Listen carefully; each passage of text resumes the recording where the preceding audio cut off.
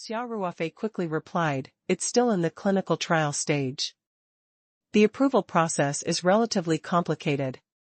However, everything is going smoothly. It's not far from the official launch." "Very good," Elder Song said, pleased. This was a great thing that would benefit the country and the people. Every year, a large number of children with autism are born in our country. So far, there is no medicine in the world that is effective for treating autism. Your company's development of this medicine is equivalent to filling the gap in the world's medicine. You must do this well. If you have any difficulties, you can directly report to me. Xia Ruofei's expression turned serious, and he said respectfully, "Yes, Chief." Tian Huilan, who was standing at the side, also looked at Xia Ruofei with some emotion. She could empathize with the pain of an autistic family because her sister, Tian Huixin, had encountered such a misfortune. It was also because of Xia Ruofei that Huan could walk out of her lonely world and become a cheerful and lively normal child. Elder Song continued to ask about Xia Ruofei's company. The more they heard, the more they felt that Xia Ruofei was not a simple person. It was not because he had such a big business at such a young age. In fact, Xia Ruofei's business was very small in the eyes of everyone in the room. However, it was the first time that they saw Elder Song care about Xia Ruofei's small matters. They were even more shocked.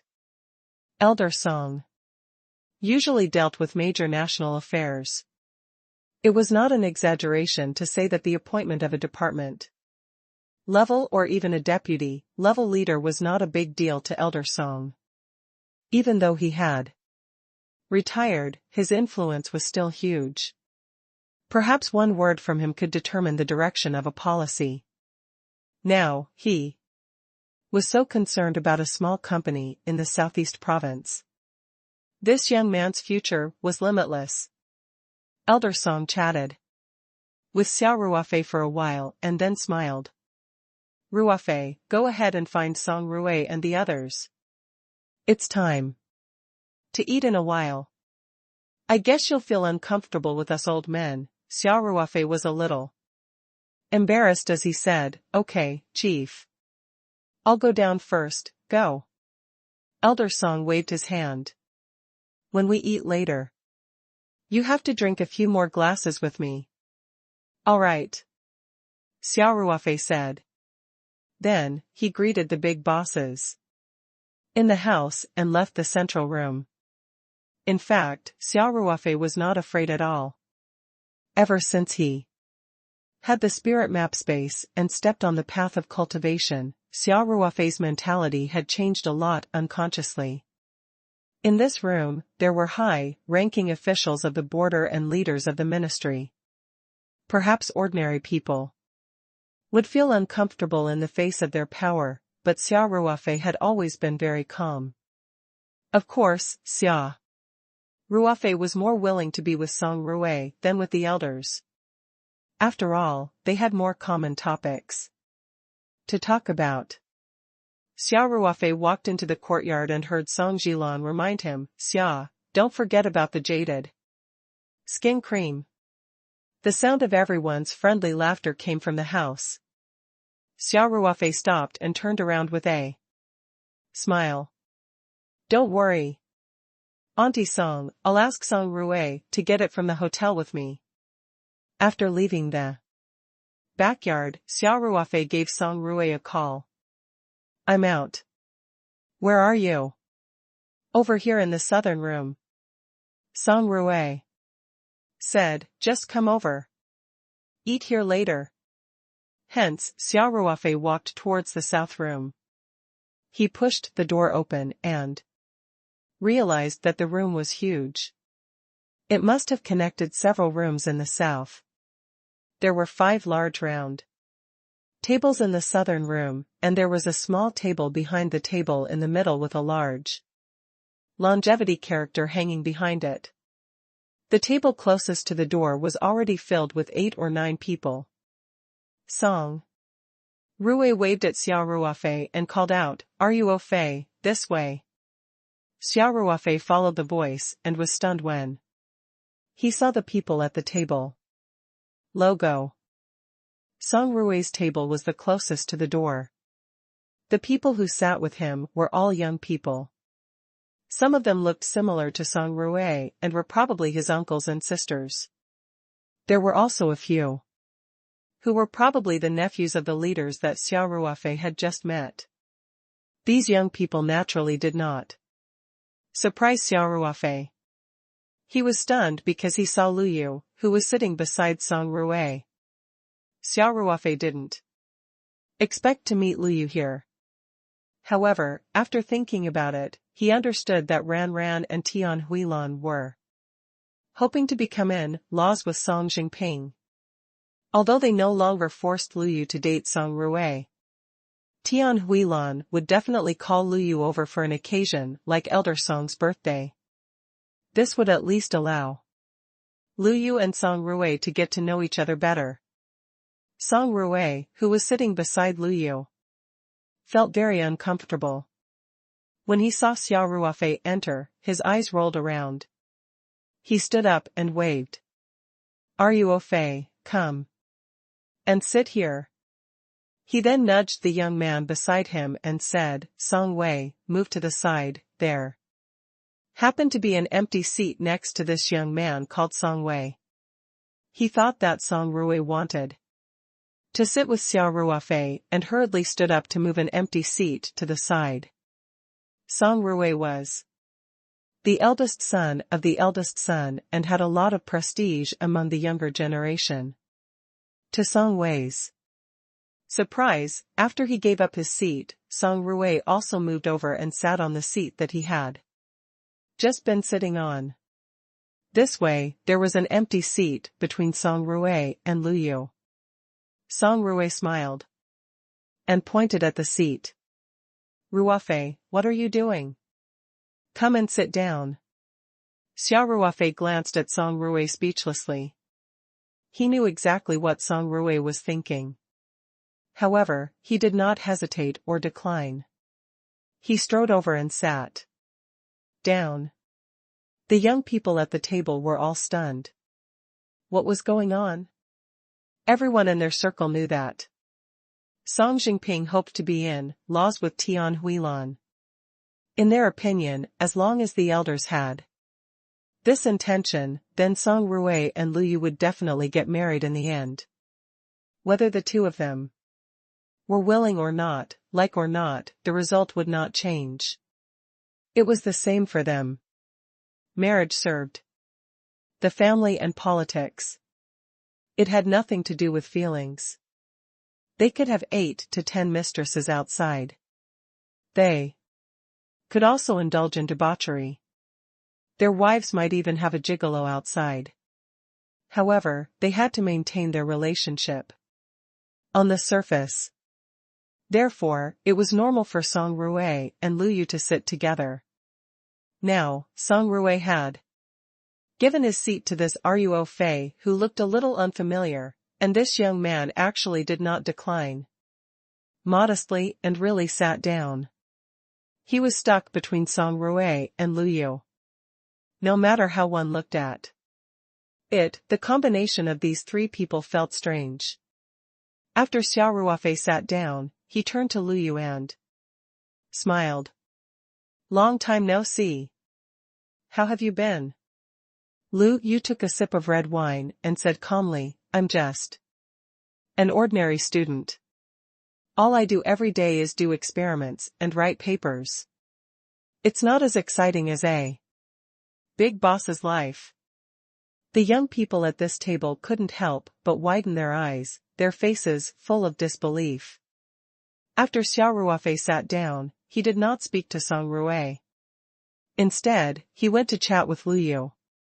To everyone, this was an act of openly stealing someone's girlfriend. Song Ruofei didn't seem to mind. He sat there with a smile and seemed very happy. In fact, these young people did not know that Xia Ruofei and Song Ruofei were so close. There was no need for small talk. On the other hand, it had indeed been a long time since they had contacted Lu Yu. Before Tian Huilan had gone to the capital, she had even asked him to help take care of Lu Yu. However, the lazy Xia Ruofei had almost never contacted Lu Yu, so he felt a little uneasy. Moreover, he and Lu Yu were considered good friends. It was normal for them to exchange a few words after not seeing each other for such a long time. If Xia Ruofei's public act of stealing someone's girlfriend had made these young people's jaws drop, then Lu Yufei's reaction was even more shocking. Everyone in the industry knew that Lu Yu's personality was very cold and she had never been polite to the opposite sex. However, even though Lu Yu's tone was cold when she spoke to Xia Ruofei just now, she had said so much. Moreover, it seemed that the two of them were very familiar with each other. This was really beyond everyone's expectations.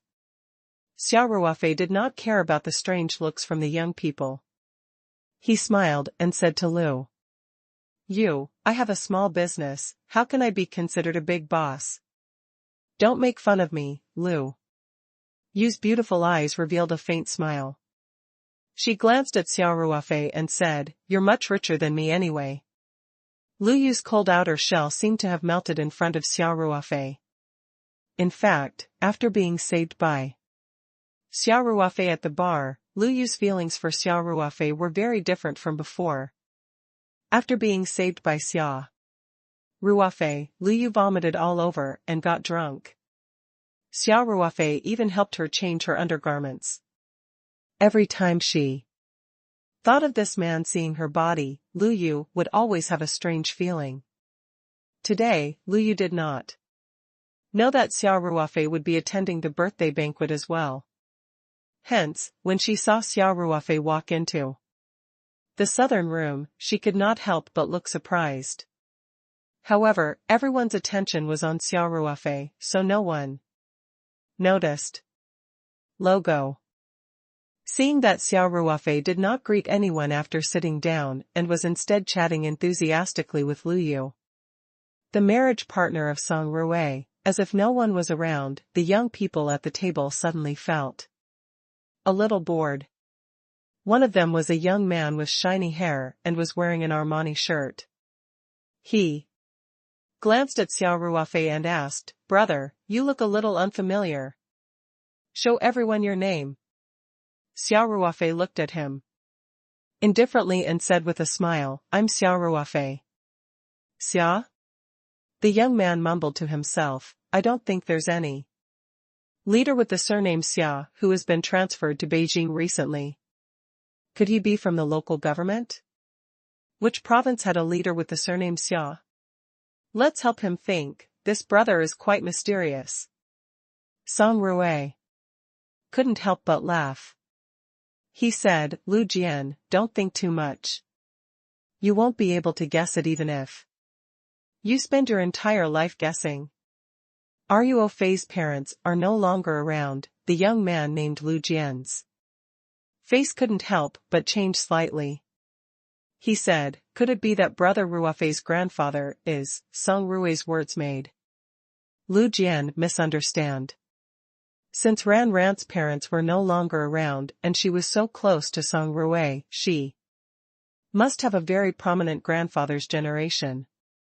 Coincidentally, there was indeed an old chief with the surname Xia. Before his retirement, his position was slightly lower than Elder Song, but he was definitely a heavyweight leader. Moreover, this chief Xia really had a son who died of illness in his 40s. Hence, when Song Ruofei said that, Lu Jian immediately thought of Chief Xia. Not only did Lu Jian misunderstand, but many young people at the table also thought that Xia Ruofei was Chief Xia's grandson. They immediately stopped looking down on him. Song Ruofei couldn't help but laugh and said, you guys, I'll tell you. Ruofei doesn't have any relationship with Xia Mingjuan's grandfather, so don't make wild guesses. Ruofei isn't from our circle, ah? Lu Jian couldn't help but cry out. Song Ruwei had made it clear that Xia Ruofei was not in their circle. He also said that Xia Ruofei's parents were no longer alive. It was impossible for her to sit at the same table as them because of her parents' status. In other words, Xia Ruofei might just be a commoner. However, he was able to attend Elder Song's birthday banquet, and even the eldest grandson of the Song family's third generation, Song Ruwei, was so familiar with him. All of this seemed so unbelievable, but it really happened in front of him. Lu Jian laughed drily and looked at Xia Ruofei. Bro. Don't keep us in suspense.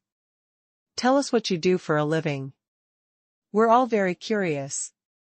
Xia Ruofei smiled. Young Master Lu, I was in the military for a few years. After I left the military, I started a small company in the southeast province. Lu Jian was still listening, but he realized that Xia Ruofei had shut up. That's all? Asked Lu Jian after being stunned for a moment. Xia Ruofei shrugged and said, that's all right then. Lu Jian nodded helplessly. He exchanged glances with the young man beside him and stopped pestering Xia Ruofei.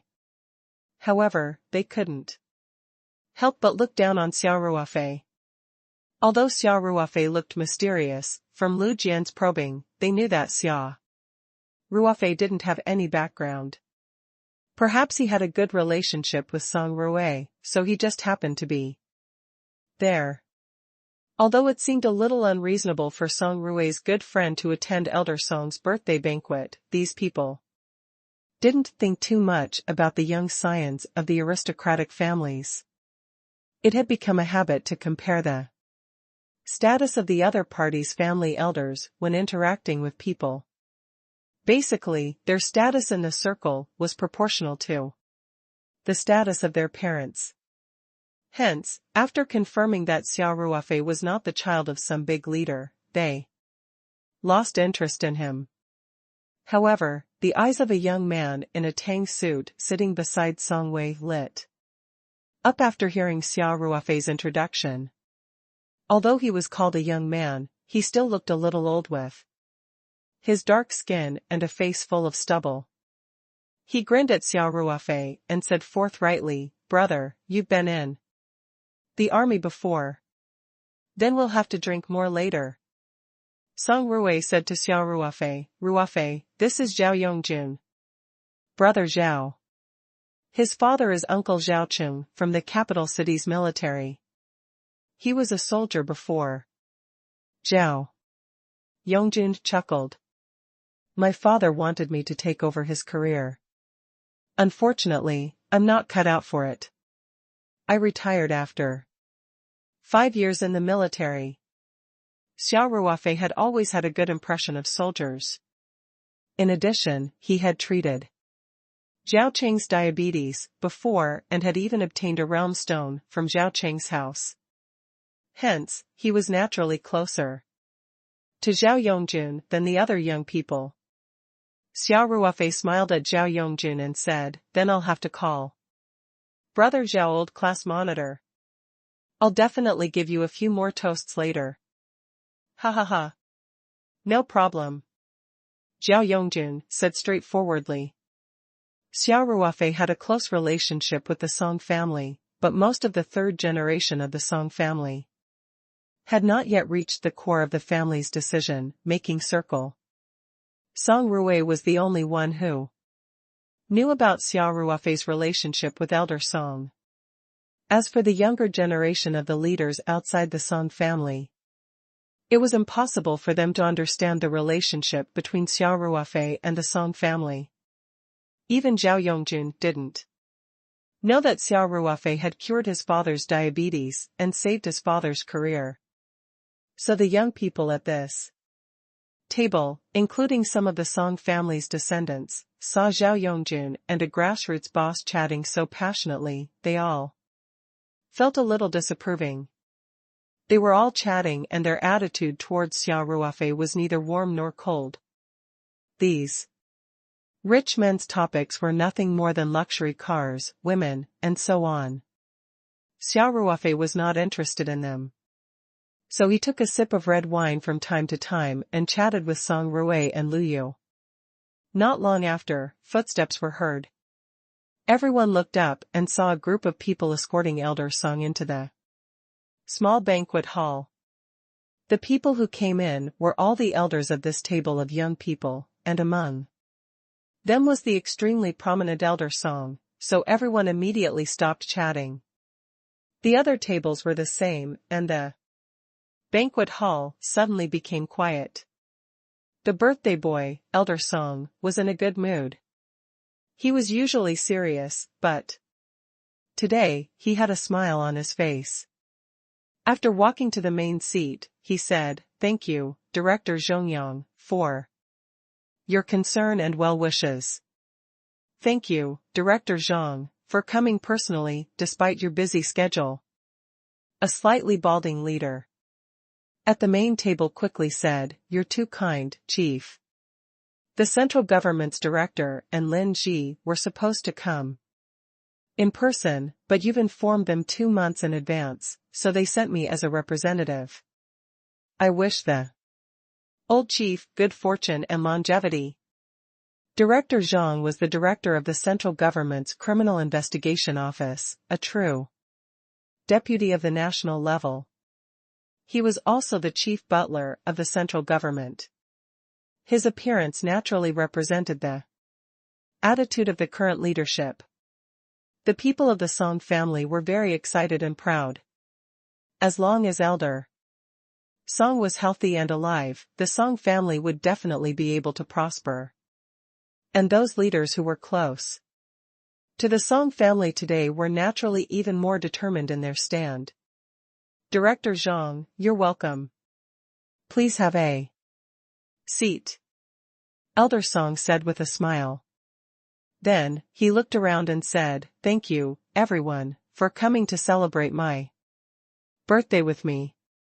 Everyone here is family, so don't feel restrained.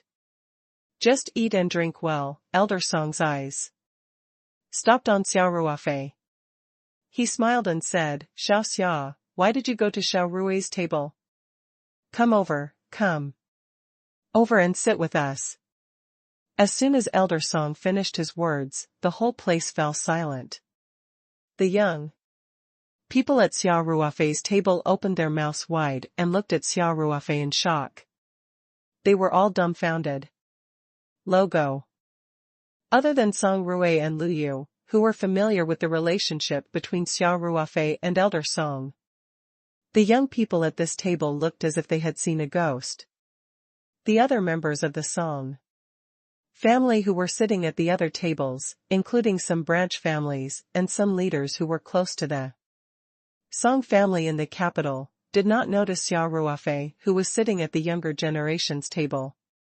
Now that Elder Song had said this, they all looked in the direction of the voice. Although many people did not know Xia Ruofei, they were very familiar with the younger generation at the table. The only person who was unfamiliar to them was Xia Ruofei. In an instant, Xia Ruofei had become the center of attention. At this time, a dignified, middle-aged leader beside Elder Song also smiled and said, "Little Xia, what are you doing?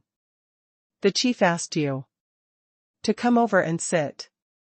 Lu Jian, who was sitting opposite Xia Ruofei, could not help but gasp. This was because the leader who spoke was none other than Lu Jian's father, Lu Xiangbin. He was the executive vice minister of a certain ministry. He was also qualified to talk to Elder Song in the central room in the backyard.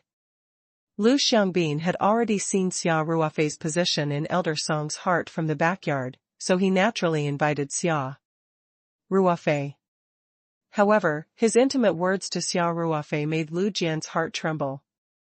The rich kids at Xia Ruofei's table all looked at Lu Jian with strange expressions. Even though Xia Ruofei was very calm, he still felt a little uncomfortable under so many people's gazes.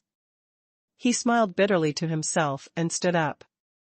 Chief, I'm fine here, but I don't want to go to your place to join in the fun. After everyone heard Xia Ruofei's words, they felt that it was even more unreal.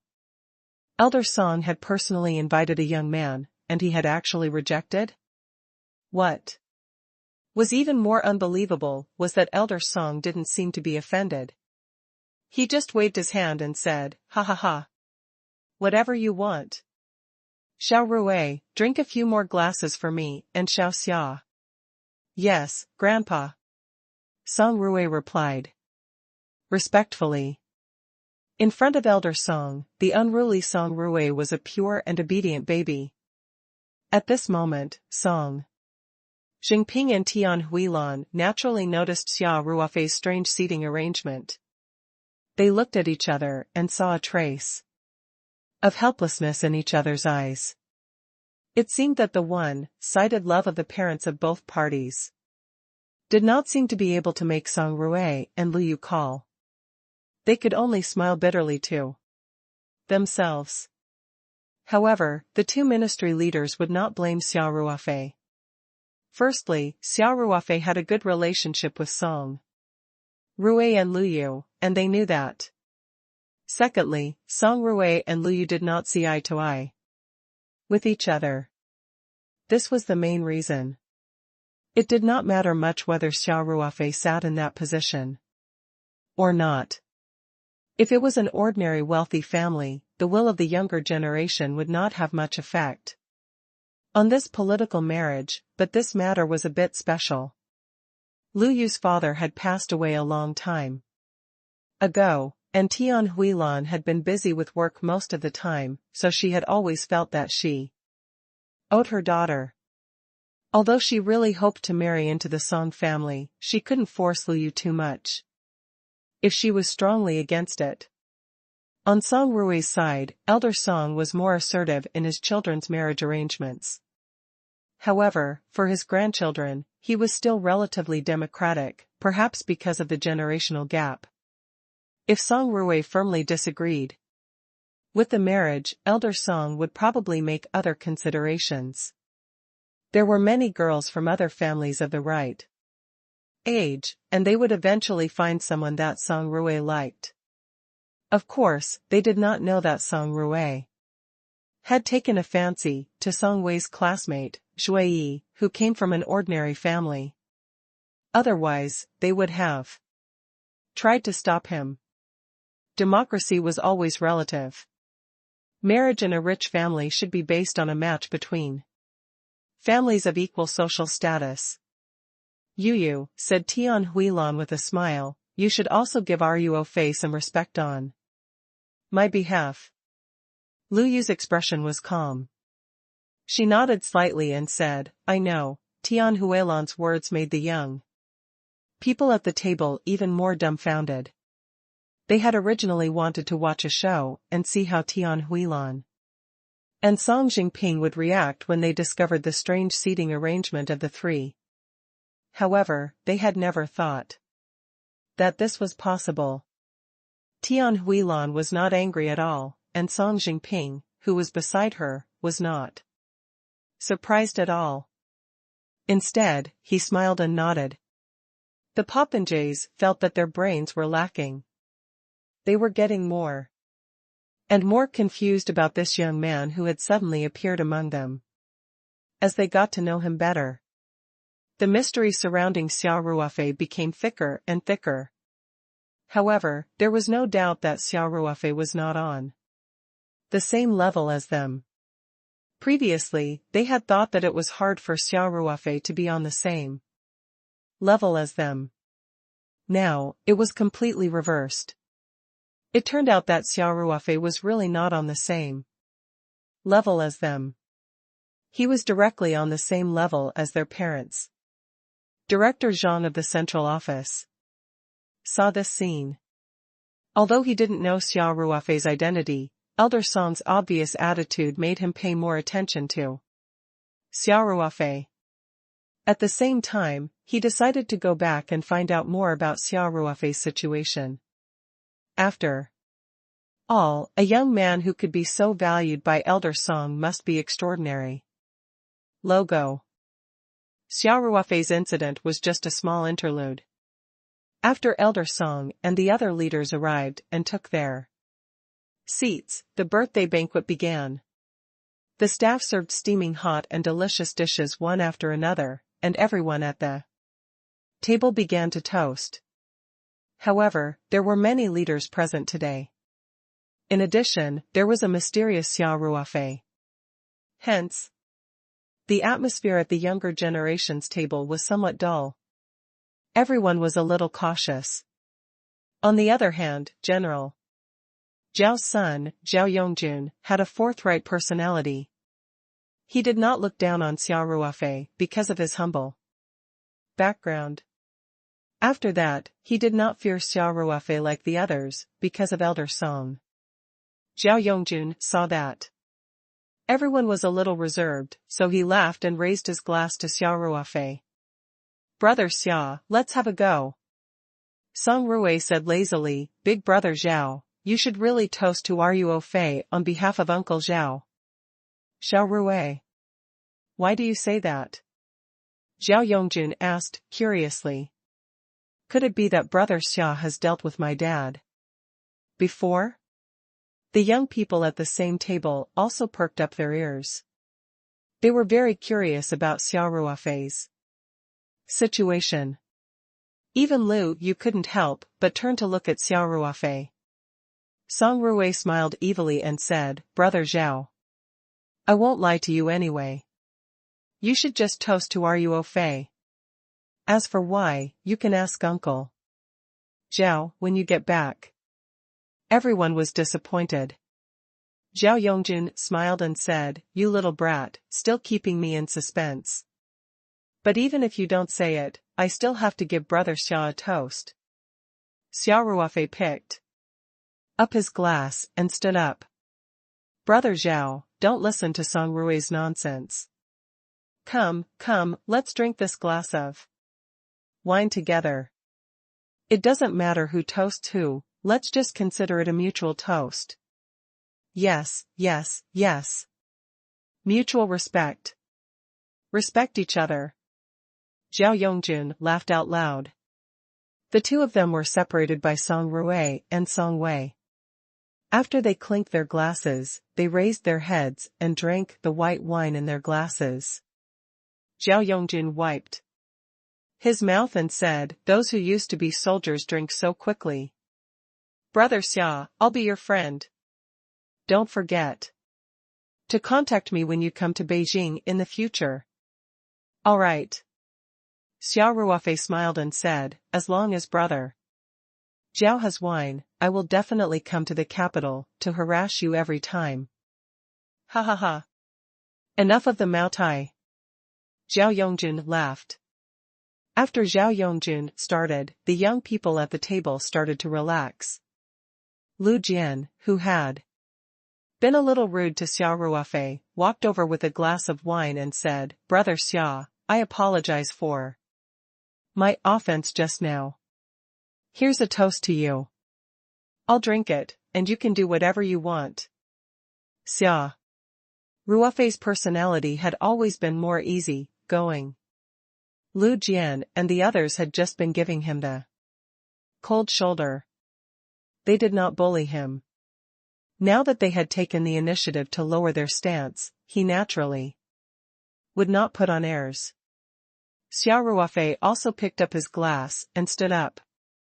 After clinking glasses with Lu Jian, he said, Young Master Lu, you're too kind. We're all young people. It'll be boring if we talk and do things like old men. Brother Xia, please don't call me Young Master Lu. Lu Jian quickly said. I don't deserve it. You can call me Xiao Jian, that's what Brother Ruofei and the others call me. Alright, Jian, let's have a go. Xia Ruofei said with a smile. Then, he raised his head and finished a small glass of white wine. Young people cared about their reputation the most. Although Lu Jian had lowered his attitude and asked Xia Ruofei to do as he pleased, he still felt honored that Xia Ruofei had finished his drink. After all, Xia Ruofei was someone that even Elder Song valued. He was the only one of his generation. Brother Xia, I should be the one to drink first, Lu Jian quickly said. After saying that, he hurriedly drank the glass of wine, then immediately poured another glass and said, I'll add another cup. Then, as if he was afraid that Xia Ruofei would stop him, he drank it in one gulp, without a second word. Xia Ruofei smiled and patted Lu Jian's shoulder. Don't drink the wine too quickly, have some food to calm it down. Mao Tai, which was at more than 50% alcohol, was quite strong. Lu Jian downed 2 glasses in a row and felt the smell of alcohol. He smiled gratefully at Xia Ruofei and returned to his seat to eat a few mouthfuls of food. Seeing that Xia Ruofei was so approachable, the other young people at the table also became lively and came to propose a toast one by one. Xia Ruofei's alcohol tolerance was already shocking, and after his cultivation, it became even more amazing. He could probably drink a few caddies of this white wine without a problem, and it did not matter if it was a 2-pound cup. Therefore, no matter who came to propose a toast, he would finish it in one gulp and feel very refreshed. In the eyes of these rich men, alcohol tolerance represented character. Xia Ruofei's forthright drinking style had won their favor. Song Rui was supposed to be the star of this table, but Xia Ruofei had stolen all the limelight. However, he did not care at all. Instead, he watched happily as Xia Ruofei dealt with the rich kids one after another. After Xia Ruofei finally dealt with this group of people, he was about to take a break when Lu Yu, who was beside him, joined in the fun and raised her cup at Xia Ruofei. I'll also give you a toast. Xia Ruofei put down the chopsticks he had just picked up and picked up the cup without a second word. A toast from a beauty, I must drink this cup.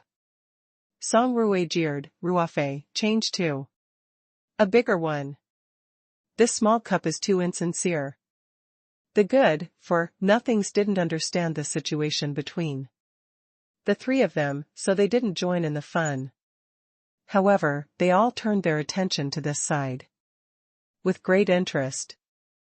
Logo. No problem. Xia Ruofei chuckled. I'll have a big one. There were also glasses of red wine on the table. One glass was about 2 taels. Xia Ruofei took the bottle and filled the glass without hesitation. Lu Yu hesitated for a moment. Don't drink so much, she said. Just a small cup will do. The rich kid's gazes suddenly became strange. Miss Lu actually cared about someone, and it was in front of young Master Song. This scene was too strange. Xia Ruofei smiled and said, I'm fine. I can still drink a glass of wine. Lu Yu, a toast to you. After he finished speaking, Xia Ruofei took the initiative to clink his glass with Lu Yu's. Then, he finished the large glass of white wine in a few gulps and showed the bottom of the glass to Lu Yu. Seeing that Xia Ruofei did not listen to her, Lu Yu could not help but glare at Xia Ruofei. There was a hint of coquettishness in her eyes, which made the rich playboy's jaws drop. The fire of gossip in their hearts grew stronger and stronger. However, since Xia Ruofei had already drunk it, Lu Yu had nothing more to say. She could only drink the wine in her glass. She was drinking red wine, and after drinking half a glass, her pink face had a hint of red, making her look even more beautiful. Lu Yu picked up a small towel and wiped her mouth elegantly. Then, she leaned towards Xia Ruofei and asked softly, have you ever helped Uncle Zhaochun with anything? Lu Yu was also very curious about what Xia Ruofei had just said. Although she could feel that the rich playboys at the same table were looking at her and Xia Ruofei with a flirtatious gaze, she could not help but ask. Xia Ruofei also leaned closer and whispered with a smile, "Why don't you guess?" Lu Yu couldn't help but glance at Xia Ruofei and said, "Do you think I won't be able to guess if you don't tell me? Although you're a little bad, your medical skills are not bad. You've probably treated Uncle Zhao, right?" Seeing that Xia Ruofei was smiling but not saying anything, Lu Yu couldn't help but say in a low voice, "The only thing you can show off is your medical skills and your company's Taoyuan vegetables. It can't be that you gave Uncle Zhao a basket of vegetables, right?" When she said this, Lu Yu couldn't help but burst out laughing. The usually cold young Miss Lu had such a charming smile on her face, which made the other rich kids at the same table widen their eyes. Even though they had witnessed too much of Xia Ruofei's incredulity today and their minds were numb, they could not help but exclaim "fuck" in their hearts when they saw this scene. Lu Jian and the others also had a sense of respect for Xia Ruofei. Brother Xia was really a super awesome person. In front of so many people from the third generation of the Song family, he openly poached Xia Ruofei's woman. It was really too fierce. Lu Yu also felt the ambiguous look in everyone's eyes. She couldn't help but blush and asked in a low voice, "Is it true or not? Say something." Xia Ruofei nodded and said in a low voice, "You're smart. The last time you came to the capital, you were just in time to help treat General Zhaoqing's diabetes. I'm afraid of trouble. I'm not a child. Do you think I'm that stupid?" Lu Yu said. Lu Yu sat up straight in satisfaction after she got the answer. However, the way she and Xia Ruofei had leaned in and whispered to each other had already fallen into the eyes of these young fops. Even the people at the other tables had seen it. Although Xia Ruofei wanted to keep a low profile, he had become the center of attention time and time again. He could only smile bitterly in his heart. Logo. Everyone ate and chatted. After a while, the Song family members from the other tables went to the main table to propose a toast to Elder Song. Song Ruofei smiled at Xia Ruofei and said, "Ruofei, why don't you take everyone to propose a toast? The host table's aura is too strong, we can't even hold it when we go alone." Lu Jian and the others nodded like chickens pecking at rice. The people sitting at the main table were all their elders, as well as a divine beast-level chief like Elder Song, Director Zhang of the Central Criminal Investigation Department, and others. These usually fearless playboys didn't even dare to breathe loudly in front of them. Therefore, in the past, they would always group up to toast at such occasions. Song Ruofei was supposed to be the leader. But now that he suggested that Xia Ruofei bring them there, they didn't think it was unreasonable. Instead, they felt that it was very appropriate. Xia Ruofei thought for a while and nodded. "It's good to go over and offer a toast." Everyone waited for a while and saw an opening. Xia Ruofei stood up and led them to the main table. Even the cold Lu Yu was no exception. She held her wine glass and followed Xia Ruofei. This group of people was a big target and immediately attracted everyone's attention. Xia Ruofei walked over quickly and said with a smile, "Chief, let's toast to you. We wish you good health and a long life." Eccentric Song laughed and joked, "Little Xia is quite qualified to be the table leader. I need to be praised." The leaders at the main table also let out kind laughter. Xia Ruofei took the lead, and the other young people also came over to say A few auspicious words. Elder Song was in a good mood. He smiled and nodded his head to thank them. Then drank a glass of wine with them. Then, Xia Ruofei led everyone to toast to the other leaders at the main table. At the level of these leaders, it was natural for them to make toasts one by one. However, they were all the elders of these young people's families, and today's main character, Elder Song, had already made a private toast. So, other than Director Zhang, who represented the Central Scout Academy, to celebrate Elder Song's birthday, the rest of the leaders made a toast together in front of their own juniors, and the leader was the amazing young man, Xia Ruofei. These leaders naturally did not put on any airs, and everyone had a drink together. General Zhao chuckled and said to Xia Ruofei, Xia, don't rush back this time. Let Yongjun show you around the capital. Zhao Yongjun knew that Song Rui was not lying. Xia Ruofei had a deep relationship with his father. He was even more curious, but he could not ask in front of so many people. He could only keep it in his heart and ask his father when he got home. Xia Ruofei smiled and said, General Zhao, I came to the capital city for the company's matters. I'll have to rush back after I'm done. Our new product will be launched soon. There's a lot of work to do. Xiao Xia, Zhaoqing said with a smile. You call Director Tian Auntie and Secretary Song Uncle. Do you have to treat me like an outsider and call me General Zhao?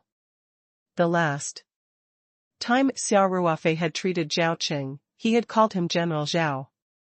Zhaoqing had thought that Xia Ruofei was only a highly skilled traditional Chinese medicine practitioner, so he had called him Dr. Xia. Today, he had found out that Xia Ruofei had a close relationship with the Song family, so he had naturally grown closer to Xia Ruofei. Xia Ruofei was stunned for a moment. He smiled and said, Then I'll call you Uncle Zhao. Zhaoqing laughed and said, That's right. Ruofei. The company's matters can be handled by the people below. You're the boss, so what's the problem with going back a few days later? It's rare for you to come to the capital, so let Yongjin play with you for a few days. Seeing Zhaoqing's enthusiasm, Xia Ruofei could only nod and say, All right, thank you, Uncle Zhao. Oh right, the new product that your company launched, you something? Zhaoqing continued. Tian Huilan reminded him with a smile, Jaded skin cream. Yes, jaded skin cream. Zhaoqing slapped his thigh and said, Get me some of it too. It's time for my husband to take good care of himself. Also, the drunken eight Immortals wine you sent me last time. I can't even taste Maotai after drinking it. Send me more when you're free. Xia Ruofei's heart warmed. He immediately said, No problem, Uncle Zhao. I'll give the jaded skin cream to brother Zhao tomorrow. As for the wine, I'll mail it to you after I return to the Three Mountains. With Zhaoqing's status, how could he not have any skincare products and white wine? Moreover, the Drunken Eight Immortals was currently being sold all over the country. Even if there weren't many of them in the capital, how could Zhao Qing not be able to buy them if he really wanted to? Xia Ruofei knew that Zhaoqing was helping him promote and at the same time expressing his gratitude. He was very grateful. Sure enough, after the other leaders at the table heard Zhaoqing's words, they couldn't help but look at Xia Ruofei. Zhaoqing was a high-ranking military officer and had a high status among the leaders who were close to the Song family. Since he treated Xia Ruofei differently, Xia Ruofei's importance in the hearts of the other leaders increased. After the toasts, they returned to their seats. Lu Jian and the other playboys were even more impressed with Xia Ruofei. Just now, when they went to the main table to toast, they were all like obedient babies, not even daring to breathe loudly. Only Xia Ruofei was still very calm. He even spoke with confidence, like the god of death, General Zhao. This group of young people was just short of worshipping him. Logo. After she returned to her seat, Lu Yu came over and asked in a low voice, "Is the jaded skin ointment ready for mass production?" "Yup." Xia Ruofei took a sip of his juice and said, "Everyone said that it was effective, so we're ready to put it on the market." Lu Yu said, "I also want a few portions of jaded skin ointment. Even General Zhao's wife has a share." Xia Ruofei laughed. "I'll get some for Auntie Tian tomorrow." "Why don't you ask your mother for it?" Lu Yu's nose wrinkled cutely and she said, "That's different. That's for my mom.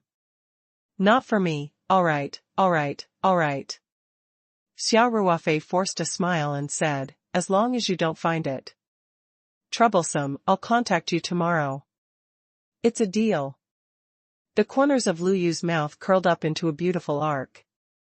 Lu Jian and the rest were already used to Xia Ruofei and Lu Yu's whispers, so they were not surprised. However, their gazes were still ambiguous. After 3 rounds of drinks, the birthday banquet was coming to an end. After all, Elder Song was 85 years old, and his rest time was very regular. In the end, Elder Song gave a few simple words and the birthday banquet officially ended. The guests took their leave one after another, and some of the Song family's descendants who lived outside also respectfully said their goodbyes to Elder Song. In fact, many of the Song family's descendants who worked in the capital had bought real estate outside. After all, living in the old house meant that they did not have freedom. To Xia Ruofei's surprise, Song Rui's father, Song Jingping, also bade farewell to Elder Song and took a car to the airport. Song Jingping was now the head of the Xiongnan province. He was busier than when he was the provincial judge. This time, he came and went on the same day, even in a hurry to celebrate his father's birthday. Xia Ruofei couldn't help but feel emotional. Xia Ruofei also noticed that no one had given him any gifts. Perhaps this was Elder Song's rule. Xia Ruofei did not have the chance to take out the gift he had prepared in the backyard before the birthday banquet started.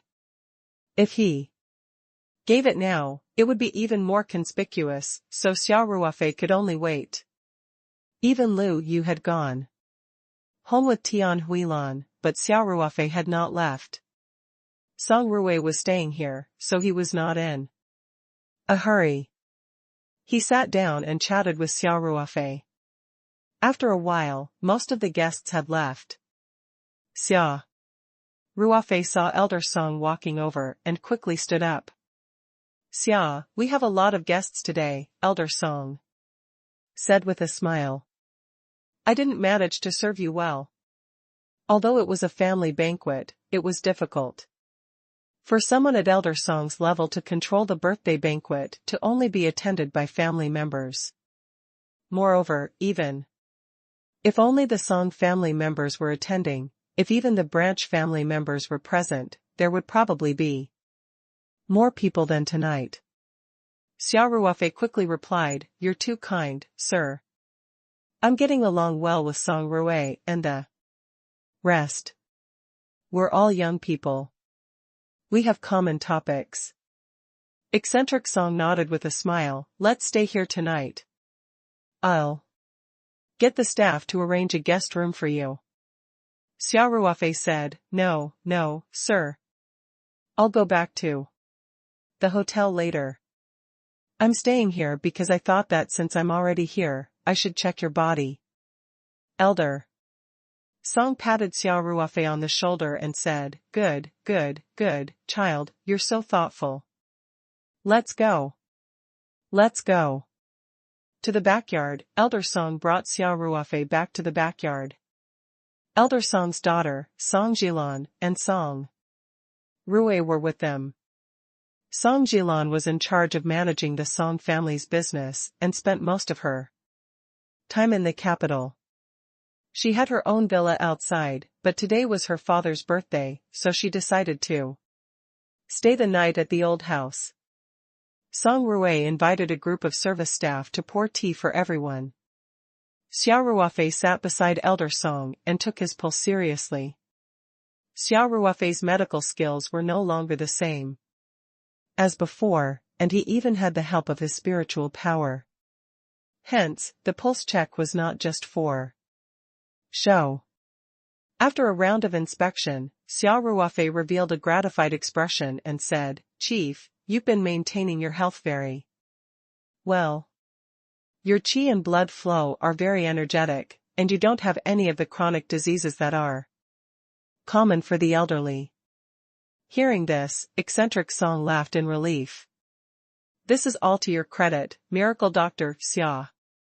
Every day I live is a profit." Back then, Elder Song had been diagnosed with terminal cancer and was on the verge of death. It was Xia Ruofei who had saved him from the gates of hell. With such a serious illness, the old man's body had naturally suffered great damage. Later, he went to Guling courtyard to rest and recuperate for a long time. It was also Xia Ruofei who sent him the diluted petal solution of the spirit heart flower regularly that slowly recuperated his body to its best state. Elder Song was already 85 years old. But he was in good health.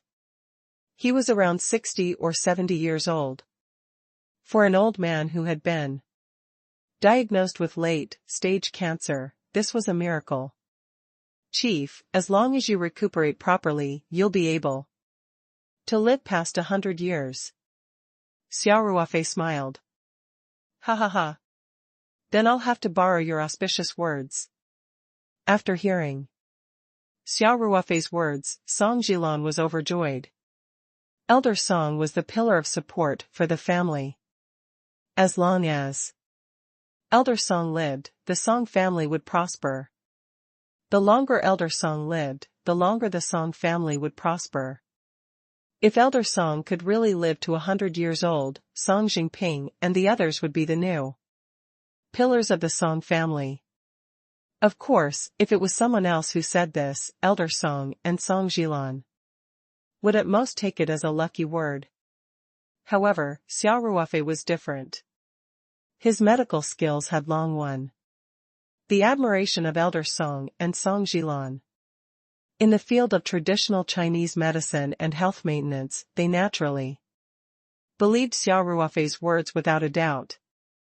Xia Ruofei continued to tell Elder Song about the things to take note of in health. "Chief, I saw that you planted a lot of vegetables in your backyard during the day." Xia Ruofei smiled and said, "Proper exercise is good for the body." "Xiao Xia, what do you think of my skill, Elder?" Song laughed and asked.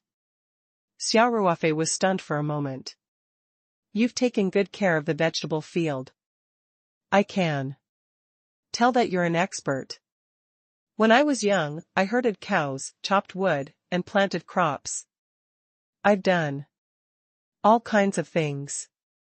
Although I haven't planted vegetables for many years, I still have the skills," Elder Song said proudly. That's right, old but vigorous, old but strong." Xia Ruofei jokingly said, "Oh right, Chief, I'll send you some seeds of our paradise vegetables when I get back. You can improve the species." Elder Song, who had eaten the vegetables in Taoyuan before, couldn't help but be invigorated when he heard this. He immediately asked, "Little Xia, can those seeds of yours grow such beautiful and delicious vegetables in my place?" Xia Ruofei smiled and nodded. "Theoretically, there should be no problem. Our seeds have also been successfully planted in Australia." good, good, good. Eccentric Song was overjoyed and said, prepare more seeds for me. I'll plant some Taoyuan vegetables to improve everyone's meals. Song Jilan was previously quite opposed to her father growing vegetables in the backyard of his house. She felt that it was somewhat disgraceful for the leader and director of the former country's Chu family to roll up his sleeves and become an old farmer. However, now that Xia Ruofei had said that it was good for old master's health, Song Jilan couldn't say anything more. However, when she saw the old and the young talking about growing vegetables, she couldn't help but smile bitterly. However, when Elder Song was recuperating in Guling courtyard, Song Ji-lan also ate some Taoyuan vegetables when she went to visit him. Even Song Jilan, who had lived like a prince, had a very deep impression of the peach garden vegetables, which were first class in appearance and taste. So now that she heard that her father was going to try to grow peach garden vegetables in the backyard, Song Jilan's heart was faintly filled with anticipation. No problem. I'll give the vegetable seeds to Song Ruofei, Xia Ruofei said with a smile. Then, Xia Ruofei got to the main point. He took out the box containing the spirit, gathering jade guanine from his bag and said, Chief, I've prepared a birthday gift for you, but I didn't dare to take it out because no one gave it to me at the banquet just now. Logo. Song Ruofei accompanied them after serving tea. He was shocked when he saw Xia Ruofei take out a birthday gift. It was an old rule for Elder Song not to accept gifts on his birthday. Even Song Jingping and his siblings came empty-handed today. Song Ruofei quickly said, Ruofei, didn't I tell you? Grandfather doesn't accept birthday gifts. Song Ruofei was also a little nervous. He was afraid that Elder Song would be angry and even blame him for not explaining things clearly to Xia Ruofei, so he sounded a little anxious. However, Elder Song was still smiling. He looked at the gift box in Xia Ruofei's hand and said to Song Ruofei, Xiao Xia's gift is a token of her sincerity. Even if we don't accept it, you can't be so anxious. Song Ruofei looked embarrassed. He scratched his head and laughed. Grandpa, Ruofei doesn't know about the rules you set. Don't be angry. Song Ruofei did not emphasize Elder Song's rules to Xia Ruofei. He only said that the old man did not accept gifts, so Xia Ruofei did not expect Song Ruofei to have such a big reaction. He was also a little confused. There was a smile in Elder Song's eyes as he explained to Xia Ruofei, Little Xia, I've set a rule many years ago, and that is to never accept gifts on my birthday. At that time I was also worried that improper conduct would spread, so even Jingping, Jilan, and the others wouldn't allow me to give them. So, this rule has been preserved for so many years. Xia Ruofei was enlightened and he couldn't help but feel respect for Elder Song. So that's how it is. Xia Ruofei smiled and said, Chief, you're overdoing it. For example, I'm just sincerely expressing my blessings today, and I don't have any utilitarian heart. Song Ruofei and Song Jilan couldn't help but secretly click their tongues. They dared to say that he was overdoing it in front of the old man. No one had the guts to do that. Even though Elder Song had retired, he was still very powerful. Even a high official like Song Jingping didn't dare to be so bold in front of his father. What made Song Ruofei and Song Jilan jealous was that Elder Song didn't get angry after hearing Xia Ruofei's words. Instead, he laughed. Little Xia, rules are rules. Don't tell me that Jingping and Jilan's birthday gifts to me would be mixed with a utilitarian heart? That's impossible. But I have to settle this with a bowl of water. Otherwise, if the rules are flexible, then they can't be called rules. Elder Song said with a smile. Xia Ruofei rolled his eyes and smiled slyly. Chief, if you put it that way, then what I'm giving you today isn't a birthday gift. It's just a small token of my appreciation for coming to the capital to visit my elders. Of course, it's your birthday today, so it's easy to cause misunderstandings. I'll send it over tomorrow. Elder Song was stunned for a moment, then he laughed and pointed at Xia Ruofei. You little rascal. Alright, I'll make an exception for you today. However, I won't accept the gift if it's not good. Ha ha ha, Song Jilan and Song Ruofei couldn't help but open their mouths wide, their eyes revealing a look of shock. They didn't expect Elder Song to make an exception. At first, they thought that even though Elder Song valued Xia Ruofei, he wouldn't be angry at Xia Ruofei's gift. They didn't expect Elder Song to break the rule that he had set himself and accept the birthday gift for the first time in more than 10 years. Song Lao looked at Song Jilan and Song Ruofei and said, Today is a special case. Don't spread it when you go out, understand? Song Jilan and Song Ruofei couldn't help but look at Xia Ruofei with jealousy. Then, they quickly nodded in agreement. Little Xia, open the birthday gift you brought. Elder Song chuckled and said, I'm also very curious about what kind of gift you, a young divine doctor, will prepare for me. Yes, Chief. Xia Ruofei said as he opened the gift box and placed it aside. The spirit gathering jade guanine in the box appeared in front of everyone. Song Jilan and Song Ruofei also stretched their necks to look over. After seeing this jade guanine, Song Jilan couldn't help but feel a little disappointed. She had thought that Xia Ruofei would give Elder Song some expensive Chinese medicine or tonics. After all, Xia Ruofei's medical skills were so amazing. The most suitable gift for Elder Song was from the perspective of health. Unexpectedly, Xia Ruofei had given her a jade guanine. Although this jade guanine looked expensive, it was nothing in the eyes of a lady from a wealthy family like Song Jilan. Her eyes were not bad. She could tell at a glance that the jade guanine was made of glass. However, the colorless jade was far from the top grade. In fact, even the best king's green could only meet her eyes. Eccentric Song revealed a trace of fondness. Elder Song's judgment was naturally different from Song Jilan and Song Ruofei. Song Jilan was used to judging the value from the perspective of a businessman, while Elder Song valued Xia Ruofei's sincerity more. Moreover, Elder Song could tell that the carving of the jade guanine was extraordinary. He laughed and said, Little Xia, the carving of this jade pendant is very good.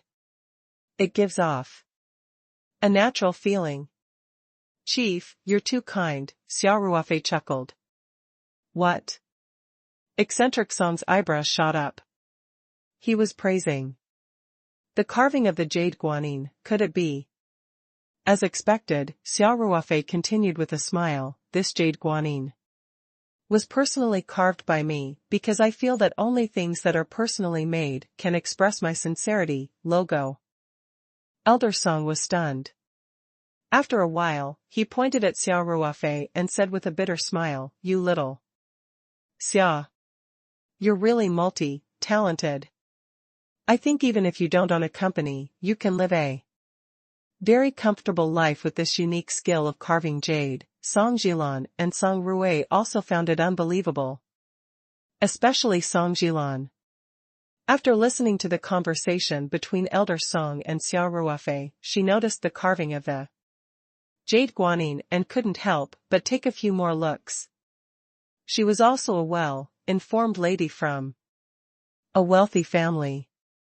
Naturally, she had a lot of precious jewelry at home. However, the more she looked at this jade guanine, the more she felt that it was not simple. It seemed to be without the slightest bit of smoke or fire. After looking at it a few more times, she actually felt a sense of immersion. Elder Song said as he took the jade guanine out of the box and played with it in his hand.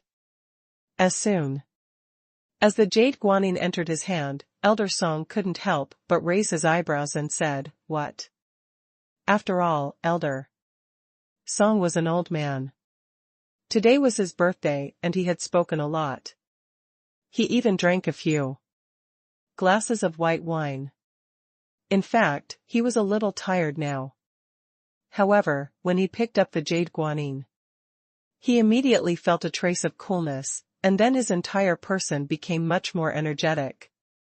Little Xia, this jade guanine, despite Elder Song's vast knowledge, he couldn't help but reveal a shocked expression. Xia Ruofei smiled and said, "Chief, this jade pendant can clear your mind and focus your mind. It's good for your health if you wear it for a long time." And, Xia Ruofei hesitated for a moment before he continued, "If you drop a drop of your blood on it, the effect will be even more obvious." This spirit, gathering jade guanine was the same as a protective jade talisman. It also needed to be bound by blood to unleash its full power. With Xia Ruofei's current cultivation, he could secretly take a drop of Elder Song's blood and drip it on the blood. He was confident that Elder Song would not notice. However, after a moment of hesitation, he decided to tell the truth. After all, Elder Song's status was extraordinary, and this was the most basic form of respect. Of course, Xia Ruofei had his own motives. Since Jianjia had already given Elder Song such a big gift, how could she do it secretly? You should at least let him know so that he'll accept your favor, right? After Elder Song heard Xia Ruofei's words, his body could not help but tremble. He almost lost his grip on the spirit, gathering jade guanine. His eyes were filled with shock, and even his voice trembled slightly. Little Xia, could it be? Could it be that this jade guanine is a magical weapon? Xia Ruofei was stunned. In his knowledge of cultivation, there was no such thing as a magical weapon. However, he could roughly understand that Elder Song's so-called magical weapon should be something with special effects that science could not explain.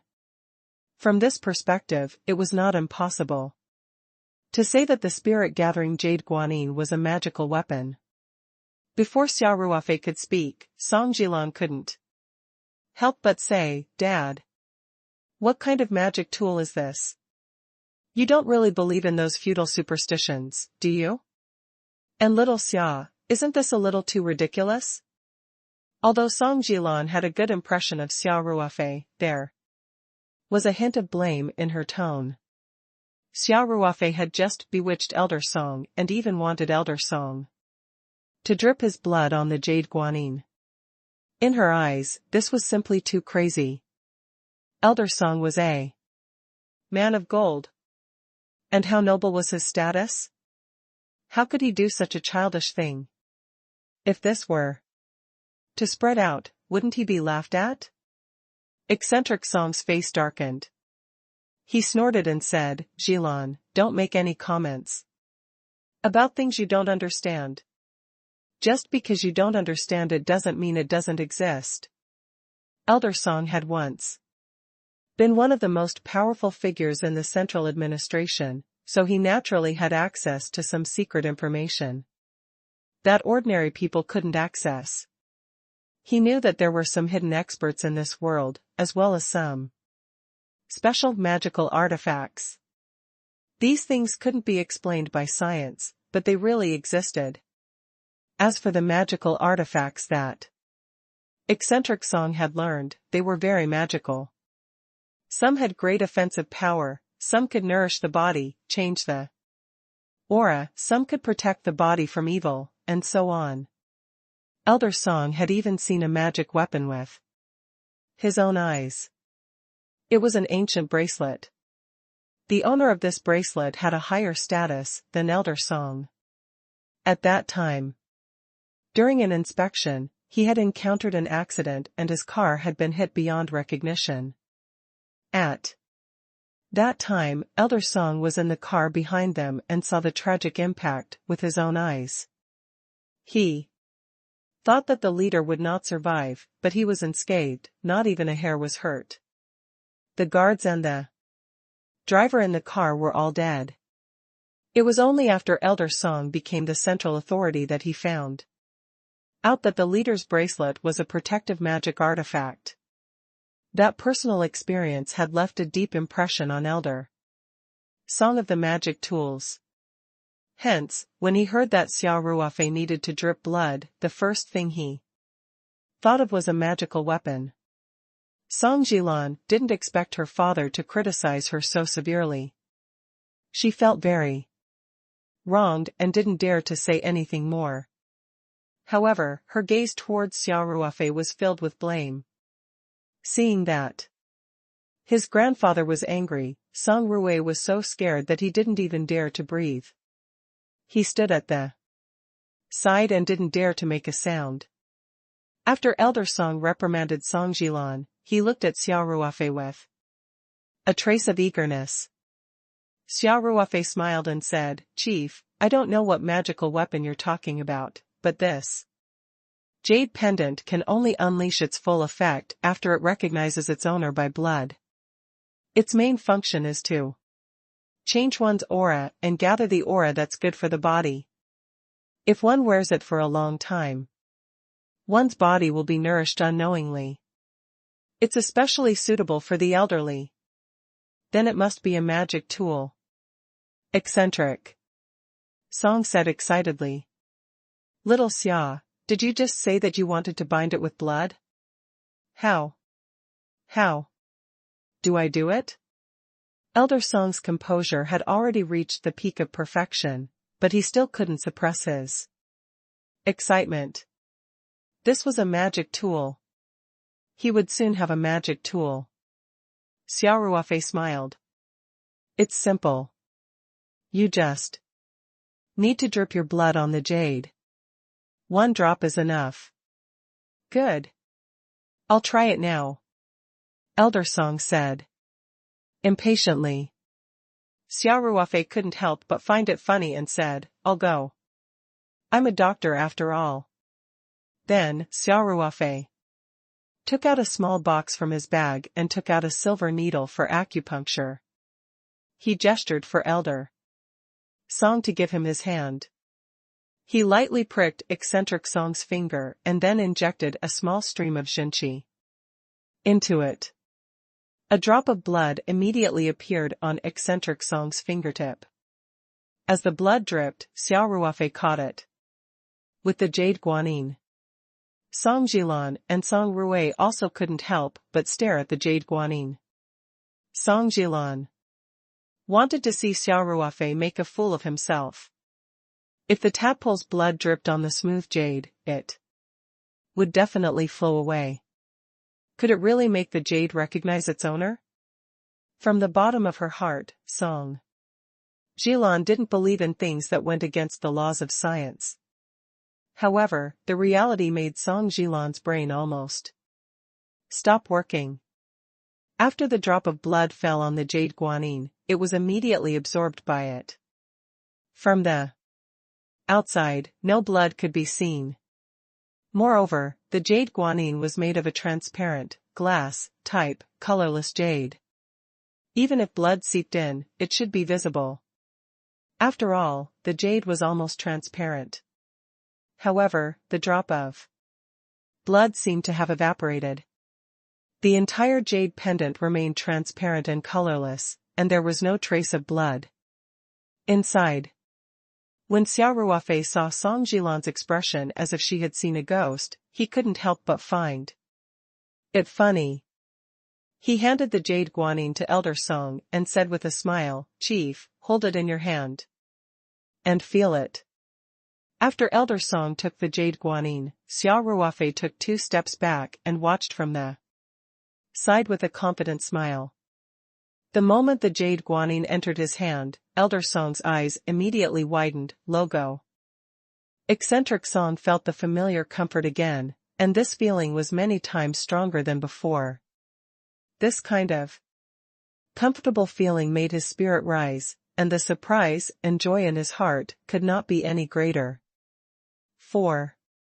An old man in his 80s, what was more tempting than being healthy and prolonging his life? Even though he had just received the jade guanine, Elder Song was almost certain that if he wore this jade for a long time, the benefits to his body would be obvious. Xia Ruofei had just said that he could live to 100 years old. With this jade guanine, it would no longer be a simple blessing, but a real prediction.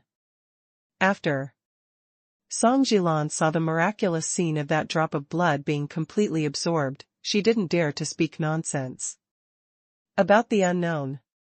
However, when she saw her father's shocked expression, she couldn't help but walk over and ask, "Dad, what?" Song Jilan suddenly stopped in the middle of her sentence. After that, her mouth unconsciously opened wide.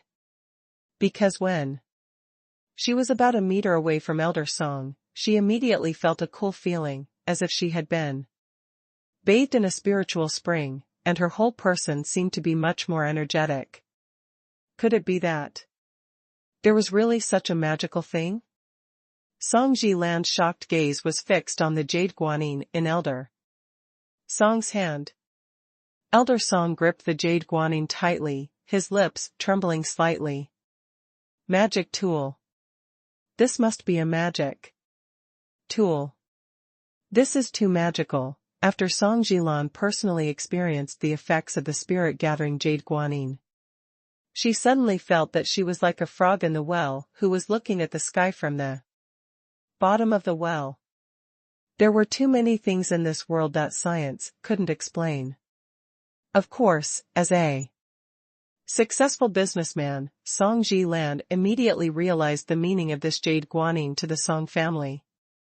The most obvious benefit of Elder Song getting the jade guanine was that his body could be constantly nourished, and his lifespan might be greatly extended.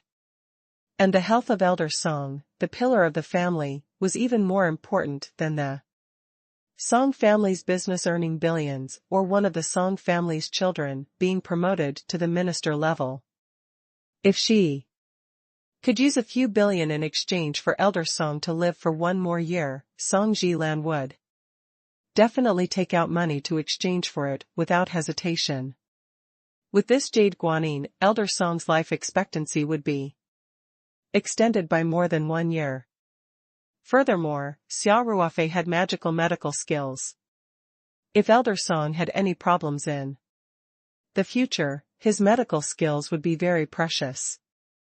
Thinking of this, Song Jilan looked at Xia Ruofei with some shame and said, Xia, I misunderstood you just now. Please don't take it to heart." Xia Ruofei smiled. "Auntie Song, you're being too serious. You're just concerned about the chief."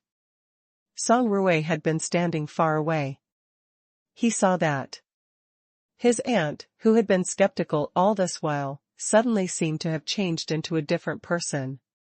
He couldn't help but ask curiously, "Auntie, what's going on?"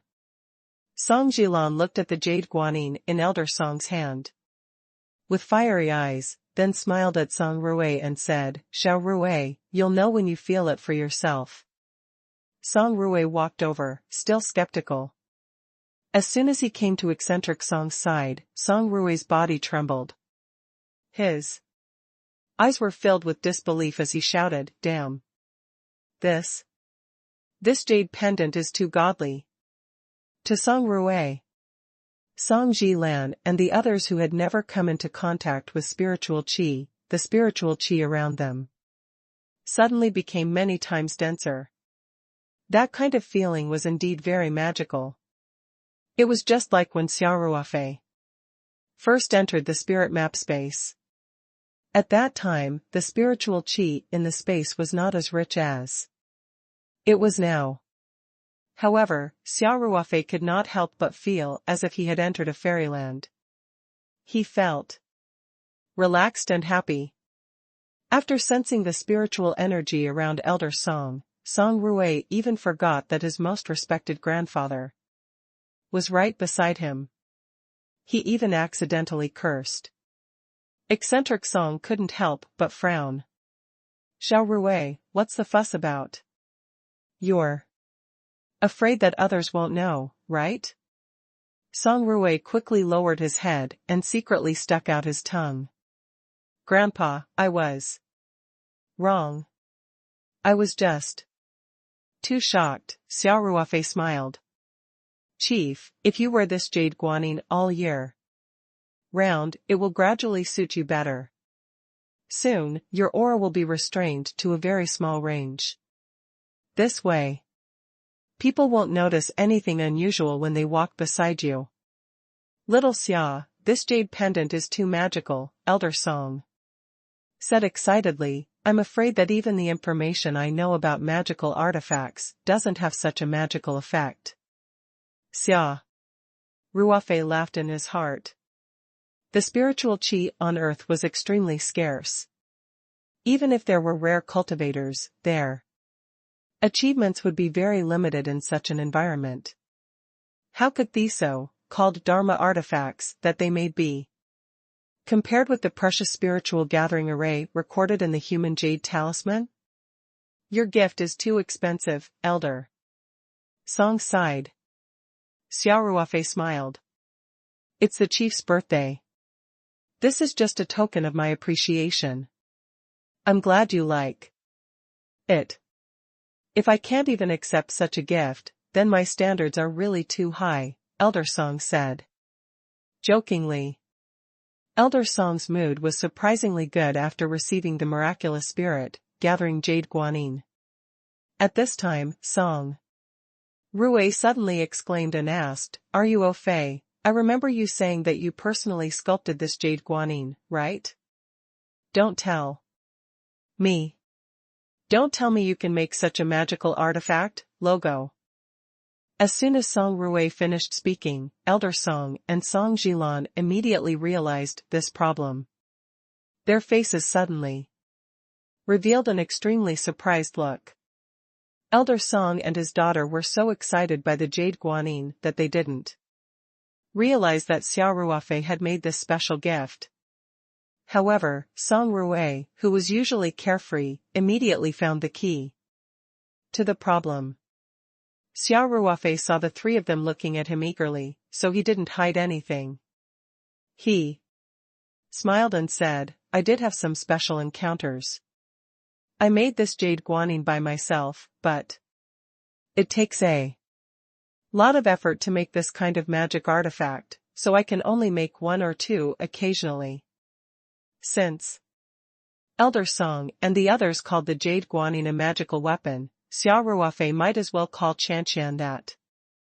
If he were to talk about the spirit-gathering talisman, Elder Song and the others would definitely be more confused. Although they had already guessed it, they still couldn't help but take a deep breath when they heard Xia Ruofei's confirmation. Ruofei, Song Ruofei cried out subconsciously, you actually have such an ability. No, you have to give me one too. As soon as Song Ruofei finished speaking, Elder Song's face darkened and he said, Nonsense. Do you think magic tools are like cabbages? Didn't you hear what Ruofei said just now? Making magic tools is very taxing on the mind.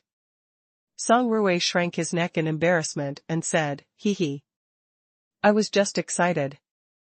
Just excited. Seeing this, Xia Ruofei smiled. He reached into his pocket and took out a jade leaf. Of course, he was actually taking it out from his space. I definitely don't have any more of the jade guanine that I gave to the chief. Xia Ruofei smiled and said, "You can play with this little thing." "Little Xia, you can't do that." Elder Song hurriedly said, "This magical artifact is too valuable. I really need this jade guanine, so I'll be thick-skinned and accept it." "We definitely can't accept the rest." Elder Song was very clear about the rarity and value of magical weapons. Taking Xia Ruofei's jade guanine was already too much for him. Why would he take this jade leaf? Song Ruofei looked at the jade leaf in Xia Ruofei's hand with a fervent gaze. He wanted to take it immediately. However, Elder Song's influence in the family had been cultivated all year round. He was a man of his word. Since he had said so, even if Song Ruofei wanted it, he did not dare to give it to him. Xia Ruofei smiled. "Sir, Song Ruofei and I are brothers. We're good friends. It's nothing to give him a small gift." Xia Ruofei had sculpted 7 pieces of jade leaves from the corners of the glass type jade. He had originally planned to give them to his close elders and friends. Song Ruofei was naturally one of the gifts. Moreover, Song Ruofei was the eldest son and grandson of the rich and powerful Song family. His identity was very sensitive. Although the Song family must have their own security measures, it was hard to guarantee that there would not be any loopholes. As the saying goes, one slip could make one mistake. If there was an accident, this protective jade talisman could ensure Song Ruofei's safety. After Xia Ruofei finished speaking, he stuffed the jade amulet into Song Ruofei's hands and smiled. "Didn't you make a lot of noise just now? Why don't you dare to take it? Quickly take it."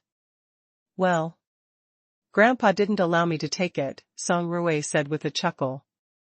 "Since Xia gave it to you, just take it," Elder Song said, a little annoyed.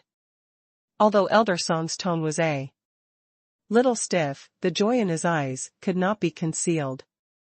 The jade leaf was not as precious as the jade guanine, but it was still a magic tool. It was such a great fortune for Song Ruofei to obtain a magical weapon. After all, many of the big shots didn't even have magic weapons. Song Ruofei was overjoyed. He quickly held the jade leaf tightly in his hand and asked impatiently, "Are you au fait, this? Does it also need to be bound by blood?"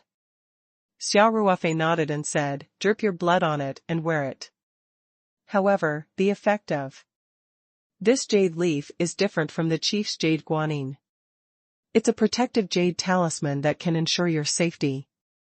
When Song Ruofei heard that it was an amulet, he couldn't help but feel a little disappointed. He thought that it was something that Taoist priests drew on amulet paper on TV. He felt that it was too idealistic. After all, the effect of Elder Song's jade guanine was obvious. How can it be safe?" Song Ruofei asked. "You'll know when it's used," Xia Ruofei said with a smile. "But I hope this jade amulet will never be used." When Xia Ruofei said that it was a protective jade talisman, Elder Song's eyes could not help but shine. He suddenly thought of the incident he had experienced in his early years. In such a tragic car accident, the leader who was wearing a magical bracelet was unscathed. Although the magic bracelet lost its luster and its effect after the incident, it was still extremely precious even if it was a one-time use. Seeing that Song Ruofei was still confused, Elder Song couldn't help but pat the back of his head and said, "Quickly thank little Xia. To be able to obtain such a precious protective magic tool, how great of an opportunity is that?" Xia Ruofei chuckled. No need, no need. Song Ruofei and I are like brothers. You don't have to be so polite." Song Ruofei You'd better hurry up and claim ownership with your blood. Remember to always wear it and never take it off. Elder Song glared at Xia Ruofei and said, "You must remember what Xia Ruofei says, understand?" "Yes, yes, yes, Song." Ruofei quickly replied. With Xia Ruofei's help, Xia Ruofei quickly performed the blood ownership claim on the jade leaf. After recognizing him as its master, he immediately felt a connection with this jade leaf. At the same time, he also felt very close to it. Xia Ruofei knew that it must be something good. He grinned at Xia Ruofei and said, "Good brother, you're a good friend." "Thanks." Song Jilan found 2 red headbands and helped Elder Song and Xia Ruofei hang the 2 jade pendants, one big and one small, close to their bodies. When Song Jilan was hanging the jade leaf for Xia Ruofei, her eyes revealed a deep envy. Of course, she wanted this magical weapon, but she was not that close to Xia Ruofei. Besides, she had doubted Xia Ruofei before, so how could she ask for it now? Moreover, Xia Ruofei had already given the Song family 2 magical weapons. Song Jilan knew that if she really asked for it, her father would scold her before Xia Ruofei could even say anything. Of course, Xia Ruofei saw Song Jilan's eager eyes. He just pretended not to see Chanqian. He wasn't a money-giving child. He would only give something as good as the jade talisman to the people closest to him. Elder Song touched the jade guanyin on his body and looked at Xia Ruofei. He said meaningfully, "Little Xia, it seems like you've had an extraordinary encounter." Xia Ruofei smiled. "I won't hide it from you, Chief. The inheritance of making magical weapons and my medical skills are all from the same family." Xia Ruofei then said seriously, "Chief, no matter how capable I am, I'm still Xia Ruofei, who was trained by the Chinese army. I won't do anything that will harm the country and society." One elder Song looked into Xia Ruofei's eyes, and Xia Ruofei did not avoid his gaze at all. His eyes were clear and looked straight into Elder Song's. After a few seconds, a smile slowly appeared on eccentric Song's face. He nodded and said, "Very good, I'm relieved to hear you say that." Then, Elder Song's gaze turned to Song Jilan and Xia Ruofei. He said with a serious expression, "Jilan, Xia Ruofei, you must keep your mouth shut about what happened tonight. You can't even reveal a word to the people closest to you. If I hear even the slightest bit of wind, I'll hold you responsible. Do you understand?" Eccentric Song's tone was very strict, and his eyes were also very stern. Song Jilan and Xia Ruofei couldn't help but feel a chill in their hearts. The 2 of them quickly and respectfully nodded and replied, "Yes, Logo." Xia Ruofei's heart warmed. He knew that Elder Song was doing this for his sake. If word of this got out, it would bring a lot of trouble. Even some special departments in the country might be alerted. Of course, Xia Ruofei dared to reveal his situation to Elder Song because he had some confidence. Not only did he have the spirit map space, but he was also a cultivator who had stepped onto the path of cultivation. Moreover, he was a powerful cultivator who cultivated both true qi and mental power at the same time. He had a lot of resources at his disposal, and his strength would steadily improve in the future. It could be said that Xia Ruofei already had a certain level of strength. Besides, Xia Ruofei trusted Elder Song. He had saved Elder Song's life and had a close relationship with the Song family. That was why he dared to reveal to Elder Song that he had some tricks that ordinary people could not. "Thank you, Chief," Xia Ruofei said with a smile. "Xiao. Xia, if I remember correctly, Your parents and elders are no longer alive? Elder Song waved his hand. Xia Ruofei nodded and said, yeah. My relatives are gone, but I have a godmother now. She's the mother of one of my comrades who sacrificed herself. I'm taking care of them now. Elder Song's eyes revealed a hint of praise. As he said, what a good child, then, with a kind smile, eccentric Song said, Xiao Xia, I've always treated you as a junior in my family. In the future, don't call me Chief, just call me Grandpa Song. I'll call you Ruofei, okay? Song Jilan and Song Ruofei, who were standing at the side, couldn't help but be slightly stunned. Elder Song was planning to acknowledge them as god relatives. Elder Song used to favor Xia Ruofei, but he was still an outsider. Hearing the old man's tone tonight, he was treating Xia Ruofei like his own grandson. Xia Ruofei's heart felt warm. He nodded without hesitation and said, okay, Grandpa Song. Eccentric Song revealed a gratified smile and said, woof. Good child, we'll all be your family in the future. Xia Ruofei is like a brother to you. Song Ruofei was also a little excited. He patted Xia Ruofei's shoulder lightly. Xia Ruofei knew that Elder Song had always admired him. This time, the relationship between the two families had become closer. It was also related to the new strength that he had displayed. It wasn't that Elder Song was snobbish, but that he was thinking about the long term. Xia Ruofei's extraordinary power was beneficial to the development of the Song family. However, Elder Song was more concerned about the country and society. Xia Ruofei was an orphan.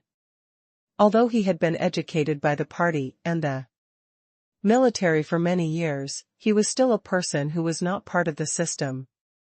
He obviously had a strong power that was beyond everyone's understanding. If he was not kind-hearted, he could become a disaster for the country and society. One acknowledging him as God, relative would be beneficial to the development of the family. At the same time, it could give Xia Ruofei family warmth. Even if Xia Ruofei really went against the country in the future, with his relationship with Elder Song, he might be tied down. Xia Ruofei was not stupid. He understood Elder Song's plan. However, he was not an extreme person. He would not bring disaster to society just because he had a strong power.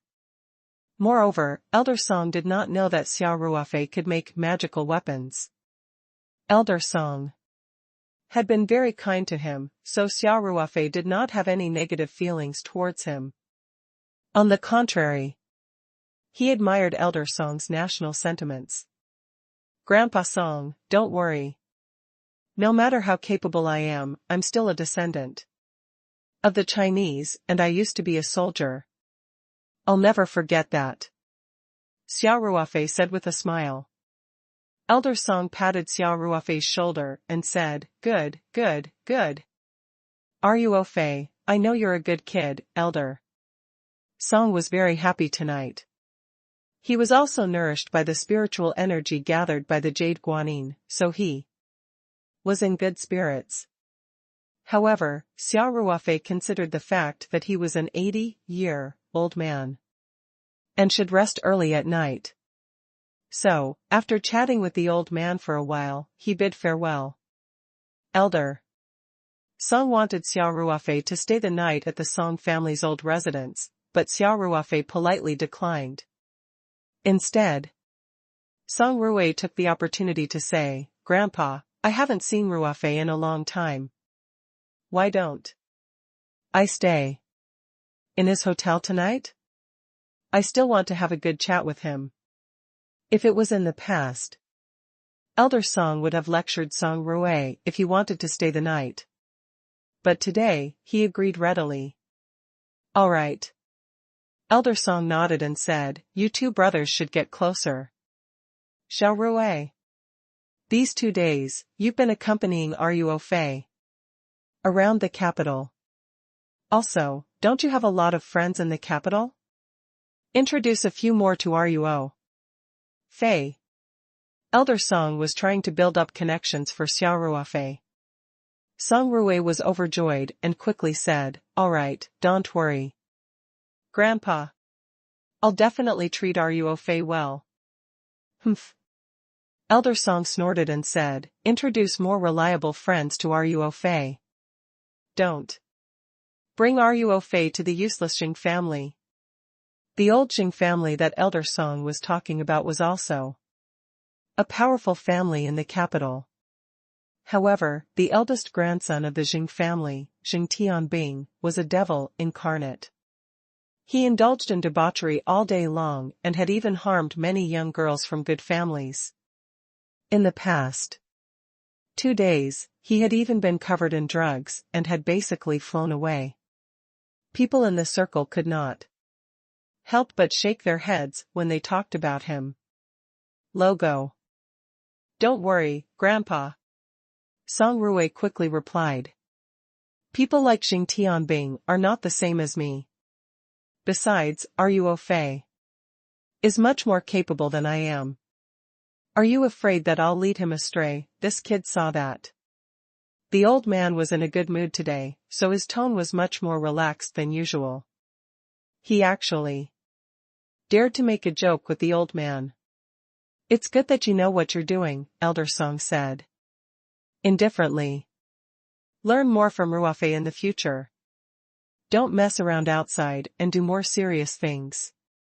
"Yes," Song Ruofei said submissively and then gave Xia Ruofei a look. "Grandpa Song, Auntie Song, I'll go back first." Xia Ruofei stood up and smiled. Good, good, good." Elder Song smiled and said, "When you're in Beijing, come and visit this old man when you have time, alright. Take care, Ruofei."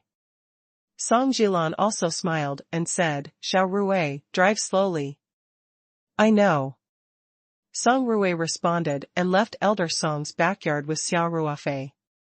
Considering that they could stay out all night and they would need a car to go out, Song Ruofei did not use Elder Song's spare car. Instead, he brought Xia Ruofei straight to the garage in the front yard and drove a low-profile phaeton. They left the Song family's old house in a hurry. In the backyard, Song Jilan also prepared to bid her farewell to the old man and return to her room to rest. "Wait a moment, Jilan," eccentric Song said indifferently. "Dad, do you have any other orders?" Song Jilan asked hurriedly. "Sit down." Elder Song pointed at the chair and said, "Ruofei is a strange person. Don't be fooled by his gentle personality. Capable people are usually proud. In the future, when you interact with him, you must not be arrogant and rude because of your status." Song Jilan smiled bitterly and said, "Dad, what are you thinking? Even if today's incident didn't happen, Ruofei saved your life. We've always been grateful to him, and we've never had the mentality of being superior to others." Song Jilan said in her heart, "You've already personally acknowledged your god blood, how can we still be high and mighty?" Moreover, Song Jilan had personally witnessed Xia Ruofei's magical ability today. Even if she had a little bit of superiority as a child of a rich family in the past, after today, it would all be gone. "That's good," said Elder Song with a nod. Also, although Ruofei's company isn't big, it has great potential. We have to help him in the business in the future. "I know, Dad," Song Jilan said. Elder Song waved his hand and said, "All right, you should rest early. Remember, you can't tell anyone about what happened today, even Jinwu." The Jinwu Elder Song was talking about was Song Jilan's husband, He Jinwu. who was also the leader of a state-owned enterprise. Dad, don't worry. I know what's important. Song. Jilan stood up and said, then you should rest early too. I'll go down first, Elder Song nodded his head. Only then did Song Jilan respectfully leave. After Song Jilan left, Elder Song thought for a while. He got up and walked to the study room. He picked up the red phone on the desk and dialed a string of numbers. Soon, Song Qiming's respectful voice came from the other end of the phone. Hello, Chief. You're calling so late. Do you have any instructions? Qiming. Elder Song laughed. How's your work going?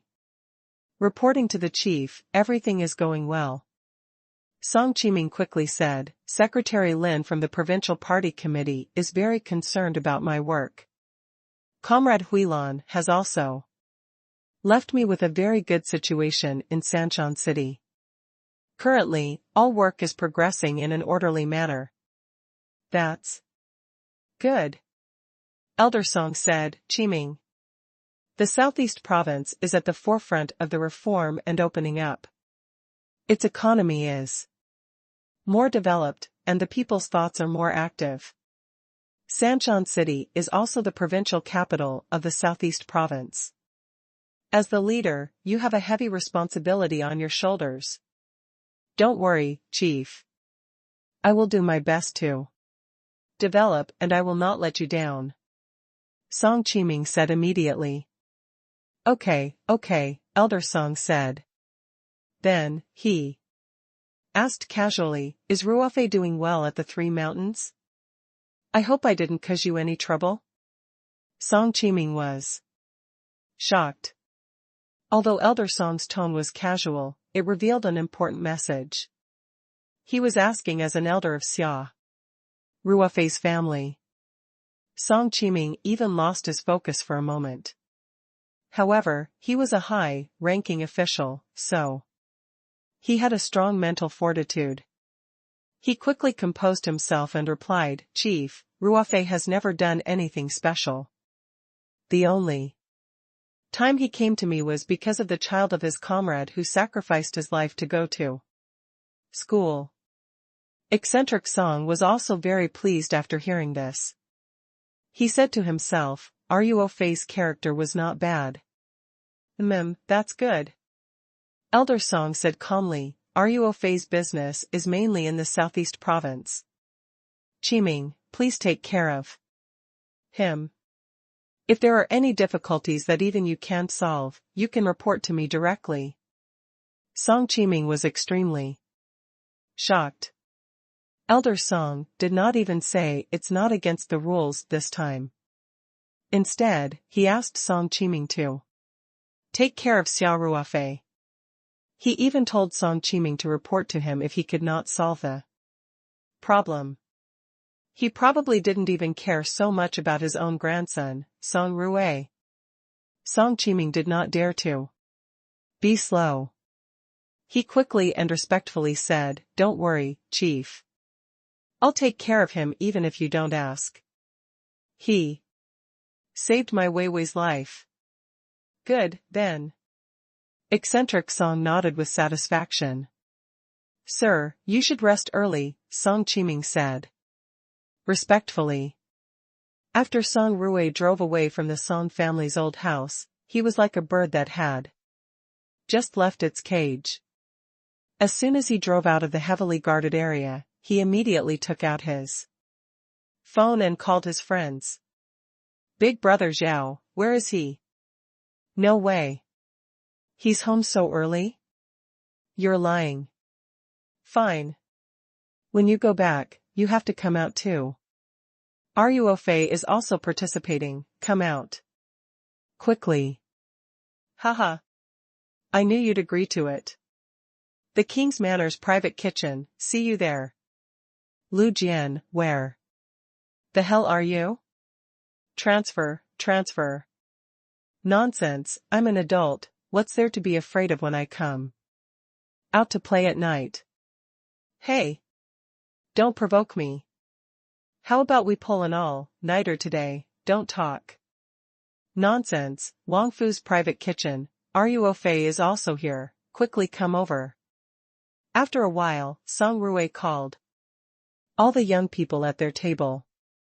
Of course, he definitely wouldn't yell at Lu Yu until Ying couldn't wait to hide. The fathers of these rich playboys were very close to the Song family, so Xia Ruofei was naturally close to them. In addition to these people, Xia Ruofei made a few more calls and quickly gathered a large group of people. Xia Ruofei threw his phone on the dashboard and turned to Xia Ruofei. He chuckled and said, Ruofei, I'd like to introduce some good friends to you tonight. Although they're ignorant, they have strong connections and will be useful to you in the future. Isn't it enough that I know you, young Master Song? Xia Ruofei smiled. Xia Ruofei chuckled proudly and said, it's always good to make more friends. As the two of them chatted, the car quickly arrived at the private kitchen of the Wang residence. Elder Song's birthday party ended very early. When Xia Ruofei left the Song family's old house, it was only about 9:30 in the evening. However, for a restaurant, this time was actually quite late. If they didn't serve supper, it would be almost time to close. However, Xia Ruofei's face was still useful. He had made a call on the way to book the biggest private room. After arriving at the restaurant, everyone from the manager to the head chef had not left work and were waiting for Xia Ruofei in the restaurant. They had already eaten dinner. Today, they were mainly here to introduce Xia Ruofei to some friends. Hence, Xia Ruofei ordered a few signature dishes and a few bottles of Maotai. The manager was left to prepare the rest of the dishes. Xia Ruofei and Xia Ruofei were making tea and chatting in the private room. After a while, Xia Ruofei heard footsteps, followed by Zhao Yongjin's forthright voice. Ha ha ha. Brother Xia. When I heard that you were here, I rushed here without stopping, logo. Xia Ruofei had a good impression of the bold Zhao Yongjin. He stood up and greeted him with a smile. Brother Zhao, I heard that you've already returned home. I'm really sorry to call you out again. Zhao Yongjin patted Xia Ruofei's shoulder heavily and pretended to be unhappy. What are you saying? If it wasn't for your miraculous hand of rejuvenation, my dad might have retired by now. On the way back, my dad told me to thank you properly. Ha ha ha. It's nothing, you're too kind, Uncle Zhao. Xia Ruofei said, Brother Zhao, come in and sit. After a while, the people invited by Xia Ruofei arrived one after another. Many of them had already met Xia Ruofei at Elder Song's birthday party. They did not feel any sense of superiority when they saw Xia Ruofei. They were all very polite. Even those who were not qualified to attend the birthday banquet saw that Xia Ruofei was the focus of the crowd when they arrived at the private room. Even Zhao Yongjin and Lu Jian, the sons of the rich families, were polite to him. These people did not dare to neglect him and quickly came over to greet him with enthusiasm. Soon, everyone was present. Xia Ruofei arranged for everyone to sit at the table. Xia Ruofei, Zhao Yongjun, and the others insisted that Xia Ruofei sit at the main seat. Xia Ruofei knew that he was the star of the night, so he sat down after a few words of rejection. After everyone was seated, Xia Ruofei raised his glass and said, Those who are here today are all my good friends. Everyone knows the person beside me. My grandfather admires Ruofei very much and Ruofei and I are like real brothers. I'll formally introduce him to everyone today. Xia Ruofei also smiled and stood up with his glass. You're all good friends of Xia Ruofei, so you're also good friends. Of me, Xia Ruofei. Let's not talk more. I'll give you a toast first. The guests at the birthday banquet naturally knew how important Xia Ruofei was to Elder Song. The others were also smart and naturally knew what he meant. They raised their glasses and spoke very politely. Then, Song Ruofei brought 2 more glasses of wine. After the 3 glasses, everyone started to toast to each other. Xia Ruofei was the star of the day, so he had the most people toasting him. Song Ruofei introduced Xia Ruofei. Xia Ruofei couldn't help but click his tongue. The people who came today were all rich and powerful people from all walks of life. Their fathers were all important figures in major ministries, large state-owned enterprises, and people's groups. Song Ruofei's intention was obvious. He wanted to bring Xia Ruofei into their circle and help Xia Ruofei build up a huge network. One of them was a lean young man. Song Ruofei even mentioned him, Ruofei. His name is Ho Liang. He's the son of Director Ho of the Sarft. He was the one who helped you with that little artiste's matter a few days ago. He's pretty good. Thank you, young Master Ho. Xia Ruofei said with a smile. Ho Liang quickly waved his hand and said, Brother Xia. You're making me feel bad. It's just a small matter. It's my honor to be able to help Brother Xia. Young Master Song and the others all call me Monkey. If you don't mind, you can call me that too.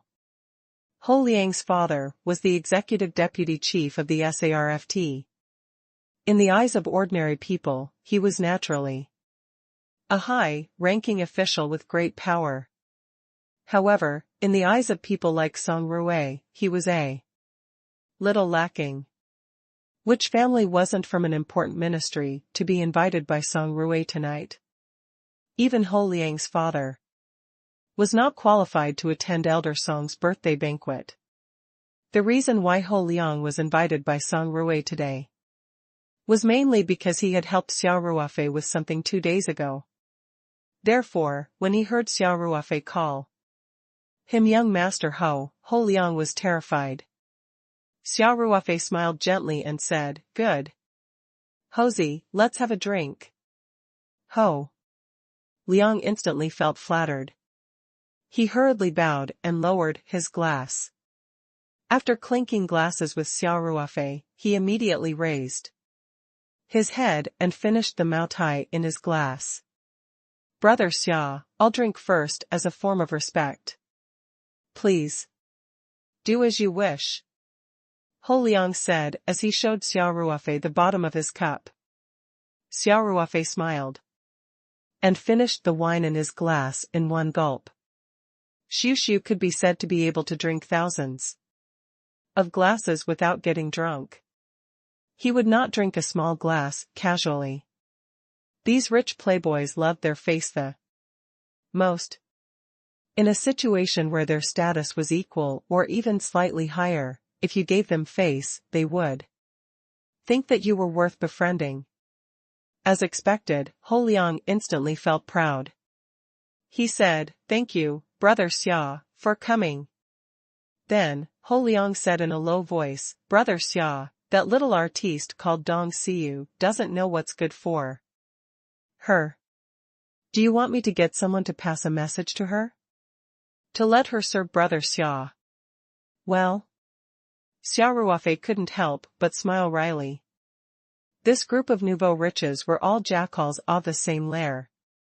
Ho Liang's thoughts were exactly the same as Song Ruofei's. Why was it that he couldn't stand that small star and banned her, but he had to fall for her beauty? Song Ruofei couldn't help but laugh. Xia Ruofei glared at him and said, Monkey, don't bother yourself with this. I'm not interested in Dong Xiu at all. Just ban her. And make sure she can't work in the entertainment industry anymore. Consider it a lesson for her. There's no need for her to do anything else. Only then did Ho Liang realize that he had misunderstood. He chuckled awkwardly and said, "I know, Brother Xia." The rich playboys came over to toast Xia Ruofei, and he did not reject them. He drank until his glass was empty, as if he could never get drunk, which made the rich playboys admire him. Logo. People like Zhao Yongjun and Lu Jian, who had already known Xia Ruofei at the birthday banquet, often toasted Xia Ruofei with great enthusiasm. Compared to Ho Liang and the others, Zhao Yongjun and the others had a more direct understanding of Xia Ruofei's special status. Furthermore, it was all thanks to Xia Ruofei that General Zhaoqing was able to retain his military position and even advance a step further. Hence, Zhao Yongjun's attitude towards Xia Ruofei was extremely close. The drinking session lasted for more than 2 hours. It was almost midnight. Under Xia Ruofei's suggestion, everyone had their last glass of wine. Originally, Song Ruwei wanted to find a club to sing in, but Xia Ruofei rejected him. The main reason was that it was too late. Besides, Song Ruwei wasn't going back to the Song family's old house tonight. If he had too much fun outside, it wouldn't be good if Elder Song heard about it. Although Song Ruwei wanted more, he still respected Xia Ruofei's opinion. So, the group said goodbye to each other at the door of the private kitchen and left. Xia Ruofei didn't know if Zhao Yongjun and the others had another event, but he was definitely not going. He didn't even let Song Ruwei go.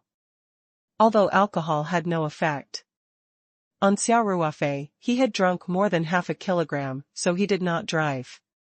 The private kitchen of the Wang family had already called a few drivers in advance, so Xia Ruofei asked them to drive and take the two directly back to the Hilton Hotel, near Wang Fujing. Xia Ruofei got a single room for Song Ruwei at the front desk, but this guy did not go back to his room. Instead, he shamelessly followed Xia Ruofei back to his room. After entering the room, Song Ruwei didn't treat himself as an outsider. He first picked up an unopened pack of specially supplied cigarettes from the bedside table, opened the package quickly, popped one out, and lit it. Then, he put the pack of cigarettes into his pocket, without blushing or skipping a beat. Xia Ruofei could not help but shake his head with a bitter smile when he saw Song Ruwei's shameless look. "It's almost 12 o'clock, why are you following me?" Xia Ruofei said helplessly, "Go back to your room and rest." "Ruofei, I'm here for your advice." Song Ruwei took a puff of his cigarette and said, "Yo. If it's something that even you, young Master Song, are in a difficult position, what advice can I give you?" Xia Ruofei asked half jokingly. "It has nothing to do with that." Song Ruwei waved his hand and said, "It's about chasing girls. I think you're definitely better than me. Go. I've only been in a relationship once, and I'm still in it. How can I be more experienced than you, a playboy?" Xia Ruofei laughed and scolded. Song Ruwei glanced at Xia Ruofei and said, "Don't beat around the bush in front of an honest person. You may only have one girlfriend, but you've also been with many other girls. Not to mention others, even Aunt Tion's daughter is looking at you with a strange gaze. And that beautiful president of your company, your big-hearted girlfriend, the image of Lu Yu and Feng Rao appeared in Xia Ruofei's mind, and he felt guilty for no reason. However, he quickly smiled and said, "There's nothing going on between Lu Yu and me. Don't tell me you're jealous? Go to hell. It's not like you don't know that I have no interest in that girl at all. Why are you jealous?" Song Ruwei said gloomily, "Ruofei, I'm serious. You have to help me think of an idea. Xia Ruofei stopped joking and asked, still. That shui? Nonsense. Do I look like that kind of half-hearted person? Once you've decided, you definitely won't change. Song Ruwei said in dissatisfaction. The last time at the Three Mountains, Song Ruwei had fallen in love with Shui at first sight. Xia Ruofei had seen through it at that time. After that, Xia Ruofei had often teased Song Ruwei about this matter, so he had not been shy in front of Xia Ruofei and had admitted it directly. Don't you usually have a way? Xia Ruofei asked curiously. Shui should be working in the capital now, right? While you're in the capital, just take the opportunity to take it down. It's not that easy. Song Ruwei said with a bitter face. I've been going to the capital every few days, but I haven't made any progress. Then, Song Ruwei began to pour out his grievances. Last time, it was thanks to Song Ruwei's help that Shui was able to avoid being squeezed out by those with connections and successfully enter Yanjing Museum to work. Song Ruwei also took the opportunity to obtain Shui's contact information. During this period of time, Song Ruwei frequently used all sorts of opportunities to go to the capital. He also often went to look for Shui, treating her to meals and giving her gifts. However, Shui seemed to be a little insensitive when it came to relationships. After this period of offense, Shui's relationship with Song Ruwei had become much closer. However, she seemed to be very slow and did not understand Song Ruwei's feelings. She even seemed to treat Song Ruwei as a brother. This made Song Ruwei rather depressed. There were several times when he wanted to make their relationship clear and confess to Shui directly, but he was afraid that he would scare her and make it impossible for them to even be friends. After Xia Ruofei heard this, he couldn't help but laugh. You're usually quite smart. Why is it so hard to chase a girl? This girl is different from the others, Song Ruwei said gloomily. The tricks we used in the past didn't work on her at all. Then she probably doesn't know your identity yet, right? Xia Ruofei asked, grinning. Nonsense. Song Ruwei said, I hope that you can like me as a person and not because of my family background. I didn't expect our young master Song to be an innocent young man who has a beautiful vision for love. Xia Ruofei laughed. Song Ruwei was a little angry and said, Hey, I'm looking for you for advice. Can't you have some sympathy? I'm already like this, and you're still making fun of me. You're too inhumane. Xia Ruofei held back his laughter and said, All right. This is indeed a difficult problem. I have to think about it. But I drank too much just now, and it's so late now, my brain is already a mess. I really can't think of anything. Song Ruwei quickly said, Then you should rest early. Help me think of a good plan tomorrow. Maybe I'll have an idea after I'm done resting, Xia Ruofei said. All right. I won't disturb you anymore. Song Ruwei quickly said, It's a deal. Give me some good advice tomorrow. If you don't leave now, my mind might still be in a mess tomorrow. Xia Ruofei said with a smile. I'm leaving. Song Ruwei said, I'll leave now. After he finished speaking, he walked out. After 2 steps, he stopped and picked up the tea box that Xia Ruofei had left on the coffee table. He put it in his arms and laughed evilly. I'll take it back and try it. Xia Ruofei was so angry that he waved his hand and said, Get lost. Are you a bandit? Every time, it's like a fucking locust passing through, Song Ruwei chuckled and ran away. Xia Ruofei shook his head helplessly. He raised his wrist to look at his watch. It was already past midnight. It was already half past midnight. He decided not to cultivate and took a shower in the bathroom. Then, he fell asleep. Logo. At 5 in the morning, Xia Ruofei woke up on time. He sat cross-legged in front of the window and began to cultivate. It was 5 o'clock in the morning and the city was slowly waking up. People selling breakfast, vegetables, and morning shifts were all on the streets. However, Xia Ruofei's room was on the top floor, so it was still very quiet. He silently circulated the great Tao chant, and the natural energy that was much denser than before quickly gathered and entered his meridians through the Baihui point on the top of his head. After a full circulation, the genuine qi in his body had also increased a little. The great Tao scroll was already a top-tier technique. If there were other cultivators on earth, they would be extremely envious of Xia Ruofei's current cultivation speed. However, in Xia Ruofei's eyes, this improvement was too slow. However, he had no choice. If he cultivated in the spirit map space and absorbed a large amount of spiritual qi for a long time, it would easily damage the foundation of the spirit map space. Xia Ruofei would definitely not do such a thing. That the gains did not make up for the losses. He could only work hard to find more world stones.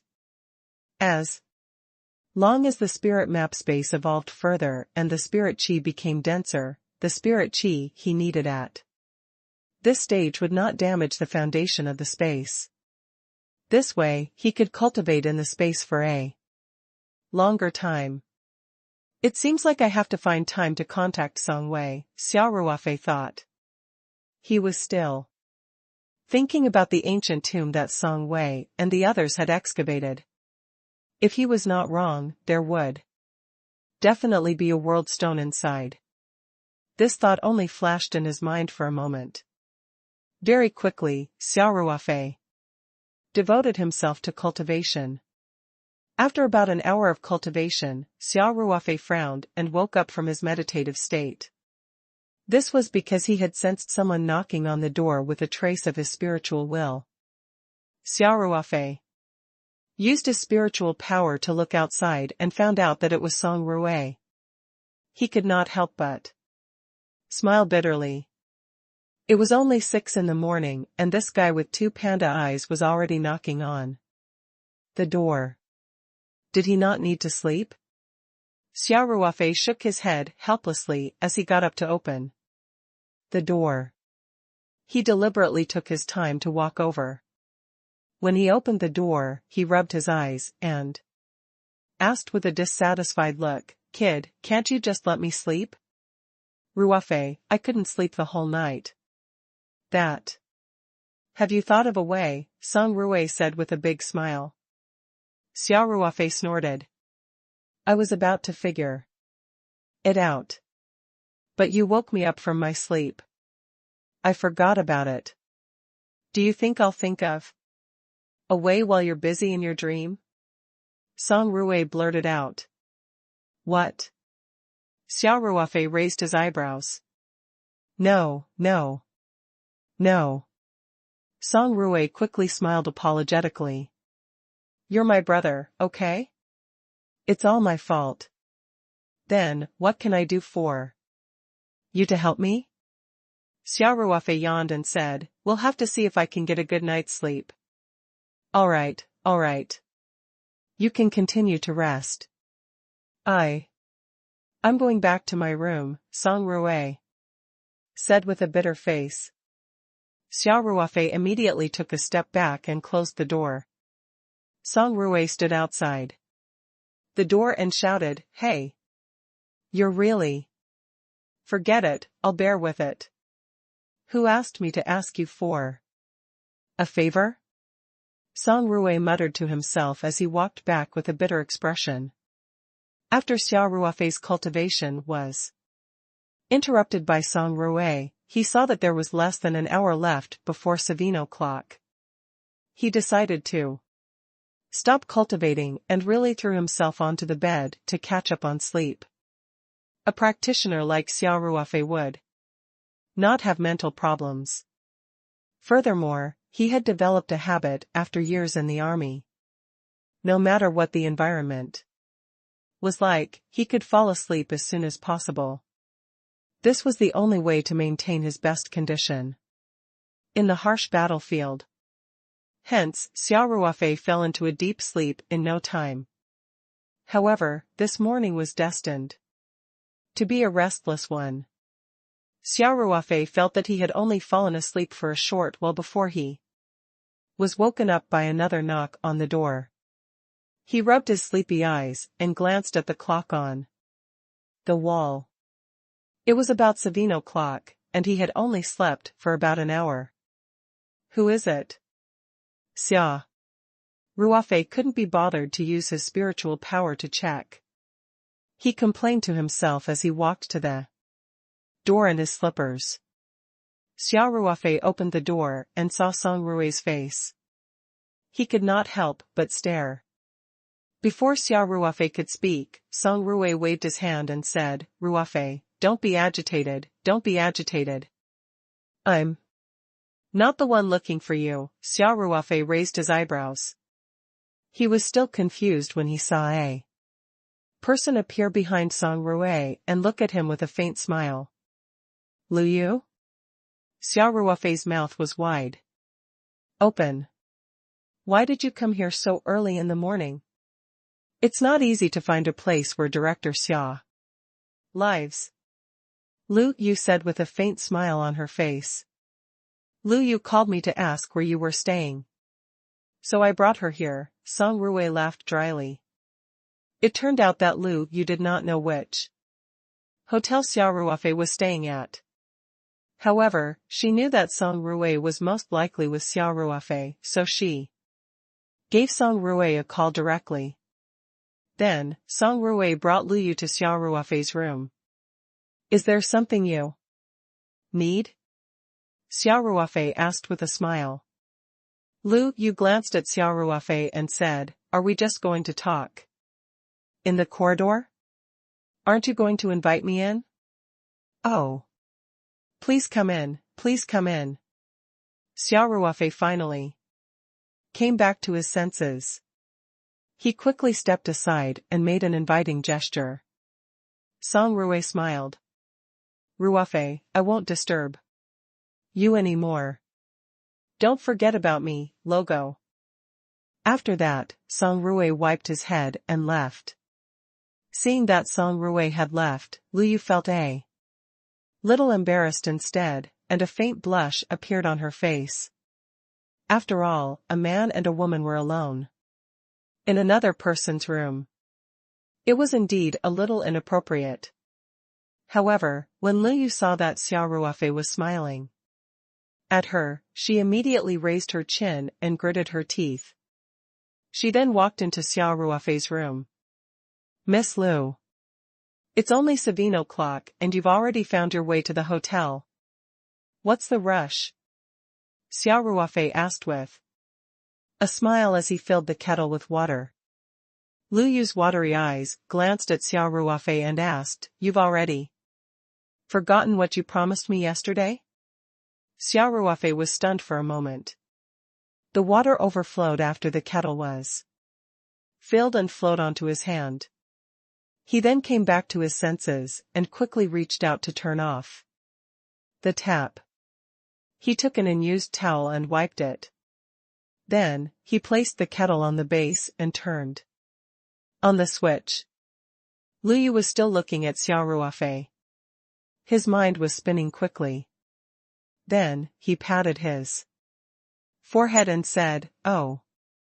Are you here to get the jaded skin ointment? What the? This is too enthusiastic. Don't tell me you came out before daybreak?" Lu Yu's face heated up. She stomped her feet in embarrassment and said, "Why? Do you care? Was there even a jaded skin cream? I don't want to waste my time, in fact." She could take the jaded skin cream anytime. No matter how much Liu liked to look pretty, it wasn't that urgent for her to use skincare products with her creamy skin. However, she got up early and left the house after contacting Xia Ruofei. The sky outside was really just starting to brighten. Xia Ruofei quickly replied, yes, yes. Yes. Please wait a moment. With that, Xia Ruofei walked into the bedroom. He muttered to himself and took out 20 portions of jaded skin ointment from the spirit map space. He put them in a paper bag and put them in it. The jaded skin ointment was about to be mass-produced. During this period of time, Xia Qing had brewed quite a lot of jaded skin ointment in the spirit map space. Hence, Xia Ruofei was much more generous than before.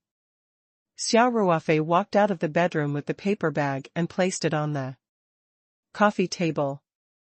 He smiled and said, there are 20 portions inside. You and Auntie Tian can each take half. Is that enough? That's more like it, Liu nodded. Seeing that Liu had no intention of leaving, Xia Ruofei did not know what to say.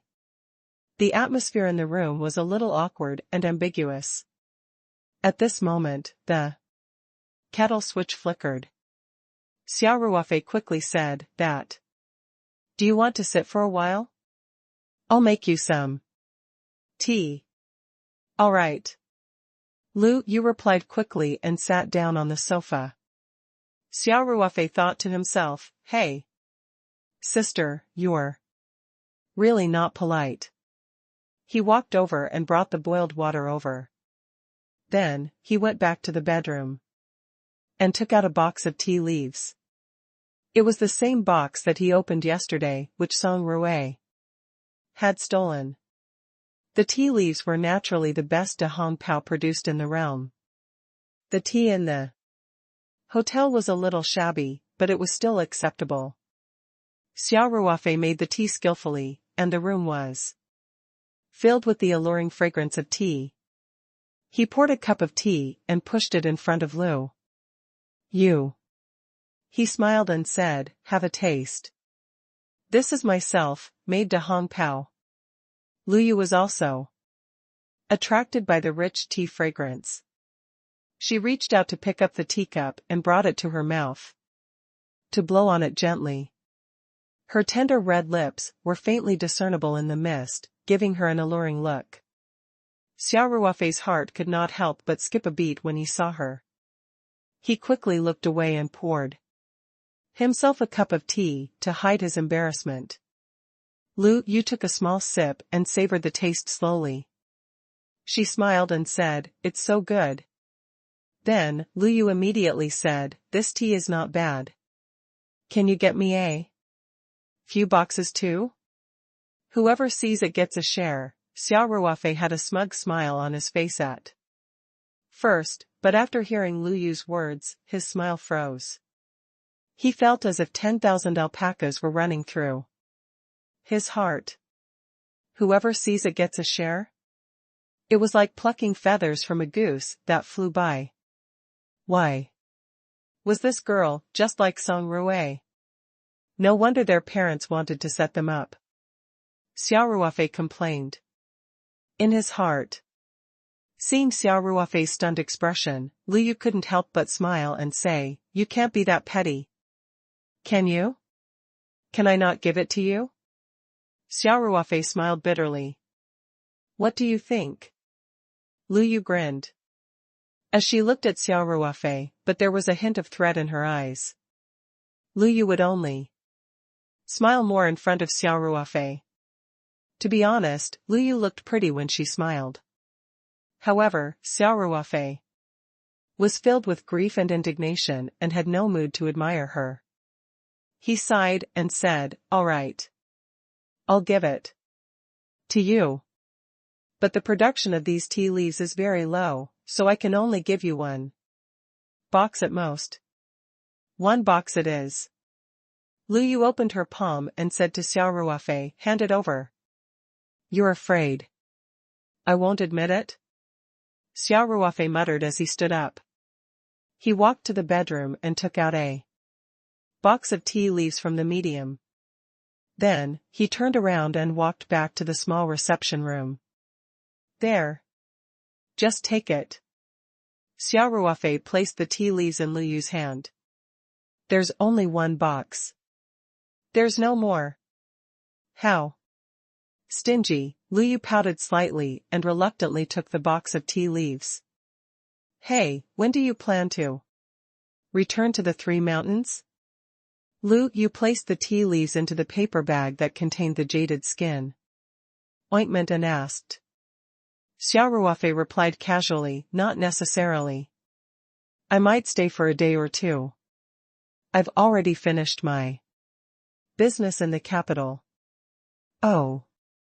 Then let me know when the time is set. I'll go back with you. Lu Yu said in a casual tone. You're also returning to the Three Mountains? Xia Ruofei asked subconsciously. Nonsense. I still have to go to school. Lu Yu looked at Xia Ruofei amusedly and said, I'm here to ask for leave. Don't tell me you think that I have to settle down in the capital just because my mother is transferred there? No. Xia Ruofei chuckled. At this moment, there was another knock on the door.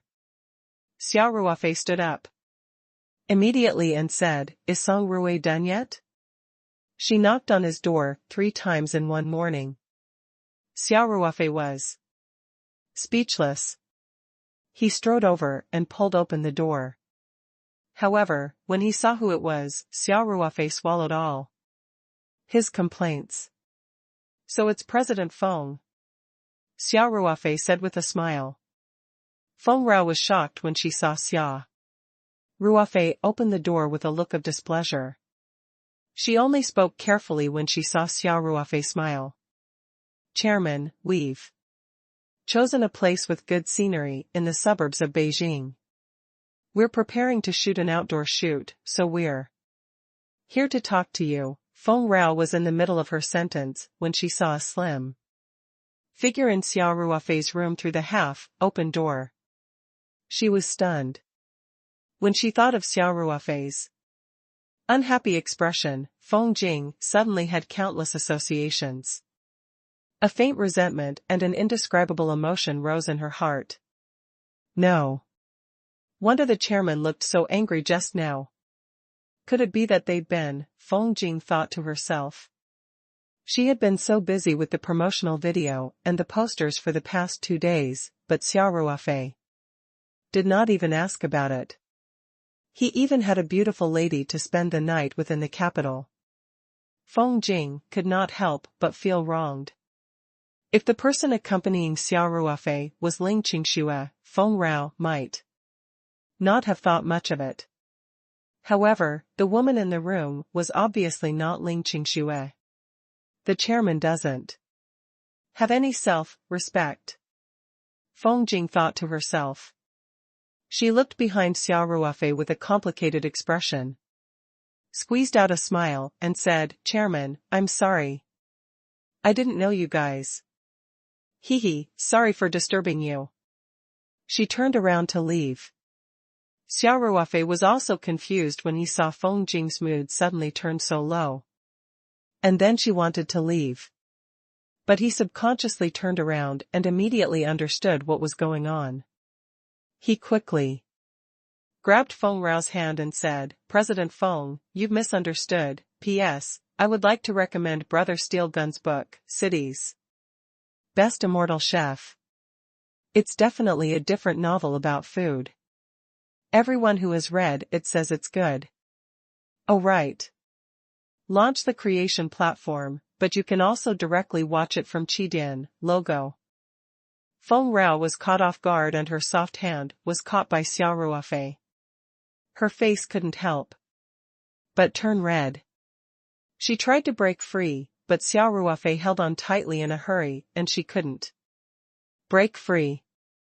Xia Ruofei did not notice Feng Rao's embarrassment and hurriedly explained, President Feng, a friend of mine is in The room.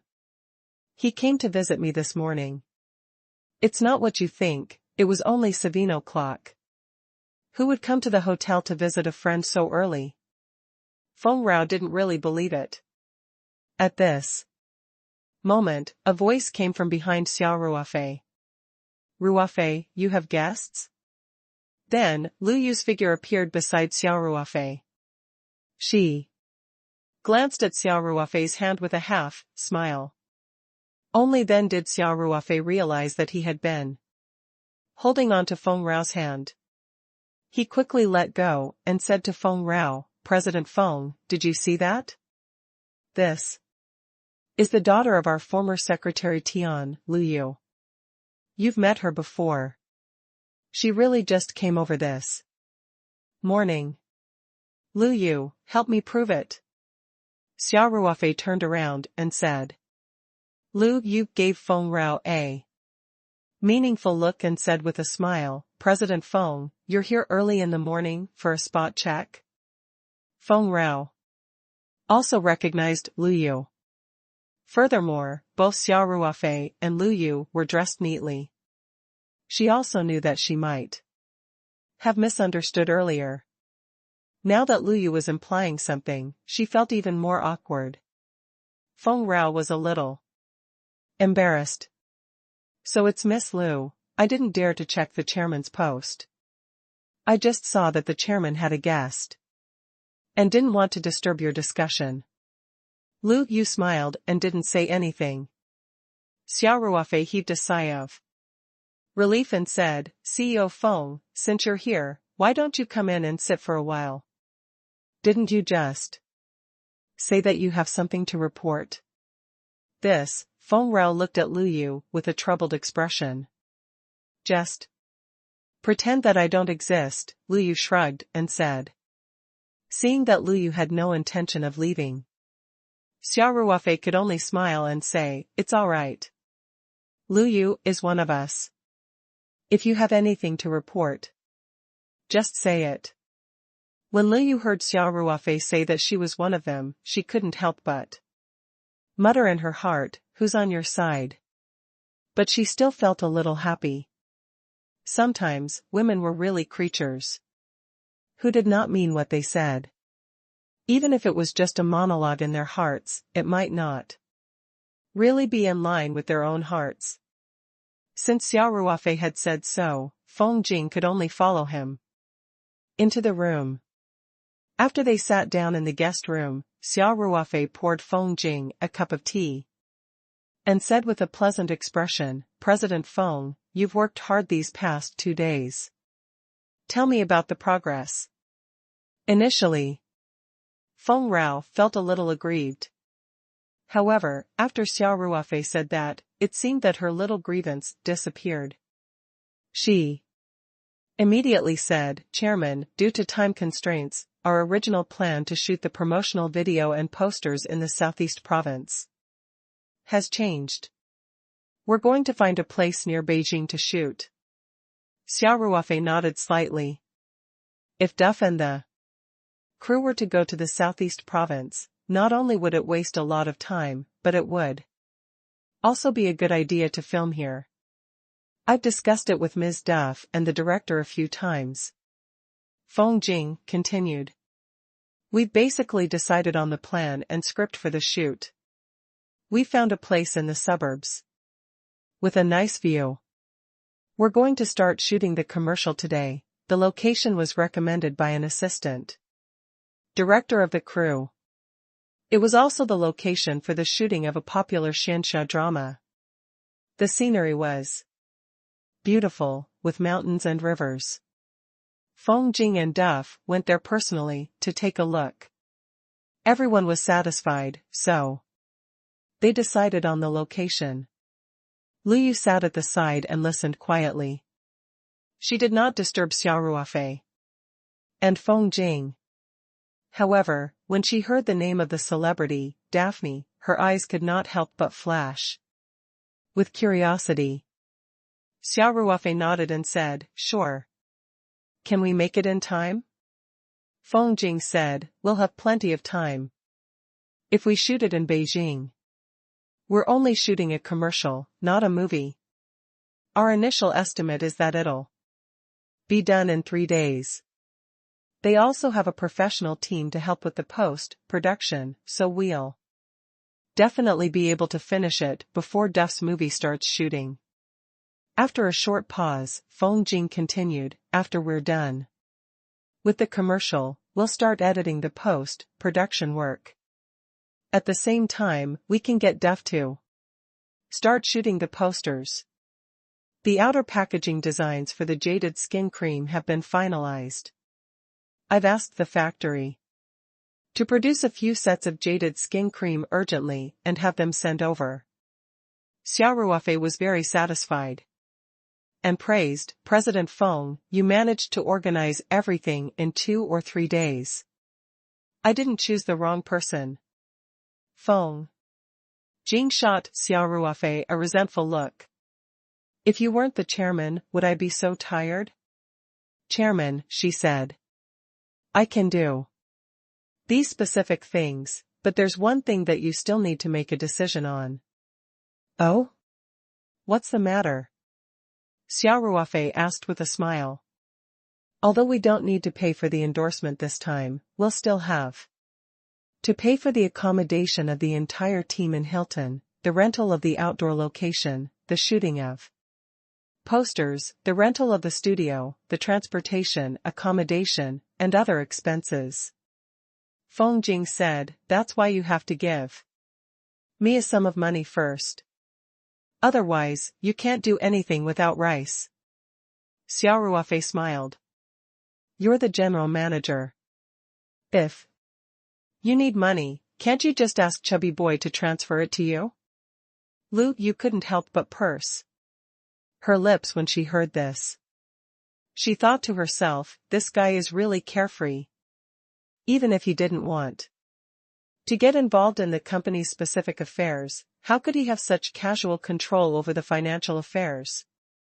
If everyone managed the company like him, wouldn't everyone under him earn enough money? He had to talk to him when he had the time. In reality, Lu Yu did not know that although Xia Ruofei's management was lax, Feng Jing had always adhered to her duties, especially when it came to the financial system. She was the one who had taken the lead in sticking to it. Furthermore, she had also referenced the advanced management of foreign companies and was very strict in the financial audit. The general manager had already taken the lead, and the system was so strict that the lower-level people could not find a loophole. As expected, after Feng Jing heard Xia Ruofei's words, she immediately smiled bitterly and said, Chairman, I need at least 500,000 yuan in advance. According to the rules, such a large amount of money needs your personal approval. As the general manager, how can I take the lead in breaking the rules? Xia Ruofei touched his nose and said, all right, then we'll follow the procedure. Feng Jing immediately took out an approval form for advance payment and said, Chairman, here you go. Xia Ruofei took a look and saw that there was no problem, so he took out a pen and signed his name.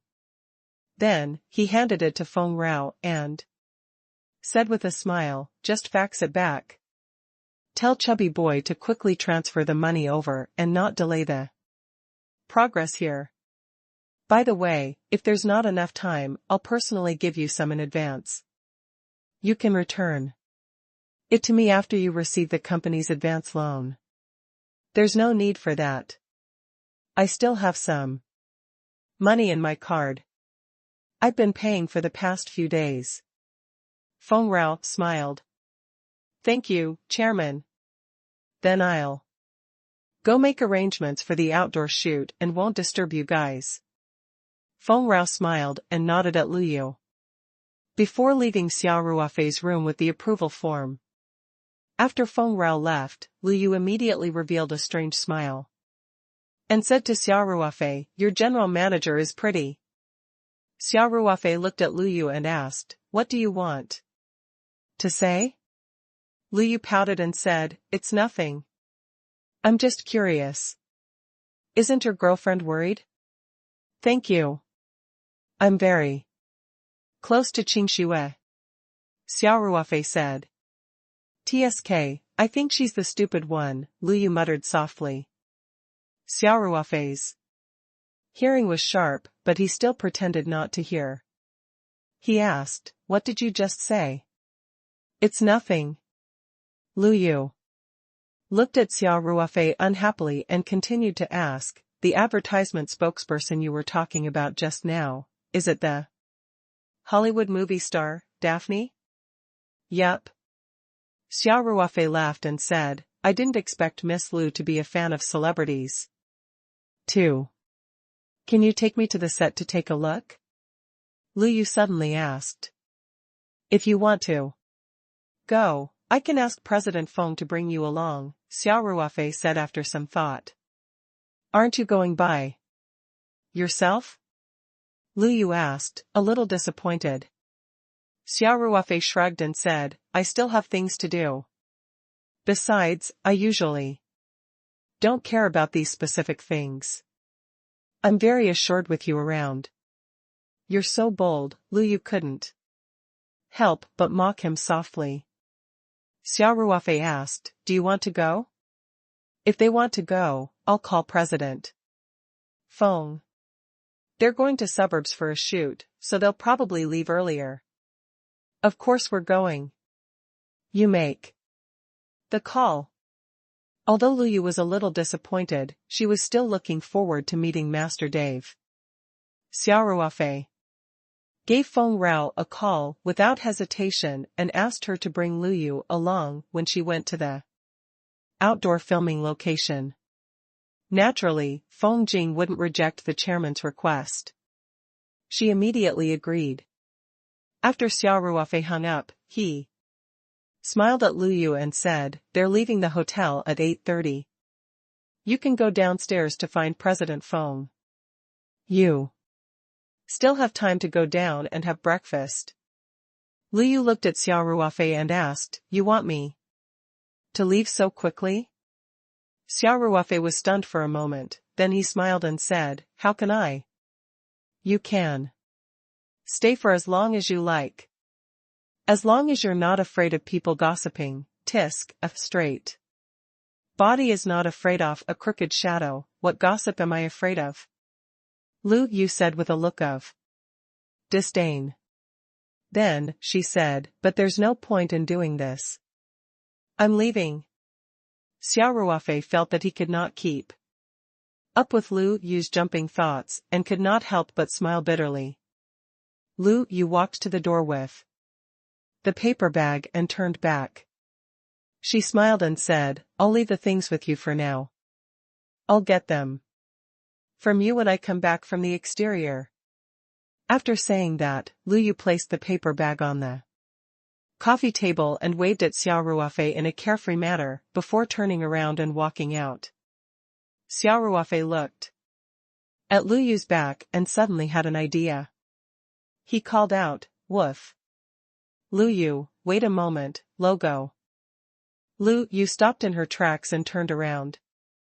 She looked at Xia Ruofei with a pair of watery eyes. Wait a minute. Xia Ruofei said with a smile. With that, Xia Ruofei walked into the bedroom and took out a jade leaf from the spirit map space. He held it in his hand and returned to the guest room. It's for you. Xia Ruofei said with a smile. It's so beautiful. Lu Yu's eyes revealed a look of extreme love. She asked happily, is this for me? N. Xia Ruofei smiled and said, I personally carved this jade leaf. Do you like it? This time, Xia Ruofei had made a total of 7 jade leaves. He had originally planned to give them to his closer friends and family. Lu Yu could be considered as one of his closer friends. Moreover, before Tian Huilan had taken over as a new teacher, she had entrusted him to take care of Lu Yu. But he had barely contacted her. He felt a little guilty, so he decided to give Luyu a jade leaf to protect herself. Luyu was such a beautiful girl, and her mother was a high-ranking official. It was hard to guarantee that there wouldn't be people with ulterior motives who had bad intentions toward her. With the protection of a protective jade leaf, there would be an additional layer of protection in terms of safety. When Luyu heard Xia Ruofei say that he had personally carved this jade leaf, the joy in her eyes grew even more intense, and her face even blushed slightly. Xia Ruofei saw her bashful and happy expression and knew that his words could easily cause a misunderstanding. He quickly explained that I've carved a few jade leaves for my friends. The smile on Luyu's face froze slightly as she thought, dumbass. Will you die if you don't explain this? However, this was a gift that Xia Ruofei had personally given her, and it was so exquisite and beautiful. Lu Yu was still very happy. She took the jade leaf from Xia Ruofei's hand and said quickly, thanks. I really like it. After saying that, she felt her face heat up and quickly turned around to leave. Lu Yu. Wait, Xia Ruofei hurriedly called out again. Is there anything else? Lu Yu's eyes were filled with shyness. She did not dare to look Xia Ruofei in the eye. Xia Ruofei organized his words and said, this jade leaf is a little special. You must wear it on your body and never take it off. Lu Yu's face turned even redder when she heard that. It was as if blood was about to drip out of her face. Her eyes were moving, and she had an indescribable alluring look. Lu Yu lowered her head, clasped her hands together, and said softly, I'll always wear it on my body. After saying this, Lu Yu was so embarrassed that she didn't dare to raise her head. She had completely lost her usual cold beauty aura and was just a shy little girl. Xia Ruofei was even more dumbfounded. He seemed to have said something ambiguous again. The problem was that Lu Yu did not seem to be angry. Instead, she acted like a little girl. No matter how slow Xia Ruofei was, he could sense Lu Yu's heart throbbing. He didn't know how to explain it. The more he explained, the messier it would be. If he spoke in a stiff tone, it would be easy to hurt people. However, Xia Ruofei's brain was spinning quickly. He decided to explain the whole story clearly. If he didn't explain clearly, how could he make Lu Yu drip blood on him to acknowledge him as her master?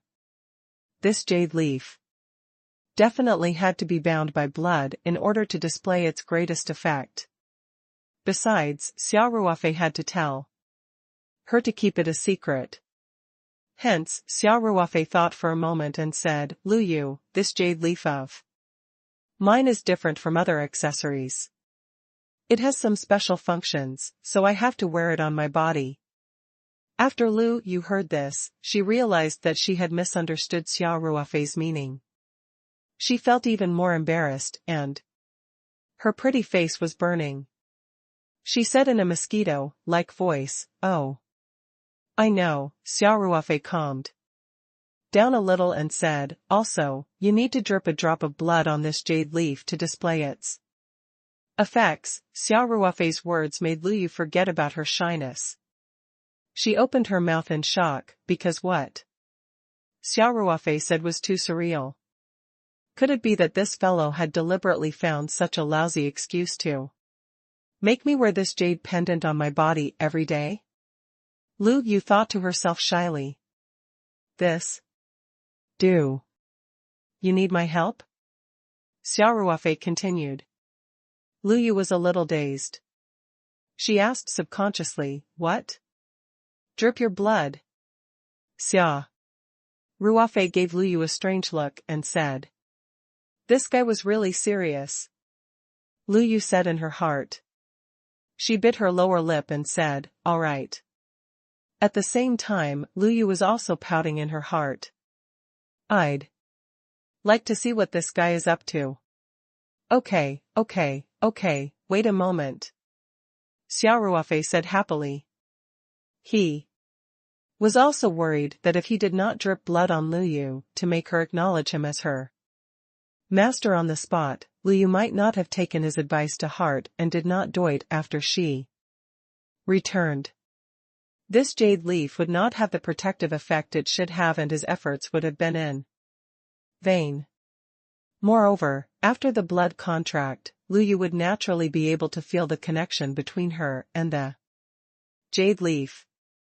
She would definitely believe his words.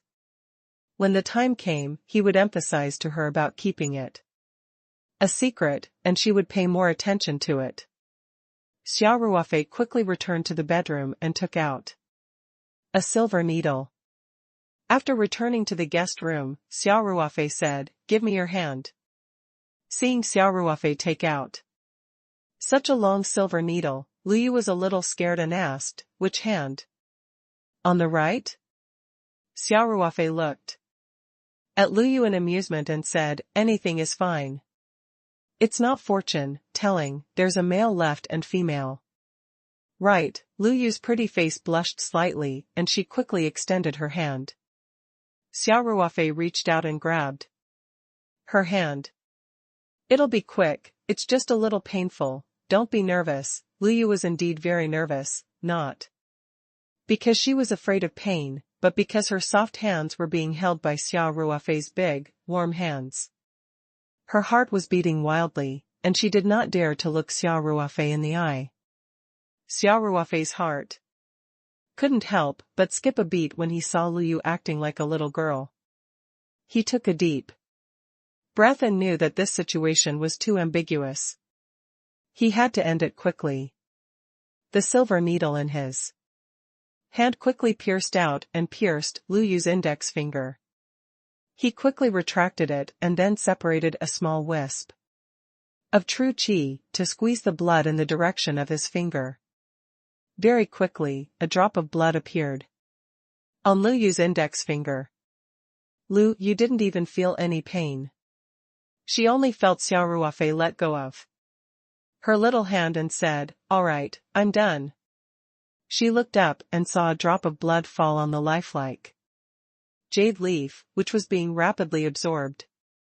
A piece of almost transparent glass, type jade leaf had completely absorbed the blood. There was no trace of blood inside. This magical scene made Lu Yu completely forget about her shyness. She slowly opened her eyes.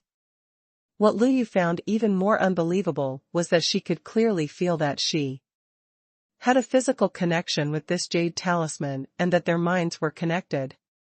It was as if the jade leaf and her were one. The feeling was hard to describe in words, but it was real. Lu Yu couldn't help but exclaim. She took the lifelike jade leaf from Xia Ruofei's hand and rubbed it gently. "Xia Ruofei, this is blood ownership claim?" Lu Yu felt that it was unbelievable, because all of this could no longer be explained by science. Xia Ruofei nodded. "Okay. Just wear this jade leaf with you from now on. Remember, don't take it off at any time." Xia Ruofei emphasized this again, so that Lu Yu would not misunderstand him anymore. She nodded her head seriously. Lu Yu could tell how precious and magical this jade leaf was. Furthermore, this was a gift that Xia Ruofei had personally made for her. Even if Xia Ruofei had not asked, she would have worn it every day. Lu Yu took off the thin platinum necklace she was wearing and removed the pendant on it. Then, she put the jade leaf in. Then, Lu Yu said with a hint of shyness, "Can you help me put it on?" Xia Ruofei's heart skipped a beat. He couldn't help but say, "All right," when he reached out to take the platinum necklace. He could not help but feel a little regretful. However, he had already said what he wanted to say. Lu Yu's beautiful eyes would also sweep over shyly from time to time. It was obvious that she was waiting for him. Xia Ruofei secretly sighed and made up his mind to stand behind Lu Yu. He circled the platinum necklace around Lu Yu's neck and was about to hang the lock on the back of her neck. The platinum necklace was a little short, so Xia Ruofei had to be very close to it. Lu Yu could feel that Xia Ruofei's body was almost pressed against her back. She could even feel Xia Ruofei's hot breath on the back of her neck. Her heart was beating wildly, and she felt her body going soft. She almost couldn't stand. Xia Ruofei wasn't any better off. A faint fragrance assailed his nose. He tried a few times, but failed. In the end, he took a deep breath and calmed his mind before he fastened the lock. Xia Ruofei took a step back as if he had been pardoned. Lu Yu quickly reached out and stuffed the jade leaf into her clothes. Then, she tidied her hair to hide the panic in her heart. "I'll be leaving first, Lu Yu," said softly with a red face. "Oh. Be careful on the road," Xia Ruofei said, stunned. Lu Yu left Xia Ruofei's room as if she was escaping. Xia Ruofei stood at the same spot in a daze for a long time before he revealed a bitter smile. There was still a trace of Lu Yu's fragrance in the room, and an inexplicable feeling seemed to be growing quietly. This made Xia Ruofei very conflicted. He shook his head with a bitter smile. He really had no experience in dealing with this kind of messy things that couldn't be sorted out. He could only take it one step at a time now. Xia Ruofei remembered that he had forgotten to emphasize the confidentiality of the matter to Lu Yu. However, he was a little afraid to call Lu Yu. Anyway, Lu Yu would be looking for him to get the jaded skin ointment when he returned in the evening. He would just tell her then. Xia Ruofei looked at the time. He wanted to go downstairs for breakfast, but he was afraid that Lu Yu would be in the buffet restaurant too. He called the waiter to send breakfast up. After the call, Xia Ruofei heard someone knocking on the door. He thought to himself, could it be that Lu Yu has returned? He quickly used his spiritual power to check and found that it was Song Ruofei standing at the door. He heaved a sigh of relief and got up to open the door. Logo. As soon as the door was opened, Song Ruofei looked inside and asked, "Ruofei, has Lu Yu left?" Xia Ruofei leaned against the door frame and smiled. "Are you that afraid of her? Even if you're not interested in her, you don't have to be so afraid, right?" "Not really, I just don't want to see her," Song Ruofei chuckled. Xia Ruofei laughed evilly and turned around. "Lu Yu, Song Ruofei said that he doesn't want to see you." Song Ruofei was so frightened that he almost turned around and ran. However, he had only turned around and taken 2 steps when he realized that Xia Ruofei was teasing him on purpose. He stopped and turned back to look. Indeed, he did not see Lu Yu. Song Ruofei was so angry that he glared at Xia Ruofei and said, "You can't do this." Xia Ruofei said, "Hee hee. You're so timid." She had already left. "Come in," Song Ruofei then followed Xia Ruofei into the room with a peace of mind. As soon as he entered, Song Ruofei asked impatiently, "Are you Ruofei? You should have rested well, right?" Then, about my matter, Xia Ruofei glanced at Song Ruofei and said, "You've really fallen for Zhuai?" "Of course. Not just for fun? She's a good girl." Xia Ruofei was a little worried and asked again. As if he had been insulted, Song Ruofei immediately said loudly, "Do I look like that kind of person? Let me tell you, Ruofei, I fell for Zhuai at first sight, and I was serious about wooing her. I was aiming for marriage." Alright, alright, alright. I'll believe you, alright?" Xia Ruofei said. He took out a cigarette box and threw a cigarette to Xia Ruofei. Then, he took out a cigarette and lit it up. After taking a deep puff, he said, I don't have much experience in chasing girls, but I can give you a few suggestions. You're too humble, Xia Ruofei quickly said, you're an expert in this aspect. Hurry up and tell me. Xia Ruofei smiled and said, it's useless for you to keep pestering her. Once Shui gets used to this kind of interaction, she will subconsciously treat you as a good brother. So, you should give her some hints when necessary. Xia Ruofei said. Gloomily, I did. Don't even talk about hinting, I think it was basically a clear indication, but that girl seemed to be naturally slow in this aspect, she didn't react at all, then let's just make it clear. Xia Ruofei said casually. No. If she rejects me, it'll be hard to ask her out in the future. Xia Ruofei said, I can't fight a battle that I'm not confident in. You're quite meticulous. Xia Ruofei smiled and said, it seems like you've really taken it to heart. Nonsense, Xia Ruofei said. What other good ideas do you have? Since you can't even hint or point it out, you might as well reveal your identity to her. Xia Ruofei smiled and said, with your family background, there aren't many girls who aren't moved.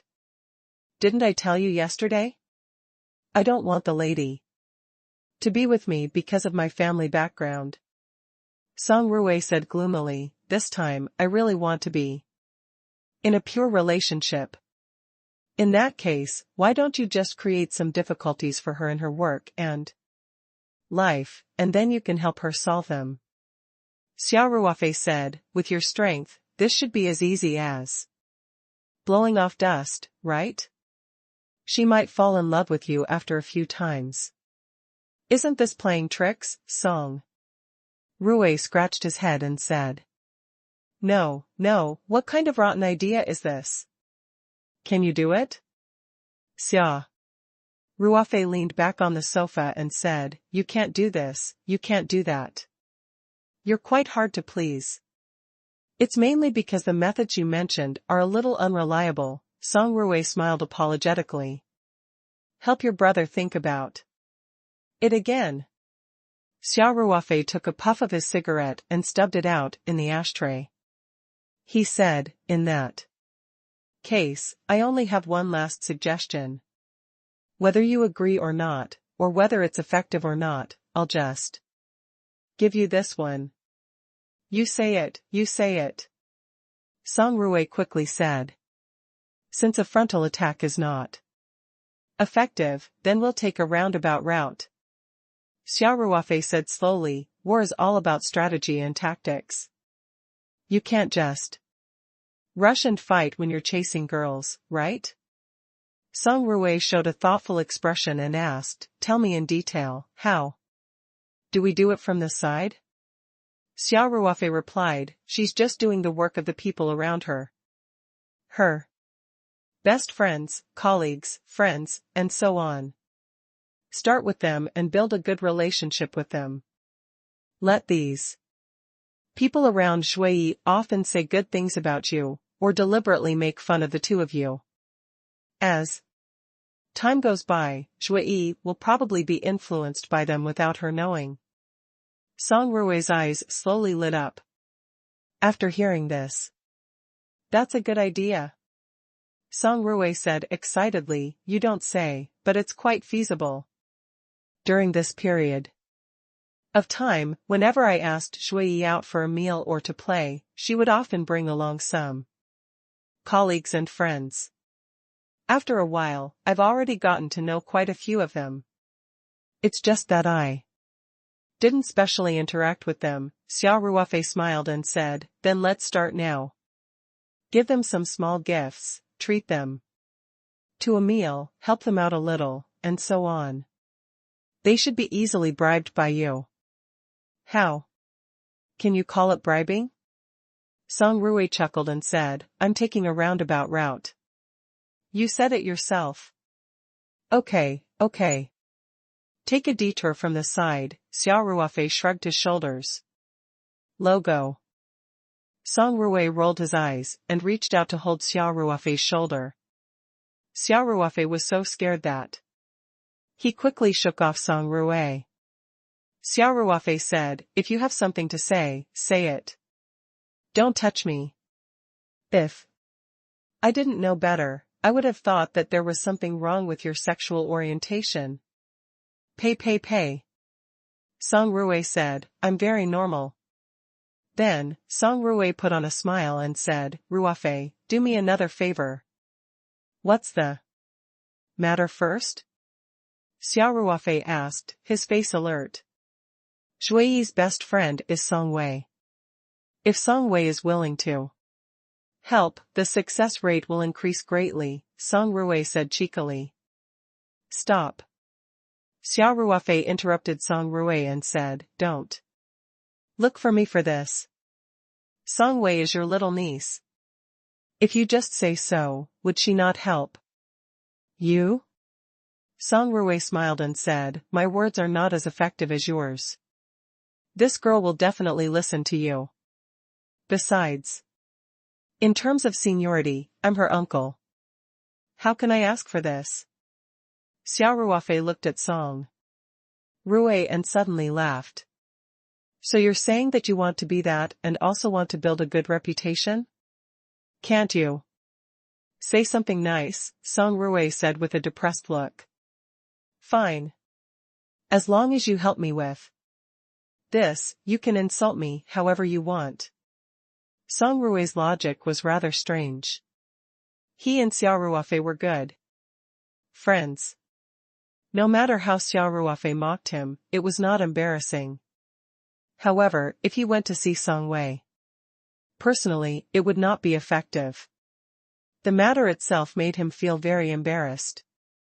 Xia Ruofei shook his head helplessly and said, all right. I'll help you. But just this once. Don't look for me for this matter in the future. I've never heard of a man asking for help from his own brother to chase a girl. All right. Song Ruofei quickly nodded and said, Ruofei, just help me talk to Song Wei. I'll take care of the rest myself. All right. Xia Ruofei agreed readily. After Xia Ruofei finished speaking, he saw that Song Ruofei was still looking at him. He couldn't help but ask, do you still have anything else? You aren't you helping me and Song Wei? Song Ruofei said. Xia Ruofei did not know whether to laugh or cry. I said I'll help you talk to Song Wei when we get back. Not now. Song Ruofei felt that he couldn't wait any longer and said, just give her a call. Song Ruofei, I made a call just for this. No matter how slow-witted Song Wei is, she'll know that you're behind it. What's the difference between this and you looking for her directly? Xia Ruofei said. I'll find an opportunity to mention it when I get back so that it won't be too abrupt. This isn't something that can be settled in a day or two, you don't have to be in such a hurry. Song Ruofei thought about it and felt that Xia Ruofei's words made sense, so he said, all right, with his emotional intelligence. He should have been able to understand such a simple truth. However, it was not only women who were less intelligent in the face of love, but men were also not that smart. Xia Ruofei shook his head helplessly when he saw Song Ruofei's awkward smile. Song Ruofei thought for a while and said, Ruofei, when are you going back to the Three Mountains? I see that you've finished your business in Beijing, so you should go back. Xia Ruofei said. On purpose, Brother Zhao said he wanted to buy me a drink. And didn't your old man ask you to accompany me to play in the capital for a few more days? There was no hurry to return to the Three Mountains. Anyway, my company is running well now, and I don't need to keep an eye on it every day. You're not in a hurry, but I am. Song Ruofei replied. I'm still working at the southeast branch.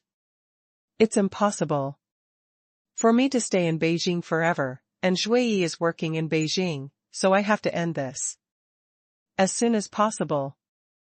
You really value your lover over your friends.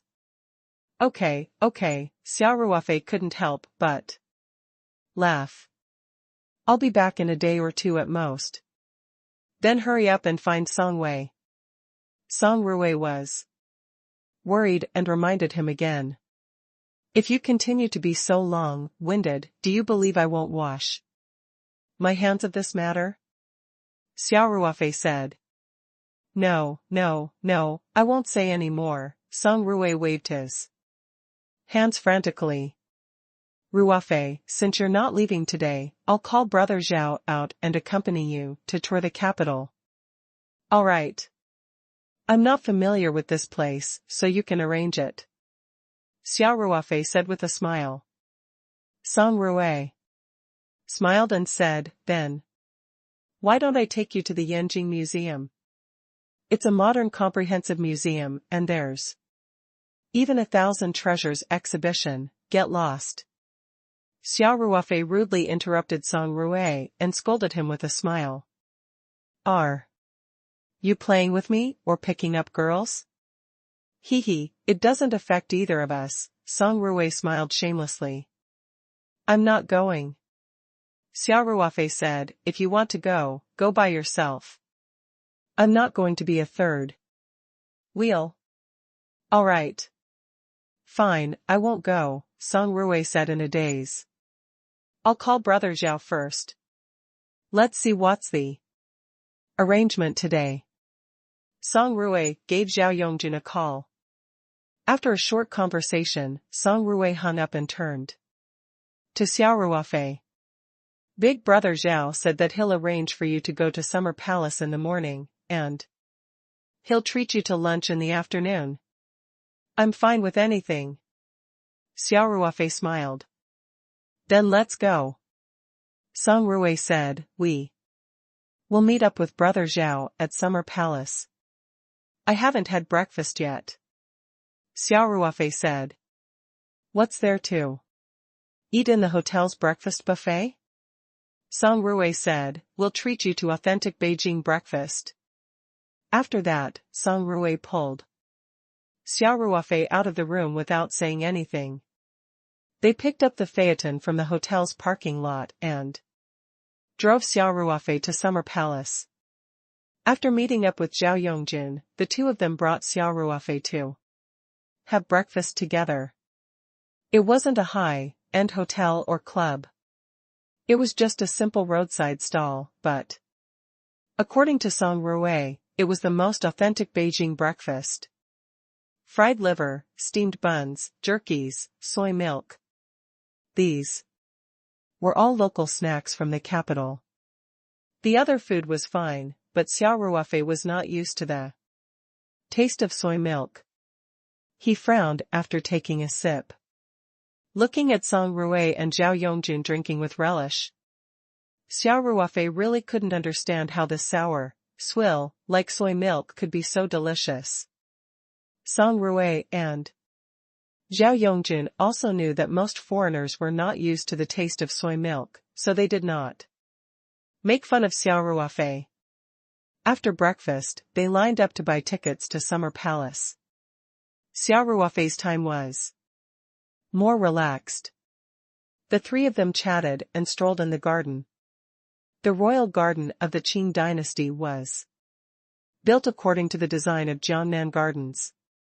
It covered nearly 300 hectares, and the scenery in the garden was excellent, especially the rippling blue waves in the lake of Kunming.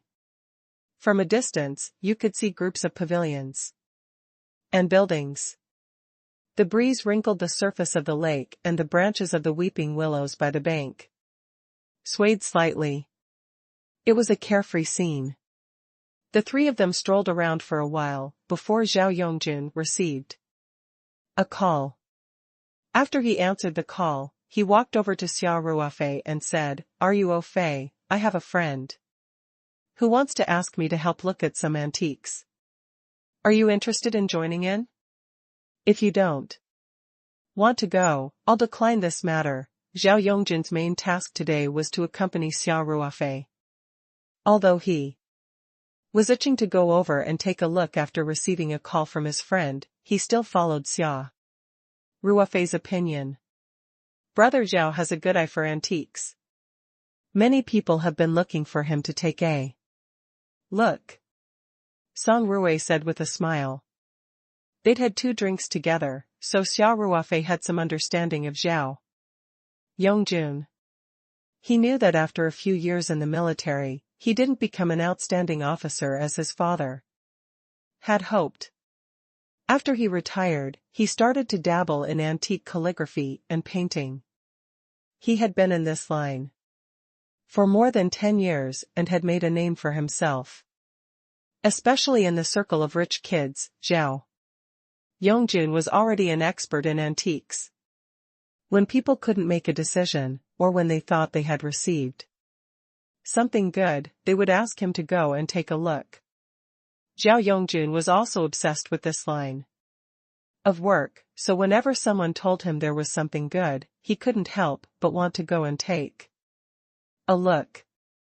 Xia Ruofei smiled and said, sure. Since I don't have much to do, I'll go with Brother Zhao to join in the fun. Brother Zhao, where is your friend? Song Ruwei also asked. Pan Family Garden. Zhao Yongjun said. Happily, it won't be too far by car. Ruofei, Song Ruwei, let's go now. When Xia Ruofei heard the words Pan Homeland, he was slightly moved. Logo. Pan Family's Old Goods Market was one of the largest antique calligraphy and painting distribution centers in the capital. Every day, countless people went there to search for treasures, dreaming of picking up scraps and becoming rich overnight. Of course, there were also a large number of counterfeits, and even experienced collectors often fell for them. Xia Ruofei had been thinking of visiting the capital over the past few days when he had the time. Of course, he wasn't trying to pick up any treasures, but he was thinking about whether he would be lucky enough to find world stones here. The world stone, which was extremely precious to him, was just an ordinary black stone in the eyes of ordinary people. The Pan family home had all kinds of strange things every day. Perhaps some small vendors would receive world stones from outside and sell them on their stalls without knowing what they were used for. Hence, Xia Ruofei was still looking forward to it. The 3 of them took 2 separate cars and went directly to Pan Jiayuan's Old Goods Market. Pan family's Old Goods Market was located near the South Road of the East Third Ring Road in the capital. It occupied a very large area and was said to have thousands of merchants. In addition, there was a large stall area. As he walked out of the car park, Xia Ruofei felt a tinge of disappointment. The jade talisman he was hanging on did not sense the existence of the realm stone. There was not even a trace of heat. However, Pan Homeland occupied a large area, and the sensing range of the jade talisman might not be able to cover the entire area. Besides, he just came here with the mentality of trying his luck. It would be best if he could get something. Even if he didn't, he wouldn't be too disappointed, and would just treat it as a pastime. It happened to be the weekend, so the entire market was fully open. There were many people here, and it was as bustling as a temple fair. After entering the door, the 3 of them walked all the way in. Xia Ruofei also had an intuitive understanding of the mix of good and bad in Pan Jiayuan.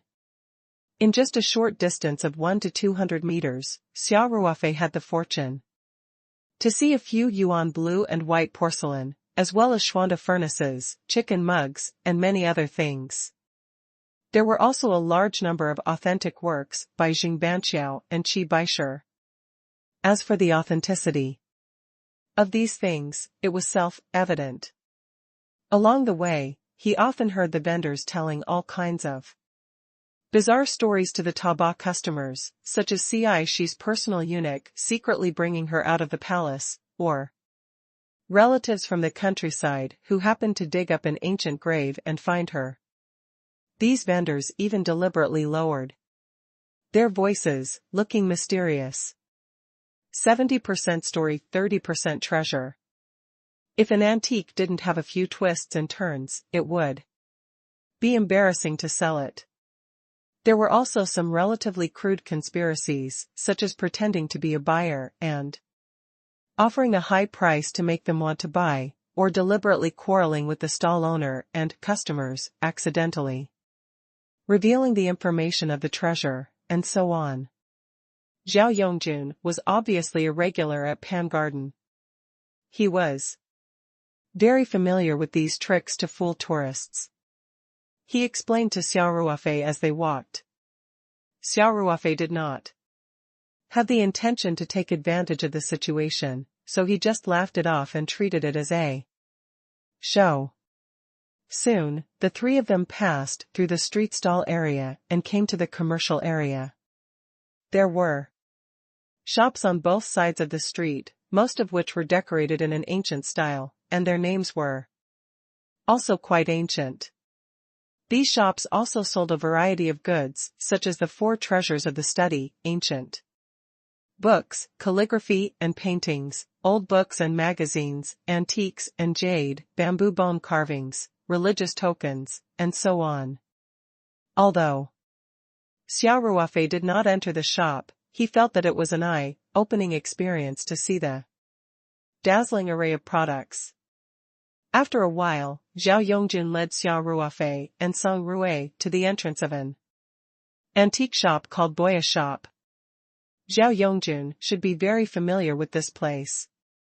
He greeted a young man at the door who was recruiting customers and led Xia Ruofei and Song Ruofei straight in. Zhao Yongjun didn't stop at the shop. He walked straight through the hall and went up to the second floor from the stairs at the back. The second floor's decorations were very ancient. There were all kinds of calligraphy and paintings, plaques, hanging screens, bonsai, porcelain, antiques, screens, antique shelves, and so on. It looked very elegant. A large number of mahogany materials were used in the decorations, and the colors were also full of nobility. Zhao Yongjun was very familiar with this place. He shouted as soon as he went upstairs, "Changzi, what good stuff did you find this time?" On the second floor, there were two large windows facing the street. Several people were sitting around the root, carved tea house next to the windows. They immediately turned their heads when they heard Zhao Yongjun's voice. One of the men in his early 30s immediately showed a warm smile when he saw Zhao Yongjun. He stood up and greeted him respectfully, "Brother Jun, you're here." The others also greeted him. Zhao Yongjun nodded his head and said, "Changzi, I brought two good brothers to join in the fun. This is Xia Ruofei, and this is Song Ruofei." Then, Zhao Yongjun turned to Xia Ruofei and Song Ruofei and said, "He's the boss of Boya House, Su Chang. You can call him Changzi." Xia Ruofei smiled and said to Su Chang, "Boss Su, nice to meet you." Song Ruofei also nodded lightly. "I'm flattered. Young Master Xia, young Master Song, you can just call me Changzi," Su Chang quickly said. Su Chang was in his early 30s and was older than Xia Ruofei and Song Ruofei. However, in front of them, Su Chang didn't dare to show any neglect. Although Zhao Yongjun was a forthright person and had many friends in the antique circle, he hardly called anyone his good brother. Xia Ruofei and Song Ruofei were obviously extraordinary, so Su Chang knew that they were most likely young masters in the upper class circle of the capital, just like Zhao Yongjun. Logo. Then, Zhao Yongjun introduced Xia Ruofei and Song Ruofei to the few people beside them. One of them was an old man with white hair and a white beard. He was wearing a tang suit and looked like a sage. His name was Guorurkan. He was the vice president of the capital city's antique association and was quite famous in the antique circle. There was also a chubby man in his 40s, wearing a short linen sleeve, a gold nan bracelet on his hand, and a pipe in his mouth. He squinted his small eyes, and seemed to always have a smile on his face, like a Maitreya Buddha. According to Zhao Yongjin's introduction, the stout man's name was Deming. He was an antique dealer in Jingang and had done business with Zhao Yongjin and Su Chong a few times. People in the industry called him Fatty N. The last person was dressed a little uncouth and looked very reserved. He didn't even know where to put his hands. According to Su Chong's introduction, this uncouth middle-aged man was called Wang Xingshui, a distant relative of Fatty N in the countryside. This item was found by Wang Xingshui in the old house in the countryside. While Su Chong was introducing, Xia Ruofei's eyes stayed on Wang Xingshui for 2 more seconds. Wang Xingshui looked like a farmer. He seemed rather restrained in the luxurious hall, and was a little restrained. However, Xia Ruofei felt that his evasive gaze was not entirely out of restraint. In fact, the rustic clothes he was wearing felt a little out of place. However, Xia Ruofei was only here to watch the show, so he didn't say anything. After a simple introduction, Zhao Yongjun asked, "Chongzi, where is the thing?" Without waiting for Su Chong to speak, Fatty N said with a smile, "Brother Jun, this is the incense cabinet. My relative found it in the old house in the countryside. Can you take a look at it for Brother Chong?" Fatty N was much older than Su Chong and Zhao Yongjun, but he called them Brother Jun and Brother Chong very smoothly, without the slightest embarrassment. Zhao Yongjin's gaze fell on a wooden cabinet on the carved coffee table. Xia Ruofei looked over as well. The cabinet was about 80 centimeters high and looked dignified and simple, with an ancient style. Zhao Yongjun walked closer to take a look. He even took out a small flashlight and checked it carefully. Woof! This is Ingzimu's old toy? Zhao Yongjun couldn't help but show a surprised expression. Fatty N said with a smile, "Big Brother Jun has good eyes. This was passed down from my distant cousin's family." "Cousin, tell Brother Jun about this item's origin." The uncouth Wang Xingshui stuttered, "This thing was passed down from my ancestors. I heard from my grandfather that it has been passed down for 7 or 8 generations. There used to be a shrine that came with it, but I lost it when I moved." Fatty N also chimed in from the side, "Big Brother Jun, Big Brother Chong, I saw that shrine when I was young. I still have some impression of it. It should be red sandalwood. If it had been kept until now, it would have been worth a lot of money." Xia Ruofei's eyesight was better. Even though he did not get close, he could see the small incense cabinet more clearly. He saw that there were some patterns on the wood of the incense cabinet. It was a bit like the big wave pattern on the Phoebe Jinnan wood that he sold to Tang He last time. After hearing Zhao Yongjun mention the Yingzi wood, Xia Ruofei could roughly guess. In fact, the patterns on the Phoebe Jinnan wood were also formed by the tumors caused by the disease in the trunk. The Yingzi wood that Zhao Yongjun mentioned was probably in the same situation. "Big Brother Jun, can you take a look?" Su Chong asked with a smile. Zhao Yongjun pouted. "I'm not very good at identifying wooden artifacts. I can only look at it roughly." "Chongzi, you've got the wrong person. By the way, what is Elder Gua's opinion? The sage, like Guorukan, smiled and said, Director Zhao, I don't know much about wood items, but this item looks old. Zhao Yongjun nodded. Yes, it looks like it's from the Ming dynasty. If it's been passed down for 7 or 8 generations, then it should be about the same time. Su Chong revealed a hint of joy and asked, Jun bro, so this cabinet is reliable? Xia Ruofei noticed that Fatty and Wang Xingshui's eyes quickly met, revealing a trace of joy that was deeply hidden. Although it was only for a short moment, Xia Ruofei was keenly aware that Wang Xingshui's eyes did not have a trace of the ignorance of an old farmer. Instead, there was a cunning light. Xia Ruofei's suspicion grew, but he didn't make a sound. He only secretly used his divine sense to contact Xia Qing, who was in the space.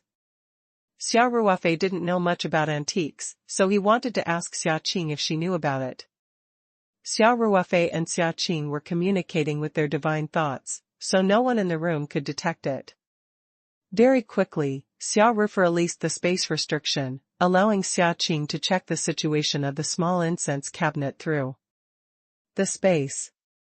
As the master of the space, Xia Ruofei had absolute control over it. It was naturally easy for him to let Xia Qing receive the outside world situation. As Xia Qing checked, she communicated with Xia Ruofei using her divine sense.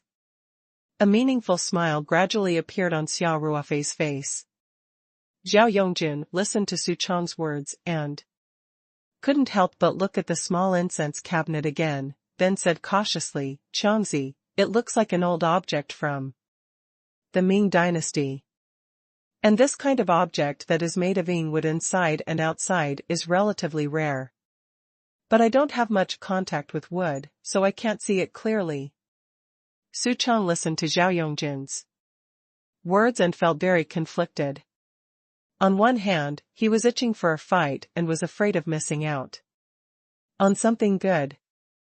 On the other hand, he was worried that he had made an error in judgment. The chubby Xian had offered 2 million for this item.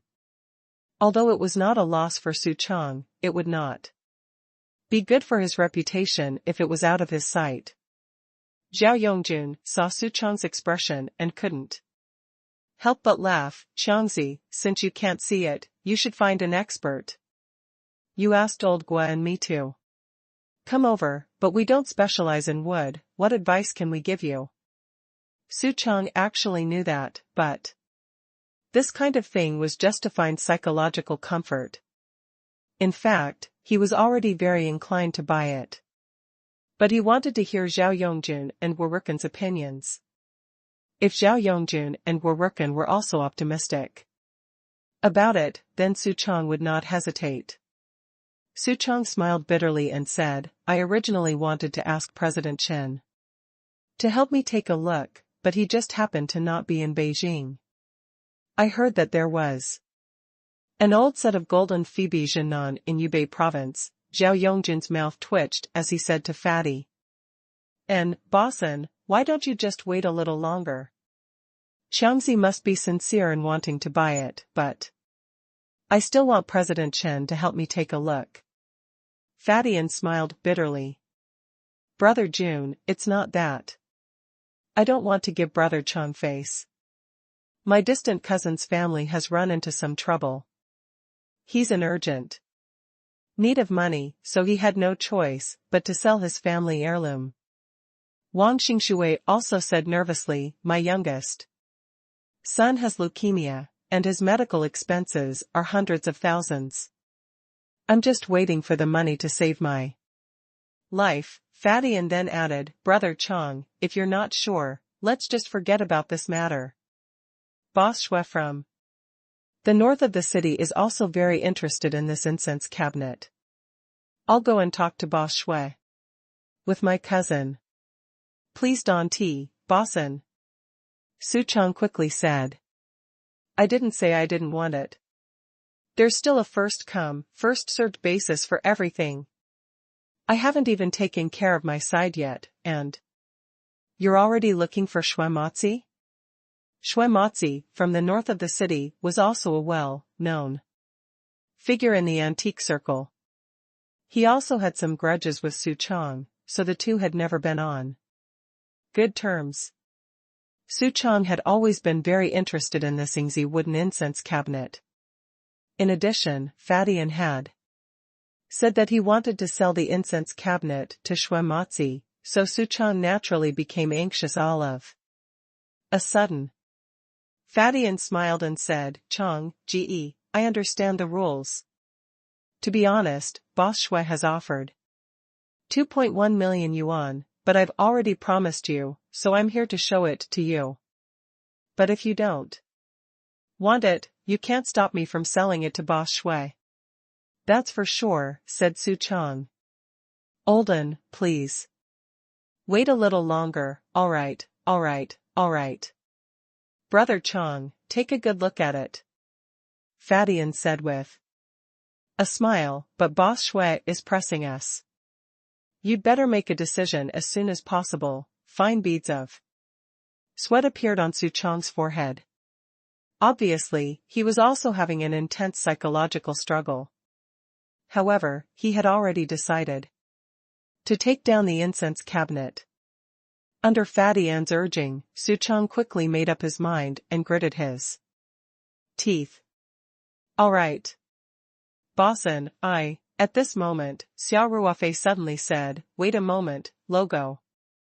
Su Chong had finally made up his mind, but was interrupted by Xia Ruofei, and his anger was immediately vented.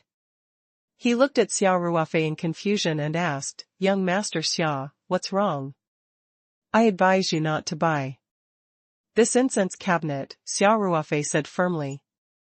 It's a fake. Su Chong was stunned by Xia Ruofei's words.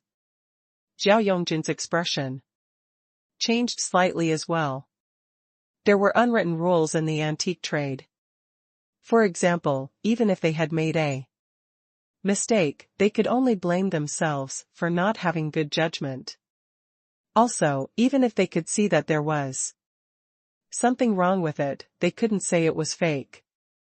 Under normal circumstances, they would say things like can't see it or it's hard to say, and so on. Those who really understood would naturally understand. Xia Ruofei was not in the antique circle, so it was against the rules for him to say that the cabinet was a fake. Even though Zhao Yongjun didn't know much about wood items, he had been in the antique business for so many years. He had a good eye for antiques. If he didn't find any obvious problems with it, Xia Ruofei, who had never touched antiques, wouldn't be able to find anything. So, Zhao Yongjun cleared his throat and prepared to remind Xia Ruofei. However, before Zhao Yongjun could speak, Fadian's face darkened and he said with a fake smile, Little brother. Things can be thrown out randomly, but words can't be said randomly. The antique business is very complicated, and it's best for outsiders to stay out of it. Zhao Yongjun was going to remind Xia Ruofei to watch his words. But after Fadian's words, Zhao Yongjun immediately stopped. What kind of person was Xia Ruofei? Even Elder Song thought highly of him. Yesterday, Song Ruwei even set up a scene. It was obvious that he wanted to include him in the upper circle of the rich boys in the capital. Xia Ruofei also cured Zhao Yongjin's father's diabetes, allowing this middle-aged general to continue his military career and even advance further. Xia Ruofei was the Zhao family's savior. In the face of such a relationship, the rules of the antique circle were nothing. Fadian was just an antique dealer. How dare he be so sarcastic and disrespectful to Xia Ruofei? Zhao Yongjun immediately snorted and said coldly, Fadian. What do you mean by that? If my brother says that this cabinet is fake, then it's fucking fake. Zhao Yongjun was known for his forthright attitude in the antique circle, but he was still a rich man's son. Once he got angry, he would not lose to anyone. Fadian was taken aback. Xia Ruofei wasn't in the industry and didn't know the rules. Could it be that Zhao Yongjun didn't know the rules too? Fadian was from Tianjin, after all. Although he had come into contact with Zhao Yongjun a few times, he knew that Zhao Yongjun's background was quite big. However, he didn't know him as well as Su Chong and the others. If he knew about Zhao Yongjun's family background, he would have admitted defeat without even a fart. Unfortunately, he didn't know. So even though he was a little afraid of Zhao Yongjun, he still said, "Director Zhao, this is a little unreasonable. This little brother, I'm being unreasonable." Zhao Yongjun narrowed his eyes and said in an unfriendly tone, "Also, Ruofei is my brother. What right do you have to call him little brother?" You, Fadian was choked speechless by Zhao Yongjun's overbearing attitude. Su Chong was the host, and he knew that Zhao Yongjun had a strong background. So he quickly gave Fadian a look and came out to smooth things over. "Brother Jun, please calm down. Boss. And didn't mean anything by it. It's just that Master Xia, Chongzi, are you complaining that my brother is talking too much?" Zhao Yongjun's voice was cold. "Then stop talking so much nonsense. Let's go." Then, Zhao Yongjun immediately called Xia Ruofei and Song Rui to leave. Song Rui was just there to watch the show. He glanced at Su Chong and Fadian with a smile and said, "You two really have guts." Su Chong's expression changed. He quickly grabbed Zhao Yongjun's hand and begged, Brother Jun, don't be angry." As he spoke, he gently smacked his own mouth and said, "I definitely didn't mean it that way. Young Master Xiao's reminder is for my own good, isn't it? Do you think I, Chongzi, am such an ungrateful person? How could Su Chong dare to let Zhao Yongjun go?" If Zhao Yongjun left in anger, not only would the friendship that they had built up over the years be destroyed, they might even be hated by Zhao Yongjun. He was someone very few people in the capital dared to offend. In comparison, what was an incense cabinet made of Yingzi wood? Even if it was true, he would not lose a piece of meat if he did not buy it. Zhao Yongjun's face brightened a little and said, "Chongzi, since Ruofei said that there's a problem with this cabinet, you don't have to buy it." Okay. I won't buy it, Su Chong quickly agreed. Fadian's expression changed slightly when he heard that. Xia Ruofei saw a flash of hatred in the honest, looking Wang Xingshui's eyes and couldn't help but secretly pout. "Boss Su, this isn't very good, is it?" Fadian frowned slightly and said, "You were the one who said you were interested in my cousin's incense cabinet, so we rushed over from afar. You don't like this item, so you have to give us an explanation, right? Otherwise, if word gets out, no one would dare to do business with me." Fadi and logo. Su Chong's eyes widened. He thought to himself that this Fadi and was too insensible. He kept on pestering him about this matter. What good would come out of offending Brother Jun? "Bossin, it's my freedom to buy it or not," Su Chong said in a muffled voice. "I only asked you to bring something over for me to inspect. I never said that I had to buy it." Fadian and Wang Xingshui looked at each other. They didn't know what kind of medicine Su Chong had taken to be so afraid of Zhao Yongjun and Xia Ruofei. Their simple words had made him decide not to take them. One must know that Su Chong was already very tempted just now, and had almost made the decision to buy it. Fadian and Wang Xingshui were naturally filled with resentment towards Xia Ruofei. Fadian, who had a kind look, was still fine, but Wang Xingshui was much worse at hiding it. His honest farmer's outfit revealed a ruthlessness that did not match his identity. Xia Ruofei saw Wang Xingshui's expression and just laughed in disdain. At this time, Guorukan, who had been silent all this time, laughed and said, "Why don't you all calm down? Since this little brother Xia has made such a judgment with such confidence, he should be confident. Why don't you let him say it?" Old Gua, Zhao Yongjun, frowned. He knew that Xia Ruofei had never come into contact with the antique business. There were too many tricks in this business. Even he himself was not sure that it would not be an eye-opener, so what could a layman like Xia Ruofei say? Xia Ruofei didn't want to put Zhao Yongjun in a difficult position, so he smiled and walked to the wooden incense cabinet.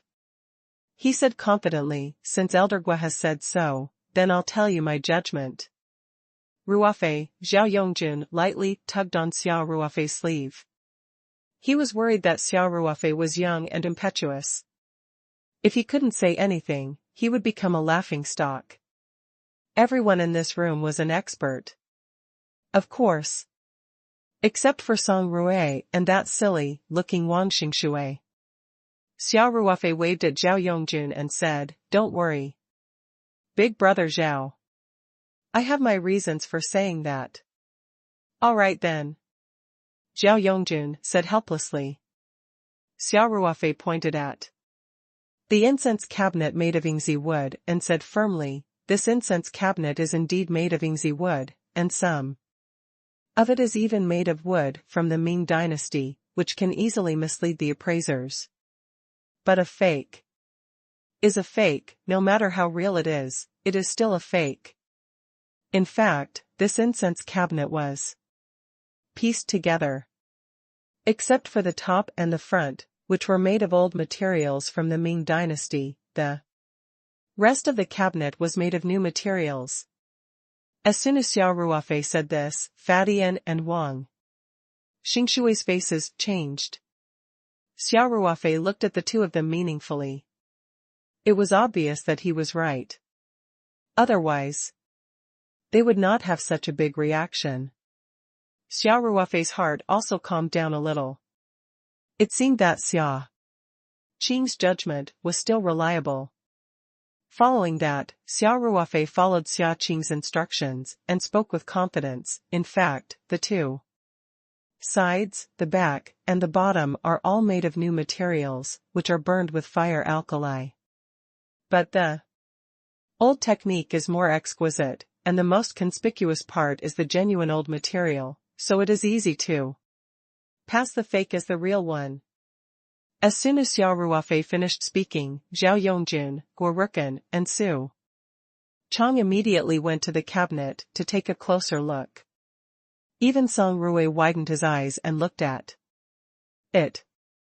Although the three of them were not good at identifying wooden items, they were experienced and knowledgeable. With Xia Ruofei's reminder, they more or less found some traces of fraud. Of course, this was because he had already made a preconceived judgment and had specifically investigated the problem, which was why it was so easy to find. In the beginning, they didn't see any problems. After all, the forgery technique was quite advanced. Sure enough, there are traces of it being old, Su Chang muttered. Guorukan and Zhao Yongjun also looked at Xia Ruofei in surprise, feeling that it was a little unbelievable. Especially Zhao Yongjun, who found it even more unbelievable. After all, he knew that Xia Ruofei had never touched antiques before. How could he have a better eye than the old players who had been in Panjiayuan and Lolakang all year round? However, what surprised them even more was yet to come.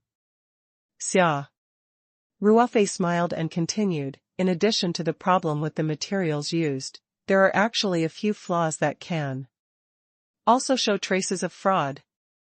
What? Guorukan cried out. Ruofei, tell us quickly, let us learn something. Zhao Yongjun quickly said.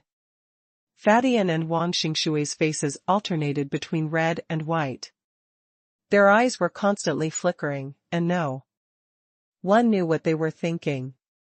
Everyone knows about hanging dust, right? Xia Ruofei said with confidence. Of course, there's usually a layer of dust at the back of old furniture to prevent moisture. Zhao Yongjun immediately said. Xia Ruofei pointed at the cabinet and said, take a closer look at the ash on the back and the bottom. Don't they look almost the same? But this is an obvious flaw. One side is against the wall, while the other side is against the ground. The degree of moisture and peeling will definitely be different over hundreds of years. There is only one possibility for the ash to have almost the same effect, and that is that it was artificially added later. Just as Zhao Yongjun and the others were busy comparing the dust on both sides, Xia Ruofei continued, there's also a problem with the copper work on the top.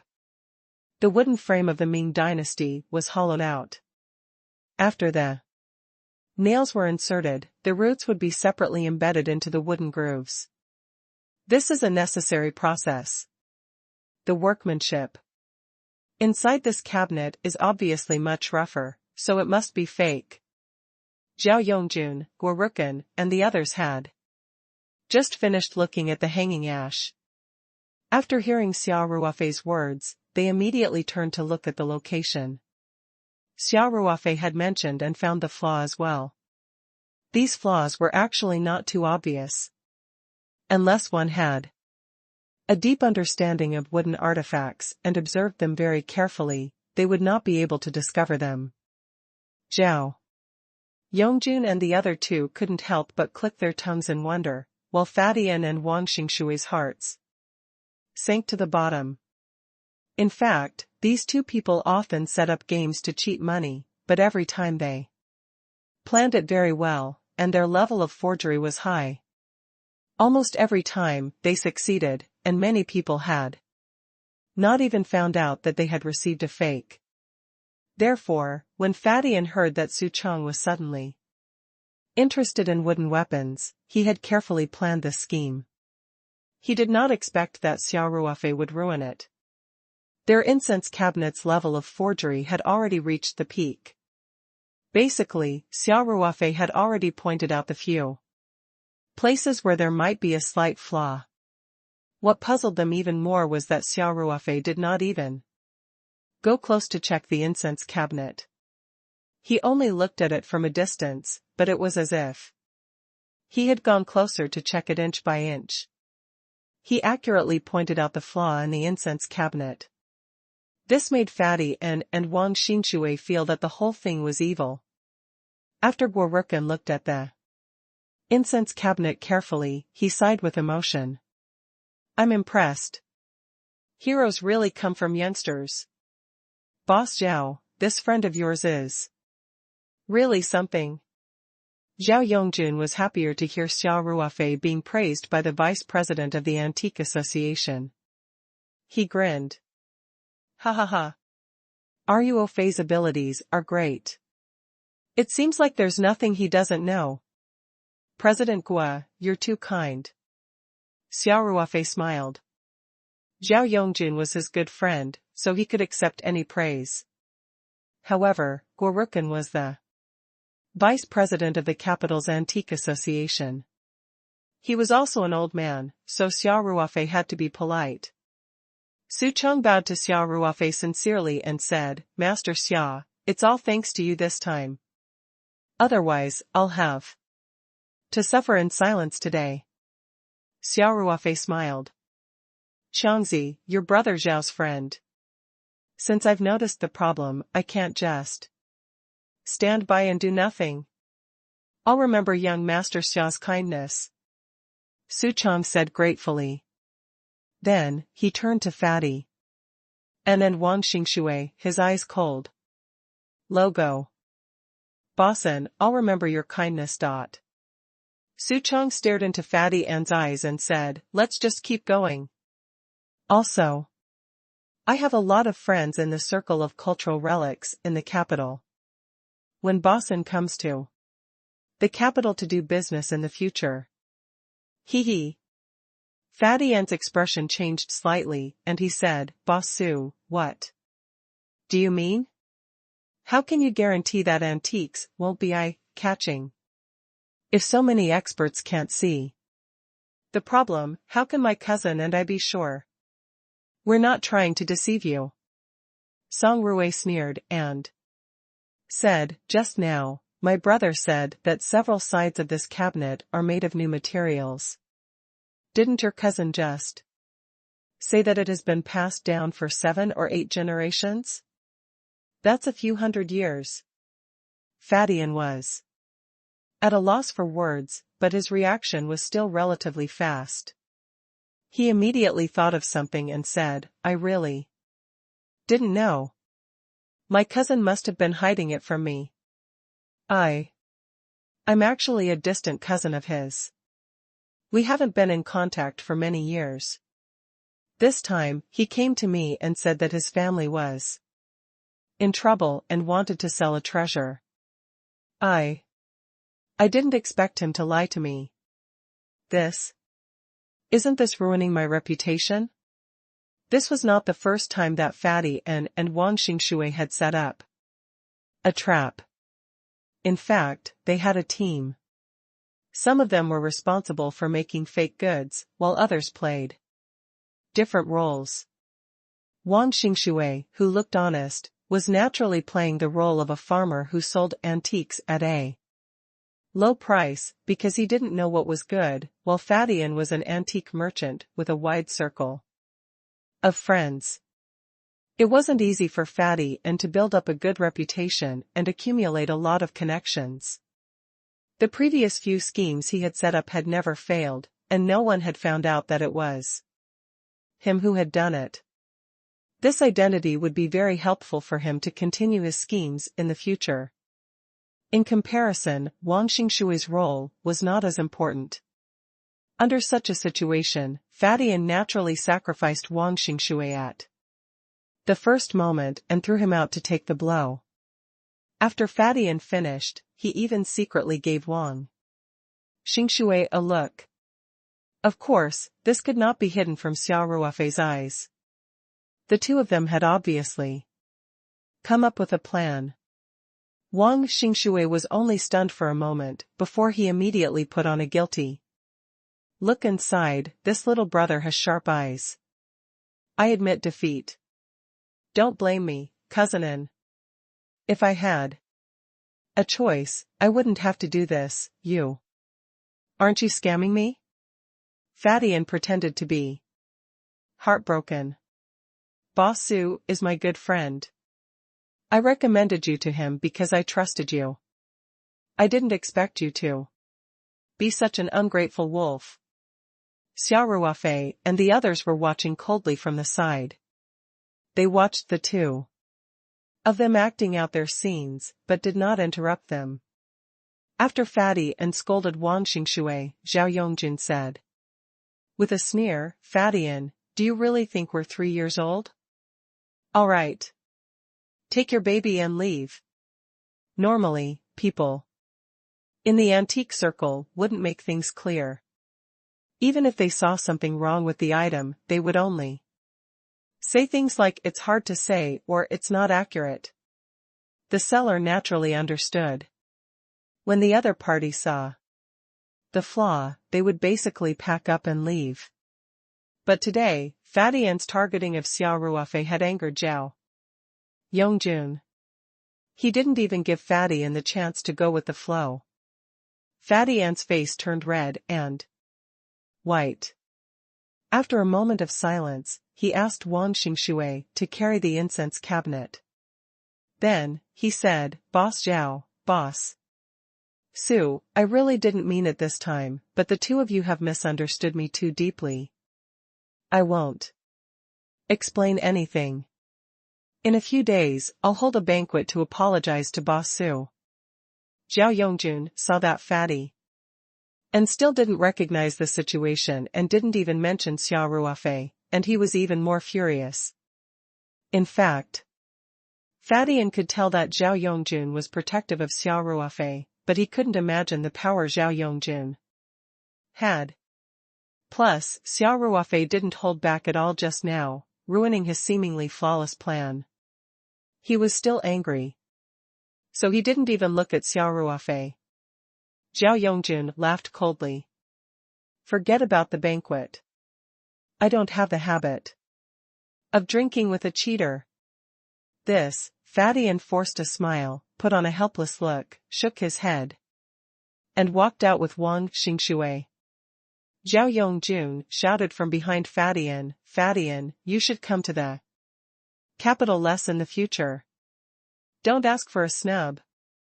In addition, I have some friendship with the grandson of Tianjin Port. I'll tell him about your glorious deeds. Good luck. Fadian's expression suddenly changed, and he couldn't help but stop in his tracks. Grandpa Sun was an influential figure in the antique circle of Tianjin and Hong Kong. A quarter of the antique market in Tianjin and Hong Kong was controlled by his antique store. His connections in the antique circle were even more unparalleled. If Zhao Yongjun was really close to Grandpa Sun and told him about Fadian's cheating, then Fadian would definitely become a street rat in the antique circle of Jinggang City. At first, Fadian was still feeling sorry for losing the Beijing market, but he didn't expect the situation to be so much worse than he had imagined. If Zhao Yongjun wasn't bragging, then his base, Jinggang City, had already fallen, and the connections he had built over the years would be destroyed. Fadian's heart also sank to the bottom. But this was the capital, and Zhao Yongjun seemed to be very powerful, so Fadian didn't dare to act rashly. He just looked back, gritted his teeth, and left with Wang Xingxue. Logo. Xia Ruofei saw a trace of resentment in Fadian and Wang Xingxue's eyes. However, in Xia Ruofei's eyes, Fadian was an insignificant character. He would not take the hatred of a small fry to heart. If Fadian admitted that he was unlucky, then so be it. But if he really dared to have any ill intentions towards Xia Ruofei wouldn't mind teaching him a lesson. After Fadian and Wang Xingxue left, Su Chang said to Xia Ruofei with great enthusiasm, Master Xia, it's all thanks to you this time. I'll make the arrangements for lunch today. I want to thank Master Xia properly.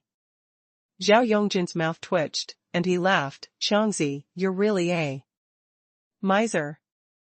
Ruofei has helped you so much, and you're just going to give him a meal? Su Chang gently smacked his own mouth and said, it's my fault for not considering it properly. Brother Jun, Master Xia, in order to express my gratitude, I'll give you one of the items in the shop as a small token of my appreciation. But hee. That rice cream, alright. Zhao Yongjun said with a look of disdain, I know that. It's your treasure. Ruofei won't want it. Then, Zhao Yongjun laughed and said to Xia Ruofei, Ruofei, Changzi is very sincere. Go down and pick a small thing. Xia Ruofei smiled and said, no need. I just happened to see it. And just reminded you. There's no need to thank me. Brother Zhao's friends are my friends. Yes. Su Chang quickly said, young Master Xia, if it weren't for you today, I would have lost 2 million yuan. It's not a big deal, but if this gets out, I'd have no place to hide my face. So, you've saved my reputation. It's just a small gift, please don't reject it.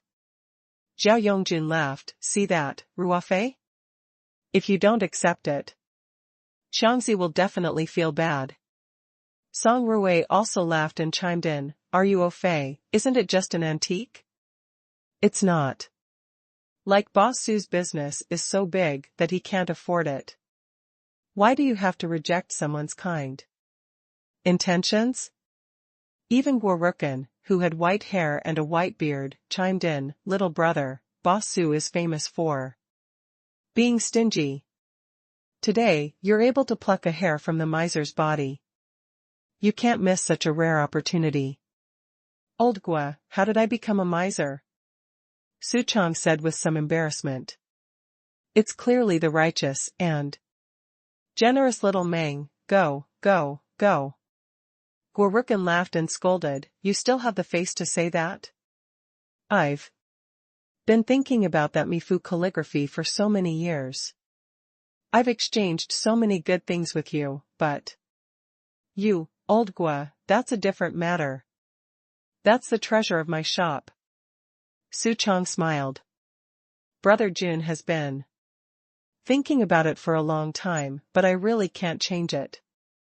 Otherwise, my dad will break my leg." Seeing that everyone was trying to persuade him, Xia Ruofei could only nod helplessly and say, "All right then. Then, thank you, Boss Su." Su Chang was overjoyed when he heard this and said, "Young Master Xia, let's go downstairs now. Take your time, except for Mi Fei's copybook, you can take anything you like. After this, I'll arrange a banquet to thank you." Su Chang was trying his best to make friends with Xia Ruofei. On one hand, he judged that Xia Ruofei and Xia Ruofei were young masters from rich families like Zhao Yongjun, and they were worth making friends with. On the other hand, Xia Ruofei's ability to identify relics was an eye-opener for him. He was in the antique business. If he needed help in this area in the future, Xia Ruofei could help him identify them. It would be a big profit. However, Su Chang didn't know that Xia Ruofei didn't know how to identify antiques. He just said the few words that Xia Qing had sent him without missing a word. Su Chang enthusiastically brought Xia Ruofei and the others to the shop downstairs. When the employees saw their boss personally bring the guests down, they all perked up. As soon as they arrived at the shop, Su Chang generously asked Xia Ruofei to pick an item. Xia Ruofei did not have the intention to rip him off. He just wanted to pick something that was reasonably priced and let this matter go. However, the Chinese valued their reputation and Xia Ruofei could not be too obvious. Hence, he pretended to be serious and started shopping. Su Chang's shop was very big. This floor was at least 300 square meters, which was a relatively large shop in Pan Garden. The antique store naturally had a variety of items. Xia Ruofei shuttled between the counters and display shelves, admiring all kinds of exquisite antiques. While observing carefully, he was prepared to take something that was not very expensive later. Not only did he take into account Su Chang's kind intentions, but he also felt okay. However, when Xia Ruofei walked to a display stand, he paused for a moment and a look of surprise flashed in his eyes. Su Chang and Zhao Yongjun didn't disturb Xia Ruofei while he was shopping. They stood beside the counter and chatted, so no one noticed the change in Xia Ruofei's expression. Xia Ruofei said to himself, "I didn't expect this shop to have such good stuff." Just now, when Xia Ruofei turned to this display shelf, he immediately felt a vibration in his palm. It was the vibration of the spirit map scroll. According to Xia Ruofei's experience, there were only two reasons for the spirit map scroll to vibrate. One was when there was a high-quality jade nearby, and the other was when a world stone was discovered. However, Xia Ruofei was still wearing a jade talisman that Xia Qing had specially used to sense the world stone. If there were any realm stones nearby, Xia Ruofei would not even need to walk into the shop. As long as he was nearby, the sensing jade talisman on his chest would start to heat up. Today, the jade talisman did not respond at all. This meant that it was the jade that caused the spirit painting to shake. Furthermore, after Xia Ruofei took 2 steps forward, the spirit painting trembled even more violently. One must know that Xia Ruofei had bought a raw jade stone before. When he was choosing, he had to touch the stone before the painting would shake. It was only that time when he had bought a world stone by chance. It was also the first time that the spirit map scroll had reacted before he had even touched the stone. There were no world stones here, which meant that the quality of the jadeite found in the spirit map scroll was quite high. It might even be the highest quality jade that Xia Ruofei had ever seen. Xia Ruofei was also confused, because there was no jade on the display shelf. The items on display here were all miscellaneous items, such as wood, bamboo, tooth, equipment, purple clay pots, snuff bottles, and so on. Could it be that there's a universe in one of the antiques? Xia Ruofei's interest was piqued. He walked around the display shelf at a moderate pace. According to the degree of the vibration of the spirit painting scroll, he quickly determined the antique that caused the reaction. It was a pair of wood carvings, about 40 to 50 centimeters tall. The carving looked okay, but it was definitely not the best. It was a pair of door gods riding on a divine beast, and the divine beasts under the door gods were even painted with gold. Xia Ruofei beckoned for the staff nearby to come over. He opened the glass door of the display shelf and held the wood carvings in his hand. As expected, this wood carving was one of the 2 wood carvings. The moment he held it, it caused the spirit painting to shake even more violently. Xia Ruofei couldn't help but feel happy in his heart.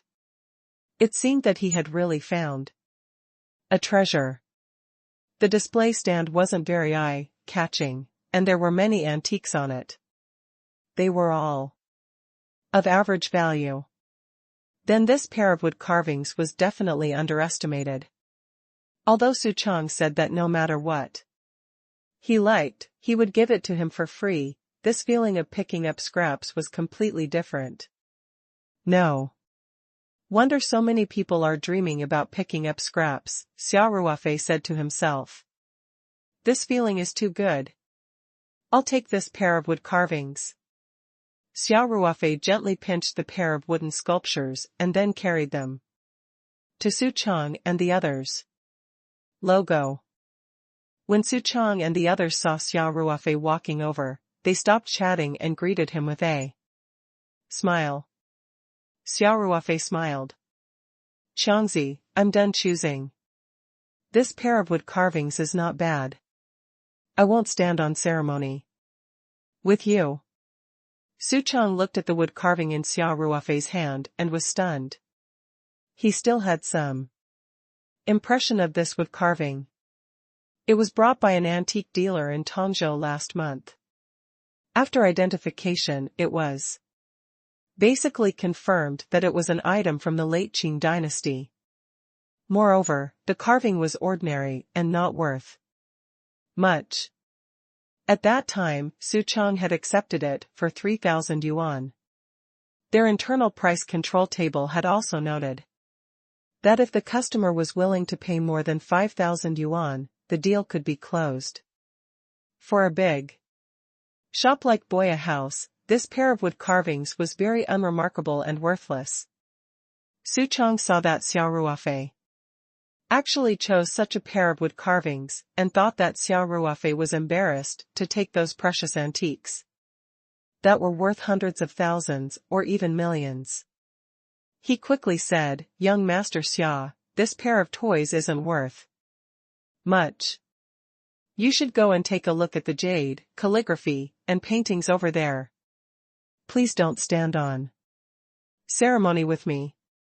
Su Chang pointed to the area not far away where the more expensive antiques were displayed. The display shelves were of different grades and were equipped with spotlights. Xia Ruofei smiled and shook his head. No need, this pair of wood carvings is quite good. I'll take them.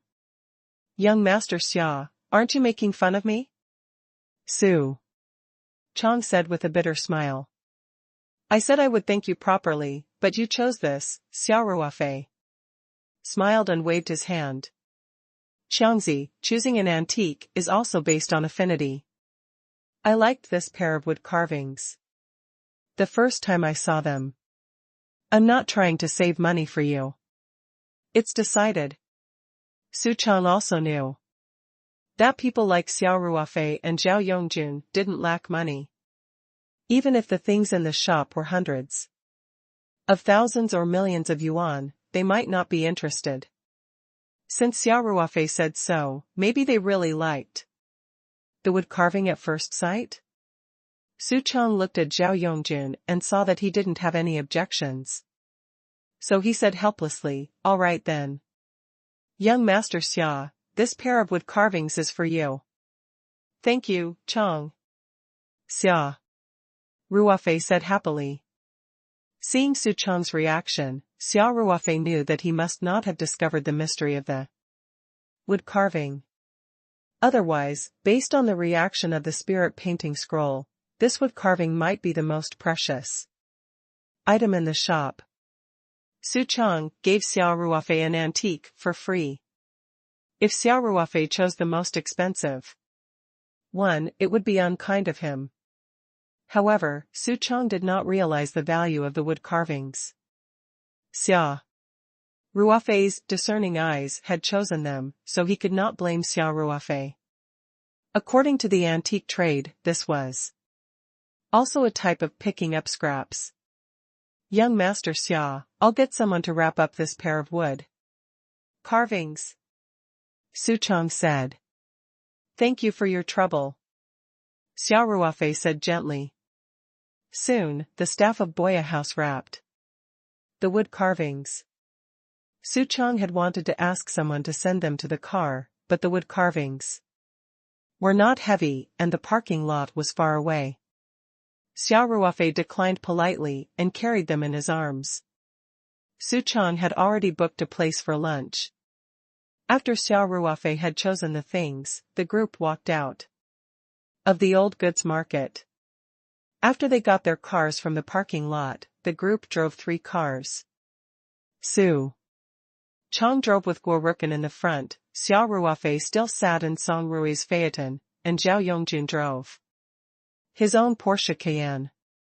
Song Rui glanced at Xia Ruofei while driving and said, Are you au fait, this pair of wood carvings shouldn't be that simple, right? Xia Ruofei chuckled, how would I know? I just liked it at first sight, so I chose it. This is a free gift from Xiangzi, it's not nice to pick something too expensive. Stop talking nonsense. Song Rui said. Do you think I don't know you? Even if you wanted to save money for Su Chang, you wouldn't have made it so obvious. Since you've chosen such an unremarkable pair of wood carvings, it means that there must be something special about them. Woof. Your intelligence is improving very quickly. Xia Ruofei joked. Hanging out with a cunning person like you, Song Rui pursed his lips and said, the once pure me is becoming more and more scheming, go, go, go. Xia Ruofei said in disdain. Song Rui looked up and laughed, really? Didn't they say? The closer you are to vermilion, the redder you will be? You're that pig. You brat, you dare to scold me in such a roundabout way? Xia Ruofei glanced at Song Rui and said, it seems like you don't want to know the secret of this pair of wood carvings. I'm willing to listen if you're willing to tell me. Song Rui said indifferently. But I don't care if you don't tell me. Xia Ruofei nodded and said, yes. He had ambition. So, you don't care about what I have to do with Song Wei? Xia was Song Ruo's Achilles heel. Once Xia Ruofei mentioned this, Song Ruo immediately panicked and quickly put on a flattering smile. Brother, I was wrong. I was really wrong. Seeing Song Ruo's flattering look, Xia Ruofei couldn't help but laugh and said, I don't believe. I can't deal with you. Yes, yes, yes, Song Ruo nodded repeatedly. Okay, Xia Ruofei waved his hand and said, I'll talk to Song Wei about this when I get back. Don't look like a traitor, it's scary, logo. Song Ruo chuckled and returned to his serious look. Then, he couldn't suppress his curiosity and asked, Are you au fait, what's so special about this pair of wood carvings? Tell me. Xia Ruofei said, It's really just my intuition. I haven't had the time to look at it in detail. If you want to know, then come back to the hotel with me this afternoon. All right. Okay. Song Ruo responded happily. The three cars made a few turns and finally drove into an alley. There was a very good private restaurant hidden there. It was obviously not Song Ruo and Zhao Yongjun's first time here. After the car was parked, Song Ruo said to Xia Ruofei, This restaurant's palace cuisine is very special. I was going to bring you here to try it. Xia Ruofei smiled and said, It's okay. We can always try again if it's good. I'll give you a chance to treat us. You're just thinking about eating from the rich. Song Ruo rolled his eyes. Xia Ruofei laughed and walked towards Su Chong and the others. The private restaurant was located in a large courtyard with 3 entrances. It was very different from the messy social environment in Xia Ruofei's impression. This courtyard had obviously been renovated and the environment was very good. Although the building materials were antique, they didn't give people the feeling of being broken. It was probably made by professionals who specialized in repairing old buildings. Otherwise, it would be impossible to achieve such an effect of repairing old buildings as old as they were. It was a traditional courtyard house with stone tables, stone chairs, grape racks, rocking chairs. Xia Ruofei could not help but feel tempted. If he could have such a quiet courtyard house in the bustling capital, it would be very pleasant. However, now that the price of real estate in the capital had broken through the sky, a rare resource like a courtyard house was even more priceless. Even if there was a sale, the price would be at least over 100 million. Xia Ruofei didn't live in the capital for long, so he only thought about it and didn't plan to do it. However, Zhao Yongjun seemed to have noticed Xia Ruofei's interest. After everyone sat down in the room, Zhao Yongjun, who was sitting beside Xia Ruofei, nudged Xia Ruofei lightly and asked with a smile, Are you au fait? This courtyard isn't bad, right? Do you have any plans to buy one in Beijing? When Su Chong and Gua Ruken heard this, they couldn't help but be shocked. Anyone who could buy a courtyard house in Beijing must have extraordinary economic strength. Even if they were locals of Beijing and considered successful people, this was a high-end house that was more precious than a villa. Xia Ruofei smiled. Brother Zhao, don't scare me. How can I afford such an expensive house? Zhao Yongjun laughed. Ruofei, don't be so humble. I heard from Song Ruo that your business is very big in the southeast province. It's not a big deal to buy a yard in Jing. Xia Ruofei said, I'm not being humble. My business is just starting out. I've invested all my money into the company. It's not realistic to take out a few 100 million to buy a courtyard house. The price isn't that high. Zhao Yongjun said with a smile. It depends on the location. Then, Zhao Yongjun hesitated and looked at Su Chong and the others. In the end, he said, Ruofei, if you really have the intention to buy a property in the capital, I know a good opportunity. Oh? Xia Ruofei's interest was piqued. Brother Zhao, tell me about it. Su Chong and Guorukan couldn't help but prick up their ears. Even Song Rui was very interested and stared at Zhao Yongjun. Zhao Yongjun laughed and said, I have a friend's family who migrated overseas. The house he used to live in is about to be put up for sale. It's in a good location, located in Dean Street, Luhai Lane. It's a 3-inch yard area, 1,500 square meters, and the building area is more than 600 square meters. The yard is well maintained, and my friend said that all the furniture and appliances in the house will be given away. He won't take a single piece with him. If you buy it, you can basically live in it directly. Xia Ruofei was a little moved. He smiled and asked, such a good location, such a big yard, the price must not be cheap. Right? I heard that the unit price of some Sehiyuan in the capital has exceeded 300,000 yuan. If it was really 300,000 per square meter, then the courtyard that Zhao Yongjun mentioned would be worth 400 to 500 million. Even Xia Ruofei wouldn't be able to take out such a large sum of money to buy a house. That's a Sehiyuan near a scenic spot, Zhao Yongjun said with a smile. My friend's house isn't that exaggerated. The price of the nearby courtyards is around 100,000 to 150,000 yuan per unit. That's about 100 or 200 million, right? Xia Ruofei said, as he quickly calculated in his heart. If you want to buy it, my friend will definitely give you the lowest price. I still have that little bit off ace.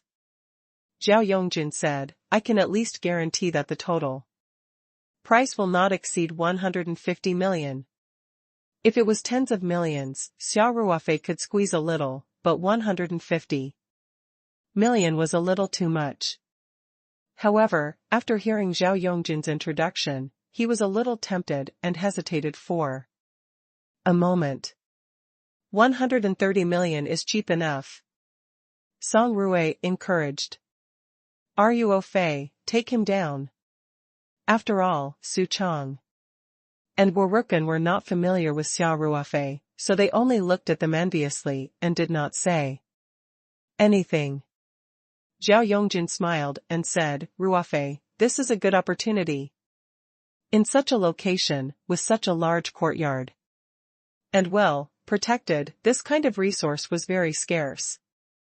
Why don't we take a look at the houses first before deciding? Let's see. Song Rui said, you won't lose anything by looking at it anyway. Xia Ruofei nodded and said, sure. We'll go over to take a look at the house in the next 2 days. If it's really good, I'll grit my teeth and buy it. Haha, good. Zhao Yongjun said, Ruofei, let me tell you. You'll definitely be satisfied. If it wasn't for the fact that I'm short on funds, I would have bought it. I don't have a lot of funds either. Xia Ruofei said with a bitter smile. He definitely couldn't take out so much money at once, but now that he had a strong network and knew a few super rich people, it wouldn't be a problem to borrow some money. Once Fairyland Farm in Australia was on the right track, its monthly dividends would probably reach tens of millions of US dollars. It would be easy for Xia Ruofei to return the money. At this time, the dishes were also served, and Su Chong quickly called everyone to drink. The meal went on for more than an hour. During the meal, Su Chong kept toasting to Xia Ruofei and the others. Even Gua Rukan, the vice president of the capital city's Antique Association, also toasted Xia Ruofei a few times. However, he was mainly impressed by Xia Ruofei's ability to identify wooden artifacts and wanted to be on good terms with him. After the guests and the host had their fun, Xia Ruofei and the rest left the private restaurant. At the door, Su Chong expressed his sincere gratitude to Xia Ruofei and watched as Xia Ruofei got into the car and left. While they were drinking, Song Ruwei was still thinking about Xia Ruofei's pair of wooden sculptures. He secretly hinted to Zhao Yongjun, so after dinner, Zhao Yongjun did not go home. He drove behind Song Ruwei's phaeton and went to the hotel together. Back in the hotel room, Song Ruwei immediately said, "Are you au fait? Quickly take out that pair of wood carvings, and let's have a look." Zhao Yongjun was also looking forward to it. After all, Xia Ruofei had already demonstrated his ability to appraise wooden items in the morning. The gift he had chosen was a pair of wooden carvings, so Zhao Yongjun naturally thought that this pair of wooden carvings had an extraordinary origin. Never in his dreams would he have thought that Xia Ruofei didn't even know how to appraise a wooden artifact and that it was Xia Qing who had cheated. And he had chosen this pair of wood carvings not because of the wooden artifact, but because of the help of the spirit map. Xia Ruofei smiled as he opened the box and took out the wooden carvings. In fact, he really did not check the wood carvings carefully. Under the watchful eyes of Zhao Yongjun and Song Ruwei, Xia Ruofei carefully observed the wood carvings. In fact, he used his spiritual power to do a full inspection of the wood carvings, logo. This pair of wood carvings was about 50 centimeters tall. They looked simple and dignified. They were painted in vermilion. The divine beast under the door god's throne was also painted in gold. Whether it was the red or gold paint, it had become mottled with the erosion of time, revealing the paint inside. While Xia Ruofei was looking at it, Zhao Yongjun and Song Ruwei were also staring at the wood carvings. They wanted to see what was so special about this ordinary-looking wood carving. Song Ruwei knew nothing about antiques, and Zhao Yongjun was not good at wood. The mystery of wood carvings did not lie in the wood carvings themselves, so the two naturally could not see anything. Some hard materials, such as rocks and porcelain, could not be completely penetrated by the power of the mind, so the exploration of the power of the mind was not omnipotent. For example, it was basically impossible to use the power of the mind to detect whether there was jade in the raw stone.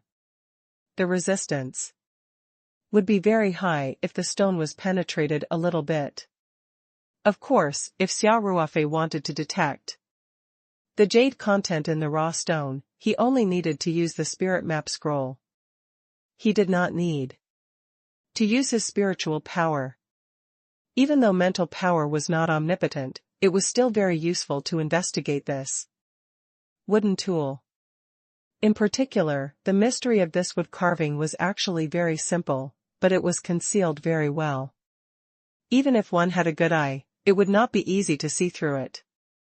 However, with Xia Ruofei's spiritual power, everything was revealed. Like a CT scan, Xia Ruofei scanned the wood carving bit by bit with his mental energy. Soon, he found that there was a secret at the base of the wood carving. He immediately revealed a smile. "Ruofei, did you see anything?" Song Ruwei asked impatiently. Xia Ruofei smiled at the two of them and took out a sharp military dagger. "I'll show you a magic trick." Then, Xia Ruofei picked up one of the wood carvings and placed it on the table. Xia Ruofei used his military dagger to scratch the base of the wood carving, and a piece of mottled paint was cut off. "Hey," Song Ruwei called out, trying to stop Xia Ruofei. Although the wood carving was not very expensive, it was still worth thousands of yuan. This cut had destroyed the paint that had naturally formed due to the erosion of time, and the wood carving was basically useless. However, Xia Ruofei was so fast that Song Ruwei could not stop him in time. On the other hand, Zhao Yongjun didn't make a fuss. Instead, his eyes brightened slightly and he revealed a thoughtful expression. Xia Ruofei's knife was very fast. In the blink of an eye, almost all the paint at the bottom of the wood carving had been scraped off. Then, Xia Ruofei used the tip of the knife to draw a line on the base. Soon, a small gap was revealed. Zhao Yongjin's face changed and he cried out, "The wood carving is hollow? Could it be that something is hidden inside?" Xia Ruofei had already found all the gaps in the base. He then inserted the tip of the knife into the gap and pried it gently.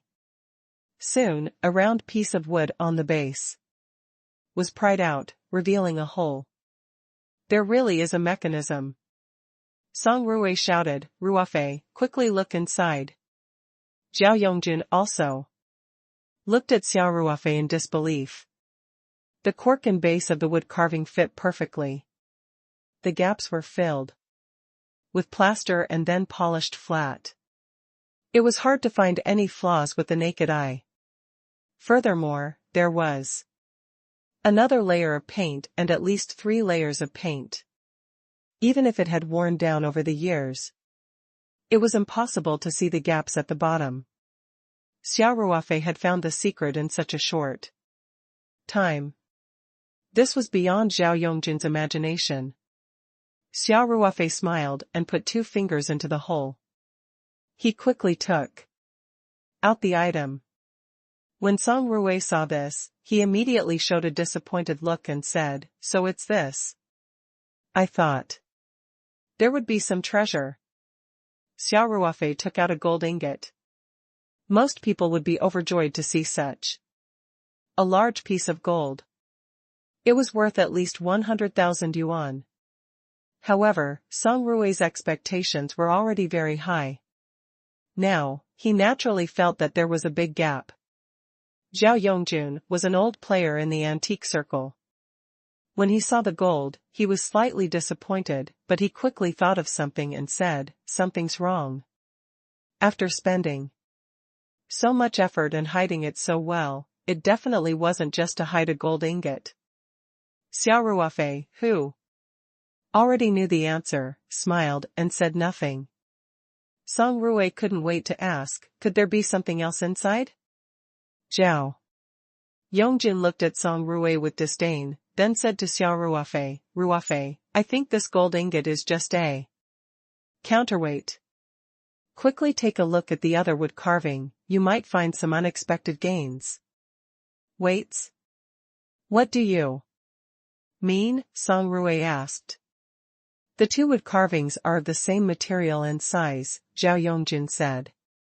"If there's something hidden in one of them, the weight will change, and it'll be easy for people to find out. So I guess the person who hid the thing made the 2 wood carvings into the same structure. One of them hid something, and the other stuffed a gold ingot of the same weight in.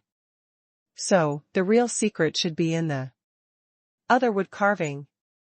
Xia Ruofei immediately clapped his hands and said, "Big brother Zhao is indeed experienced, unlike some of our comrades who are so flustered, logo.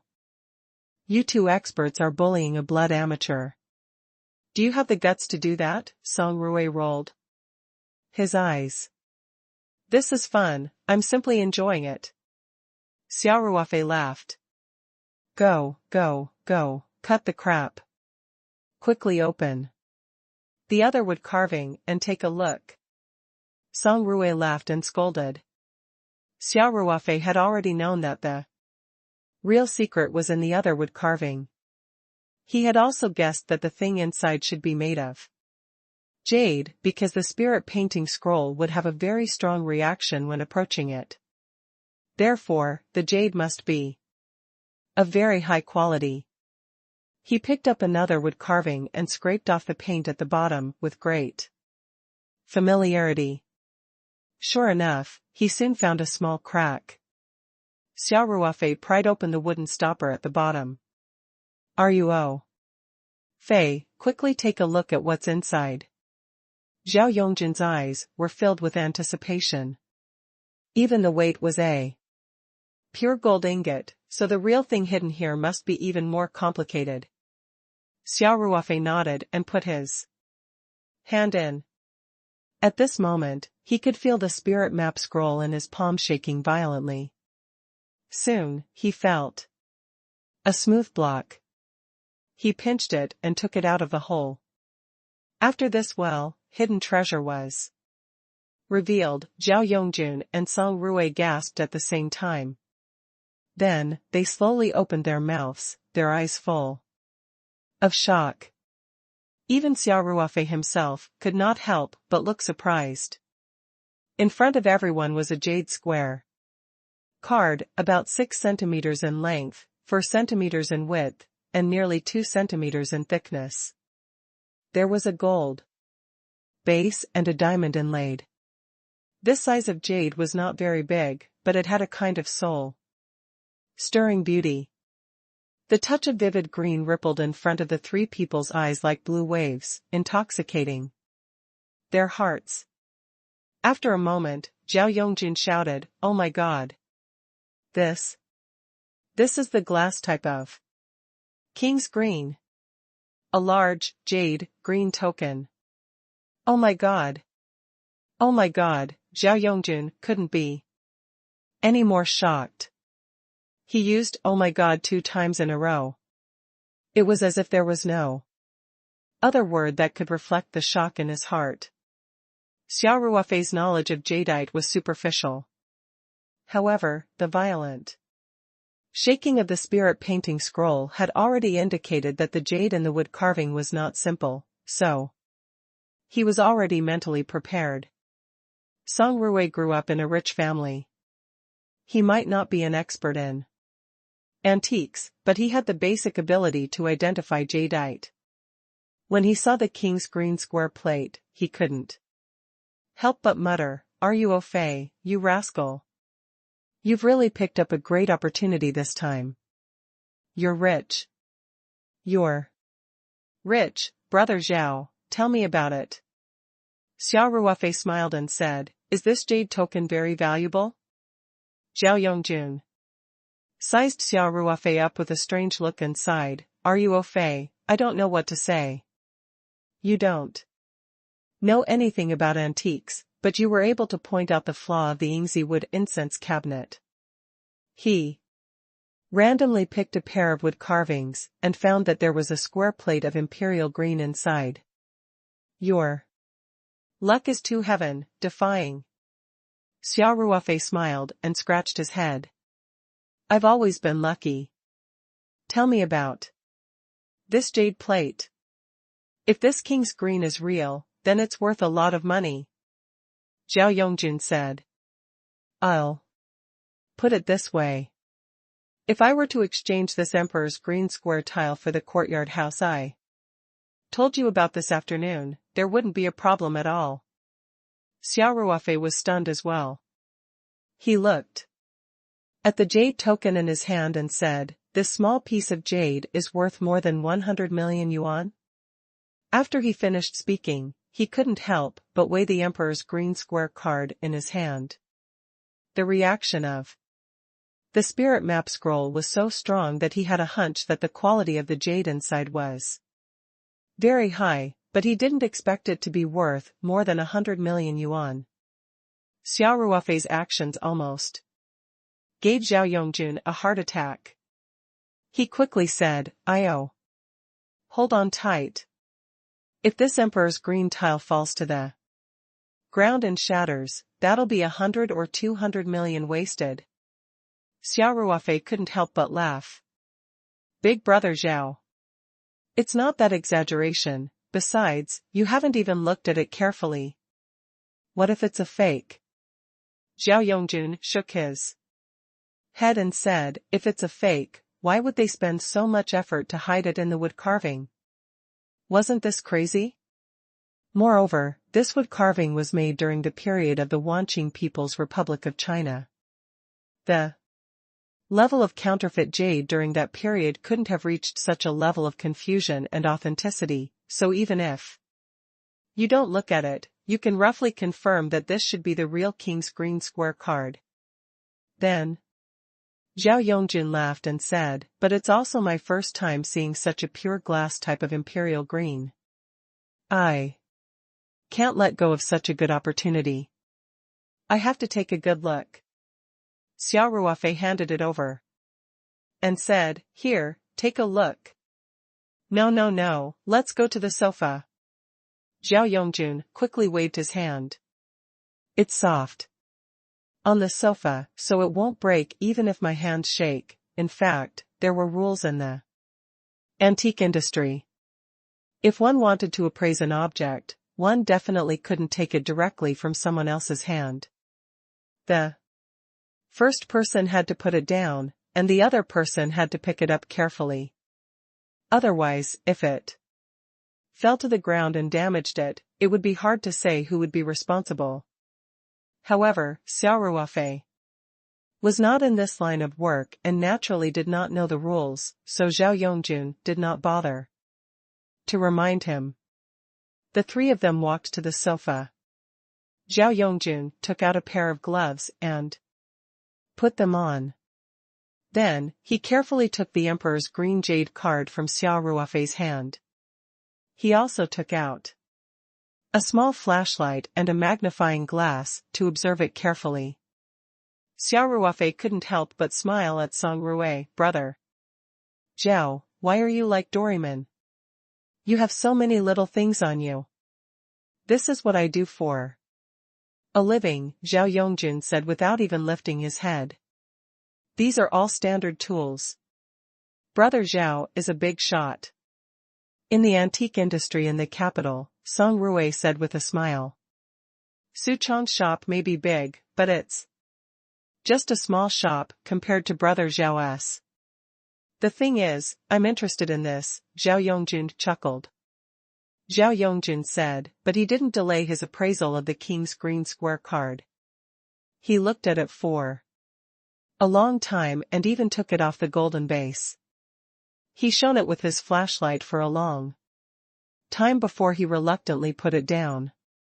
Zhao Yongjun's eyes lit up. Ruofei, this is indeed a large square plate of the king's green of the glass type.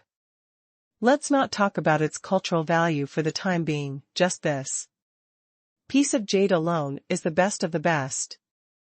Its value is immeasurable. Xia Ruofei was also very happy. After hearing this, he said, Brother Zhao, tell us. Yup. At most, we can only watch the show. Song Rui also said, what's so good about this piece of jade? Zhao Yongjun immediately became excited at the mention of jade. He pointed at the king's green square card and said, look, this jade is big and round. The color, type, and water quality of the jade itself are all good. It's the top glass type of king's green, with high density, fine crystals, and good transparency. Zhao Yongjun paused, then said, generally speaking, jadeite that is too thick will inevitably lose its color and charm, losing that spiritual qi. However, this large square card was an exception, winning with its thickness and purity. Its shape was simple, thick, but not clumsy. It contained a rich and luxurious feeling. The color is bright, mellow, and not stagnant, and there is a trace of charm in the atmosphere. Zhao Yongjun looked like he had just seen a beautiful woman. He carefully picked up the king's green square card that hadn't been put back into the golden base and turned on the bright flashlight. He held the flashlight close to the square card and said, look. Such a thick piece of jade, but it has such good light transmission. The green inside was extremely rich, and it was not rigid at all. It was a kind of fresh green. It's definitely the best of the best. Xia Ruofei thought for a while and asked, Brother Zhao, you've already made a detailed assessment. I want to know how much this emperor's green square plate can be sold for. Logo. Zhao Yongjun was stunned and said in surprise, Ruofei, the king's green of the glass type is hard to come by. Besides, this is at least a jade from the late Qing dynasty and has a certain cultural value.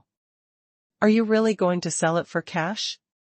Song Ruofei, who was standing beside him, said, if it were me, I would definitely sell it too. Didn't Brother Zhao just say it was worth hundreds of millions? A piece of jade can't be eaten or drunk, it's more practical to exchange it for money. You know nothing. Zhao Yongjun laughed. This kind of king's green could not be bought with money. Why did he need so much money? When money reaches a certain level, it's just a number.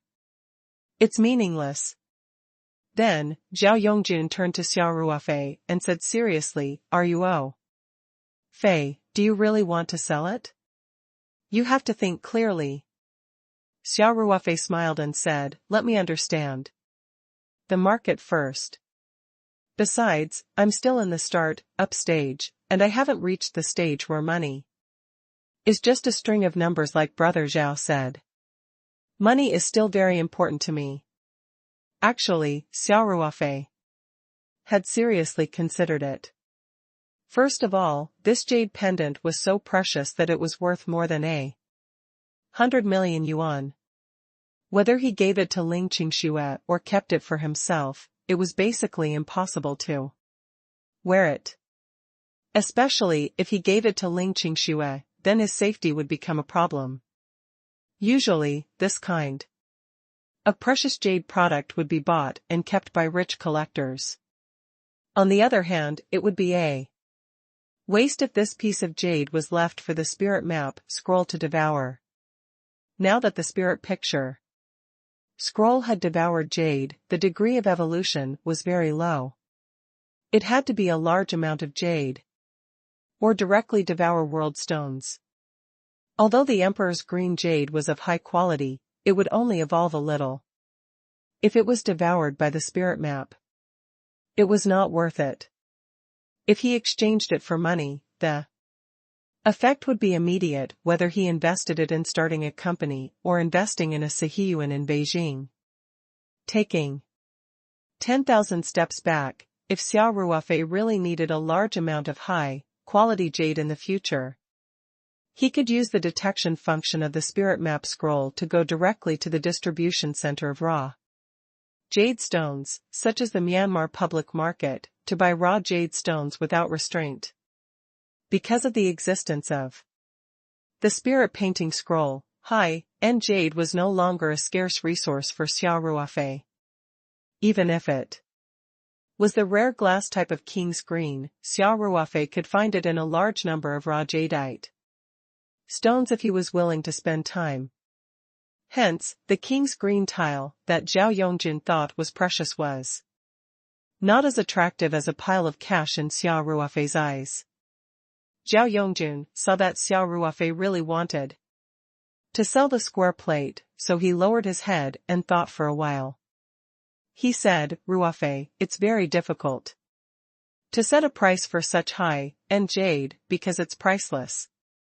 If we want to maximize our profits, we'll have to sell them through an auction.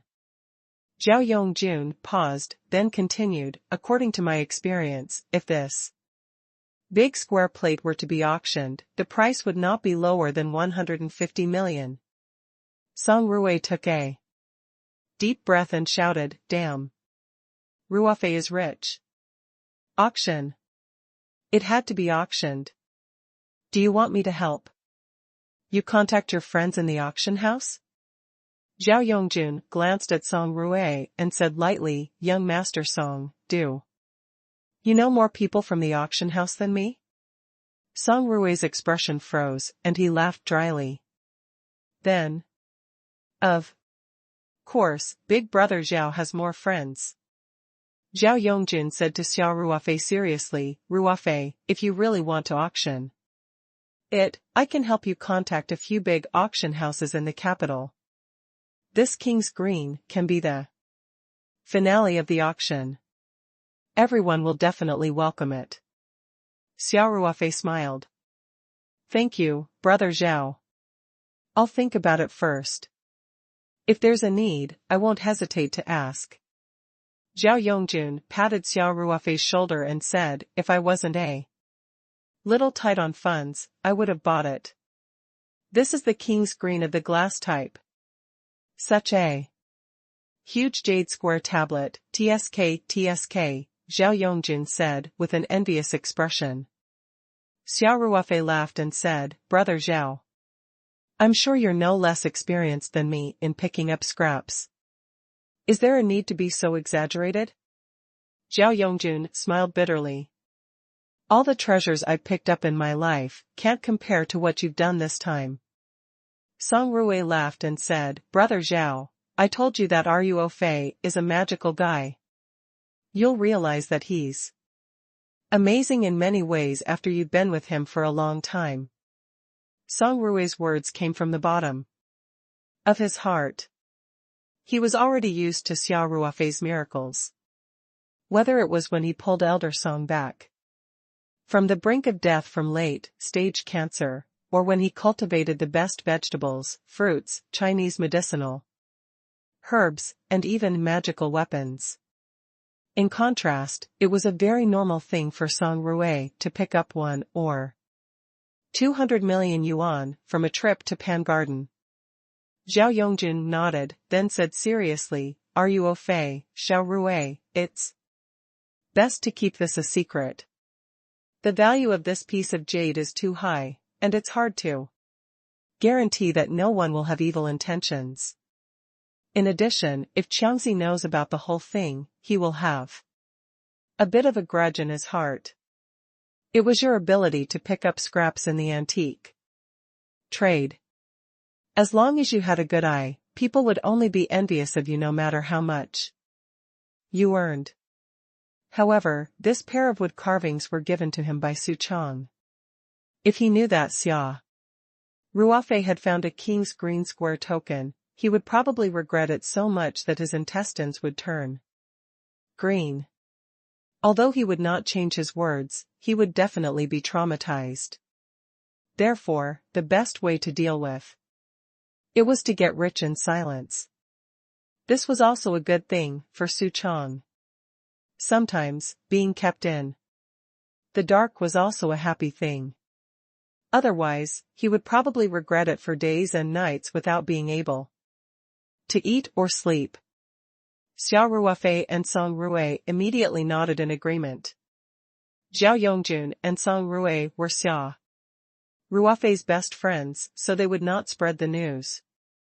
Xia Ruofei did not like to show off, so he kept a low profile and would not publicize it. Then, Xia Ruofei smiled and said, Brother Zhao, if you have time, please help me contact your friend who is selling the courtyard house.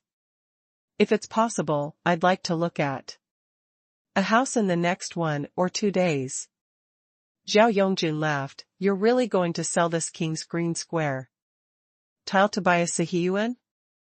That friend of mine is also a collector. I guarantee that if you use this jade token to exchange for the courtyard house with him, he will definitely agree without even frowning. Xia Ruofei said, Brother Zhao, I haven't thought of how to deal with this big square tile yet. Let's go and look at the houses first. All right. I'll contact them in a while. Zhao Yongjun said readily, If everything goes well, we can go see the house tomorrow. We've all drunk at noon, so let's take a break in the hotel in the afternoon. I'm going to get a room too. All right. Then I'll leave this matter to you.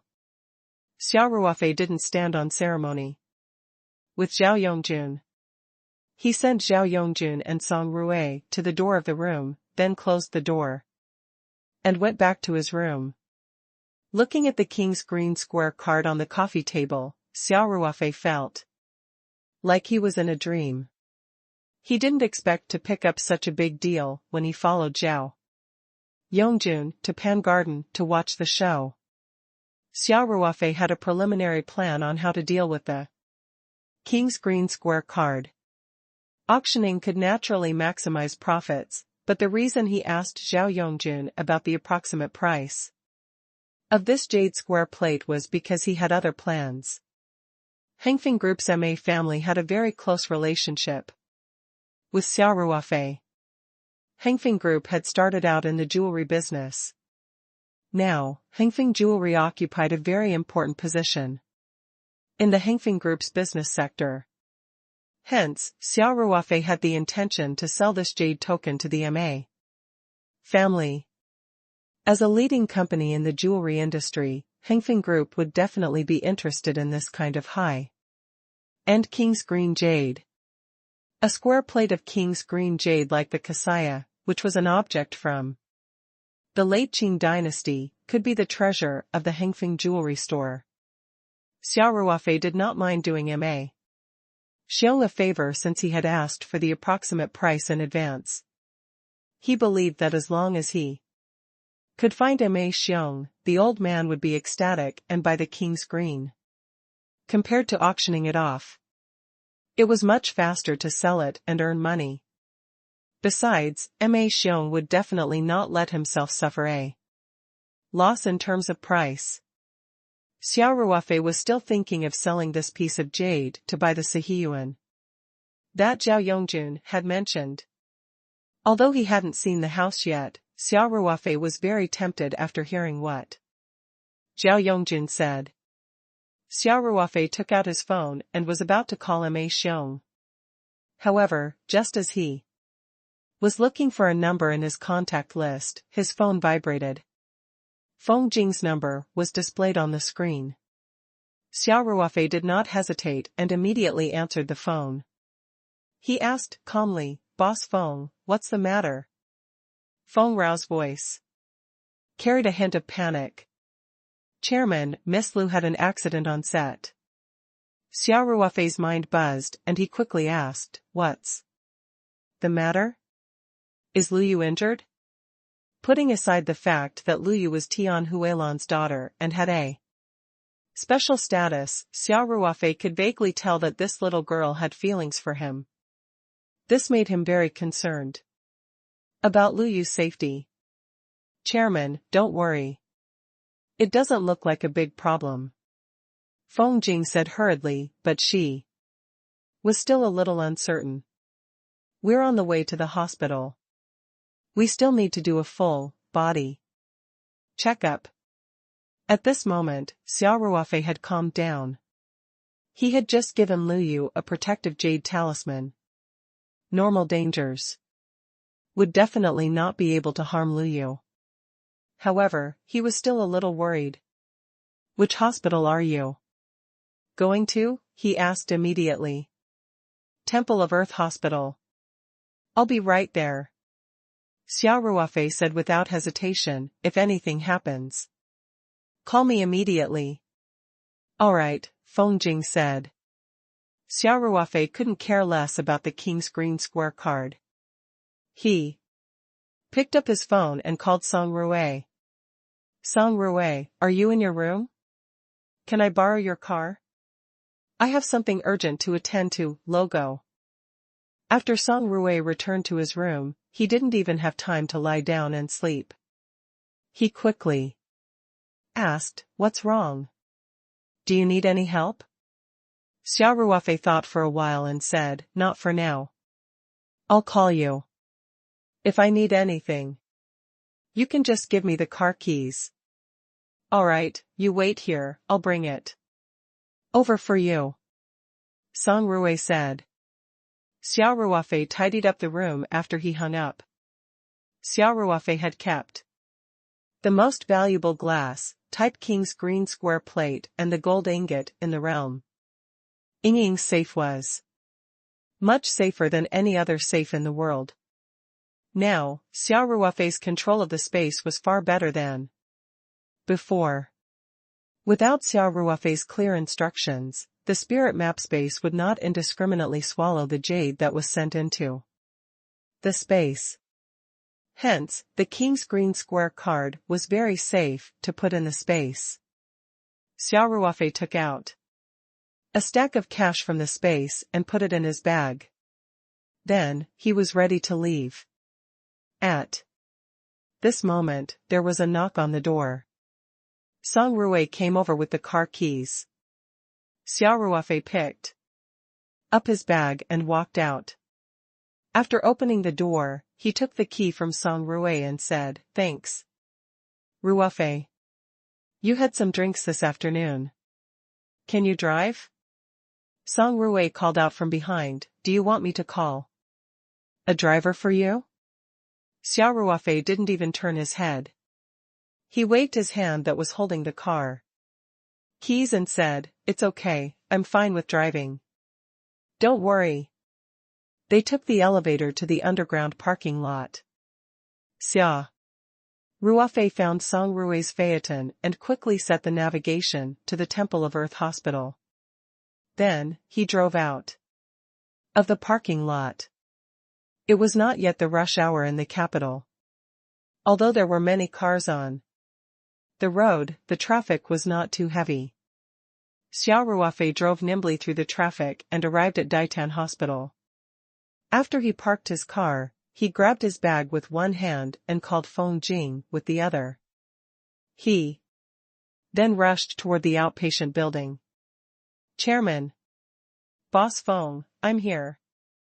Where are you guys?" Xia Ruofei asked urgently. "The image center on the 4th floor, I'll be there immediately." Xia Ruofei hung up the phone and quickened his pace. They took the elevator to the 4th floor of the outpatient department. Feng Jing was waiting at the elevator entrance. When she saw Xia Ruofei, she called out with an ashamed expression, "I'm sorry, Chairman. I didn't take good care of Luyu." Xia Ruofei waved his hand and said, "Let's not talk about this for now. Where's Luyu? How is she?" "She kept saying that she's fine, but she injured her head. We were worried that there might be a problem, so we insisted on coming over for a checkup." Feng Jing replied, "She's doing a CT scan right now." Xia Ruofei and Feng Jing talked as they walked towards the CT room. Xia Ruofei asked, "What happened? How did you get your head injured when you followed him to the set to knock on the door?" Feng Rao was a little embarrassed. "It's all my fault for not taking good care of her. The weather forecast today said that it might rain in the afternoon. We have to finish all the scenes in the morning, so time was a little tight and the set was a little busy." Feng Rao continued, "Miss Lu was chatting with Duff the whole time. I was busy coordinating with the filming departments, so I didn't notice her. I don't know when she went to the other side. They were assembling the crane over there. In the end, one of the cranes suddenly fell off and hit Miss Lu on the head." Feng Rao revealed a look of lingering fear when she said this. At that time, the crane that weighed more than 100 jin had fallen from a height of more than 2 meters and landed on Luyu's head.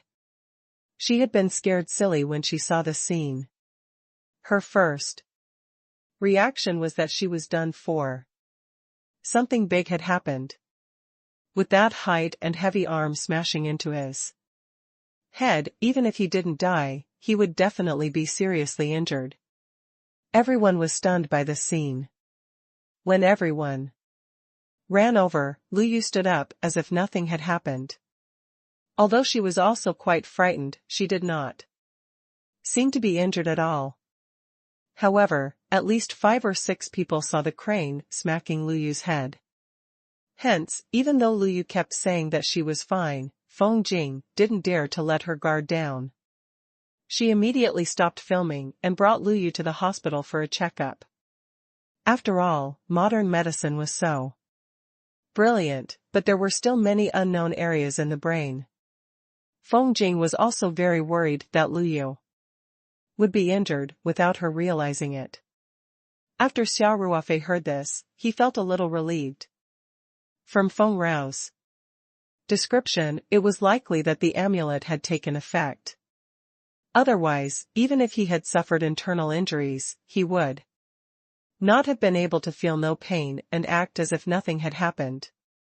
Xia Ruofei looked at Feng Rao and comforted her. Boss Feng, don't worry too much. You know your own body well. I don't think there's a big problem. It's all my fault, Feng Jing blamed herself. Chairman, should we inform Miss Lu's family? Tian Shu would. Director Tian, Xia Ruofei laughed and said, it's not that serious. Let's take a look at the results first. If there's nothing else, don't disturb Auntie Tian. All right, Feng Jing said. The two of them waited at the door. For a while, the door to the CT room opened and Lu Yu walked out with a coat in her hand. After seeing Xia Ruofei, Lu Yu was also stunned. What are you doing here? Lu Yu asked. Can I not come? Xia Ruofei said unhappily, I heard that you've gone to the film set to be a superwoman. Lu Yu lowered her head. I didn't know that an accident would happen. Do you think I wanted to? Feng Rao saw that the two of them were about to quarrel, so she quickly came over and said, Chairman, it's my fault for not doing a good job of on-site safety management. It has nothing to do with Miss Lu. Xia Ruofei glanced at Lu Yu and saw that she looked like a wronged little wife. His heart softened and he could not bear to blame her anymore. Come with me for a moment, he said. Why? Lu Yu raised her head and asked. Xia Ruofei didn't say anything and pulled Lu Yu's hand to the side. Lu Yu's face heated up, but she didn't shake Xia Ruofei's hand off. She followed Xia Ruofei to the side, half pushing and half backing. Feng Rao's eyes turned sad when she saw this.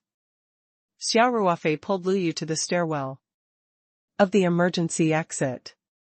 Lu Yu saw that Xia Ruofei had brought her to a corner with no one around, and her heart was beating wildly. She did not dare to look Xia Ruofei in the eye. She lowered her head and asked, What do you want to do? Xia Ruofei didn't say anything.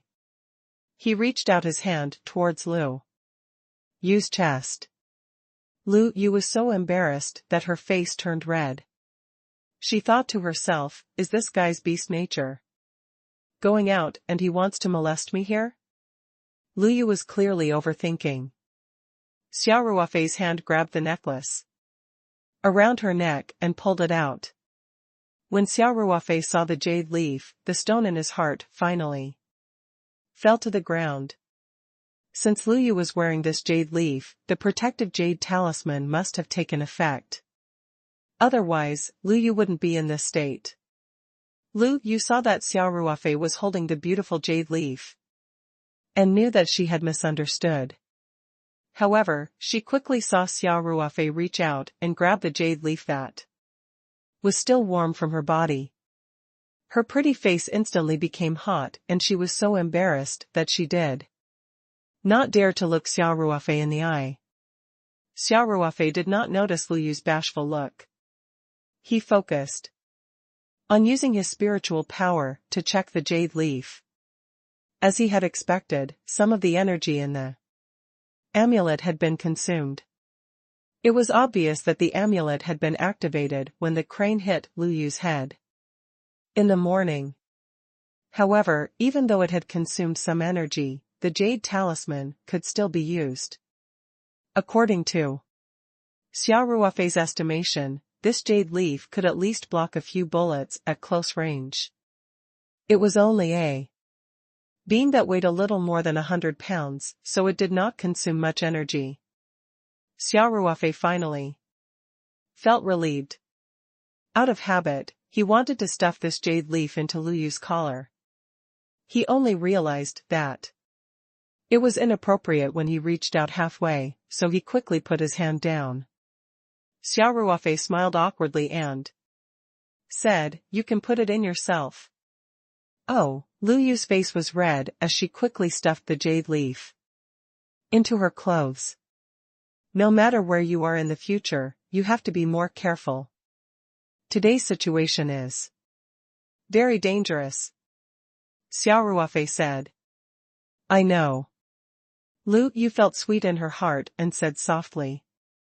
Tell me about the situation when the crane came crashing down. Xia Ruofei said.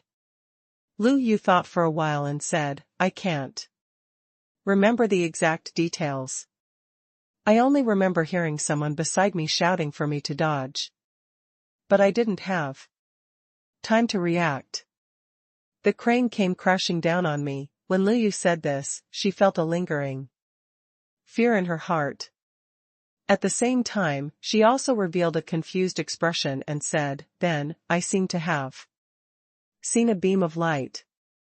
The arm hit my head and rolled on the ground, but I didn't feel any pain. I asked President Feng and the others, and they said that I didn't see any light. They even said that I was hallucinating because of the injury to my head. When Lu Yu said this, she also asked worriedly, Xia Ruofei, do you think my head is really injured and I just didn't notice it?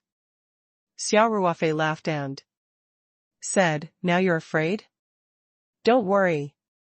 You'll definitely be fine this time, but if you're so careless next time, then I can't be sure. How can you be so sure?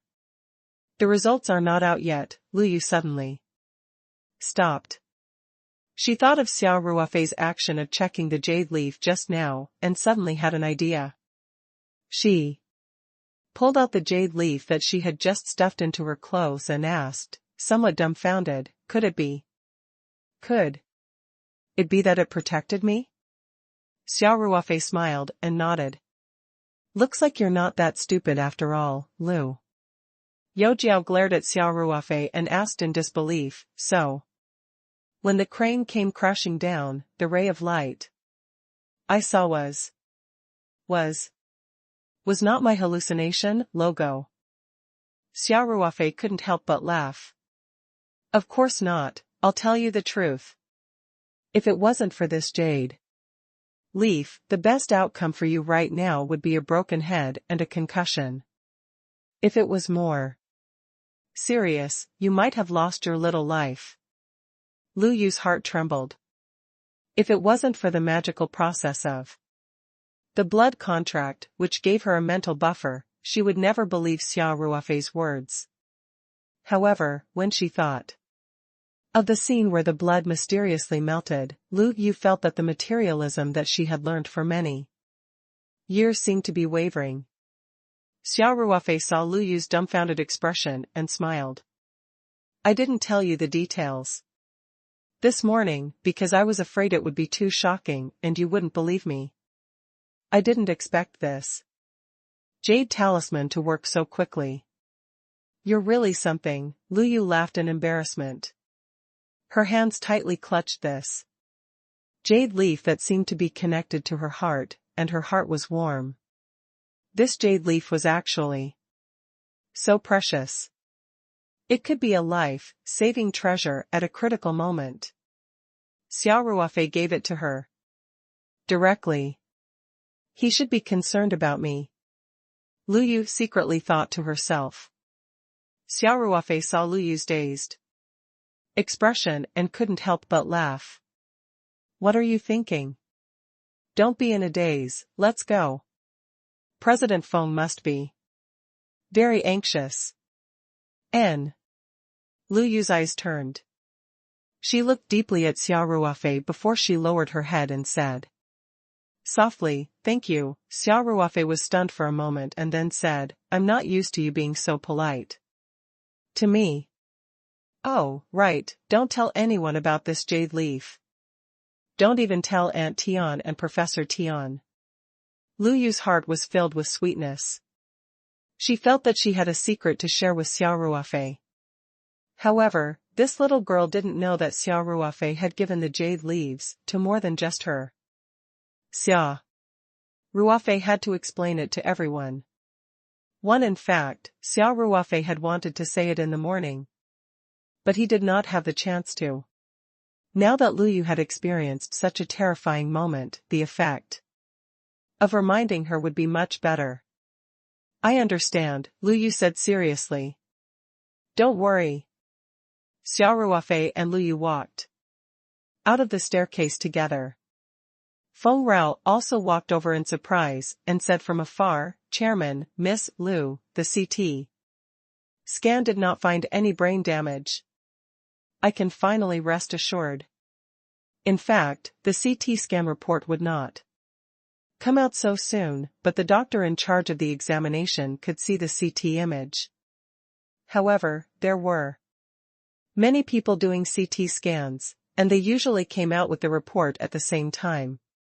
Feng Jing was very sociable. She went to the doctor and said a lot of good things about Lu Yu. Finally, she found out about Lu Yu's examination. The CT scan did not find any abnormalities in his brain, nor did he see any external injuries or blood clots. Feng Rao heaved a long sigh of relief and ran over to Xia Ruofei to report the good news.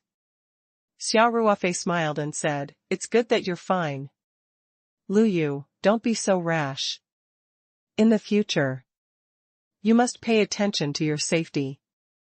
I understand, Lu Yu said softly. Feng Rao looked at Lu Yu in surprise and then at Xia Ruofei. Just now, the two of them had almost quarreled in public. How did Lu Yu become so docile in such a short time? What kind of magic did Xia Ruofei use to suppress her?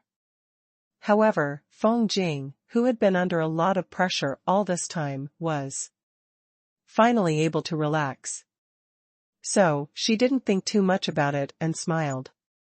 Chairman, I was really scared to death this morning, President Feng, I'm so sorry.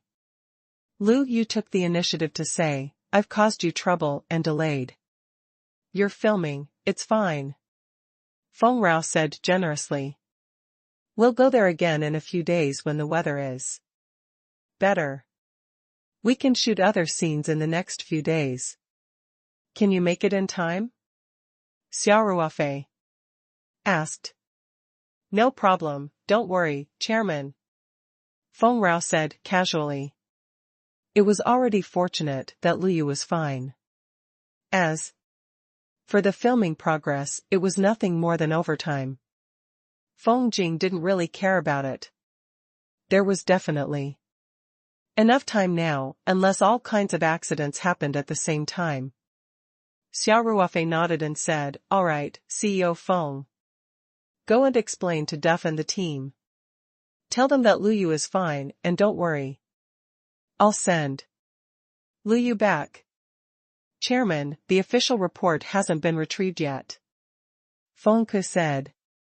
Xia Ruofei smiled and said, There's no need. I've just checked Lu Yu. She's really fine.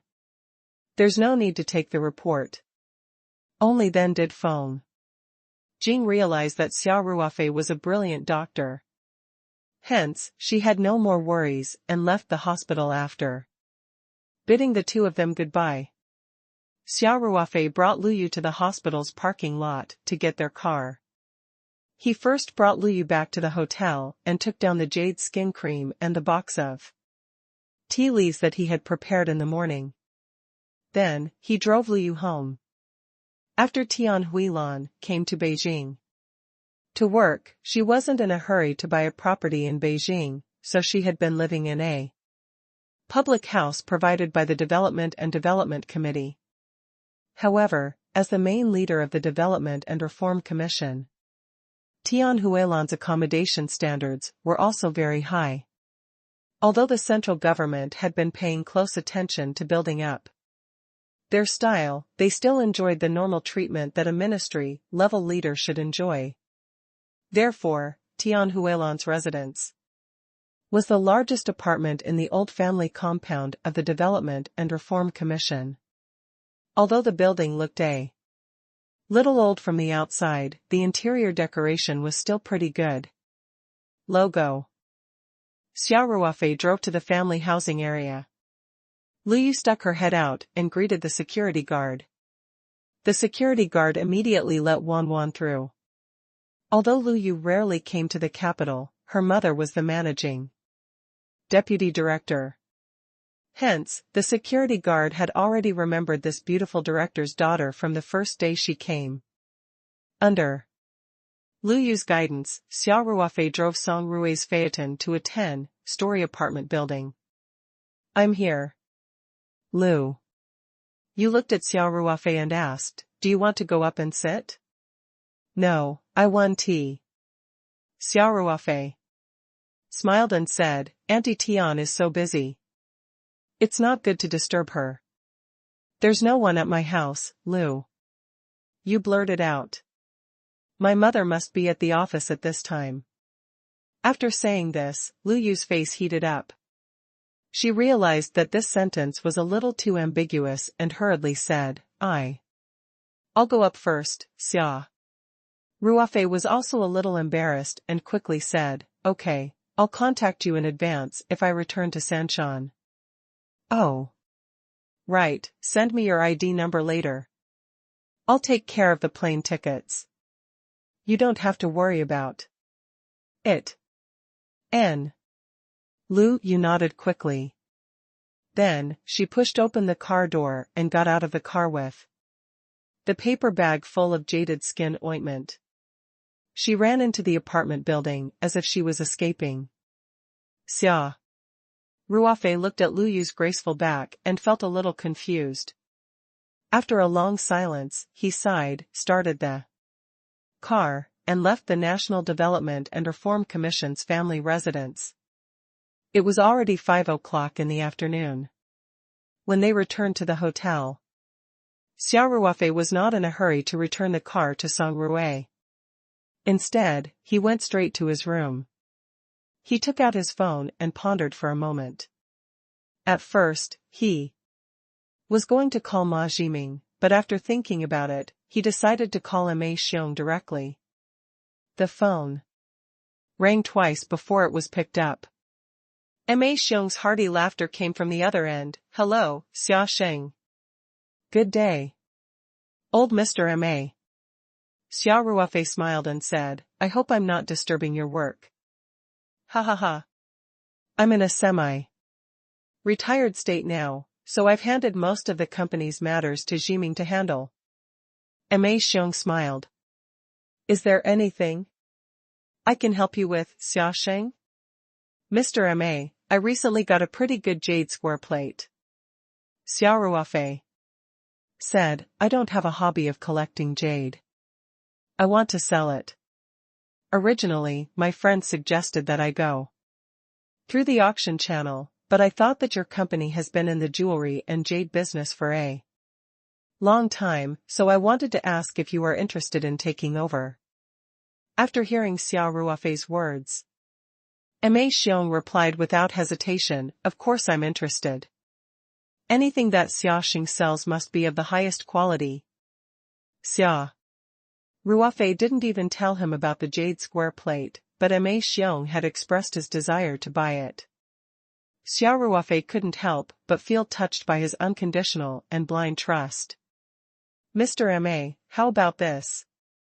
I'll take a few pictures of the jade cards and send them to you. You can decide after you've seen them.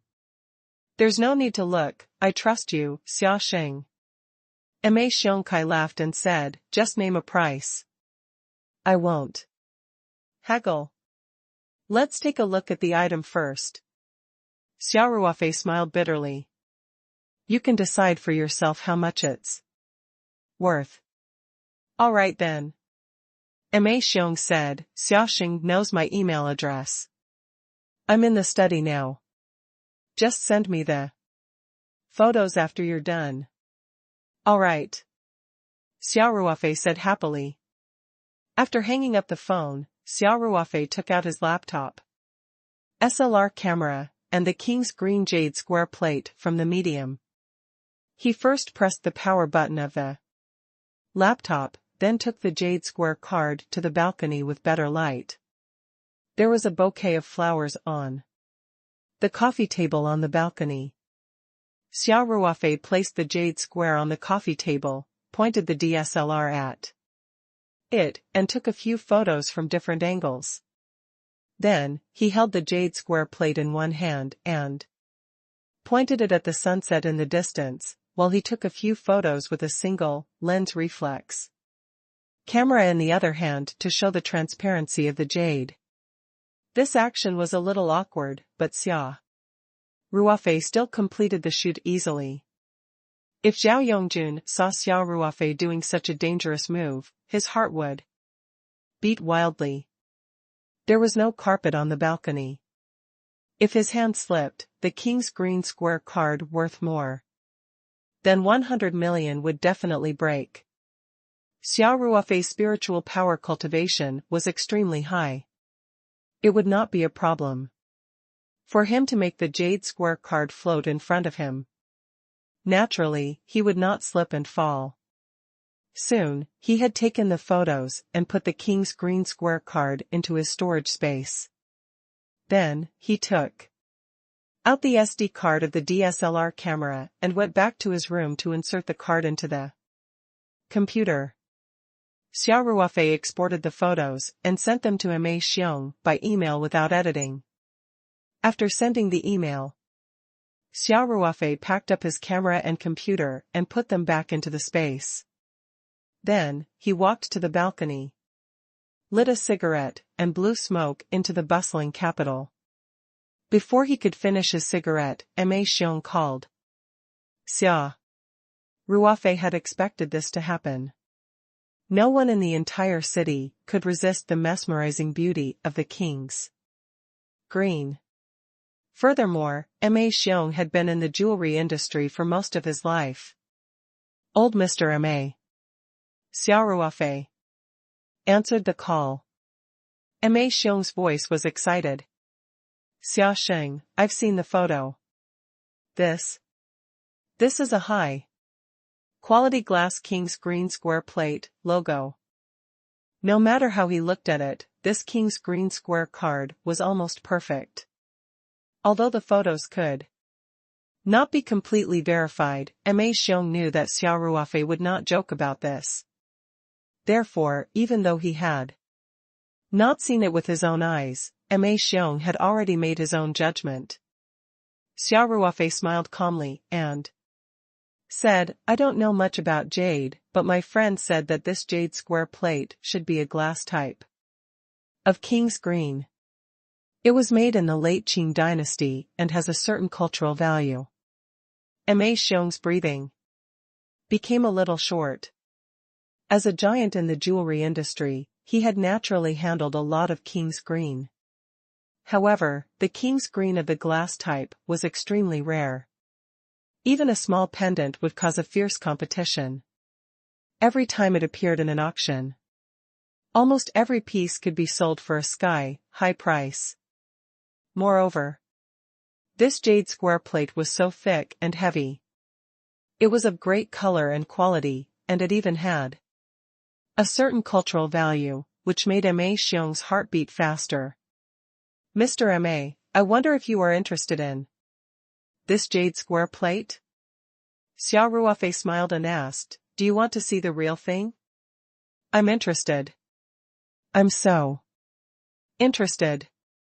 Ma Xiong said without hesitation, I'll arrange a flight right away. We'll fly to Sanshan tonight. Xia Ruofei quickly said, there's no hurry. If you want to see the real thing, you can come over tomorrow morning. You're the only person I've contacted so far. Xia Sheng, thank you so much. Ma Xiong said happily. Oh, by the way, Mr. Ma. I'm not in Sanshan right now. I'm in Beijing. Xia Ruofei quickly reminded him, you can go directly to Jing Hilton in the capital tomorrow. I'm staying in this hotel. Alright, all right. Ma Xiong said, Xia Sheng, you have to keep this king's green square tile for me. Don't worry.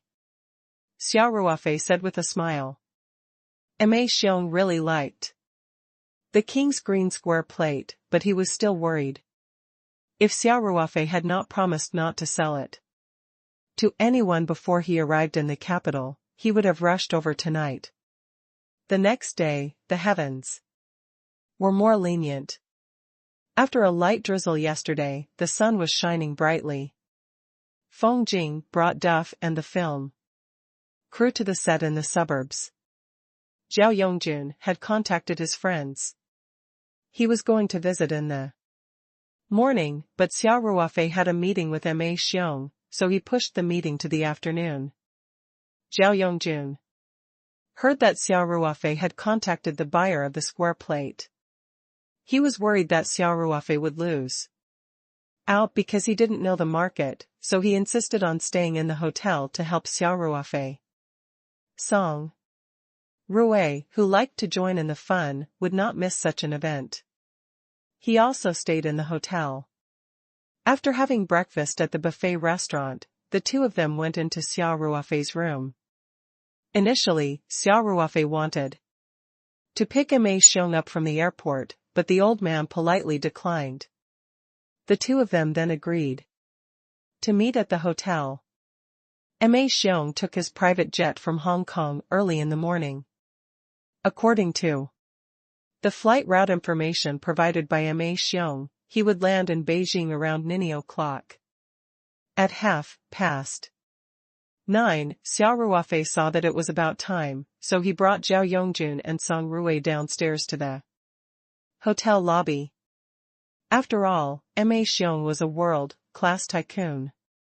It was fine if he didn't pick them up at the airport, but it would be rude if he didn't even go downstairs and just waited in his room.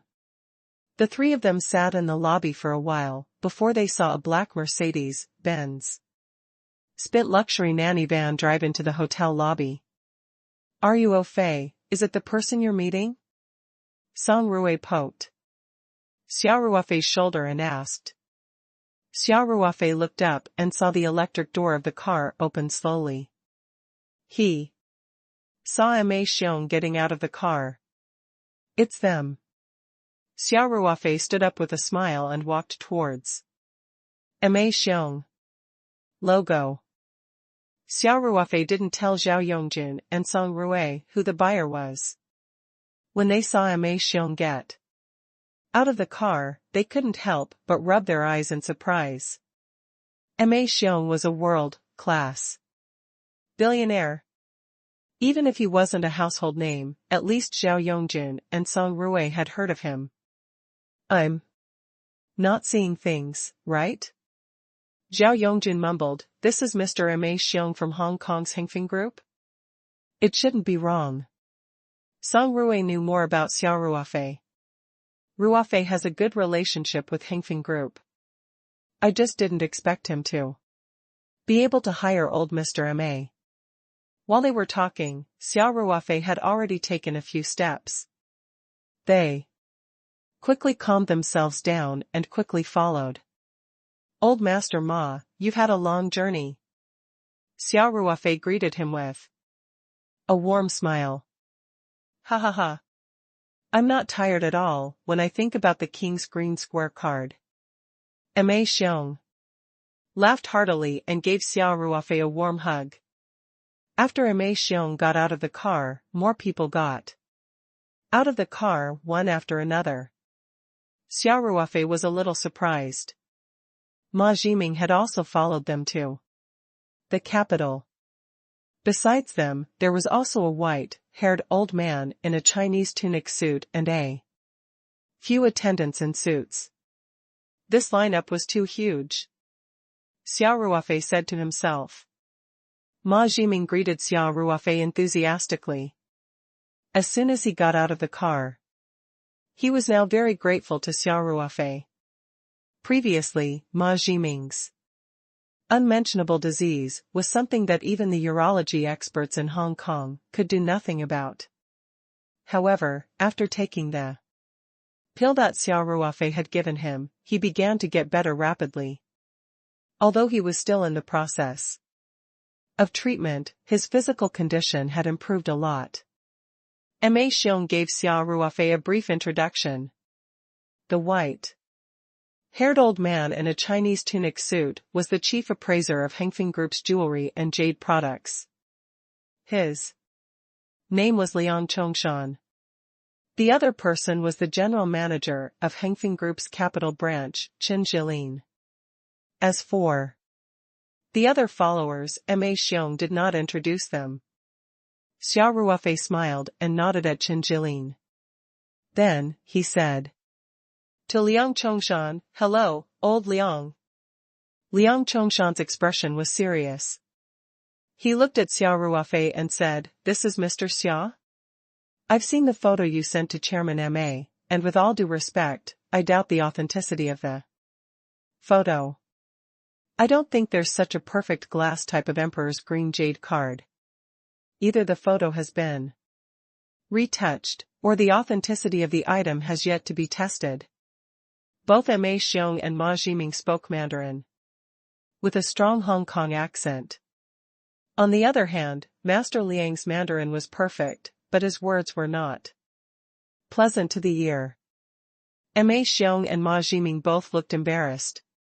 In fact, Liang Chongshan had volunteered to go with them to the mainland this time, because he didn't believe that there was such a high-quality king's green square plate as shown in the photos. In order to prevent the company from suffering losses, he strongly requested to come to the capital with Ma Xiong. Liang Chongshan was one of the company's founding members. He had fled from the mainland to port when he was young. It was said that his hometown was Beijing. Not long after Liang Chongshan arrived in Hong Kong, he entered Ma Xiong's company. At that time, Hengfeng Jewelry was still an unremarkable small jewelry store. It could be said that he was a senior figure who followed Ma Xiong to conquer the world, so Ma Xiong respected him. On the way here, Ma Xiong had repeatedly told Liang Chongshan to be careful of the way he spoke when he met Xia Ruofei. He did not expect Liang Chongshan, who had a low emotional intelligence, to express his opinion so straightforwardly. Ma Xiong felt extremely awkward, because that would show that he did not trust Xia Ruofei. Not only did he bring the chief appraiser of the company, but the chief appraiser was also merciless. Ma Xiong cleared his throat and explained with an apologetic smile, "Xia Sheng, old Liang's just like that. He's a little more direct with his words. Please don't mind him." Yes, Xia Sheng. We have absolute trust in you." Ma Jiming also explained in a hurry. Xia Ruofei smiled and said, "It's nothing. I'll let the truth speak for itself." Xia Ruofei was not as flustered and exasperated as Liang Chongshan had expected. He felt as if he had punched cotton, and there was an indescribable discomfort. At this time, Zhao Yongjun and Song Rui also walked out of the hotel lobby. Xia Ruofei immediately ignored Liang Chongshan and formally introduced Zhao Yongjun and Song Rui to Ma Xiong. Ma Xiong would not put on any airs with Xia Ruofei's friends. Besides, Xia Ruofei had hinted at their background, so Ma Xiong was even more enthusiastic. Although he had been living in Hong Kong for a long time, Ma Xiong knew that the children of the rich families in the mainland were very powerful. Most of the Hengfeng Group's business was in the mainland, and it was the same in the capital. It was good to have a good relationship with top rich people like Zhao Yongjun and Song Rui. Of course, as a world-class billionaire, Ma Xiong wouldn't bow down to anyone. However, he wasn't reserved, and the smile on his face became more enthusiastic. Even So, Zhao Yongjun and Song Rui still felt flattered. After all, the man in front of them was a legendary rich man. Furthermore, their base was in Hong Kong, which was different from the businessmen and tycoons in mainland China. Ma Xiong's courteous treatment made them very comfortable. After some small talk, Xia Ruofei led Ma Xiong and the rest back to their hotel room in the elevator. Logo. Xia Sheng, I can't wait to see that King's Green Square card. Ma Xiong said with a smile as soon as he entered the room. Initially, Xia Ruofei wanted to ask Ma Jiming about his health condition. However, seeing how impatient Ma Xiong was and how there were so many people around, it was not convenient for him to ask about private matters. No problem, he said with a smile. Please wait a moment. With that, Xia Ruofei pushed the door open and entered the bedroom. There was a small safe on the wall, facing the bedroom door. This was the standard equipment of a 5-star hotel. Xia Ruofei opened the safe and reached in with his back to everyone. In reality, he had used his body to block everyone's line of sight and took out the King's Green Square card from a small paper box in the spirit map space.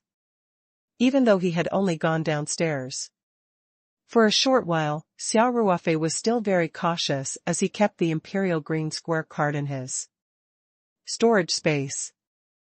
After all, it was a treasure worth 1 to 200 million. When Xia Ruofei walked out of the bedroom with the paper box, he caught a glimpse of Liang Chongshan's disapproving look. Xia Ruofei smiled and placed the paper box on the coffee table in the living room. He smiled and said, Mr. Ma, the King's Green Square card is in this box. This was the rule that Zhao Yongjun had explained to Xia Ruofei at the last minute. Otherwise, Xia Ruofei really didn't know that he couldn't just hand things over to the other party. Ma Xiong couldn't wait any longer. He chuckled and said, all right. Just as Ma Xiong extended his hand, Liang Chongshan beat him to it and said, Chairman Ma, please wait a moment. Let me take a look first. If it was an ordinary person, who would dare to be so presumptuous in front of Ma Xiong? However, Liang Chongshan was one of the founding members of Hengfeng Group. He even had a small number of company shares given to him by Ma Xiong. He had a good personal relationship with Ma Xiong. He dared to do things that others dared not do. Ma Xiong's smile froze, but he still nodded and said, that's good. Liang is an expert in jade. You can take a look first. Liang Chongshan nodded and looked at Xia Ruofei. He said indifferently, Mr. Xia, I will expose this scam. Xia Ruofei frowned and said, Mr. Liang, I don't think it's a good idea for you to make such arbitrary conclusions without any evidence. Even a clay Buddha was a little angry. No matter how good Liang Zhongshan's relationship with Ma Xiong was, it had nothing to do with Xia Ruofei.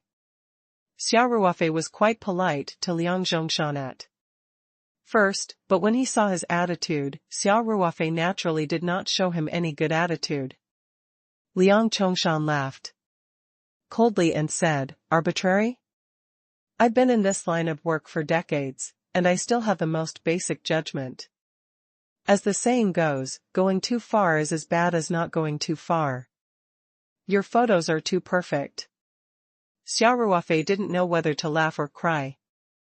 He didn't even make any changes to the photos. He just took them out from the SD card and sent them to Ma Xiong. However, Liang Chongshan was certain that he had made a lot of changes to the photos, because the King's Green cards in the photos were too perfect. He didn't know what kind of logic this was.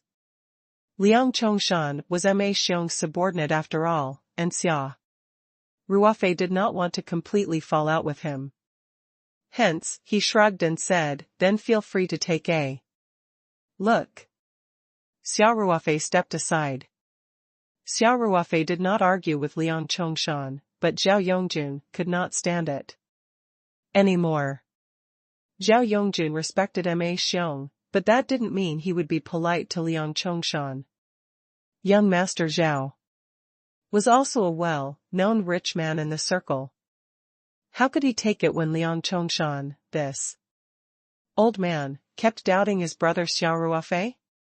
Seeing that Xia Ruofei didn't say anything, Zhao Yongjun sneered, since you don't trust Ruofei, why did you come all the way from Hong Kong to Beijing? Liang Chongshan snorted and said arrogantly, you think I wanted to come? Our chairman insisted on coming. I'm just worried that he'll be deceived. Didn't this clearly mean that Ma Xiong had a low IQ and was easily deceived? No one else had such emotional intelligence. If it was any other company leader, they would definitely have a grudge against Liang Chongshan. However, Ma Xiong only shook his head with a bitter smile. Ma Xiong quickly explained, Xia Xing, Mr. Zhao, please don't mind him. Old Liang is like that. He's a straightforward person. I actually trust Ruofei completely. Otherwise, I wouldn't have rushed here from Hong Kong immediately. Zhao Yongjun secretly pouted, then said indifferently, Mr. Ma, to be honest, I have a lot of friends in the antique circle in the capital. I'm also familiar with a few big auction houses. I've always suggested that we fly away to the auction channels. Not only can we earn more, but we can also avoid being suspected for no reason. Then, Zhao Yongjun glanced at Liang Chongshan unhappily. Young Master Zhao, please understand, Ma Xiong said with a bitter smile. Liang Chongshan, however, pouted and said, as long as the appraisers of the auction houses have the most basic professional judgment, they would not accept such a ridiculous item. Ma Xiong finally couldn't take it anymore. He frowned and said, Old Liang, if you keep talking like this, you'll go back to Hong Kong immediately. We don't need you here anymore. Liang Chongshan immediately shut his mouth. Although he had a bad temper, he was very loyal to Ma Xiong and the Hengfeng group. He was afraid that Ma Xiong would send him back to Hong Kong in a fit of anger. Logo. In his opinion, Ma Xiong would have been deceived by this cunning young man if he was not there. Liang Chongshan didn't say anything, but Zhao Yongjun was furious. He took out his phone and looked for a number. Fei, aren't you just asking for trouble? I'm not selling this King's Green Square card. I'll contact my friend at the auction house for you. I don't believe that without Butcher Liang, we'll have to eat pigs with hair. If this King's Green Square card is sold for less than 150 million, I'll cut my head off for you too. Kick around like a ball. Xia Ruofei looked at the haughty Liang Chongshan and could not help but shake his head. However, he quickly said, forget it, brother Zhao. Since I've already spoken to Mr. Ma, let's just let them see it first. You still have to check if the vegetables are fresh when you buy them in the supermarket. Such a valuable item must be inspected. Let whoever Old Master Ma wants to inspect the goods do it. Of course. Xia Ruofei was giving Ma Xiong face. As for Liang Zhongshan, Xia Ruofei also hated him. You, Zhao Yongjun, shook his head and put away his phone, you're just too good-tempered. Okay. Let's show them first. Thank you for your understanding, Xia Xing, Ma Xiong said gratefully. Xia Ruofei smiled slightly and did not say anything to tease him that he only had some friendship with the Ma family. However, he did not have any good feelings towards Liang Chongshan. He did not know where this old man had lived to, his emotional intelligence was basically zero. Ma Xiong glared at Liang Chongshan and said, "Old Liang, if you want to see, then go." Liang Chongshan snorted and walked to the coffee table. He glanced at Xia Ruofei and Zhao Yongjun with a hint of intimidation, then, carefully, opened the paper box. Although Liang Chongshan was sure that the jade inside was fake, he still didn't dare to take it lightly. If the jade was broken in his hands, he wouldn't be able to explain himself. The other party was worried about not being able to cheat him of his money. Wouldn't he be blamed for it? In fact, Liang Chongshan was being too narrow-minded. Xia Ruofei did not let his guard down. He was not far from Liang Chongshan, and his spiritual power was constantly in a state of release. If Liang Chongshan really lost, he would definitely be able to protect this precious king's green square plate at the first moment. Liang Chongshan had a disdainful look on his face as he looked at the jade in the box. Liang Chongshan's eyes narrowed slightly when he saw the king's green square tile. He looked hesitant. In his opinion, the workmanship of this square card could almost be mistaken for the real one, but he still stubbornly believed that it couldn't be real, so he subconsciously wanted to find a flaw in this Emperor Green Square card. Liang Chongshan snorted softly. He took out a magnifying glass and a strong flashlight that he carried with him. At the same time, he put on white gloves very professionally and picked up the square card gently. Xia Ruofei looked on quietly with a calm smile on his face. Zhao Yongjun and Song Rui crossed their arms and stared at Liang Chongshan with a cold smile. Liang Chongshan was very serious in his inspection. He observed almost millimeter by millimeter, and from time to time, he would shine a strong flashlight on various parts of the square card. However, as time passed, Liang Chongshan's expression became more and more serious. He was also muttering in his heart that he felt that the level of forgery of this large square card was very high.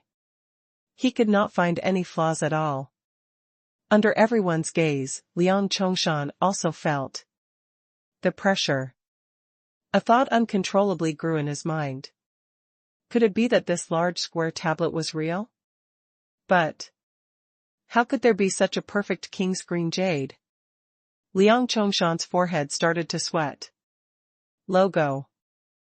Seeing Liang Chongshan's expression, Xia Ruofei and Zhao Yongjun looked at each other, and a smile flashed in their eyes.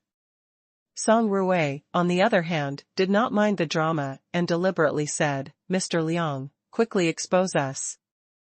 We can't wait any longer." Liang Chongshan snorted and ignored Song Rui. Instead, he looked even more carefully. Ma Xiong and Ma Jiming's expressions became more and more awkward. "Old Liang, how's the reading going?" Ma Xiong urged. Liang Chongshan raised his hand and used his sleeve to wipe the sweat on his forehead. He looked a little embarrassed. In fact, he had already begun to waver in his heart. Facing the large square card in his hand, he had a feeling of palpitations. "Chairman Ma, this," Liang Chongshan started to stammer. "What's this?" Ma Xiong was getting impatient. Even though Liang Chongshan was an old Hengfeng official and had made great contributions to the group, his performance today was a little too much. He had also repeatedly challenged his authority, which made Ma Xiong a little unhappy. "Chairman Ma, I'm not too sure." Liang Chongshan took a deep breath and said with difficulty, "The flaws are not very obvious, Mr. Liang, you're so experienced, how could you not see it?" Zhao Yongjun said sarcastically. "You've been looking at it for a long time, what did you see? Tell us." Liang Chongshan was speechless. In fact, after such a long time of inspection, he had basically confirmed that this king's green square card was the real deal. However, he had been too confident before, and now there was no room for negotiation. Old Liang, tell us your judgment. Ma Xiong's face darkened. Liang Chongshan was now in a dilemma. He was forced into a corner with no way to escape. In fact, Liang Chongshan was deeply involved in the jewelry and jade industry, especially in the study of jadeite. If there had not been the previous farce, he would have loved this piece of king's green very much. But now, as he looked at the large square tablet in his hand, he wished it could immediately disappear from the world. Xia Ruofei looked at Liang Chongshan, who was struggling as if he was constipated. He could not help but be wary of Wan. This old man would not smash the square card in his anger, would he? Xia Ruofei mumbled to himself as he increased the intensity of his spiritual power. It turned out that Xia Ruofei's worry was unnecessary. No matter how unhappy Liang Chongshan was, he wouldn't do something so crazy. Since the king's green square tile was real, it was worth at least hundreds of millions. If he really did that, he wouldn't be able to afford it even if he sold himself. Under Ma Xiong's gaze, Liang Chongshan felt even more pressured. However, he had nowhere to retreat to, so he could only say with difficulty, Chairman Ma, I can't determine the authenticity. Song Rui saw that Liang Chongshan was still being stubborn even under such circumstances. He could not help but say sarcastically, is it because you can't judge, or do you not want to say it, or do you not dare to say it? Liang Chongshan's face turned red, but he did not say anything. Ma Xiong already knew the answer. He shook his head helplessly and said, all right, old Liang, you can leave first. Manager Chen, bring old Liang to the company's hotel to rest. The general manager of Hengfeng Group's Beijing branch, Chen Jilin, quickly said, yes, chairman. Liang Chongshan's expression changed, and he said quickly, Chairman Ma, I can't leave. This piece of jade is priceless. I have to help you keep an eye on it to prevent him from demanding an exorbitant price. Fine. In a moment of panic, Liang Chongshan blurted out the answer that he had been holding back for a long time. In fact, he had already confirmed the authenticity of the square plate. After feeling everyone's strange gazes, Liang Chongshan came back to his senses. He blushed and explained, Chairman, I think, however, at this time, no matter what he said, it would be useless. Ma Xiong shook his head and said, old Liang, you should go and rest. It's not like I'm a newbie in the jewelry business for the first time. I know the price. Ma Xiong's tone was still gentle, but it carried a hint of unquestionable authority. No matter how arrogant Liang Chongshan was, he was still an employee of the Hengfeng Group. His respect for Ma Xiong was in his bones. He knew that Ma Xiong was really angry when he heard that. He didn't dare to get himself into trouble at this time. He could only nod helplessly and say, all right then. After Liang Chongshan left Xia Ruofei's room dejectedly, Ma Xiong smiled bitterly and said, Xia Xing. Young Master Zhao, young Master Song, I'm really sorry. Old Liang, Mr. Ma, I can see that Mr. Liang is still loyal to your company, Xia Ruofei said with a smile. If not for that, I would have fired him long ago. Ma Xiong said helplessly. Xia Xing, Uncle Liang is one of the founding members of the company. Actually, he's just a little antisocial, but, Ma Jiming carefully explained. After saying that, Ma Jiming hesitated for a moment. But he still continued, Uncle Liang's hometown is in the capital. When he was young, he went to Hong Kong through some channels for some well-known reasons. He has been living in Hong Kong since then. So, he may have some prejudice against the mainland, especially against young masters like you two. Actually, Elder Liang's past was quite rough. I hope the three of you can be magnanimous and not hold it against him, Ma Xiong said with a nod. Logo. Xia Ruofei, Zhao Yongjun, and Song Ruwei looked at each other, and they all had a look of understanding. Xia Ruofei thought for a while and smiled. Forget it, there's no need to be so calculated with an old man who's in a foreign land. Thank you. Thank you. Let's talk about this king's green, Ma Xiong said. After Liang Chongshan left, this piece of jade went into Ma Xiong's hands. Ma Xiong was also an expert in the field of jade, and his ability to identify jade was not much worse than Liang Chongshan's. Without any prejudice, Ma Xiong could easily tell the authenticity of this piece of jade. He really loved this piece of king's green of the glass type. The feeling of looking at photos and the real thing was completely different. Looking at the king's green square card up close, he felt a heavy and luxurious feeling. The extremely rich green color made Ma Xiong, who had seen many things, even more intoxicated. Mr. Ma, if you're interested in buying it, I'm willing to sell it to you first, Xia Ruofei said with a smile. Naturally, Ma Xiong's offer would be the priority. In business, business was business. You can't just say that everyone's relationship is good and sell favors without principles. If Ma Xiong had offered a price of tens of millions, Xia Ruofei would not have sold it. Ma Xiong chuckled and nodded. He didn't discuss it with Ma Jiming. After pondering for a while, he directly said, Xia Sheng, Hengfeng is willing to pay 180 million Chinese dollars to buy this king's green square card. Hiss. Song Ruwei and Zhao Yongjun both gasped at the same time. They were both shocked by the ridiculous price. Zhao Yongjun had evaluated this jade for Xia Ruofei before. He concluded that it would be worth at least 150 million.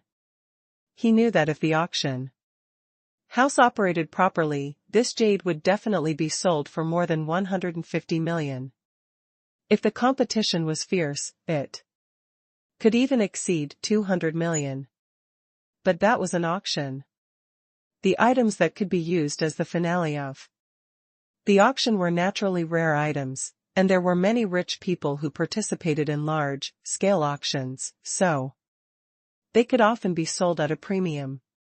However, if he were to sell it directly, the price would be much more rational. Therefore, Ma Xiong's bid of 180 million was quite high, and he was absolutely sincere.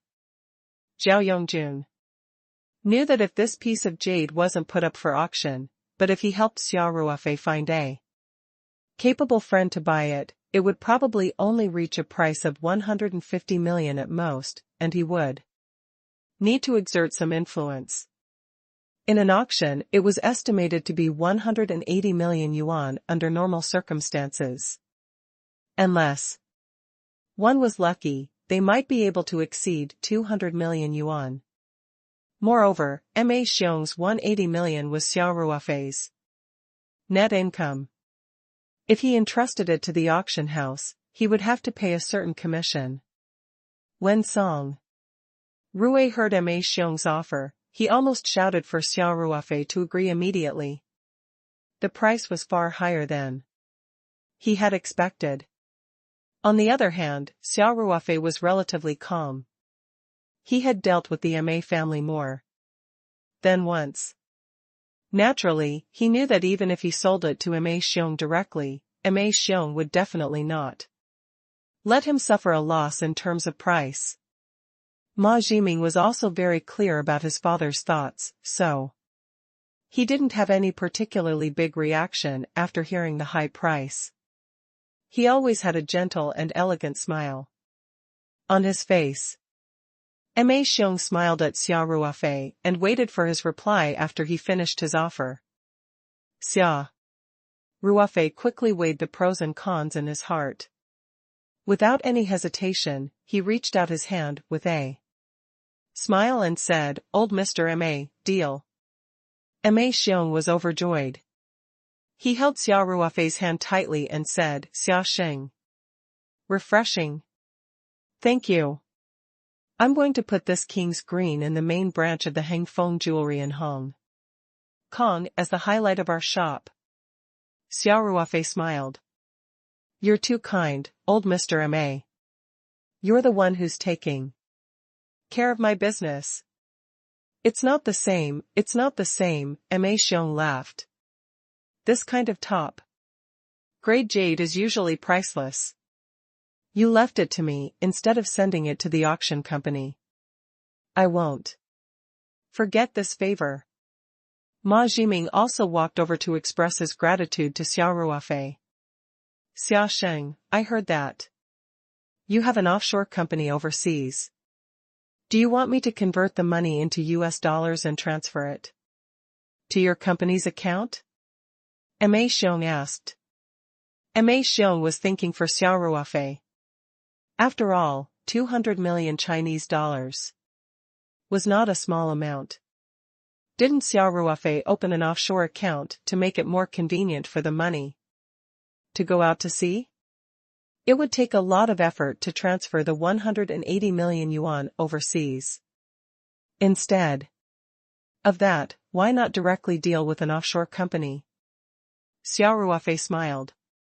"Thank you for your kind intentions. However, I need to use the money in China. You can just settle the bill with me in Chinese currency." "Okay," Ma Xiong said with a smile. Since Xia Ruofei did not need the money to go out to sea, Ma Xiong was happy to do so. It was all the same to him anyway. Ma Xiong's assistant quickly drew up the contract on his laptop and printed it with the hotel's printer. Xia Ruofei and Ma Xiong quickly signed the contract. Soon, Xia Ruofei received 180 million Chinese dollars from Hengfeng Group's finance department. Such a huge deal was completed in the hotel room just like that. Xia Ruofei had wanted to treat Ma Xiong to a meal. After all, he had rushed over from Hong Kong early in the morning and had even sent him 180 million Chinese dollars. Logo. However, after Ma Xiong got the king's green glass jade, he was in a hurry to bring his treasure back to Hong Kong, so he declined the offer. According to Ma Jiming, Ma Xiong was planning to hold an exhibition at the flagship store of Hangfeng Jewelry in Hong Kong as soon as he returned to Hong Kong. The main attraction of the exhibition would naturally be this piece of top-grade jade. Since Ma Xiong was in a hurry to go back, Xia Ruofei naturally did not ask him to stay. The bodyguard brought over a password-protected box. Ma Xiong personally put the king's green token into the box and cuffed his wrists. He bade farewell to Xia Ruofei with the bodyguards and left the hotel in a hurry. After Ma Xiong left, the room that had been bustling with noise and excitement suddenly became quiet. Zhao Yongjun and Song Ruwei looked at Xia Ruofei. After a while, Song Ruwei called out, "Fuck. You're really rich." Zhao Yongjun also laughed and said, "Ruofei, I didn't expect you to pick up 180 million yuan when I took you to Panjiayuan to watch the fun. No wonder you have such a big business at such a young age." Xia Ruofei smiled and said, "Hi. Even the city walls can't stop this luck." "This time, I was really lucky," Song Ruwei said enviously. "Why haven't I been this Lucky? No, no, I'm going to slaughter you today. All right. I'll treat you to lunch. Xia Ruofei said readily, but don't drink too much. I still have to go look for houses in the afternoon. Speaking of the house, Zhao Yongjun immediately asked, Ruofei, you asked Mr. Ame to transfer the money to your domestic account. It seems like you're ready to. By the Sahiyuan I mentioned? Let's take a look first. Xia Ruofei smiled and said, even if I don't like it. This time, you can help me keep an eye out in the capital. If there's anything suitable, we'll buy it. All right. Zhao Yongjun readily agreed. You bought a courtyard house, but you have to leave a big room for me.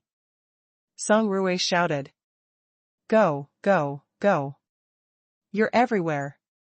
Xia Ruofei laughed and scolded him. Your house in the capital is so big, and there are armed guards outside. You're actually staying in my house? Nonsense. Is that my house? Song Ruwei said, that's my old man's. I feel so uncomfortable in the old house, it's like I'm in prison. Song Ruwei, you're dead meat, Xia Ruofei chuckled. I recorded your conversation just now. I'll play it for your old man. To hear later, I'll fight you to the death. Song Ruwei charged at him, baring his fangs and claws. Seeing Xia Ruofei and Song Ruwei fighting, Zhao Yongjun couldn't help but shake his head with a bitter smile. They were like two children who couldn't grow up. Signing the contract and transferring the money took up a lot of time. The three of them chatted in the room for a while, and it was already noon. So, they had lunch at the hotel's restaurant. Although he didn't drink, Song Ruwei ordered a lot of dishes according to the price on his iPad, starting from the most expensive one. Even if he did not earn 180 million yuan today, Xia Ruofei would not care about this small amount of money. With his business at this level, how could he be poor from eating? Since Song Ruwei was willing to play, Xia Ruofei naturally let him. After the meal, Xia Ruofei and the other two took a car and went straight to the courtyard house in Dishingate's Main Street. Luhai Lane. Logo. Luhai Lane was located near Shikahai in the center of the capital. It started from Pine Street in the east and reached Dishingate Street in the west. It was about 160 meters long and 4.5 meters wide. Cars could drive in directly. Zhao Yongjun asked while driving, Xia Ruofei, do you know why this alley was named Luhai Alley? How would I know? Song Ruwei said, could it be related to the girl's bangs? Xia Ruofei also said honestly, I can't think of anything. Brother Zhao, can you introduce us? Xia Ruofei was not familiar with the capital. He would never comment on things he was not familiar with. From this point, one could also see the difference in his character with Song Ruwei's. Zhao Yongjun looked at Song Ruwei with a smile and said, I knew you would say that. In fact, this Luhai Lane has nothing to do with your bangs. It's said that it was named by a man named Lu Han. At that time, it was called Luhan Lane. However, no one knew who this Lu Han of the Ming dynasty was after a long time. In the year of Lord Qianlong, it was changed to Luhai Lane of Xianing. As for who this Lu Han was, no one would even think about it. I see. Xia Ruofei smiled and said, I always thought that the names of the alleys in the capital were strange. It seems that every alley has a story. Yup. There are even Wang Ba Hudong, Gui Men Hudong, Coffin Hudong, and Dung Beetle Hudong. Song Ruwei laughed and said, I really can't think of any words that people from Beijing can't use in their Hudong names. The three of them couldn't help but burst into laughter. As they talked and laughed, the car arrived at The entrance of a courtyard house. A man in his mid-30s was standing at the entrance of the courtyard. He was dressed in a well-tailored suit and his leather shoes were shiny. He had a meticulous parted hair that would make a fly slip if it stood on it. With a pair of exquisite gold-rimmed glasses, he looked refined. Standing in front of the Beijing-style courtyard house, he had the demeanor of an intellectual from the time of the People's Republic of China. He obviously recognized Zhao Yongjin's car. From afar, he showed a warm smile and waved to Zhao Yongjin. Zhao Yongjin's car drove past, and he rolled down the window and stuck his head out. He smiled and said, "Brother Wu." Brother Wu also laughed and said, "The brave army is here. Let's park the car inside." After saying that, he turned around and opened the gate of the courtyard house. The Sihiyuan had been renovated. The steps at the entrance had been replaced with a cement slope, and the threshold had been removed for the convenience of cars. After all, the alley was not very wide, and it was easy to cause traffic congestion if cars were parked outside. Zhao Yongjun drove the car into the yard and the three of them got off separately. Brother Wu also walked in. He turned around and closed the door, then quickly walked over and gave Zhao a warm hug. "Yongjun, I haven't seen you in a long time. You seem to have put on weight again." Brother Wu patted Zhao's shoulder and said, "Brother Wu is still as elegant as ever. It seems like the US is also in a good place." Zhao Yongjin laughed. After the two exchanged a few words, Zhao Yongjin said, "Brother Wu, let me introduce you to my two brothers. This is Xia Ruofei. He has a big business in the southeast province. This is Song Ruofei, he's here to watch the show."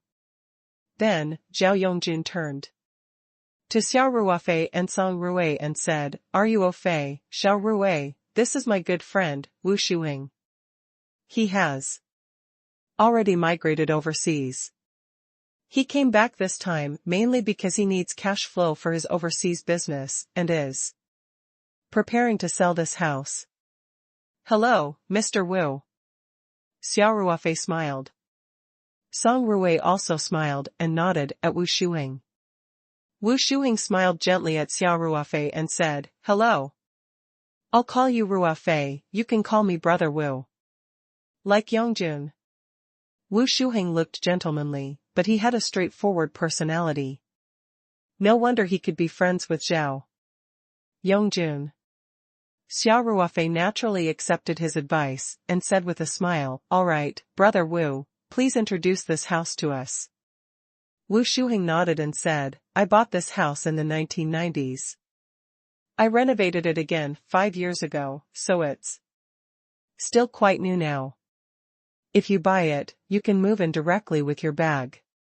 Wu Shuing paused for a moment before continuing, "This house used to be the Bale mansion of the former Qing dynasty. It was also the largest house in the entire alley. It has a total of 3 entrances. There are 16 north rooms, 5 east rooms, 4 west rooms, and 6 south rooms. The entire courtyard is very square, and it's located in the center of the capital. It can be said to be a quiet place in the midst of chaos, very livable." While Wu Shuing was explaining, Xia Ruofei listened and sized up the first courtyard. The place where the car had just driven in should be a newly renovated door, specially for vehicles, to enter and exit. Standing in the courtyard, one could still see the main entrance of the courtyard house. It had an antique atmosphere. Behind the door, there was a traditional image wall. In order not to remove the image wall, a new garage door was opened next to it. Wu Shuing saw Xia Ruofei looking at the door and the screen wall, so he smiled and said, "Ruofei, this door and the image wall were repaired as they were. The design of the door is the wide and bright door, second only to the Wang residence's door. There is also a pair of drum-shaped door stools outside the door. In the Qing dynasty, only officials of second rank and above were qualified to use them. Logo. Xia Ruofei nodded and smiled. This old house is quite particular. Of course. Overstepping the rules is a serious crime. And there are rules on what kind of residence an official of different rank will live in.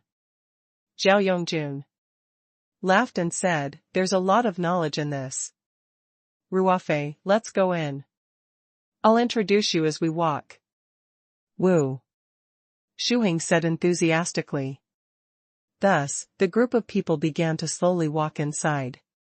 There was a rack of grapes in the middle of the first courtyard, forming a green passage that directly connected to the drooping flower door of the second courtyard. There was a row of roses and peonies on the right side of the courtyard, 2 pomegranate trees in the corner, and a walnut tree on the left.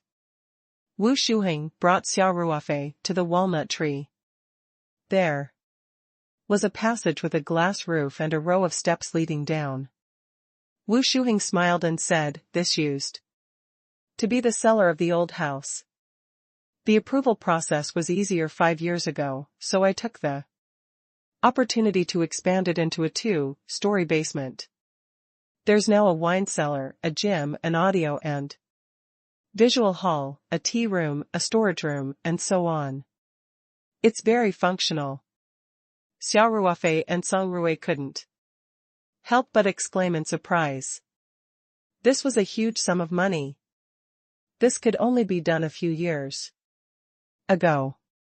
Now that the control was becoming stricter, it was absolutely impossible to complete the procedures for expanding the basement. The house was so big, and there were 2 levels of basements under it, so the area was even more impressive. Xia Ruofei suggested to go down and take a look with interest.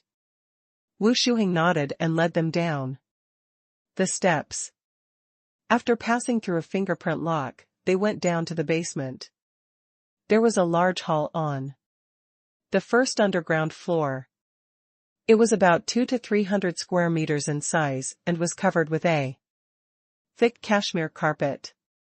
There was a huge screen on the wall in front of it, and on the opposite side were 3 rows of soft, luxurious seats. Xia Ruofei even suspected that he had entered the VIP hall of a movie theater. At this moment, Wu Shuheng smiled and said, I like to watch movies, but I used to be busy with work and didn't have time to go to the cinema often, so I often missed some blockbusters. So, I built a movie hall at home and installed a full set of professional digital video and audio systems. The effect of watching blockbusters is no worse than watching them in the cinema. Xia Ruofei was speechless. In addition to the super large music and entertainment hall, there was a fully equipped fitness room, an entertainment room with a standard snooker table and ping pong table, and a tea room decorated in an antique style. Although it was a basement, the courtyard was very large, and there were lighting windows next to some of the flower beds. With the addition of a natural light illumination system, the lighting was quite sufficient. The second underground floor was divided into 2. In addition to a large storage room, there was also a large wine cellar. Rows of wine racks looked spectacular, but since Wu Shuheng had already migrated overseas, the wine cellar was now empty and did not store any red wine.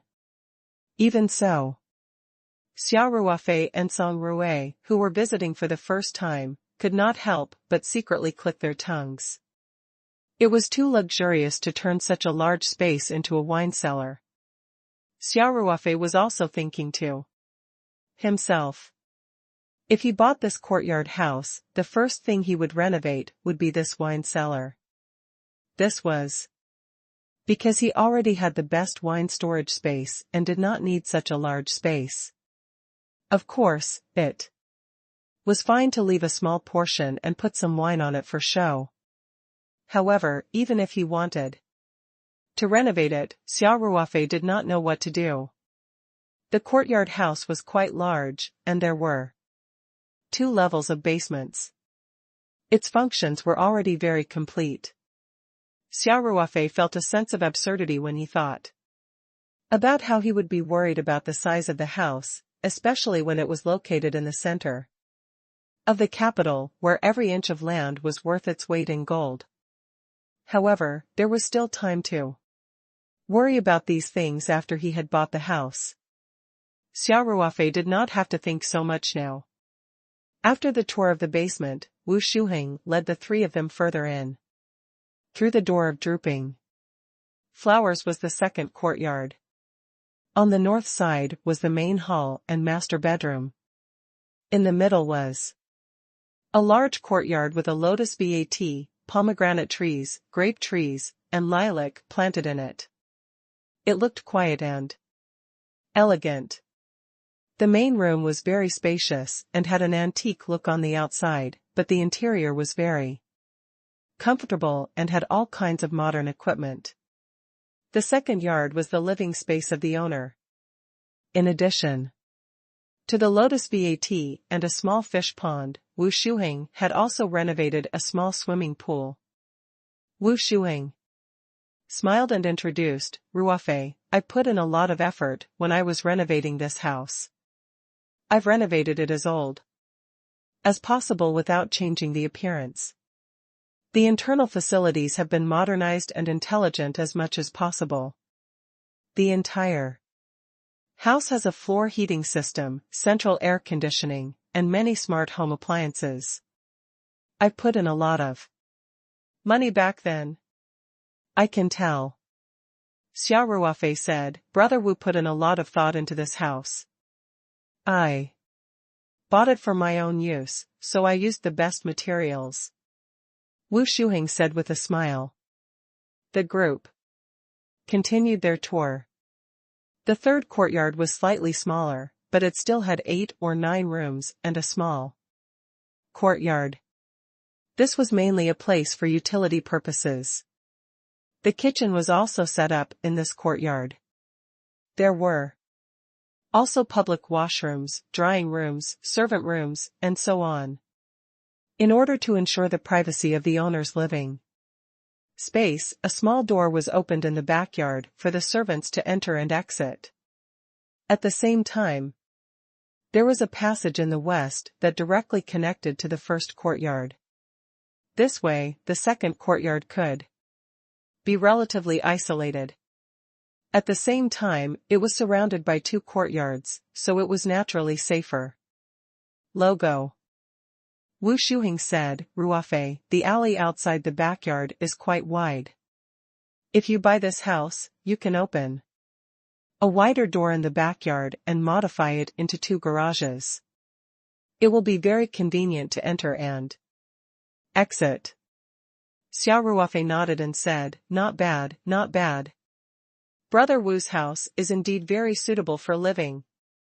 Zhao Yongjun smiled and said, How is it, Ruofei? Are you satisfied after reading it? If you're interested, just say it. You don't have to hide it from Brother Wu, he'll definitely give you the best price. Wu Shuheng laughed. You're brave soldiers, brother. If you really want this house, I'll definitely give you the lowest price. Xia Ruofei smiled. Brother Wu, I do like this house. Name your price. Wu Shuheng was also secretly happy that his company abroad was having cash flow difficulties. And he came back this time to sell his house for cash. However, a courtyard house located in the center of the capital was definitely out of reach for ordinary people. Moreover, with such a large area, the total price was even more shocking.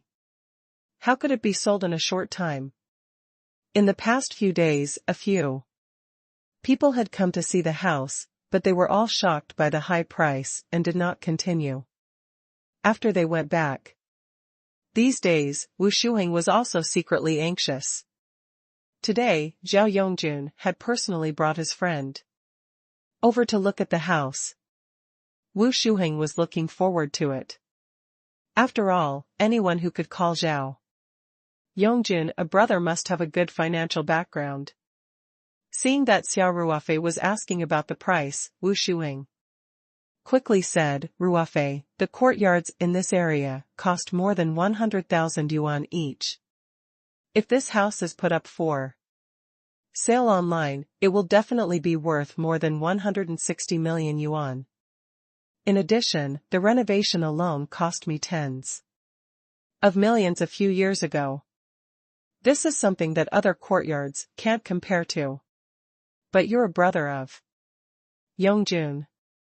If you really want it, just give me 140 million.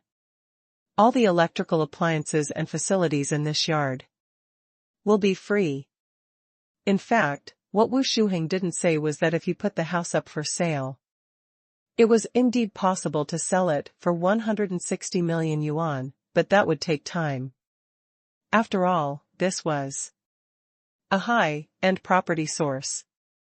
The skyrocketing housing prices in Beijing only increased the wealth on paper, but if they wanted to cash it out, it was far inferior to those small apartments in the school district, with a relatively low total price. After Xia Ruofei heard Wu Shuheng's offer, he nodded in his heart. He had learned about the housing prices in this area yesterday and knew that Wu Shuheng was not exaggerating.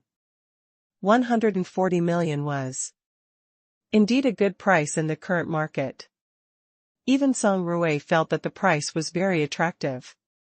He gently touched Xia Ruofei's arm and said in a low voice, "Ruofei, this price is right. Why don't we just buy it?" But before Xia Ruofei could say anything, Zhao Yongjun smiled and said, "Brother Wu, isn't a 4 an ominous number? Don't you always pay attention to a good deal when you do business? Lower it a little more." Wu Shuheng smiled bitterly and said, "Yongjun, I've already vomited blood. You can go out and check, 140 million is really not expensive." Zhao Yongjun didn't say anything, he just smiled at Wu Shuheng. After a long while, Wu Shuheng said helplessly, "Fine, fine. If I don't lower my price a little today, you won't agree. How about this? Since you say 4 is unlucky, then 138 million. This should be fine, right? Don't mind me." Zhao Yongjun said, 38 isn't much better than 4. Lower it a little more. Yongjun, we really can't surrender anymore, Wu Shuheng said with a sad face. "Brother Wu, Ruofei and I have been through life and death together," Zhao Yongjun said with a smile. "He's also our family's benefactor. My father values him a lot. All right. Hurry up and stop." Wu Shuheng quickly said, "Since you've already said so much, I'll lower it by another 2 million. 136 million, I really can't go any lower. Otherwise, if I don't have enough funds, there's no point in selling the house. I might as well think of other ways to raise funds." Zhao Yongjun's words lowered the price by another 4 million. This amount of money was enough to buy a big house in most second-tier cities. Zhao Yongjun nodded in satisfaction, then smiled at Xia Ruofei. "Ruofei, this price. What do you think?"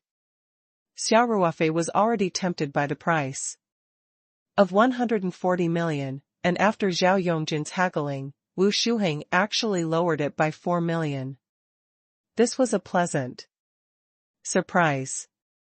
Hence, Xia Ruofei did not hesitate. He nodded and said, "All right. Brother Wu, Brother Zhao, I'm taking this house." Wu Shuheng heaved a long sigh of relief. The deal was finally settled. Although the price was a little lower than expected, it was still acceptable. No matter what, at least he had some money. That's great. Wu Shuing said, Ruofei, you won't lose anything by buying this house, even if it's an investment, you can make a profit by selling it as long as you're patient. Brother Wu, I bought it for myself. Xia Ruofei said with a smile. It's even better if you live by yourself. Wu Shuing laughed and asked, by the way, how do you plan to make the deal? Do you need to apply for a bank loan? If Xia Ruofei were to apply for a mortgage, the bank would need time to approve the loan. To Wu Shuing, time was the most precious thing, so he was a little worried. He didn't want to be happy for nothing. Xia Ruofei smiled and said, I can't apply for a house buying loan in the capital. Brother Wu, don't worry. I've already prepared the money for the house, I'll pay the full amount, logo. When Wu Shuing heard this, the huge stone in his heart finally fell to the ground. Thank you, Wu Shuing said with some excitement. Zhao Yongjun smiled and said, Ruofei, congratulations on buying a house that you like. Brother Wu, congratulations on successfully raising the funds. Thank you, thank you. Wu Shuing said, Yongjun, Ruofei, young master Song, I'll be the host tonight. I'll treat everyone to a few drinks. In this courtyard house, I guess. Zhao Yongjun said. We'll also let Ruofei experience the life of a courtyard house in the capital. Alright, alright, alright.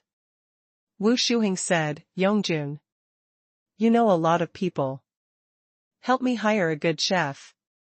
Song Ruofei interjected, I think it's not a bad idea to have a barbecue by the pool. Get a few more friends to come over and have some fun. Let's just treat it as a celebration for Ruofei. Xia Ruofei looked at Song Ruofei and knew what he was thinking. He even called a few more friends. The only person he wanted to call out was probably Zhua Yi. Xia Ruofei smiled and said, Brother Zhao, Song Ruofei, don't make it so grand. Let's sign the house buying contract first.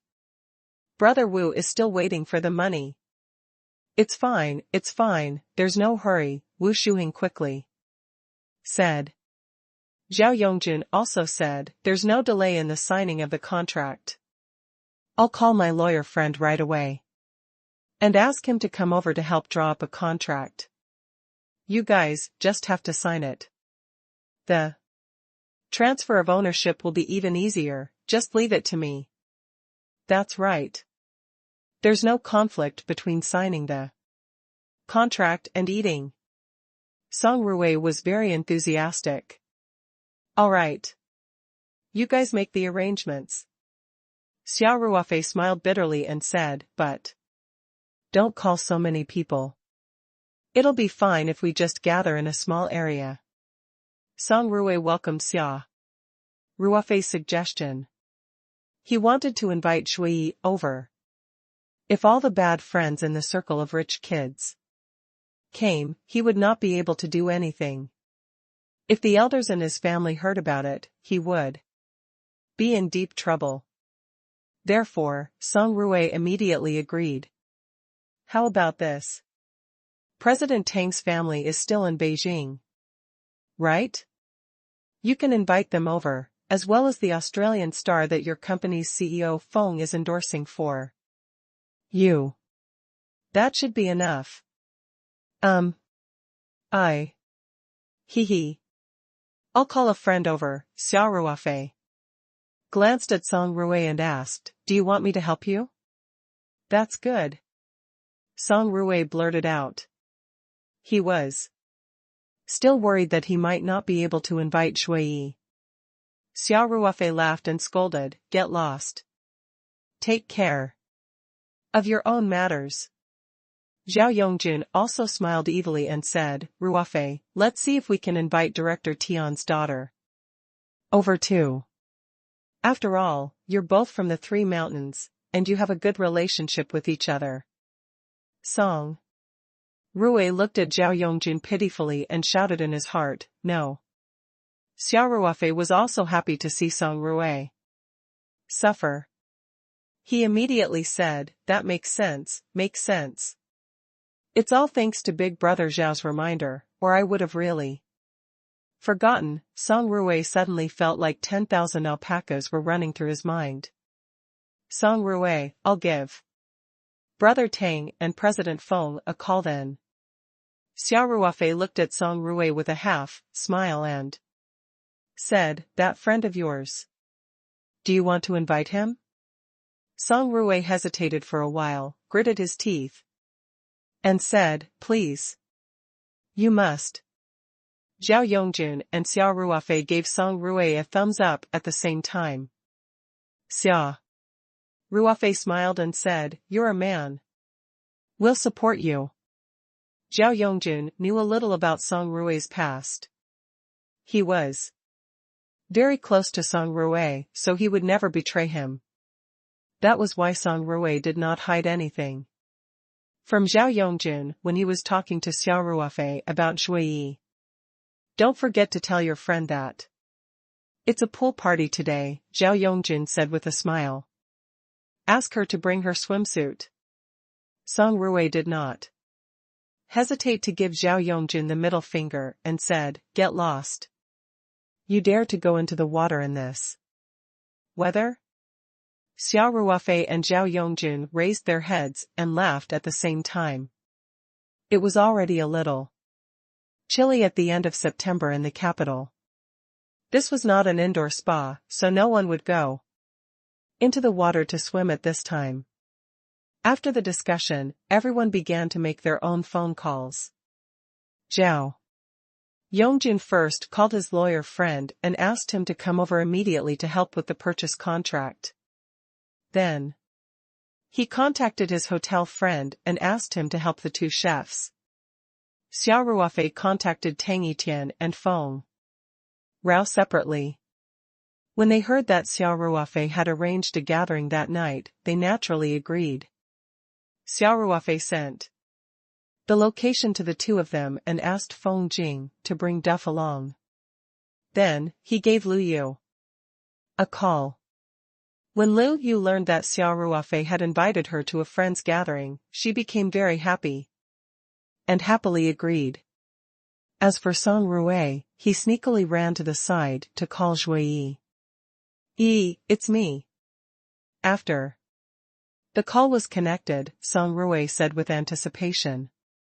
Shui, who had always treated Song Ruofei as a good brother, said, I'm at work. Shall we have dinner together tonight? Song Ruofei said. Why do you suddenly want to have a meal together? Shui yawned and said, recently, there's been a lot of work to do on the restoration of cultural relics. I'm about to die from exhaustion. I'm getting ready to go home and catch up on sleep. Dawn tea. Song Ruofei quickly said, I'm telling you, I'm not the one who invited you today. Do you still remember Xia Ruofei? He's the guy who helped you catch the car thief at Sanshan, Logo. When Song Ruofei saw that Shui wasn't very enthusiastic, he immediately brought up Xia Ruofei without any sense of shame after betraying his friend. Of course I remember. Isn't Wei Wei? Hee. Shui asked, why did you mention him? Ruofei has come to the capital. And I just bought a Sihiyuan in Beijing today. Song Ruofei said, he wants to invite you to his new house as a guest. He was the one who told me to call you. I see. Shui hesitated slightly before saying, all right then. I'll come over after work, send me your location. All right. Song Ruofei snapped his fingers excitedly and said, then work hard. I won't disturb you. After hanging up, Song Ruofei immediately opened WeChat and sent his current location to Shui. Seeing Shui reply with an okay emoji, Song Ruofei grinned. As he laughed, he felt that the atmosphere was not right. He turned around and saw Xia Ruofei standing behind him with a murderous look. Song Ruofei was so scared that he quickly stepped aside and asked, "What are you doing? You almost scared me to death." Xia Ruofei chuckled and said, "Not bad, Song Ruofei. You actually know how to use my name to pick up girls." Song Ruofei chuckled guiltily and said, "Who are we? Besides, I'm not wrong. You're the master today." "I'm the master. I don't object to this." Xia Ruofei looked at Song Ruofei and said, "But when did I say that I was going to invite Shui? And I even asked you to call her? How come I don't have any impression of it?"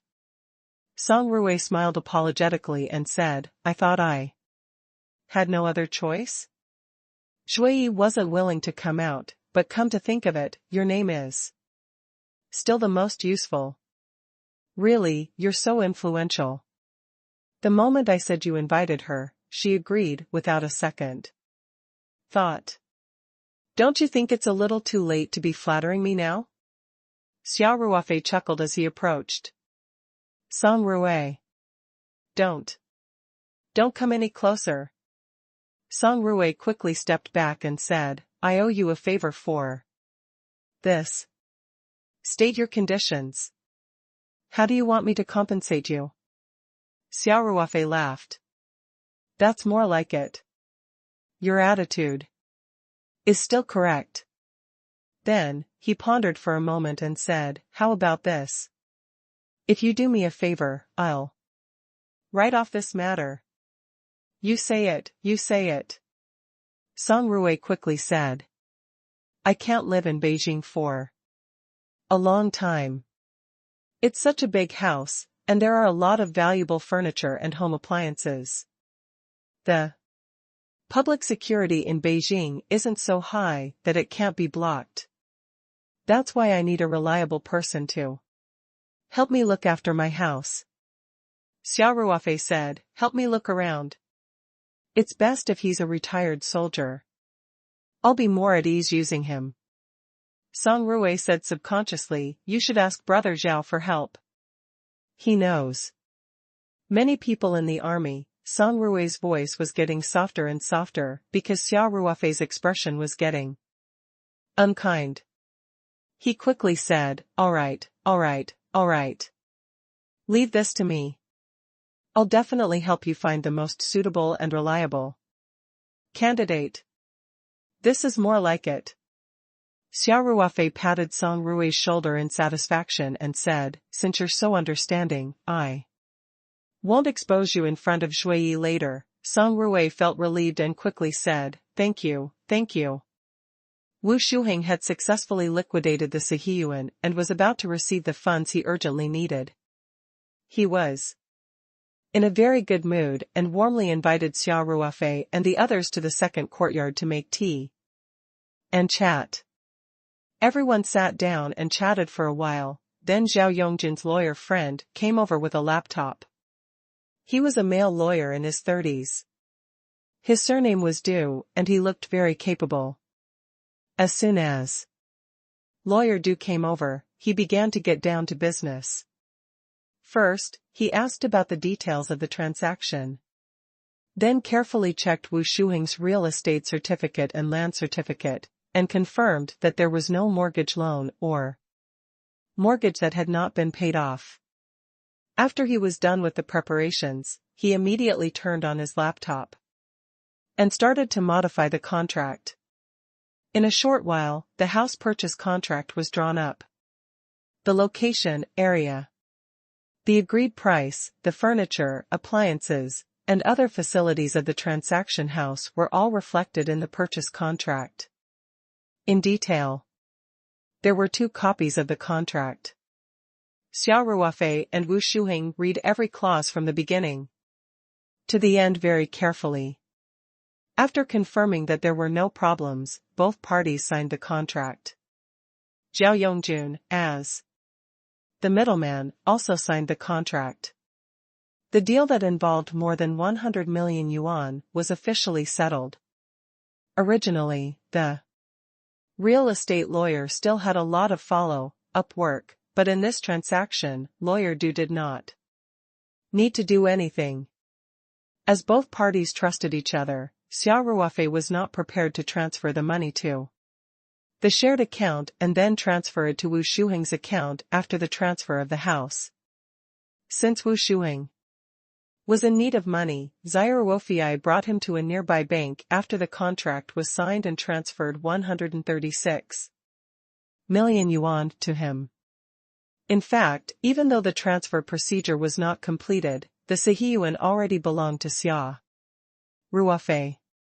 He had spent more than half of the 180 million he had earned from selling the King's Green in the morning. Naturally, Wu Shuheng was very grateful to Xia Ruofei. After receiving the money, he immediately transferred it to the overseas company's account to solve the urgent situation. Logo. Zhao Yongjun would help with the transfer. Even Wu Shuheng didn't plan to stay in China for long. He had already made an appointment with the notary and was ready to notarize it. He would entrust the transfer of ownership to Zhao Yongjun and then he would leave China the next day. From a legal point of view, Zhao Yongjun could completely represent Wu Shuheng in the transfer of ownership. When Xia Ruofei and Wu Shuheng came back from the bank, the chef Zhao Yongjun hired had arrived too. There were 3 of them in total. They knew in advance that there was going to be a barbecue party, so they brought a lot of ingredients, all suitable for barbecue. The chef was busy setting up the barbecue rack by the pool, while Zhao Yongjun and Song Ruofei were helping to set up tables, plastic chairs, and so on. Song Ruofei, who liked to join in the fun, even brought out the high-end sound system in the house. He connected it to the computer and started to play music. Then, he found some light belts and set them up in the yard. Although the sky wasn't dark yet, the pool already had the atmosphere of a party. After confirming that Zhuyi would be coming over, this fellow's enthusiasm was immediately aroused. Xia Ruofei and Wu Shuheng also joined the team to help. While everyone was busy, the sky gradually darkened. The friends that Xia Ruofei and Song Ruofei had invited also started to arrive. Tang Etienne's family was the first to arrive. When Tang Etienne heard that Xia Ruofei had just bought this courtyard, he immediately took a look around with great interest. After seeing it, he couldn't stop praising it. His tone was full of envy. He even said that he wanted to buy a courtyard like this in the capital so that he could return home for a vacation. To a rich man like Tang Etienne, 100 or 200 million was nothing. Xia Ruofei immediately asked Zhao Yongjun to help look for one, and introduced the 2 to each other, letting them exchange contact information. Feng Rao and Duff, who had just finished work, went to the courtyard house together. It was the first time that Duff had come to a courtyard in the capital city that was filled with the rich Chinese style. She was also stunned by the sight. Everything was fresh to her. She naughtily brought Tang Haoran around the front and back courtyards, having a lot of fun. When Feng Jing found out that Xia Ruofei had bought the big house and spent more than 100 million yuan on it, she looked at Xia Ruofei as if he was a wastrel. She pulled Xia Ruofei to the side and complained in a low voice, "Chairman, we still haven't settled the funds for our company's headquarters." Xia Ruofei laughed awkwardly and said, "Well, I really like this house. After I saw it, I didn't think much about it and just bought it." Feng Jing didn't know whether to laugh or cry. This guy was really incompetent as the chairman. he could actually ignore such a huge matter. With this 100 million, he could build a very beautiful headquarters building in Sanshan. He actually bought a Sihiyuan. Xia Ruofei quickly added, but don't worry. I'll take care of the funds. It won't delay the relocation of the headquarters. After you're done here, go back and look for more. Let me know if you need any funds. Feng Rao. Only let him go after Xia Ruofei's promise. Feng Jing also knew that it was too late to say anything. Now. This prodigal had already paid for the house and signed the contract. How could he go back on his word? Furthermore, Xia Ruofei seemed to love this house so much. Even if he could break the contract, he would not do it, right? Feng Jing shook her head helplessly and put the matter of the headquarters aside for the time being. She then joined the tour group, Logo. After a while, Lu Yu also arrived at the courtyard house. She had obviously dressed up well today. She was wearing a black and white striped shirt with tight, fitting ripped jeans, which made her look very capable and experienced. Her shoes were also the same color as her pants, and she wore pointed marten boots, which made her look even taller than she was. Moreover, Lu Yu's face was covered in delicate light makeup.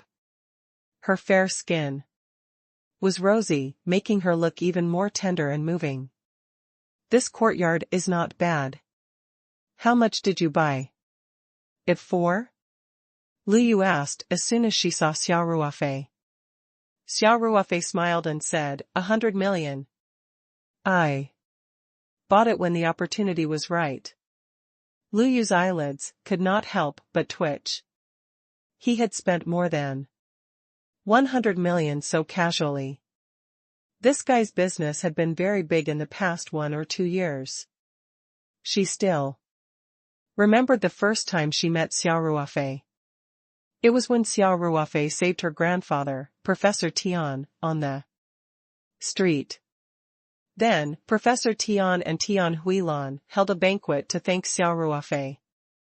That meeting wasn't very pleasant. Lu Yu still remembered that Xia Ruofei's business had just started and he seemed to only sell a small amount of Taoyuan vegetables. How long had it been? Xia Ruofei's company was already so popular. Lu Yu couldn't help but feel a little dazed. Miss Lu, you're here. Feng Rao walked over to greet Lu Yu with a smile. The spokesperson of heart-nourishing soup, Daphne, was with Feng Rao. Hello, Sister Feng. Lu Yu smiled and greeted him. Dear. Is your head really fine? Duff asked, concerned. During the accident at the set, Duff had witnessed the terrifying scene of the crane falling down with her own eyes. She had been scared out of her wits. When she heard from Feng Rao that Lu Yu was not injured, Duff could not believe it. Seeing Lu Yu alive and well today, and without a single wound on her forehead, De Fu finally believed Feng Rao's words. I'm fine. Lu Yu looked deeply at Xia Ruofei and smiled. I'm quite lucky. There was a deep curiosity in Duff's eyes. Do you know Chinese? Kung Fu? I've heard that Chinese monks know a very powerful Kung Fu called the Iron Head technique, Xia Ruofei laughed and said, you're right, Miss Duff. Lu Yu is a martial arts expert from China. Not only does she know the Iron Head technique, but she also knows the Golden Bell and Iron Shirt. She's invulnerable. People in the pugilistic world call her Abbess Miju. Lu Yu was embarrassed and embarrassed. She pinched Xia Ruofei and said, damn it. What? Abbess Miju? She's making it sound so ugly. Xia Ruofei raised his head and laughed as he ran away. Feng Rao didn't know whether to laugh or cry as she looked at Xia Ruofei, who had run to the side. She thought to herself, this guy is really She's obviously a delicate beauty, but she has to call her. Abbas Miju. She went forward and held Lu Yu's arm. She said to Duff, "Don't listen to our chairman's nonsense." Duff. "He's just joking with you." Then, Feng Rao said to Lu Yu, "Miss Lu, ignore him. Let's go and roast something." Lu Yu pouted and turned to look at Xia Ruofei. When she saw the unconcealed smile on Xia Ruofei's face, she couldn't help but glare at him coquettishly. Then, she followed Feng Rao and Duff to the barbecue. Woo. Shuheng was supposed to be the host today, but other than paying the bill to the chef and the hotel, he was very low-key. He just sat on the side and chatted with Zhao Yongjun. Because the real protagonist was Xia Ruofei, and the guests today were all Xia Ruofei's friends. As Xia Ruofei was taking pictures of his friends in the yard with his phone, Song Ruwei walked over and said, "Are you au fait? Why hasn't he arrived yet?" Xia Ruofei kept his phone and smiled. "How am I supposed to know about this? She can't be unable to find the place, can she?" Song Ruwei said, "This girl has no sense of direction. Isn't there a GPS?" Xia Ruofei said indifferently, "Even with navigation, we can still get lost." Song Ruwei said, "No, I have to go out and take a look. I'll go to the entrance of the alley to welcome him. Calm down." "Calm down," Xia Ruofei said with a smile. "Isn't it still early?" As long as Zhui's matters were involved, Song Ruwei seemed to become a little uneasy. "I think I'll go out and take a look," Song Ruwei said. At this moment, a girl in a trench coat appeared from behind the screen wall. She looked at her phone with a confused expression, as if she was confirming that she had found the right place. Song Ruwei was overjoyed. He waved his hand and shouted, "Over here." The person who had just arrived was Zhui, who had made Song Ruwei fall head over heels in love with her. She looked up when she heard the voice and finally heaved a sigh of relief when she saw Song Ruwei. She patted her chest and said, "This time, I didn't find the wrong place. The 2 courtyards I found just now were all other people's houses. One of them even had a big wolf dog. I was scared to death." Xia Ruofei didn't know whether to laugh or cry. So Song Ruwei wasn't overly concerned. Zhui was really a direction idiot. Song Ruwei had already walked up to him. As the host, Xia Ruofei naturally had to go up to welcome him. "Xia Ruofei, I heard you bought a courtyard house. You're really rich." Zhui said casually, "At least you still have a conscience and can still think of me." Xia Ruofei glanced at Song Ruwei and said, "Song Ruwei specially." Song Ruwei's face tightened when he heard this, and he quickly gave Xia Ruofei a look. Xia Ruofei smiled and changed his words, "Song Ruwei reminded me that you're working in Beijing too. He asked me not to forget to invite you, logo." Song Ruwei heaved a sigh of relief. He knew that Xia Ruofei was just teasing him, but he had no choice. Zhui casually put her arm around Song Rui's shoulder and said, "You're a good friend." Xia Ruofei almost burst out laughing. After leading Zhui into the second courtyard, Xia Ruofei introduced her to his friends. All the invited guests had arrived, and the party officially began. There was no formal banquet today. Everyone gathered in the open space beside the pool for a barbecue and chat. Zhao Yongjin's chef had prepared a lot of ingredients, and Wu Shuheng also drove back with a lot of beer. The chefs were roasting all sorts of ingredients on the barbecue rack. At the same time, Xia Ruofei's friends were also cooking. Everyone chatted as they ate. They clinked their big beer glasses, and drank from time to time. The atmosphere was very relaxed. Xia Ruofei had also secretly observed for a while. He realized that Zhui Yi's relationship with Song Rui was not bad, but she obviously treated him as a male best friend. She spoke to him casually and even touched him at times, but there was no hint of romantic feelings at all. Xia Ruofei couldn't help but laugh to himself. Song Rui is known for hitting on countless girls and not getting involved with any of them. I didn't expect that he would hit on a good brother.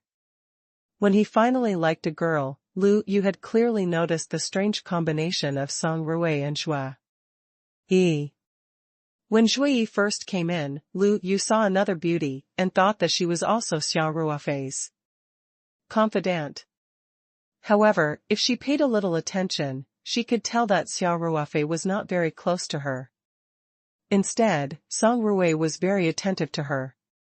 Xia Ruofei was sitting on a deck chair under a pomegranate tree, with a large glass of beer in his hand. There was a plate of grilled chicken wings on the stone table beside him. He was drinking and eating skewers while looking at Song Rui and Zhui Yi across the pool. He could not hide the smile on his face. It was unknown when Lu Yu had also come over with a glass of wine. She sat on the stone bench beside Xia Ruofei and pouted at Song Rui and Zhui Yi. She asked, "What's the situation with those two?" Xia Ruofei turned and glanced at Lu Yu. He smiled and said, "Can't you tell? The love of the man and the disinterest of the concubine."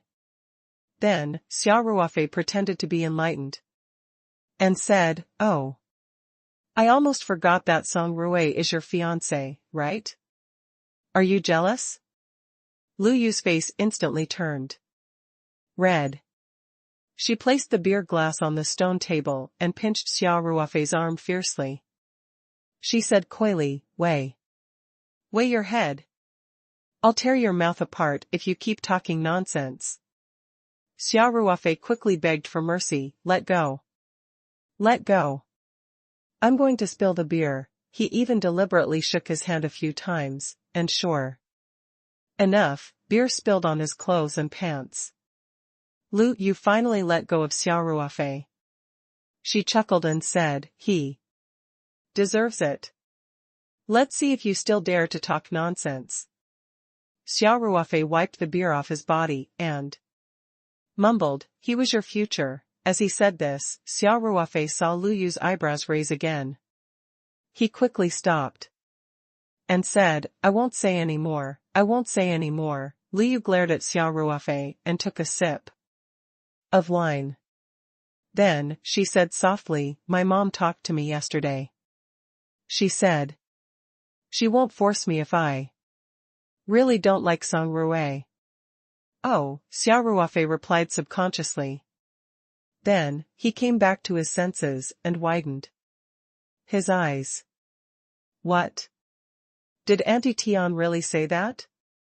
Lu Yu glared at Xia Ruofei in dissatisfaction and said, "What do you mean by that? It's like you don't want me to get rid of this problem." Xia Ruofei quickly smiled apologetically and said, No, I'm just too surprised. Lu Yu, congratulations. I finally don't have to marry someone I don't like." Lu Yu nodded and said indifferently, "Thank you." Xia Ruofei glanced at Lu Yu and asked, curiously, "Shouldn't you be very happy? Why do I feel like you?" Lu Yu couldn't help but shoot a quick glance at Xia Ruofei with hidden bitterness. Then, she lowered her head and thought, "Isn't it all because of you, you idiot?" After a long while, Lu Yu said faintly, "It's nothing. I'm very happy. It's just that I don't reveal my emotions too much." "That's true," Xia Ruofei said with a smile. "Tell me about Song Rui and Zhui Yi," Lu Yu said. "I didn't expect Miss Lu to be such a busybody." Xia Ruofei said with a smile. "It's fine if you don't want to say it." Lu Yu was a little embarrassed. Don T, I'll talk. Xia Ruofei quickly replied, their story. It's a legend. Then, Xia Ruofei told Lu Yu everything that had happened between Song Ruofei and Zhuyi, starting from the first time they had met. Lu Yu listened very seriously. Very quickly. Xia Ruofei told her that with Song Ruofei's help, Zhuyi had successfully joined the Yanjing Museum. Then, Song Ruofei had also attacked her, but he had ended up becoming Zhuyi's best friend, making her not know whether to laugh or cry. Xia Ruofei couldn't help but laugh when he said this. However, Lu Yu didn't smile. Instead, she had a thoughtful expression. In fact, Lu Yu's inner thoughts were very intense at this moment. She was well aware of Zhuyi's situation. If Song Ruofei really got together with Zhuyi, he would face unprecedented resistance. According to Xia Ruofei, Song Ruofei was serious this time. He was not playing around. If that was the case, Song Ruofei had thought it through and knew that he was going to face the wrath of his family. Logo. But he still did it. Lu Yu said in her heart, even Song Ruofei, this hedonistic son of a rich family who is usually not serious, can disregard everything for love. Why do I not dare to face my heart? And always be overcautious? Lu Yu's beautiful eyes moved. She bit her lower lip gently as thoughts spun in her mind. After Xia Ruofei finished talking about Song Ruofei and Zhuyi, he turned to look at Lu Yu and couldn't help but ask, Lu Yu, what's wrong? Are you all right? I'm fine, Lu Yu replied subconsciously. However, she immediately looked up at Xia Ruofei and said, no, I'm not. Xia Ruofei was confused by Lu Yu's nonsensical words. He smiled bitterly and said, young Miss Lu, are you possessed? Why was he speaking in such a jumble? Could it be that Brother Wu's house is not clean? I've spent more than 100 million, Lu Yu glared at Xia Ruofei and said, you're the one who's possessed. Then, Lu Yu's face suddenly blushed, but she quickly returned to normal. She stared into Xia Ruofei's eyes seriously, and said word by word, Xia Ruofei, I like you. Xia Ruofei was petrified. Although Lu Yu's voice was soft, it was like a huge bell to Xia Ruofei, causing his heart to tremble. At the same time, he subconsciously looked at the crowd on the other side of the pool. When he realized that they were not paying attention to him, he heaved a sigh of relief. Immediately after, Xia Ruofei felt his head throb. He stuttered, Lu Yu, let me finish, Lu Yu said very calmly, I've never dared to face my heart, but today, I don't want to run away anymore. I don't know when it started. Maybe it was you who nurtured Mo for us, or you protected me on the plane without a care for your own safety, or you saved me from the bar. Anyway, I know that I've already fallen for you, but I just haven't been willing to face it. Xia Ruofei sat there in a daze, his mouth slightly open. Lu Yu continued to say in one breath, I've always had these concerns, because you already have a girlfriend. My best friend, Jiang Yu, is also infatuated with you. When Lu Yu said this, she revealed a self-deprecating smile and said, I've always said that Yaya is a coward, but I'm not even as good as her. At least, she never hid her feelings for you in front of me, while I always pretended that I didn't care about you. Then, Lu Yu's expression became much more determined. She bravely looked into Xia Ruofei's eyes and said, after hearing about Song Ruofei today, I'm very touched. I've decided not to run away anymore. I must tell you what I'm thinking. Xia Ruofei was stunned for a while, before he smiled bitterly and said, Lu Yu, I'm really honored. But you know, I already have a girlfriend, so what? Lu Yu shrugged her shoulders and said, "That's your business. As long as you're not married, I still have the chance to compete with Ling Qingxue." Xia Ruofei's expression was very interesting at the moment. He felt that he was being ridiculous. He had only told Lu Yu the story of Song Rui and Xue Yi. How could it have given Lu Yu such a big shock? Could it be that he was getting his retribution for gossiping about others behind their backs? However, how could it be retribution to be liked by such a beautiful woman with a good family background, a hot figure, and excellent looks? Lu Yu took a deep breath and said, "Xia Ruofei, you don't have to feel pressured. It's my business that I like you. Although I will compete with Ling Qingxue, I'm not the kind of woman who will pester you." Hoo. I feel so much better after I say it. Xia Ruofei smiled bitterly. You're feeling better, but I'm in a dilemma. Although Xia Ruofei had already noticed it, he could at least pretend that he did not know as long as they did not say it out loud. However, there was no room for escape now.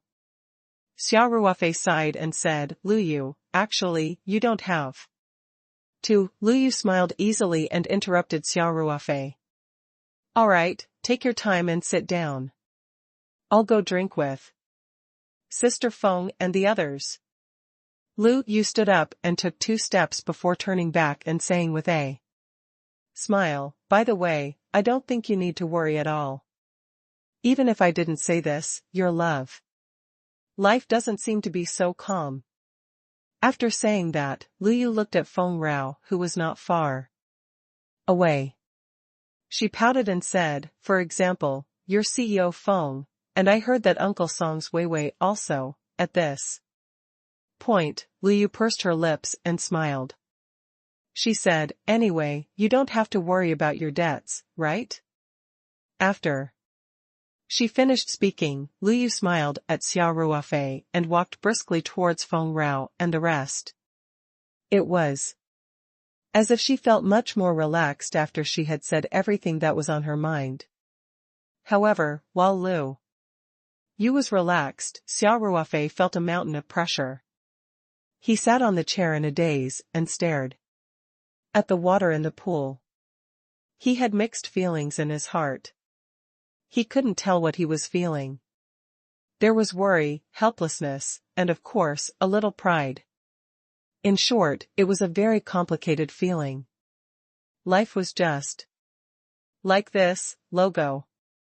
Xia Ruofei was a little muddled through the rest of the gathering. The scene of Lu Yu confessing to him by the pool kept replaying in his mind. Lu Yu's bright eyes seemed to be able to see through his heart. Lu Yu never asked Xia Ruofei how he felt about her, but Xia Ruofei was constantly questioning his inner self. To be fair, he would be lying to himself if he said that he had no feelings for Lu Yu at all. Although it was their first meeting, he did not have a good impression of Lu Yu. He felt that this girl was a little unruly and willful, even unreasonable. In addition, Lu Yu's mother was a secretary of the municipal government. This made Xia Ruofei feel that she had a princess temper. However, as they got to know each other more, Xia Ruofei saw a more realistic and three-dimensional Lu Yu. She had her own emotions and a kind heart. Of course, one's looks were also very important. There were very few men who would not be moved by a beautiful woman with a hot figure and 1,000 charms.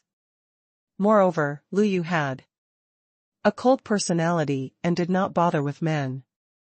However, she just had to look at him in a different light. The sense of accomplishment was incomparable. It would be a lie to say that she was not moved. However, Xia Ruofei already had Ling Qingxue, which was what made him most conflicted. Perhaps every man had a beautiful dream of having one on each side, but it was only a dream, after all. It was unlikely to happen in Reality. One Ling Qingxue was not the only one who could not accept it. Even Lu Yu did not care. That Xia Ruofei had a girlfriend and hoped that they could have a fair competition. If Xia Ruofei really wanted to have her, Lu Yu would probably be the first one to disagree. Of course, Xia Ruofei did not dare to have such an extravagant hope now. He was just struggling with how to face Lu Yu.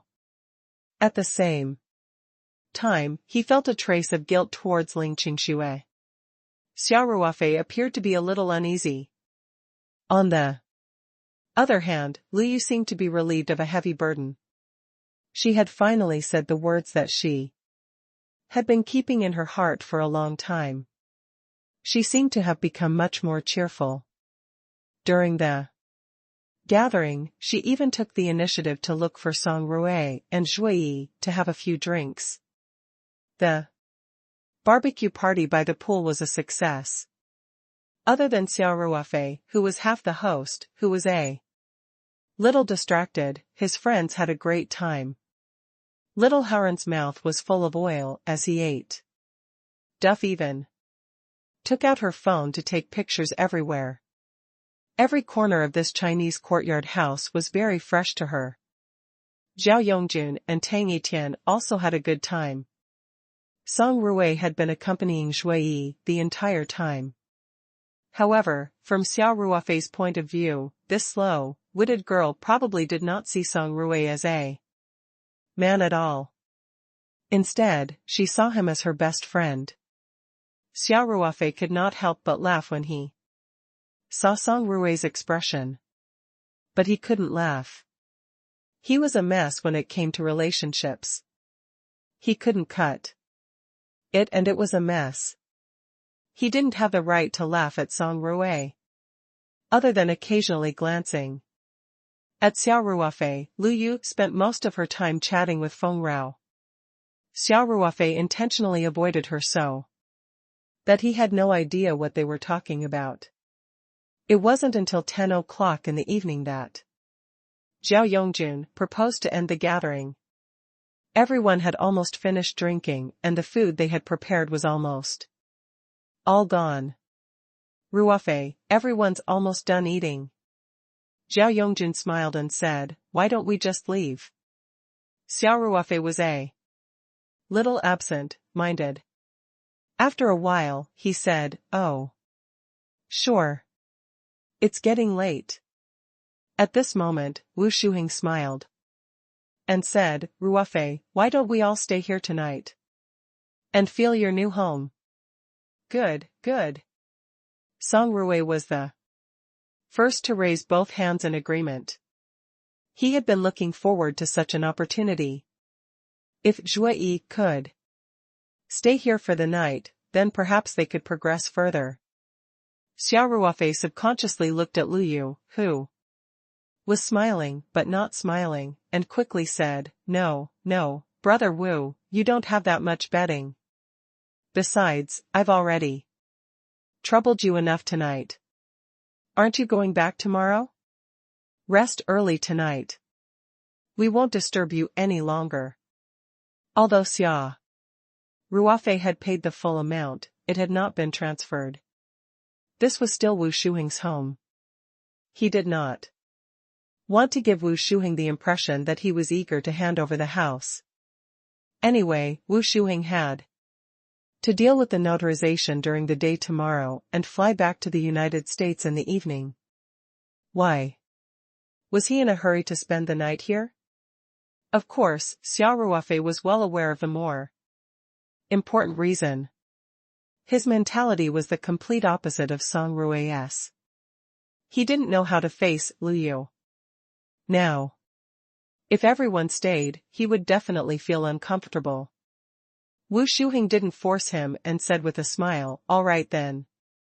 But don't forget to come over tomorrow morning to hand over the house." "All right. Brother Wu, rest early.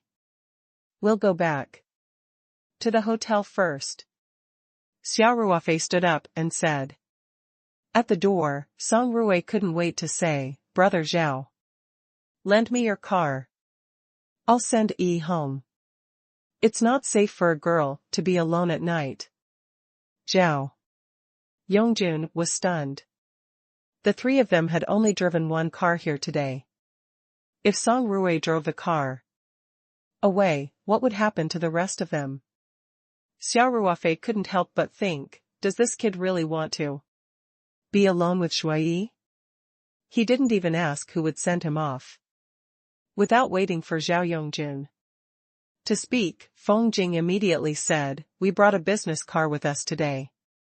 It's parked at the entrance of the alley. We can go back to the hotel in one car, Logo. We have our own car. You don't need to worry about it. Tang Etian said with a smile. Yongjun. My car's here too, why don't you drive it away? Wu Shuheng smiled. This will definitely be enough for the car. Song Ruofei said happily, then it's decided. Let's go first. Then, he took the car keys from Zhao Yongjun's hand.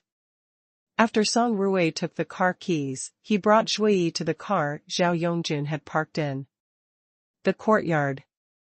Shui's reaction was indeed a little slow. She did not notice the subtle relationship between these people. Nor did she feel that Song Ruofei's concern for her had long gone beyond the scope of friends. She bade Xia Ruofei and the others goodbye, then got into the car and left. After Song Ruofei's car drove out of the courtyard, Zhao Yongjun thought about it and smiled. Ruofei, I'll stay at Hilton tonight too. I still have to do the handover and transfer with you tomorrow. He paused for a moment and continued, why don't you send Lu Yu off? I'll go back to the hotel with CEO Feng's car. How about this arrangement? Xia Ruofei's expression froze.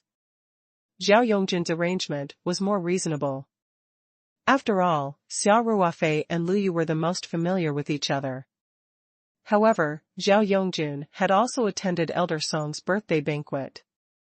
He was naturally aware of the ambiguous relationship between Xia Ruofei and Lu Yu. Hence, his arrangements were more or less with the intention of stirring up trouble. Of course, if it was before tonight, it was fine to send Lu Yu off. However, Lu Yu had just confessed to Xia Ruofei very formally. Xia Ruofei felt rather conflicted to let him spend time with her alone. This was because Xia Ruofei had not been able to face his heart and could not make a choice. Lu Yu seemed to have noticed Xia Ruofei's dilemma and glanced at him with a half-smile. Xia Ruofei gave her a pleading look.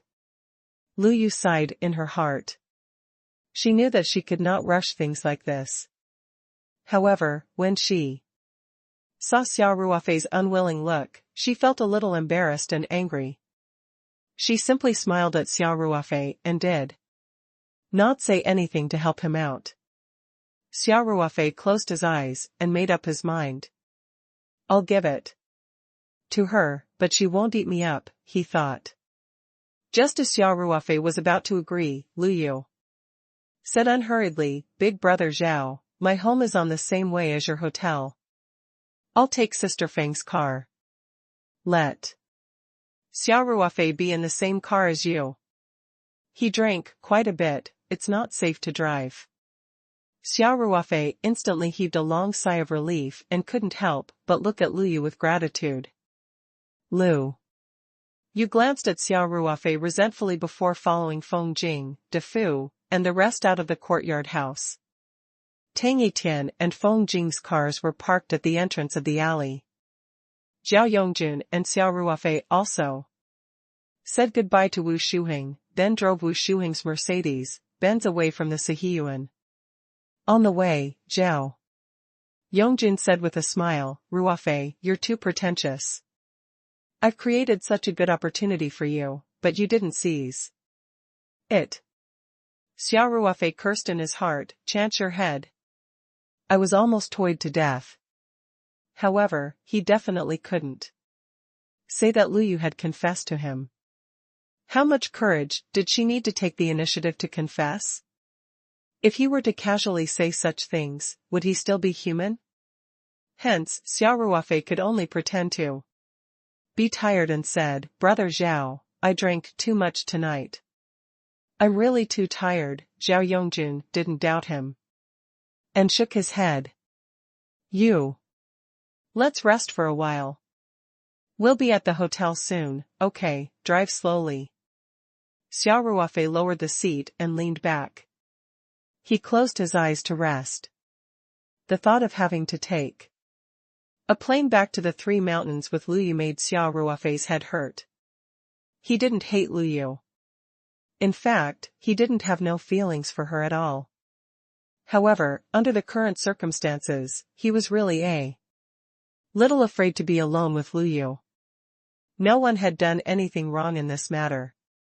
Perhaps the only thing wrong was the timing.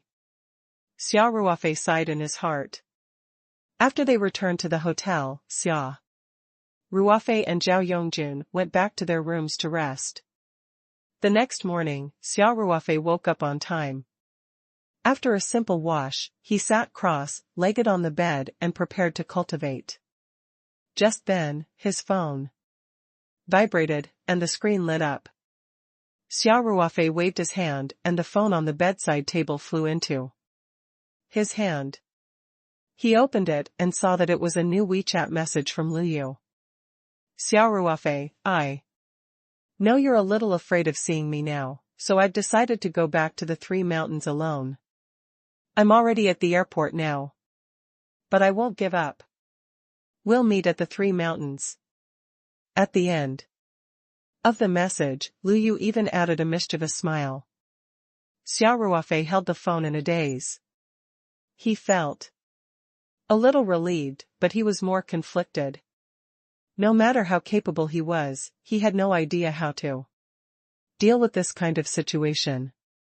Xia Ruofei was absent-minded for the rest of the day.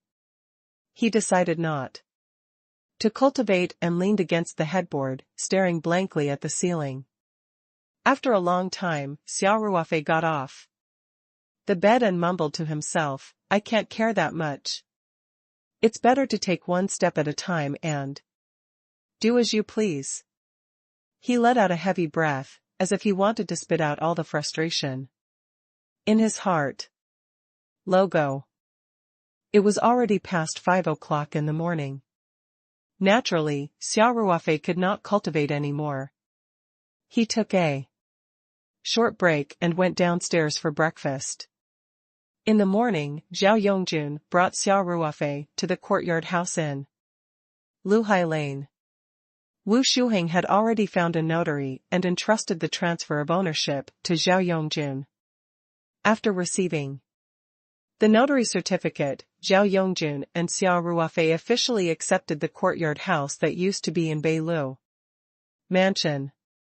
Wu Shuheng had given all the household appliances, furniture, and other facilities in the house to Xia Ruofei. He only took some decorations from his personal collection and some clothes that he had left in the yard. They only filled half a pickup truck. Then, Wu Shuheng bid farewell to Zhao Yongjun and Xia Ruofei. He still had 2 houses in the capital, but they were both in small communities. Although the area was also very large, compared to this courtyard house, the total price was probably only a fraction. So he didn't sell the 2 houses this time. Because the money from selling the houses was like a drop in the bucket for his overseas company's lack of funds. It wouldn't help at all. Wu Shuheng moved these personal belongings to his other house to store them, and then he was ready to return to the United States. His company in the United States was in urgent need of funds to revive, so he was also eager to return home. After Wu Shuheng left, Xia Ruofei didn't have time to take a good look at the yard. Zhao Yongjun took him directly to the Housing Management Center to handle the transfer procedures. Zhao Yongjun had already informed his friend in advance. He also had the notarized power of Attorney signed by Wu Shuheng, Xia Ruofei's house purchase contract, money transfer receipt, Wu Shuheng's property certificate, land certificate, and other information in his hands. So, it was very easy to transfer the ownership. Of course, according to normal procedures. Even if he didn't apply for a mortgage, it was impossible to complete all the procedures on the same day. However, Zhao Yongjun's appearance was a special case. The two of them only spent half a day and the entire transfer process was completed. Xia Ruofei also got the new house and land certificate under his name. From this moment on, this super luxurious mansion that was worth more than 100 million yuan officially belonged to Xia Ruofei. Xia Ruofei had also become a family with a house in the capital, and it was a huge courtyard with 3 entrances. Zhao Yongjun was very meticulous. After the transfer of ownership was completed, he brought Xia Ruofei to transfer the water, electricity, heating, gas, and other bills under Xia Ruofei's name. On the first floor of the Housing Management Center, there were people from the electricity company, gas company, broadcasting company, and other units stationed there. It was very convenient as long as they went to the counters one by one. After settling everything, the two of them had a casual lunch outside before returning to the Luhai Lane courtyard house. Ruofei, take a good look and see if there's anything that you don't like that needs to be modified. Zhao Yongjun smiled and said, I'll arrange for a friend to come over and help you fix it. He's a specialist in ancient building restoration. I guarantee that he'll help you do it beautifully. In fact, Xia Ruofei had already thought of a few places that needed to be changed. He immediately smiled and said, That's great. I was just worried that I couldn't find a professional to do this. As for the place to change, I've already thought about it last night. If your friend is studying the restoration of ancient buildings, it shouldn't be difficult for him. Oh? Zhao Yongjun was also interested and said with a smile, Tell me about it, maybe I can give you some advice.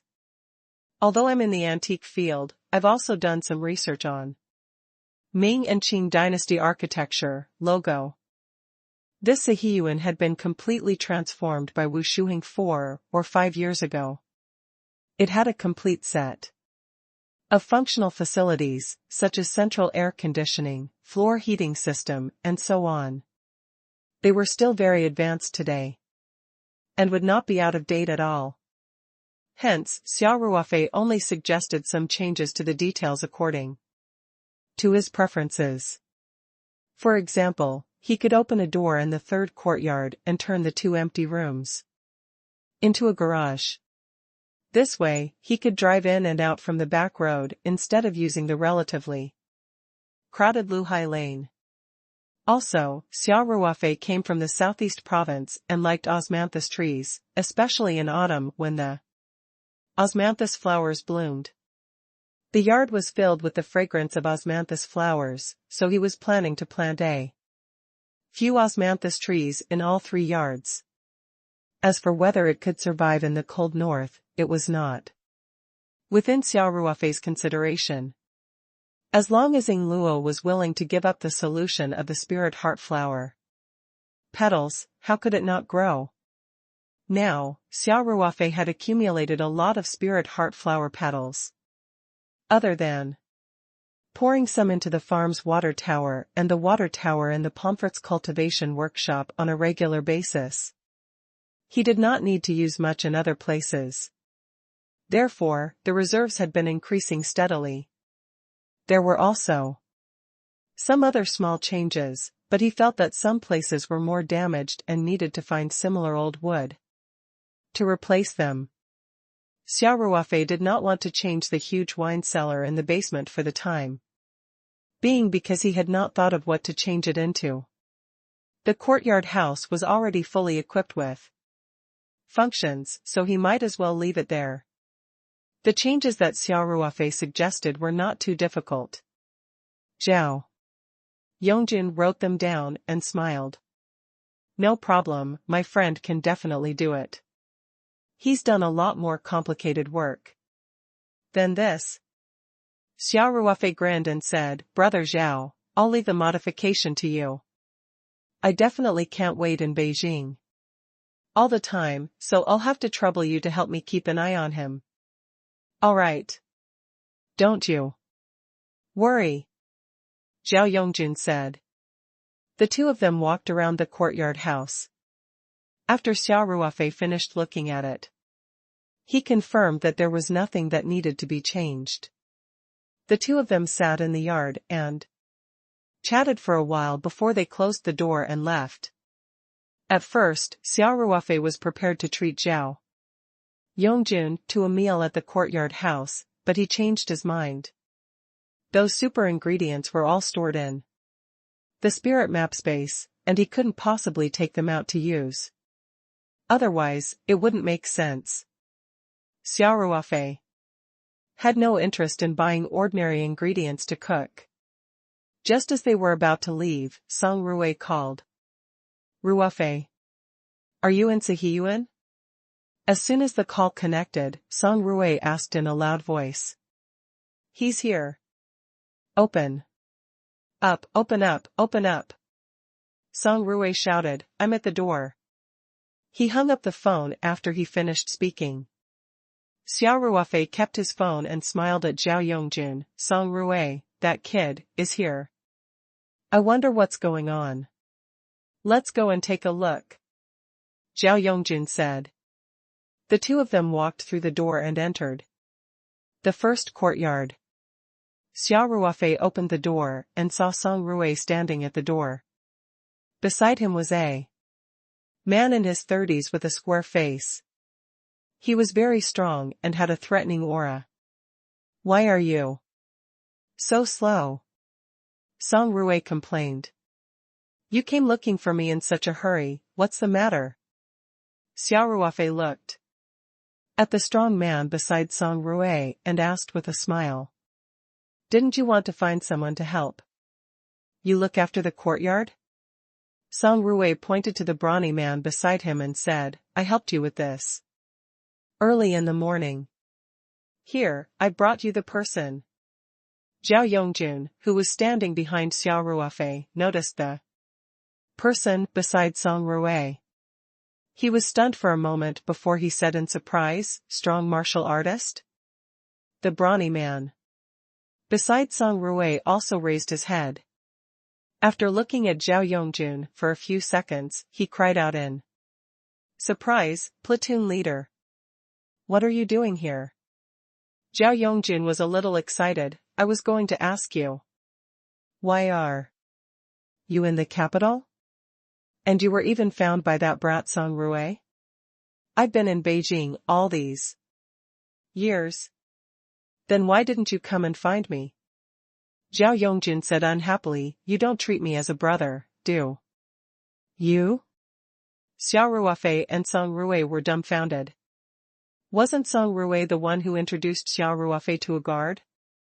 How did it become Zhao Yongjun and this Wu Cheng's family meeting? Stop, stop, stop. Song Ruwei called out, Big brother. Zhao, you know Wu Cheng? More than just knowing? Zhao Yongjun laughed, he's a soldier I've led before. Xia Ruofei also felt that it was a little magical. Was the world really so small? Don't just stand at the door, he said with a smile. Let's talk inside. Yes, yes, yes, let's talk inside the house. Zhao Yongjun quickly said. He was also a little excited to meet the soldiers he had led before here. The group came to the second courtyard. The early autumn weather in the capital was not too cold, and the afternoon sun was warm, so everyone sat down at the stone table in the courtyard. Xia Ruofei went into the house and made a pot of tea. The tea leaves didn't take up much space and could be put in his bag, so it didn't attract any suspicion. De Hong Pao was supposed to make kung fu tea, but there weren't many people who drank kung fu tea in the north. Wu Shuheng's house didn't have any decent tea sets, so he could only use a large teapot to make a pot. Logo. This way, the taste would be a little worse, but the tea leaves were good enough, and the tea fragrance would overflow when it was brewed. Xia Ruofei poured a cup of tea for everyone, then smiled and said, "Brother Zhao, tell me about your relationship with this brother Wu Chang first." Zhao Yongjun took a sip of tea and smiled. "This kid was from the first batch of new recruits that I taught when I was a platoon leader." Following Zhao Yongjun's story, Xia Ruofei and Song Rui found out that after Zhao Yongjun was thrown into the army by General Zhao Qing, he was promoted smoothly in his third year. After half a year of training in the academy, he was awarded the rank of second lieutenant. His first job in the army was to be a platoon leader of new recruits, in charge of training the new recruits who had just been recruited. Wu Chang was one of the new recruits. Because his military quality was better, he was highly regarded by Zhao Yongjun. After the recruit training, the new recruits were assigned to their own companies. Zhao Yongjun even specially asked him to join his company. Wu Chang didn't let down Zhao Yongjun's high regard. He performed well in all aspects and became the vice class monitor in the second year. He was even promoted to sergeant later. However, Zhao Yongjun had no interest in working in the army, so he applied to leave the army when he was a company commander. At that time, Wu Chang was still serving in the army, and he had already become the backbone of his company. He had been the squad leader for several years and had even acted as the acting platoon leader when the platoon leader was vacant. After Zhao Yongjun changed his career, he was transferred to a public institution. However, he was a restless person. He quit his job not long after and started to work on antiques. At that time, General Zhao Qing was quite angry. Zhao Yongjun had lost contact with some of his comrades in the army after moving to other places for a few years. He had only heard that Wu Chang had retired after he had completed his service as a Class 2 non-commissioned officer. He did not expect Wu Chang to come to the capital to ask him to tell him that the army they were serving in at that time was in the Beibei province. After Zhao Yongjun finished, he looked at Wu Chang and said, "You've been in Beijing for so many years, but you didn't even contact the old platoon leader. Do you not see me as a brother?" "I didn't know you were in Beijing, platoon leader," Wu Chang quickly said.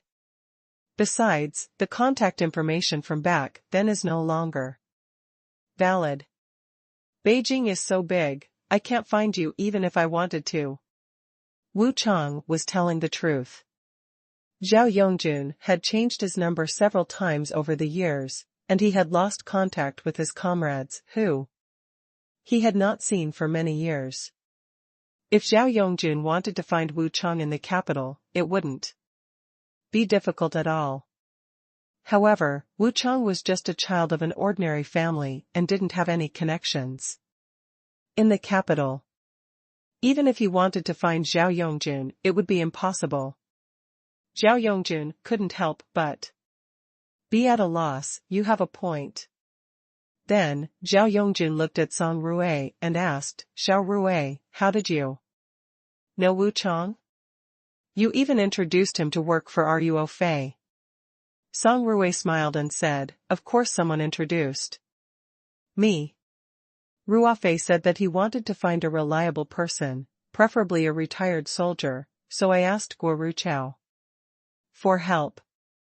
He knows more soldiers. That's why I introduced him to Wu Chang. It just so happens that Wu Chang is in the capital, so I brought him over. "Guo Ruchao?" Zhao Yongjun asked, surprised. "Wu Chang, how Do you know Xia Ruofei? Xia Ruofei was one of them, but he was older than Xia Ruofei and the others. His father's position wasn't as high as Zhao Qing's. However, Xia Ruofei had been developing in the army. He was now the deputy chief of staff of a division stationed in Beijing.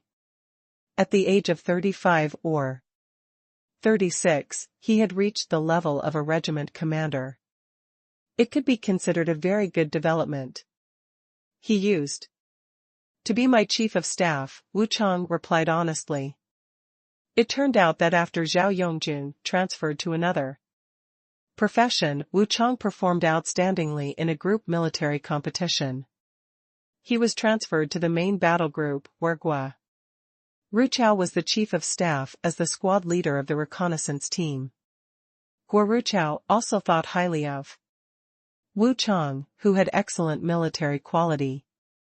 When Wu Chang was discharged from the army, he had asked him to stay many times and even specially went to the higher-ups to ask for the quota of a third-class sergeant. However, the reason why Wu Chang chose to retire from the army was not only because of the lack of a high-ranking officer, but more importantly, it was because the expenses for his family's medical bills and his younger siblings' school fees were too high. The salary of a sergeant was simply not enough.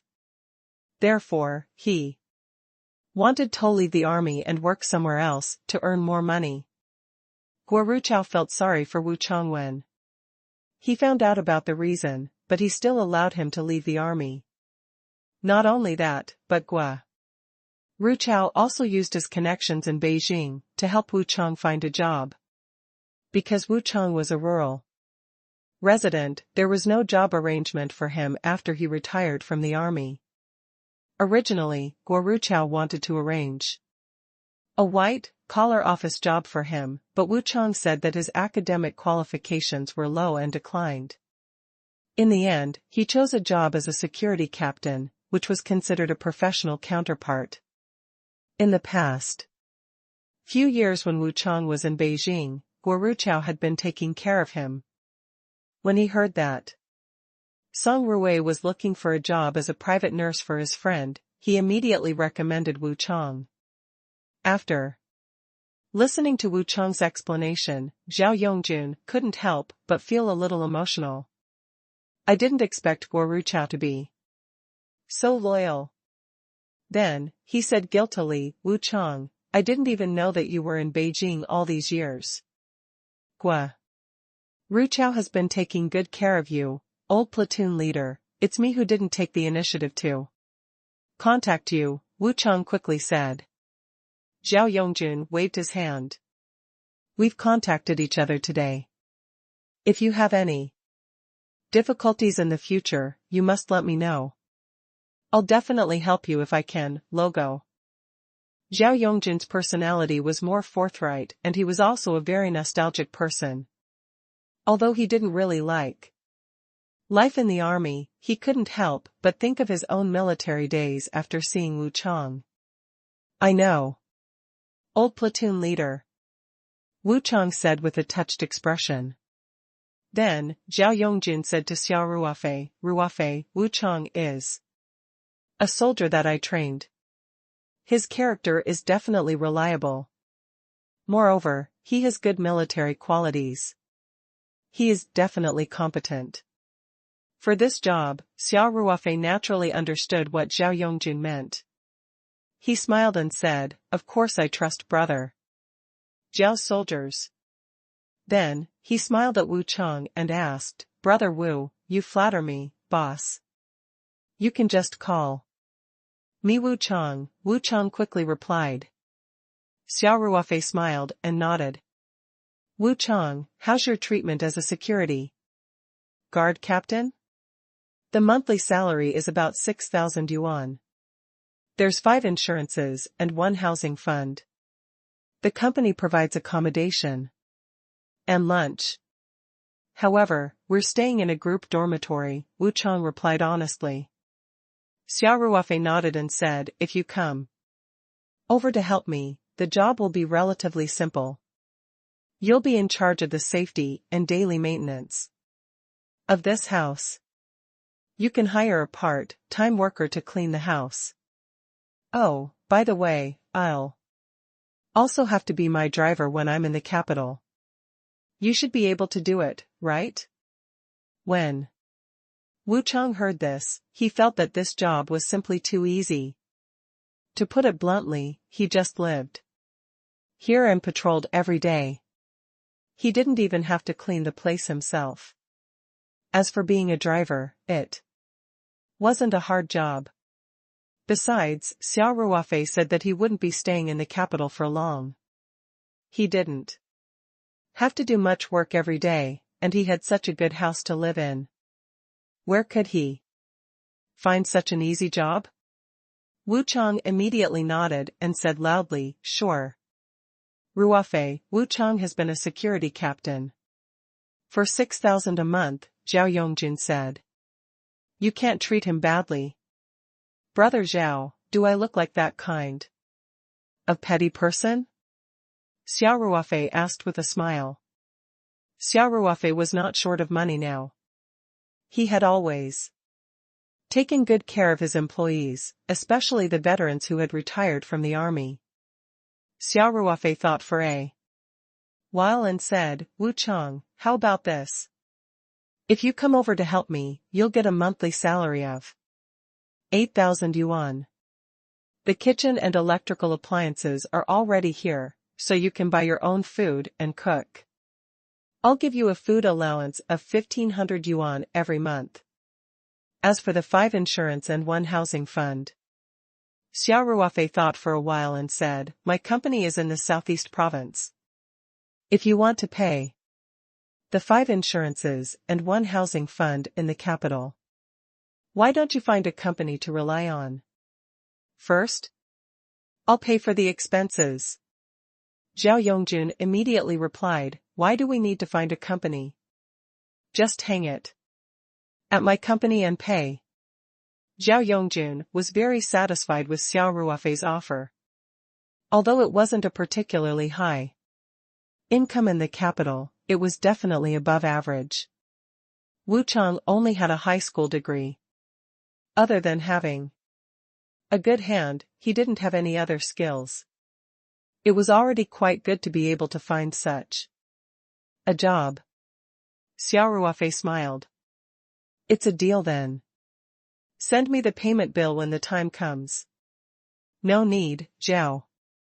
Yongjun said casually, "How much can medical and social security pay a year? Just take it as a little token of appreciation from me, the old platoon leader." "All right. We'll do as Brother Zhao says," Xia Ruofei said with a smile. Medical and social security did not cost much, and Xia Ruofei did not stand on ceremony with Zhao Yongjun on such a small matter. He also understood Zhao Yongjun's mentality of wanting to do something for Wu Chang.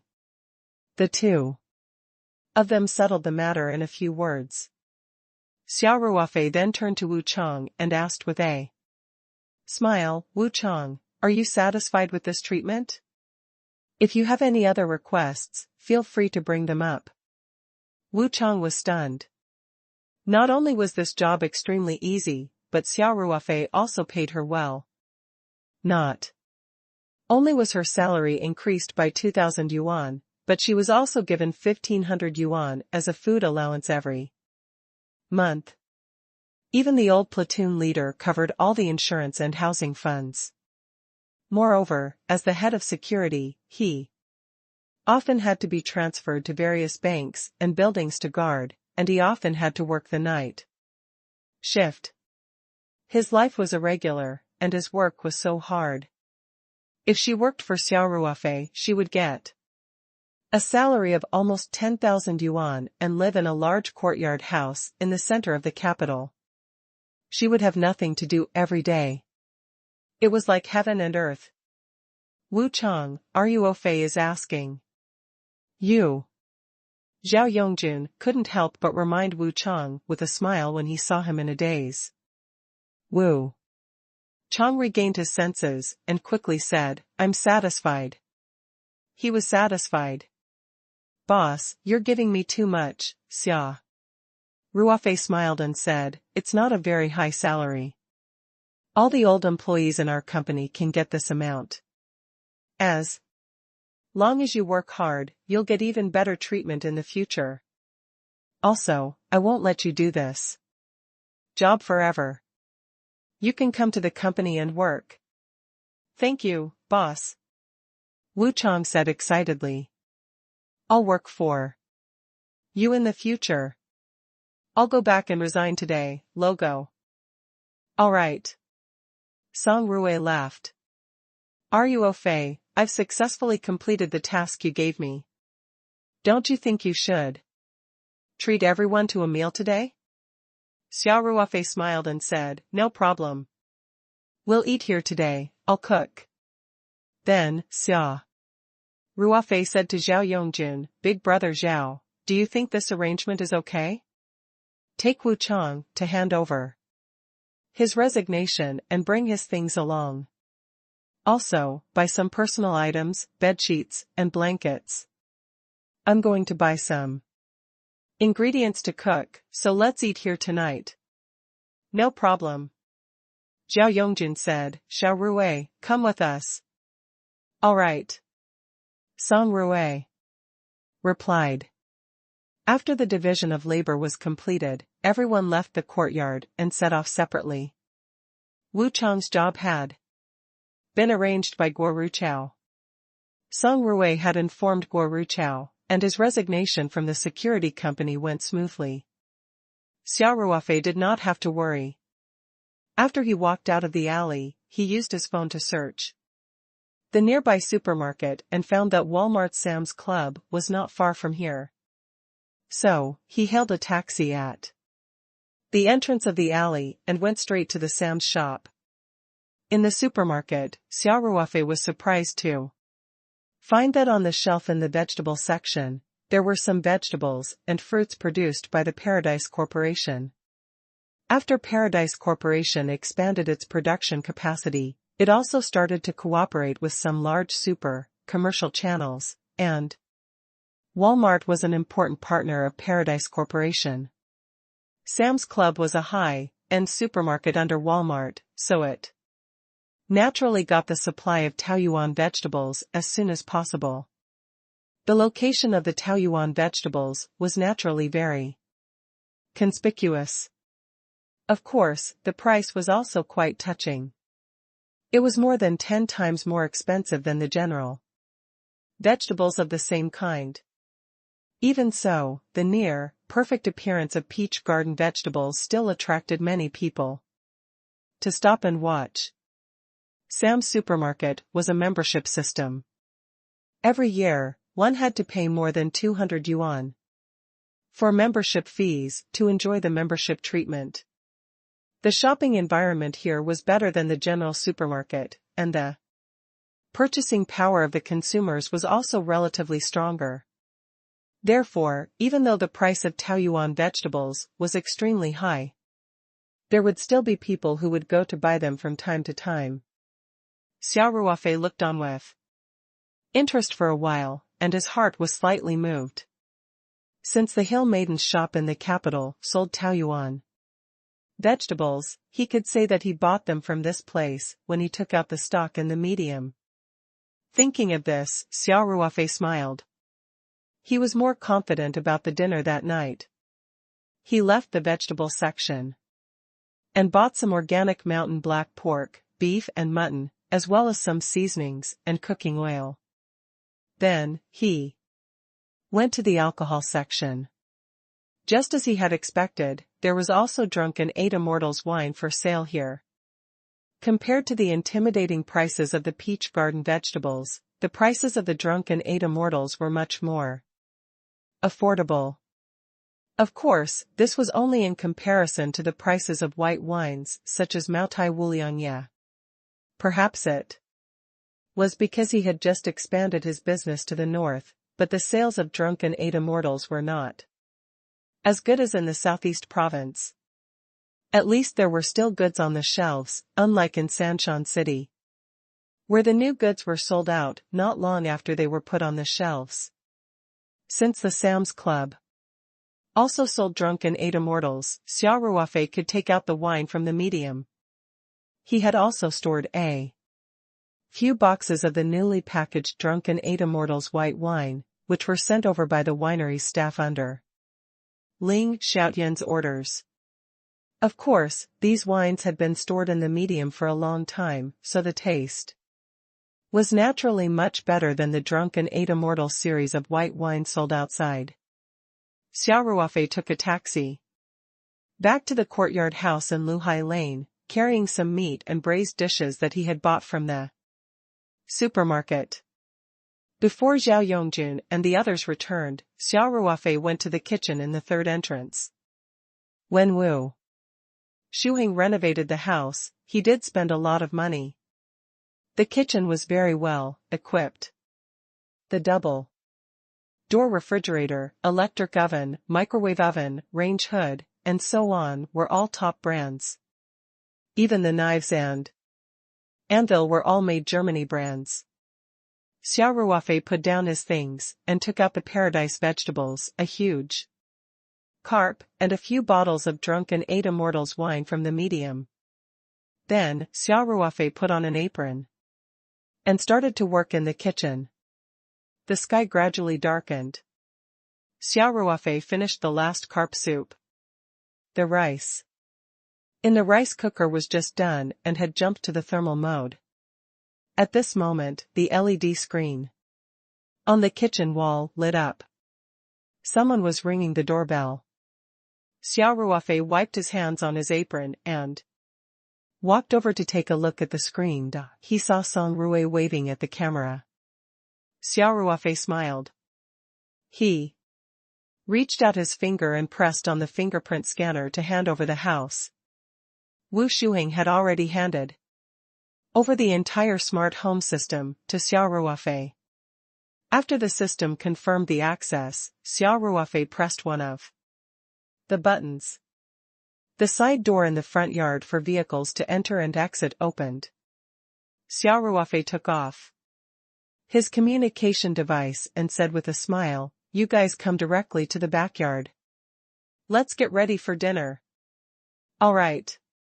Xia Ruofei brought the dishes to the dining room one by one. After a few steps, he heard footsteps. Zhao Yongjun and the other two walked into the backyard. Xia Ruofei placed the bowl of soup on the dining table and asked with a smile, "Big brother Zhao, did things go smoothly?" "I'm done." Zhao Yongjun smiled and said, "I also bought some personal items for Wu Chang." Xia Ruofei saw that Wu Chang was carrying bags of various sizes, and said to Song Ruwei, there are still a few dishes in the kitchen. Help me bring them over. Wu Chang, you will be staying in this courtyard from now on. Now, go pick a room and put your things down," he said to Wu Chang. "Logo." "Yes, boss." Wu Chang replied respectfully. Although the third courtyard was not big, there were still 5 to 6 bedrooms. Wu Chang was not picky about the accommodation. He randomly chose a room and put his things in it. Then, he ran over to help serve the dishes. "Ruofei, what did you make that smell so good?" Zhao Yongjun asked with a smile. Xia Ruofei laughed. "You guys are in luck.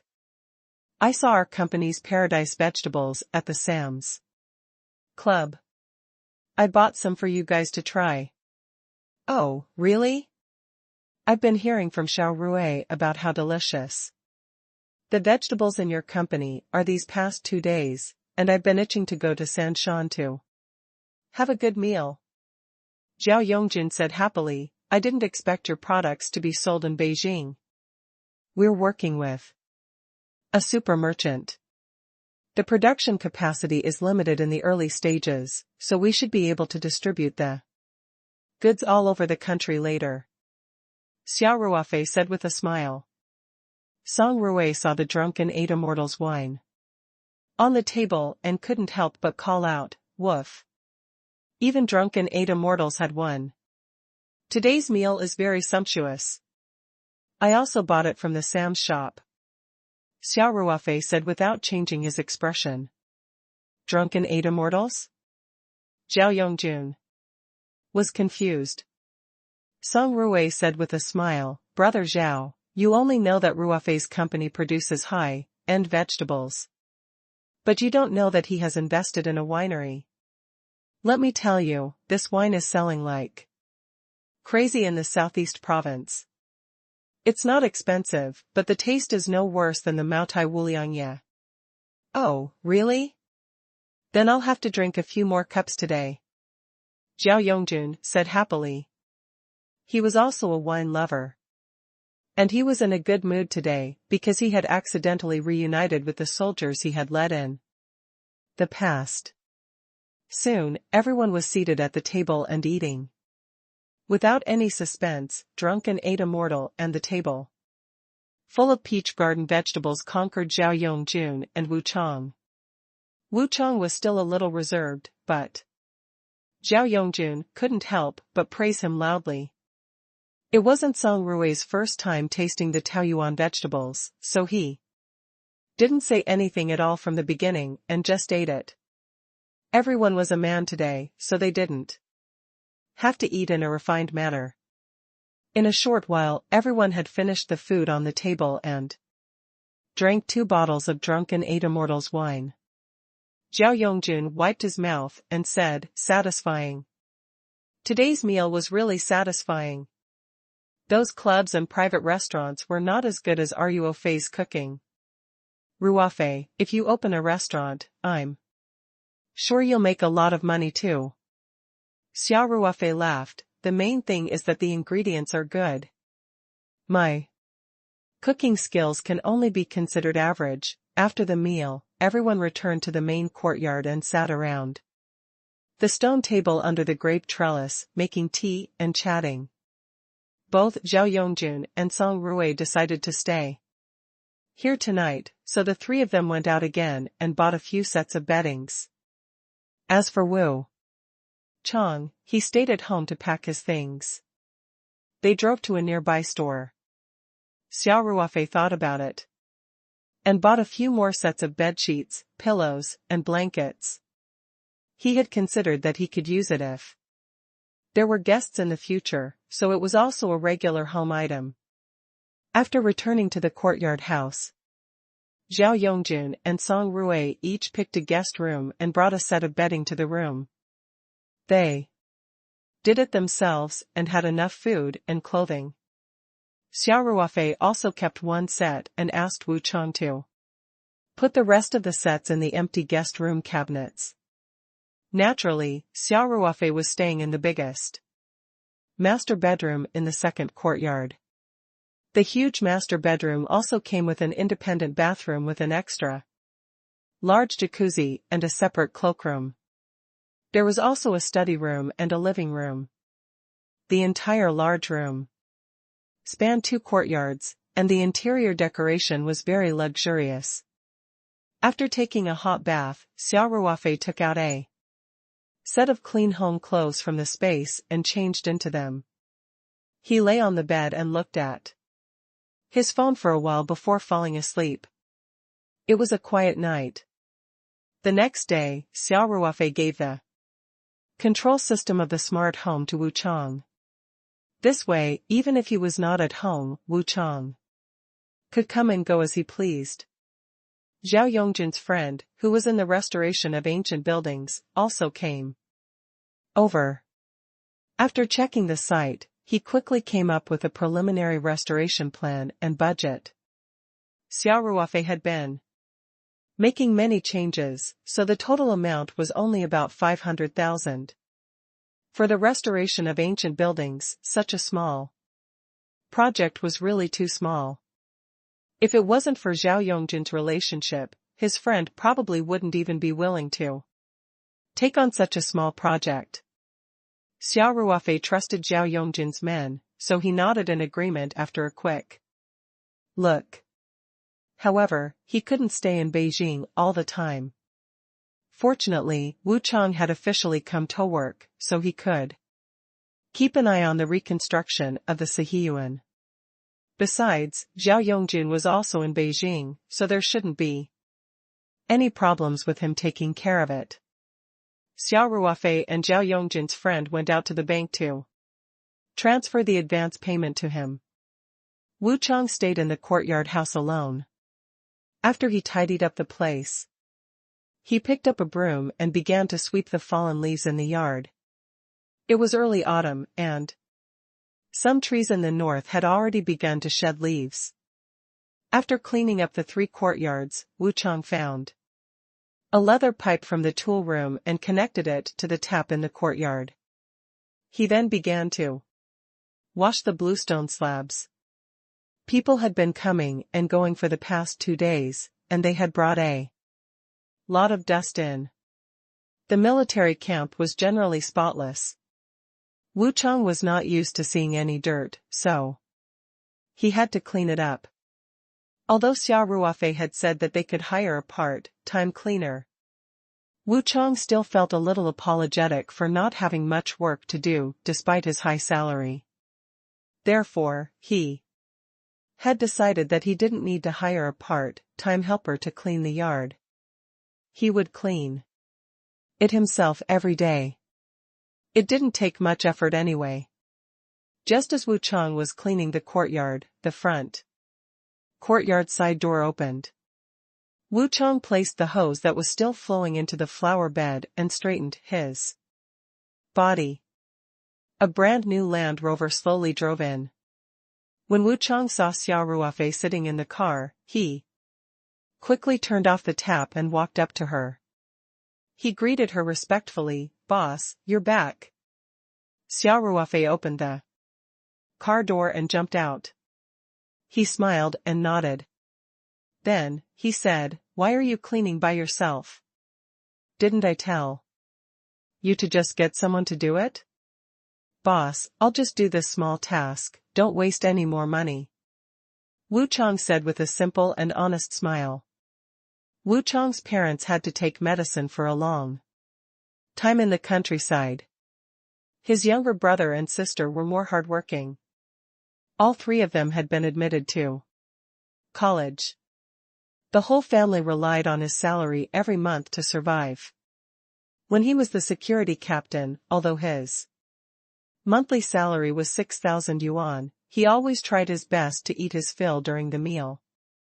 The other 2 meals were basically just passable. He spent as little money as possible and sent the money he saved to his parents and siblings. Now that he was working for Xia Ruofei, his salary had increased by a huge amount. Food and accommodation were also included, so he was much more well off. Yesterday, Xia Ruofei had paid him a month's salary in advance and even asked for his bank account number. He had also signed a formal employment contract with the Paradise Corporation. From now on, he would be an official employee of the Paradise Corporation and his salary would be transferred to his bank account every month. Wu Chang's gratitude towards Xia Ruofei came from the bottom of his heart. Naturally, he did the cleaning out of his own will. Xia Ruofei could feel Wu Chang's sincerity. He also knew that he could not dampen Wu Chang's enthusiasm at this time. Hence, he smiled and nodded. "All right, do your best. I'll give you a raise at the end of the year, boss, the salary is already very high," Wu Chang quickly said. Xia Ruofei laughed. "Our company's employees all have a fixed capital increase. We're not giving you any special treatment." After saying that, he casually threw the car keys to Wu Chang. Wu Chang caught it subconsciously. At this moment, he heard Xia Ruofei say, "I went out to buy a car this morning. From now on, this car is under your control, logo." "Ah?" Wu Chang was stunned. Xia Ruofei laughed and said, "What, ah? Did you forget that you're also my driver?" You have to help me take care of this car. Xia Ruofei had spent less than 140 million on this courtyard house. With all the taxes and handling fees, he still had more than 40 million left from the sale of the King's Green Square plate. Considering that it would be more convenient to have a car when he came to the capital in the future, Xia Ruofei simply bought a Land Rover. Xia Ruofei had bought a Range Rover that cost more than 3 million yuan. If he could get the car immediately, he must have found someone. That day, Song Ruwei had invited a group of friends to introduce him to Xia Ruofei. One of them was a guy named Wang Yuan. His father was from the Customs Bureau. Wang Yuan had opened several high-end imported car stores in the capital. When Xia Ruofei wanted to buy a car, he thought of him first. When Wang Yuan heard that Xia Ruofei wanted to buy a Land Rover, he went to the car shop in person and gave Xia Ruofei the only existing car. He even gave him a 10% discount on the total price and gave him a lot of car supplies such as film filters, floor mats, dashcam, and so on. It took time to get the license plate, but Wang Yuan got a temporary license plate for Xia Ruofei as fast as he could. Xia Ruofei drove the car back directly after sticking it on. Xia Ruofei smiled at Wu Chang. Wu Chang, someone will send over the official license plate and the relevant documents in a few days. If I'm not home, remember to keep it well. Okay, boss. Wu Chang quickly said.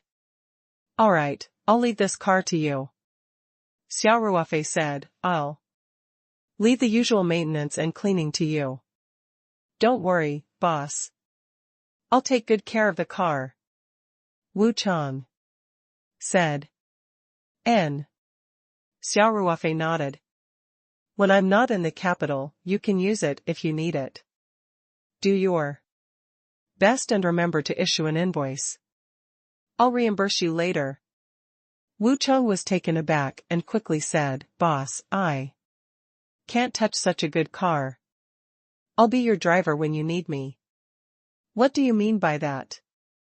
Xia Ruofei said, Didn't you buy a car to drive? If I didn't come to Beijing for a few months, this car would have broken down. I should use it. This, Wu Chang hesitated for a moment and said, I understand. Boss.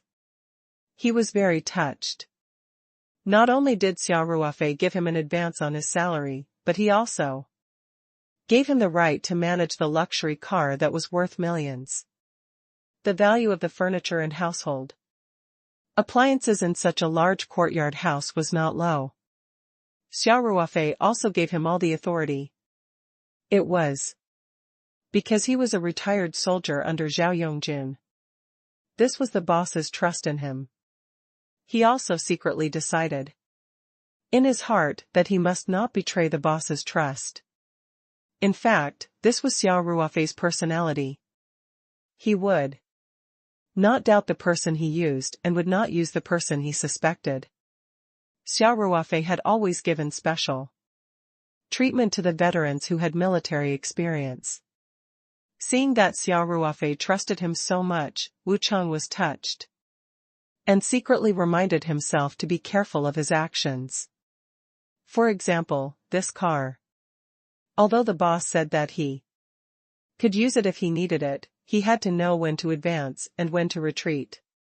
He must not treat this car as his and drive it around when the boss was not in the capital. If the boss was worried that the car would not be good if it was left for too long, then he would drive it out regularly and do the maintenance on time. As for other times, he must not touch the car. Naturally, Xia Ruofei did not know about Wu Chang's thoughts. After he passed the car keys to Wu Chang, he did not care about this matter anymore. Xia Ruofei stayed in the capital for another 2 days before returning to the Three Mountains.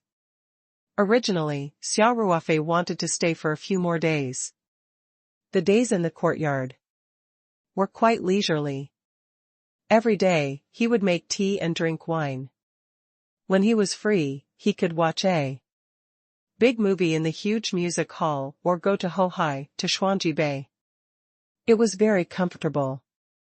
After all, she didn't have to worry much about the company's affairs. Although Feng Jing stayed in the capital to prepare for the jaded skin cream advertisement, she would handle all the company's affairs remotely, big and small, so everything was in order. However, the renovation of the courtyard house would begin in 2 days. Xia Ruofei did not want to continue living in the courtyard that was full of noise and people. The key was that Song Rui could not wait any longer.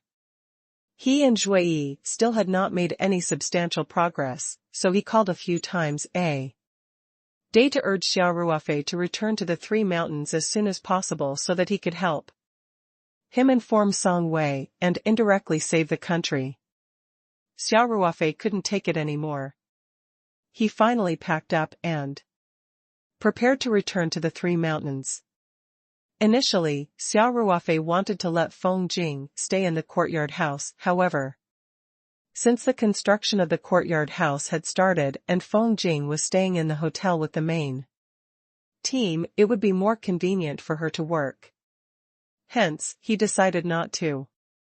Staying in a hotel didn't cost much anyway, and Xia Ruofei really didn't lack money.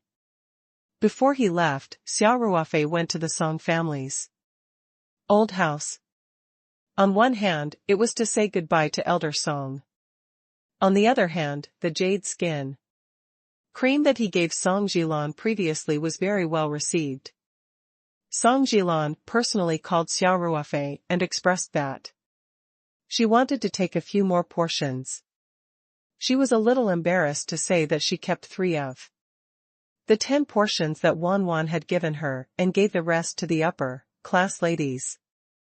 This was what Xia Ruofei wanted to see. Before the product was released, it would be difficult for it not to become popular if it made a name for itself in the upper class logo. Hence, Xia Ruofei was very happy to do so. Without a second word, he took 10 more servings and brought them over. Elder Song personally received Xia Ruofei. After wearing the spirit, gathering jade guanine on his body for a few days, Elder Song's energy was much better than before. His entire face was glowing, and he looked quite good. Elder Song asked Xia Ruofei to stay for a meal. His words were full of care and concern. He told Xia Ruofei to look for Song Qiming if he was in trouble or to call him directly. After Xia Ruofei finished his meal, he left the Song family's old residence and returned to the courtyard house to pack up. Then, he asked Wu Chang to drive him to the capital's airport. After getting off the car, Xia Ruofei smiled at Wu Chang and said, "Wu Chang, after I go back, help me look after the courtyard in Beijing.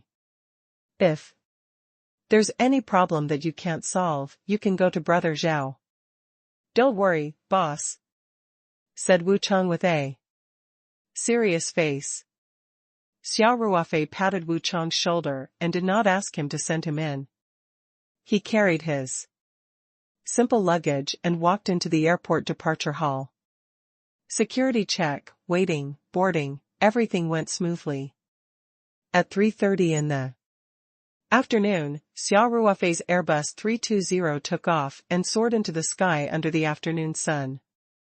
2 hours later, Xia Ruofei walked out of the departure hall of Sanshan Airport. Although this trip was not long, Xia Ruofei felt as if it had been a lifetime ago. It was mainly because too many things had happened. He had accidentally picked up a lucky opportunity and earned almost 200 million yuan. He then spent another 100 million yuan and became one of the property owners in the capital.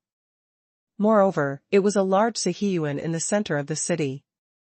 He also made a group of rich and powerful friends from all walks of life. Of course, this was not the most important thing. Instead, he was caught off guard by the icy beauty Lu Yu's confession. In fact, Xia Ruofei had not yet recovered from the shock. Looking at the setting sun in the distance, Xia Ruofei was a little dazed. Brother Xia. Brother Xia. Ah? Xia Ruofei snapped out of his daze and realized that Yi Lingyun was already standing beside him. Brother Xia, what are you thinking about? Yi Lingyun asked with a smile. Before Xia Ruofei flew back to Sanshan, she gave Yi Lingyun a call and told him her flight number so that he could arrange for someone to pick her up. Yi Lingyun was now the head of security at Paradise Corporation. At the same time, he was also in charge of the establishment of the Tea Leaf Studio. He was very busy with work, but Yi Lingyun still came to pick them up personally. Oh, Lingyun is here. It's fine. Let's go back. Xia Ruofei returned to her senses and smiled.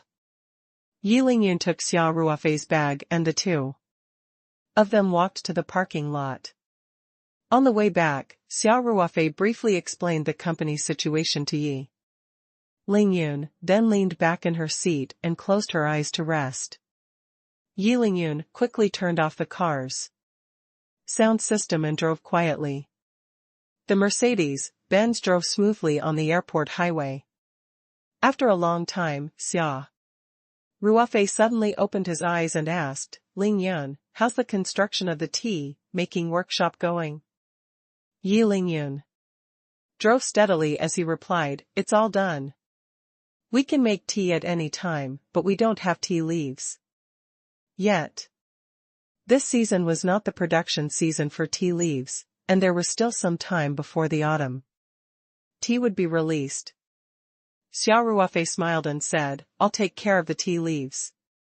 I'll get you a batch of high-quality tea leaves in a few days. You can choose a few smart veterans to help you. We'll make a batch of tea leaves and see how good the quality is. Yes. Yi Lingyun was overjoyed. Brother Xia, I promise to complete the task. Xia Ruofei laughed. Show us what you've got. Let's see if you've learned anything. From Mr. Li Jifu. All right. Just knock. Yi Lingyun said happily. When he returned to the farm, it was almost time for dinner. Now that Hu Zi's mother had moved back, the villa was empty. Xia Ruofei was too lazy to cook for himself, so he went to the company cafeteria for dinner before returning to the villa alone with his bag. Xia Ruofei came out of the shower and picked up his phone, ready to call Ling Qingxue. After staying in Beijing for so many days, the two of them had only contacted each other by phone and WeChat. Now that she was back, he definitely had to let her know. Moreover, Xia Ruofei had even made a protective jade leaf this time. Even Lu Yu was equipped with it. As Ling Qingxue was his official girlfriend, he naturally had to give it to her at the first opportunity. Just as Xia Ruofei found Ling Qingxue's number in his call history and was about to dial it, his phone rang with a WeChat notification. Xia Ruofei saw the notification that popped up on the top of his phone and his eyelids twitched. It was a WeChat message from Lu Yu. He hesitated for a moment, but he still clicked on the message. I heard you've returned to the Three Mountains? Do you have time to have dinner together tomorrow?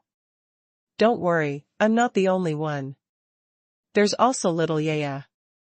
Who's worried about you? At the end of the message was a laughing emoji with its mouth covered.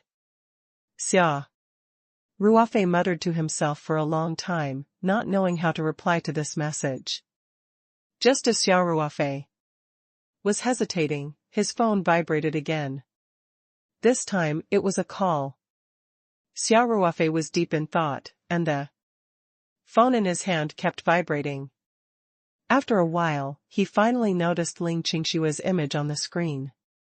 He quickly shook his head and answered the call. Qingxue, Xia Ruofei's voice sounded guilty. Ling Qingxue naturally didn't notice it. She smiled and asked, "What are you doing? Why did you take so long to answer the phone, Logo?" "Oh.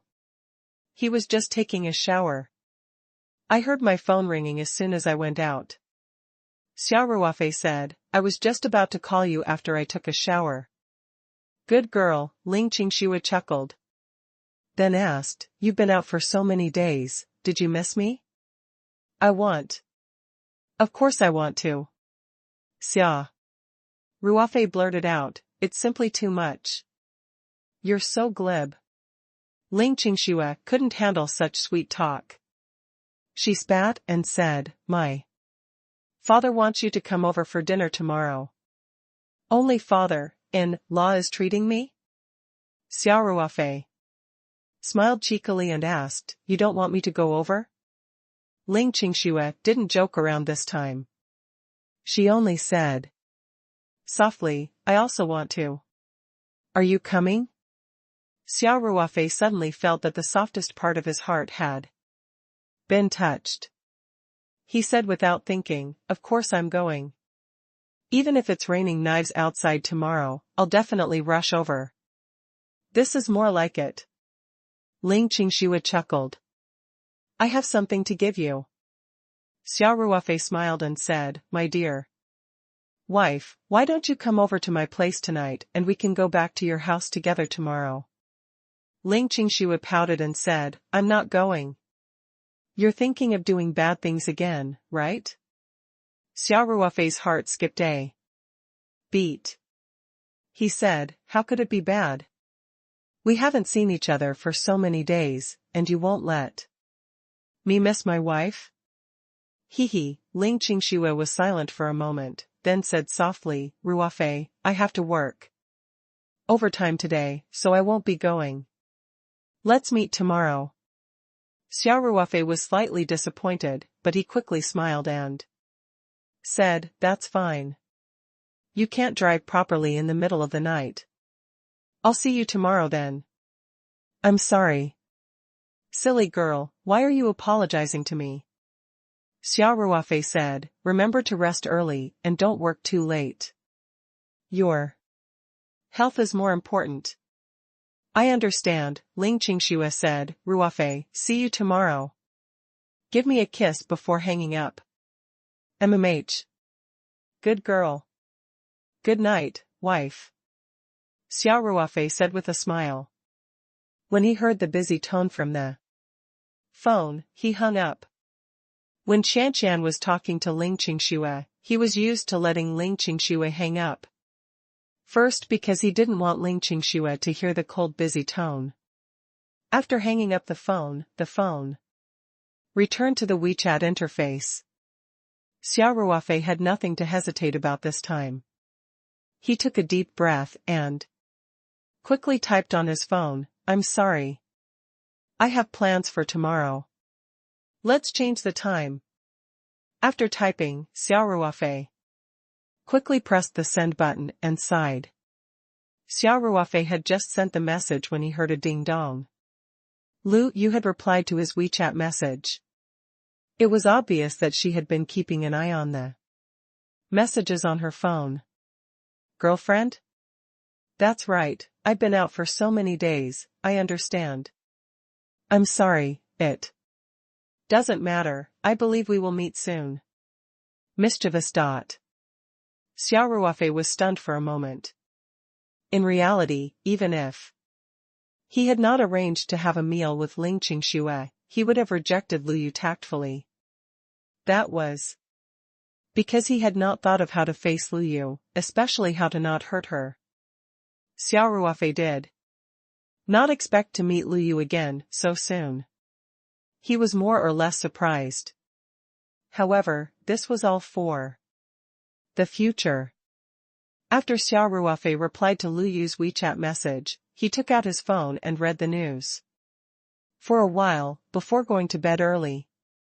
The next morning, Xia Ruofei got up on time to cultivate. After having breakfast in the company's cafeteria, he went to his office and sat there for a while. Feng Jing, the general manager, was not in her seat. As the chairman, even if he was just putting on an act, he should still work for a while. Of course, other than some financial matters that required him to sign, he did not need to personally get involved in some overly specific matters, so he was still relatively idle. At around 10:30, Xia Ruofei left the office and drove the Night 15 SUV to Ling Xiaoyan's Jiangbin villa in the city.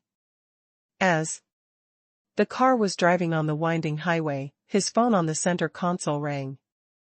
The phone was connected to the car's Bluetooth. Xia Ruofei glanced at the message on the LCD screen and realized that it was a call from Song Wei. Xia Ruofei was trying to find an excuse to look for Song Wei. On one hand, it was because of Song Ruofei. Although that guy was a little unreliable, Xia Ruofei still wanted to get it done as soon as possible since he had promised him. On the other hand, Xia Ruofei was still thinking about the realm stone that had caused Song Wei to be in danger. Xia Ruofei was almost certain that there was a realm stone in the ancient tomb, so he had always wanted Song Wei to bring him to the scene to take a look.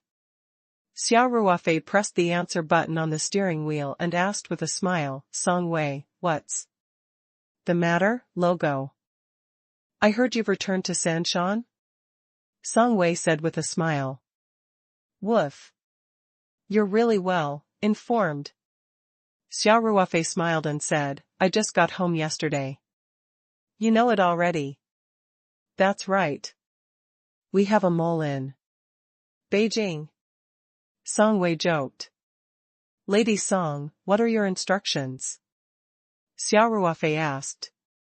"I wouldn't dare to give you any instructions, Chairman Xia." Song Wei said, "I need to talk to you about something." "Say it." "I'm driving." Xia Ruofei said. "Are you free tonight? I'll treat you to a meal." Song Wei said. "What's wrong? Why are you treating me to a meal out of the blue?" Xia Ruofei joked. "Why are you all fine?" Song Wei said, "You're my savior. Do I need a reason to treat you to a meal? Just tell me if you're free or not." "It's hard to say. Tonight." Xia Ruofei muttered, "I should be free tomorrow." Xia Ruofei had gone to Ling Xiaoyan's house for lunch this afternoon. He still wanted to spend the night with Ling Qingxue as a newly wedded couple.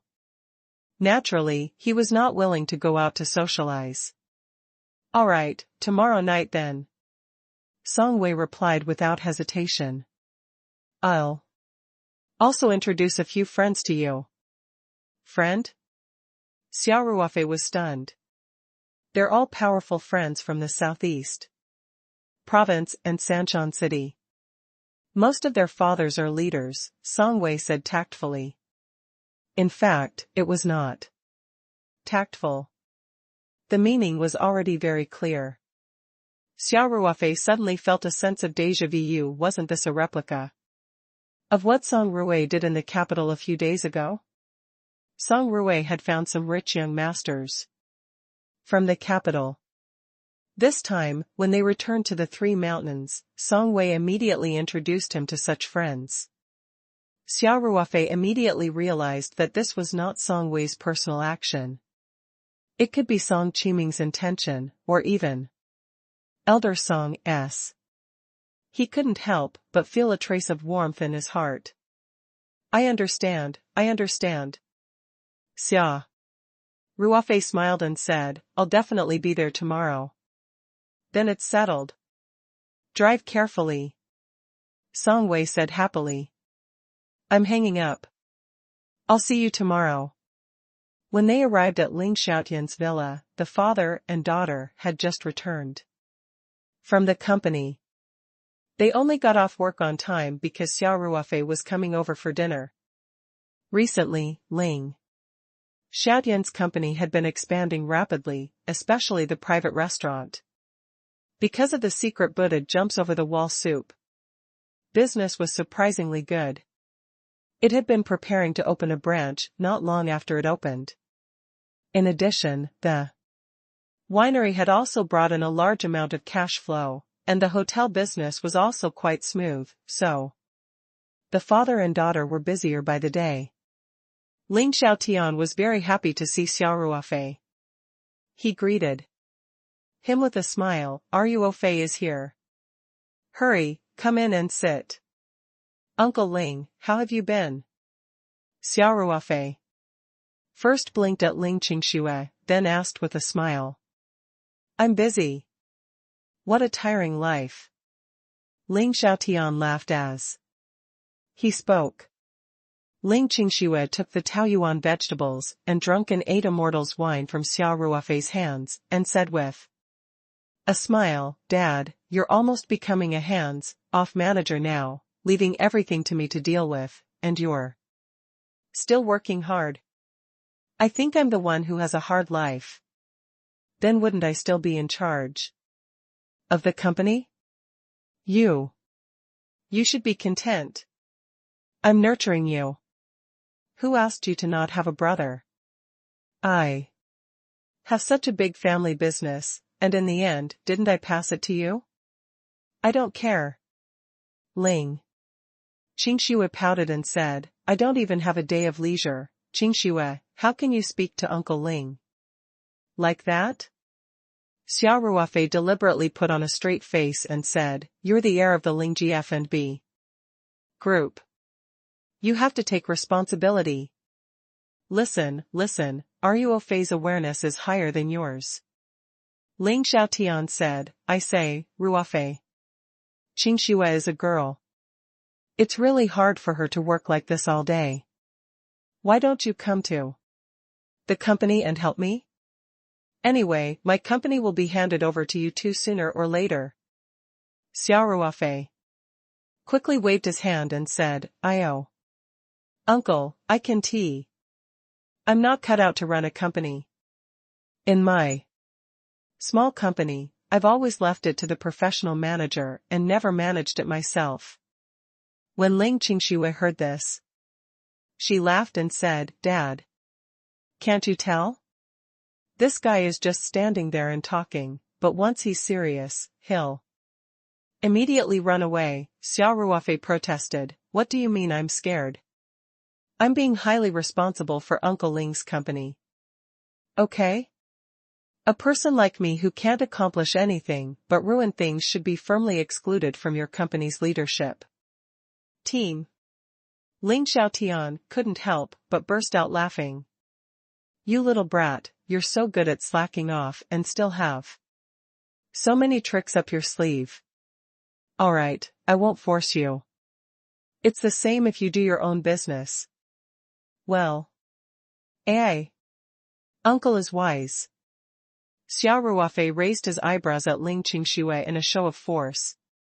Ling Qingxue, on the other hand, made a face at Xia Ruofei. Don't just stand in the courtyard, come in and have some tea. Ling Xiaotian said. When they arrived at the living room of the villa, Xia Ruofei quickly found some tea leaves and took the initiative to prepare the tea. Ling Qingxue, on the other hand, carried her things to the kitchen to prepare lunch. Ling Qingxue's cooking skills were not bad. In a short while, she and the housekeeper had prepared a table full of dishes and called for Xia Ruofei and Ling Xiaotian to eat. In the afternoon, the two of them opened a bottle of drunken 8 Immortals wine and chatted happily as they drank. Logo. Ling Xiaotian asked about Xia Ruofei's business trip to the capital. Xia Ruofei felt a little guilty for no reason, but he had a strong mentality and did not show any unnatural expression. He quickly talked about the search for the spokesperson. So, your new product is going to be on the market soon? Ling Xiaotian asked as he took a sip of wine. The approval process is almost complete. Xia Ruofei said, the advertisement is also in the process of post-production, probably in the next 1 or 2 weeks. We're going to hold a new product launch in Beijing. Because our spokesperson will be joining the crew soon, we won't be coming back to San Shan. The capital is not bad either. Ling Qingshui interjected, there are a lot of media there, and they have a lot of influence. Ruofei is the best. Ling Xiaotian said with some emotion, it's only been a year, and you've already made the company so impressive. You're producing one fist product after another. How could I dare to call myself powerful in front of you? Xia Ruofei replied humbly, you've been in the business world for decades. You've crossed more bridges than we have walked. Ha ha ha. You really know how to talk, kid. Ling Xiaotian said, come. Let's have another one. After more than an hour, Xia Ruofei and Ling Qingshui gently closed the door to Ling Xiaoyan's bedroom and walked away quietly. Back on the second floor, Ling Qingshui grabbed Xia Ruofei's ear and said, Xia Ruofei, you're really something. He drank too much as soon as he came back. He's getting on in years. If he drinks too much, I won't let you off. Xia Ruofei quickly begged for mercy, let it go. Weren't we happy this afternoon? I didn't drink much, not much? Ling Qingshui raised her eyebrows and said, you two drank 2.5 caddies of white wine. Do you think my dad is the god of wine? Didn't you see that he was struggling to walk in the end? But I've also been drinking a lot. Xia Ruofei said, I drank at least half of it. Can my dad be compared to you? Ling Qingshui didn't know whether to laugh or cry. How old is he? How old are you? And your body is as strong as a bull. You won't get drunk even if you drink another 500 grams. Hee, so you know that I'm physically strong? Xia Ruofei looked at Ling Qingshui and chuckled. If I don't get our dad drunk, how can we have our own space? Xia Ruofei even raised his eyebrows at Ling Qingshui. Ling Qingshui's face turned red, and her heart started to beat faster. She glared at Xia Ruofei and said, I knew you had bad intentions. How could I not have good intentions? Xia Ruofei turned around and looked at Ling Qingshui. Ling Qingshui took a step back subconsciously. Behind her was the wall of the corridor. Xia Ruofei immediately leaned closer to her and put his hand on the wall to push her. Xia Ruofei moved his face close to Ling Qingshui's ear and said, I'm being very kind. We haven't seen each other for so many days, don't you miss me? Ling Qingshui's face heated up and she said in a low voice, don't. The housekeeper hasn't left yet. She's on the first floor, she can't hear you. As Xia Ruofei spoke, he held Ling Qingshui's hand and lifted her up by the waist when she was not prepared. As Ling Qingshui exclaimed in shock, Xia Ruofei chuckled. Let's go to your room and see if I'm doing this out of good intentions. With that, Xia Ruofei carried Ling Qingshui, opened the door to her room, and strode in.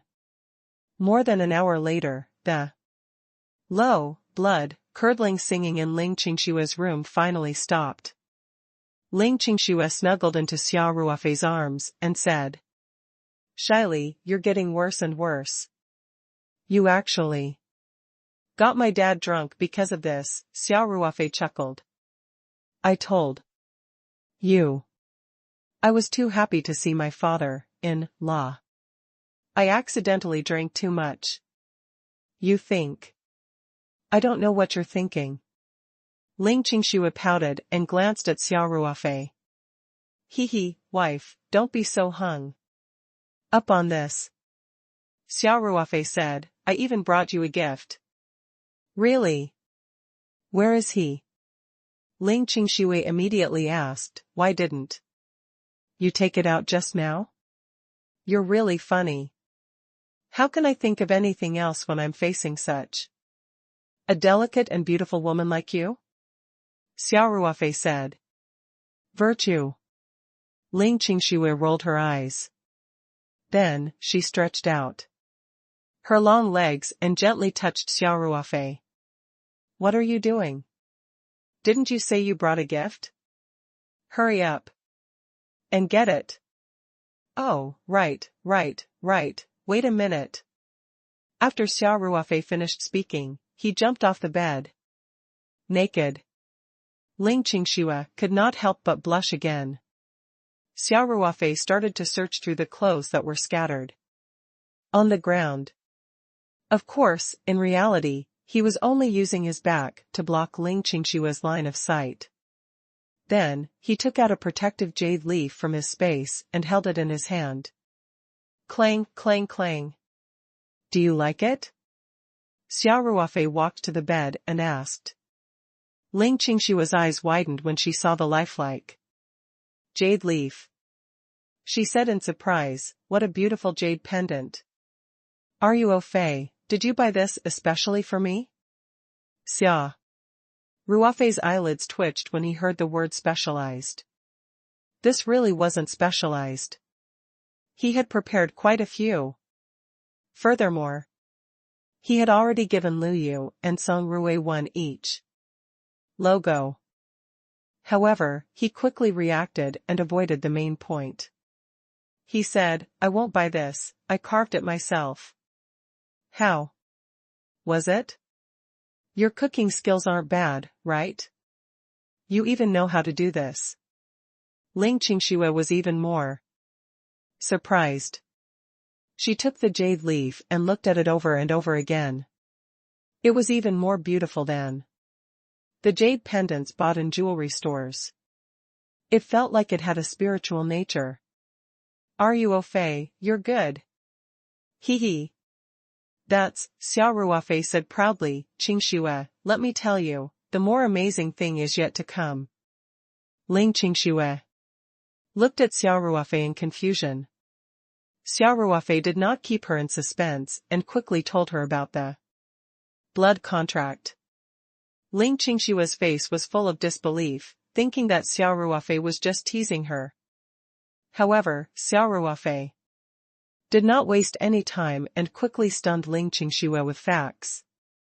Even if Ling Qingxue didn't have any knowledge in this area, the drop of blood that had mysteriously seeped into the jade leaf, as well as the faint connection between her and the jade leaf, were all real. Ling Qingxue gently touched the jade leaf hanging on her chest, her heart surging with emotions. After a long time, she asked, Ruofei, are you hiding something from me? This is such a magical technique. When did you learn it? Since Xia Ruofei did not secretly collect Ling Qingxue's blood to recognize her as his master, he naturally did not intend to hide anything from Ling Qingxue. He had already thought it through. Ling Qingxue was his girlfriend, so there was no need to hide this from her. It wasn't a bad thing to let her understand him a little more. Hence, Xia Ruofei smiled and said, Qingxue, the truth is, I know more than you think, but there are some things that are a little. How should I put it? It sounds like a fantasy, so I didn't tell you. Xia Ruofei paused and continued, for example, this jade leaf. You should be able to feel the connection between you and it, right? In fact, the biggest effect of this jade leaf is not just hanging it up, but also the protective runes carved on the inside. When you encounter danger, it will automatically activate a formation to provide you protection. Ling Qingxue felt as if she was listening to a heavenly book. However, the truth was right in front of her eyes, and she had no choice but to believe it.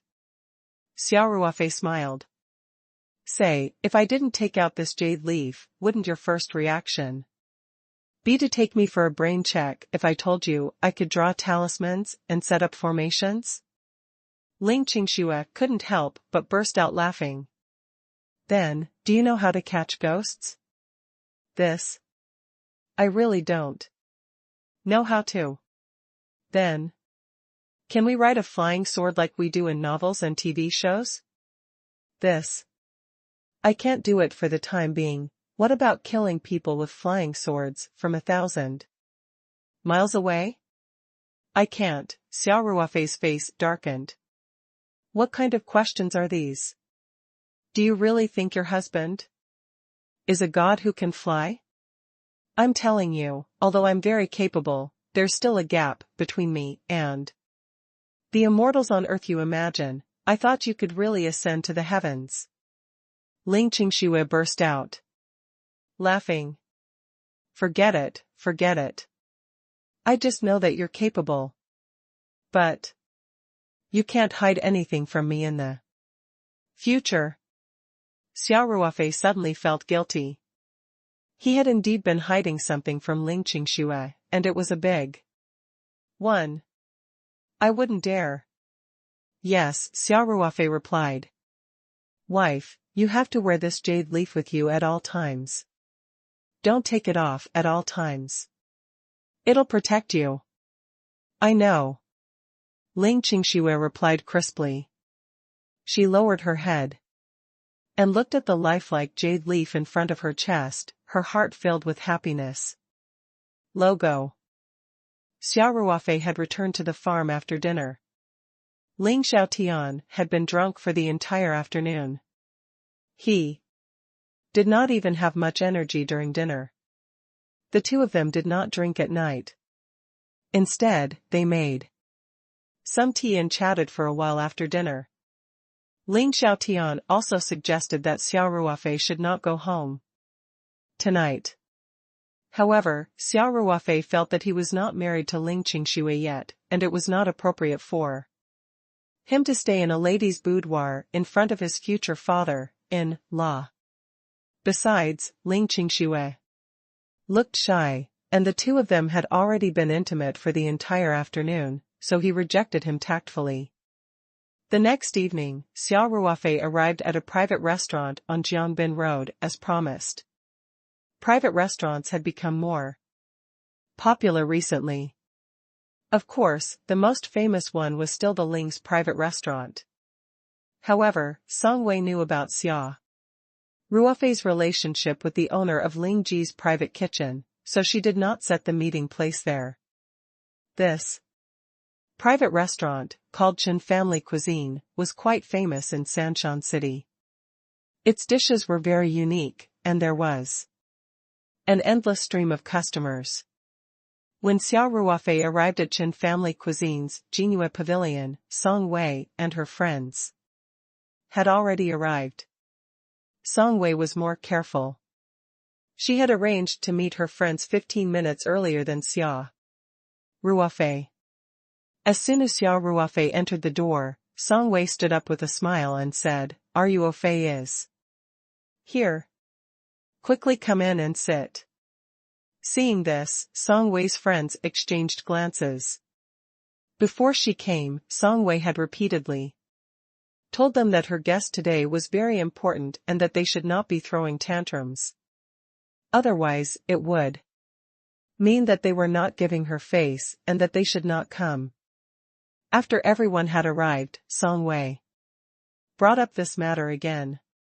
She seemed to take it very seriously. Now, Song Wei was the first daughter of the family in Sanshan City. Even in the entire southeast province, she was one of the top few. The only person who could be more arrogant than her was none other than the son of the provincial government. However, the secretary was an official who had been demoted from Beijing. His son did not follow him to the southeast province. Instead, he continued to stay in Beijing. Song Wei's father, Song Qiming, was not only the secretary of the Sanshan provincial government, but also the deputy secretary of the Southeast province. He was the third most powerful person in the province.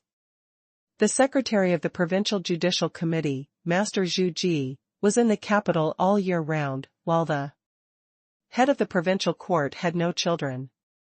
He had 2 nephews in the Southeast province, but they were not as close as Song Wei.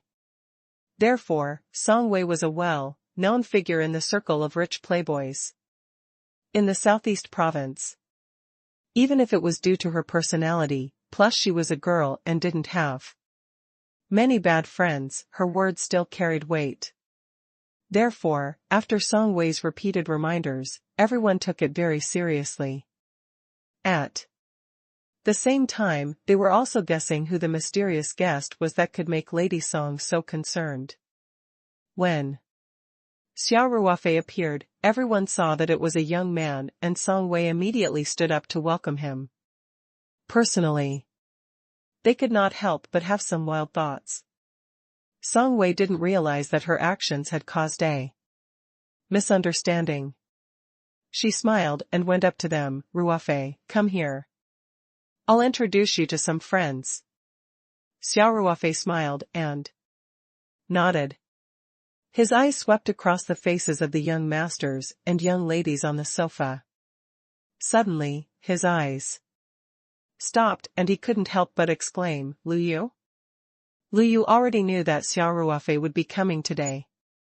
Song Wei knew that she was close to Xia Ruofei, so she naturally wouldn't keep her in suspense. From the moment Xia Ruofei entered the door, Lu Yu's gaze had never left Xia Ruofei. Seeing that Xia Ruofei had noticed her, Lu Yu stood up from the sofa with a smile and walked to Xia Ruofei unhurriedly. She said graciously, Xia Ruofei, I bet you didn't expect us to meet so soon. Xia Ruofei touched his head and said with a bitter smile, I'm indeed a little surprised, Ruofei, I know that you're close to Lu Yu. That's why I invited her today. It's your first time meeting these friends. You might feel too restrained, Song Wei said with a smile. Xia Ruofei sighed in his heart, sister. It would be fine if you didn't ask Lu Yu to come, but I'd be more reserved if you asked her to come. However, he could only clench his teeth and say, thank you.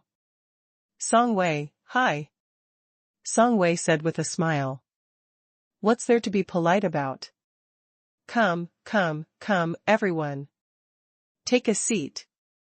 I'll introduce them to everyone after we sit down. Naturally, Song Wei sat in the main seat. Xia Ruofei sat on the seat to her right. Originally, even if Xia Ruofei was the main guest today, Lu Yu would definitely be sitting on the seat to the left of Song Wei. This was the second seat among the guests, so the first seat would naturally be Xia Ruofei's. This was because Lu Yu's mother was Song Qiming's ex, and her current rank was even higher than Song Qiming's. If it wasn't for the fact that Tian Huilan had already gone to the capital to become an official, Song Wei's position would have been Lu Yu's. However, Lu Yu didn't wait for Song Wei's arrangements. She walked straight to the seat beside Xia Ruofei and sat down. This way, it wouldn't be good for the children of the hall and bureau leaders to sit in the taxi. No one dared to sit in front of Lu Yu. Song Wei was stunned for a moment, then she immediately smiled and said, it's fine to sit there and talk to Ruofei more. Everyone, feel free to sit. It's not like this is a government meeting, why would they care about the ranking, logo? Song Wei's words made everyone laugh. However, everyone had a tacit understanding when they took their seats. Basically, they took their seats according to their father's ranks. After everyone had taken their seats, Song Wei smiled and introduced, all of you here today are my good friends. I'd like to introduce you to my friend. His name is Xia Ruofei. Unlike me, he's a native of the Three Mountains. Xia Ruofei stood up and smiled at everyone. He knew that those who could come today were either rich or powerful, but he was also someone who had seen big occasions. Not to mention that he was neither humble nor arrogant in front of Elder Song, just the children of the ministers who drank and chatted with him in the capital were the targets of these young masters and young ladies today, so he naturally did not have stage fright at all.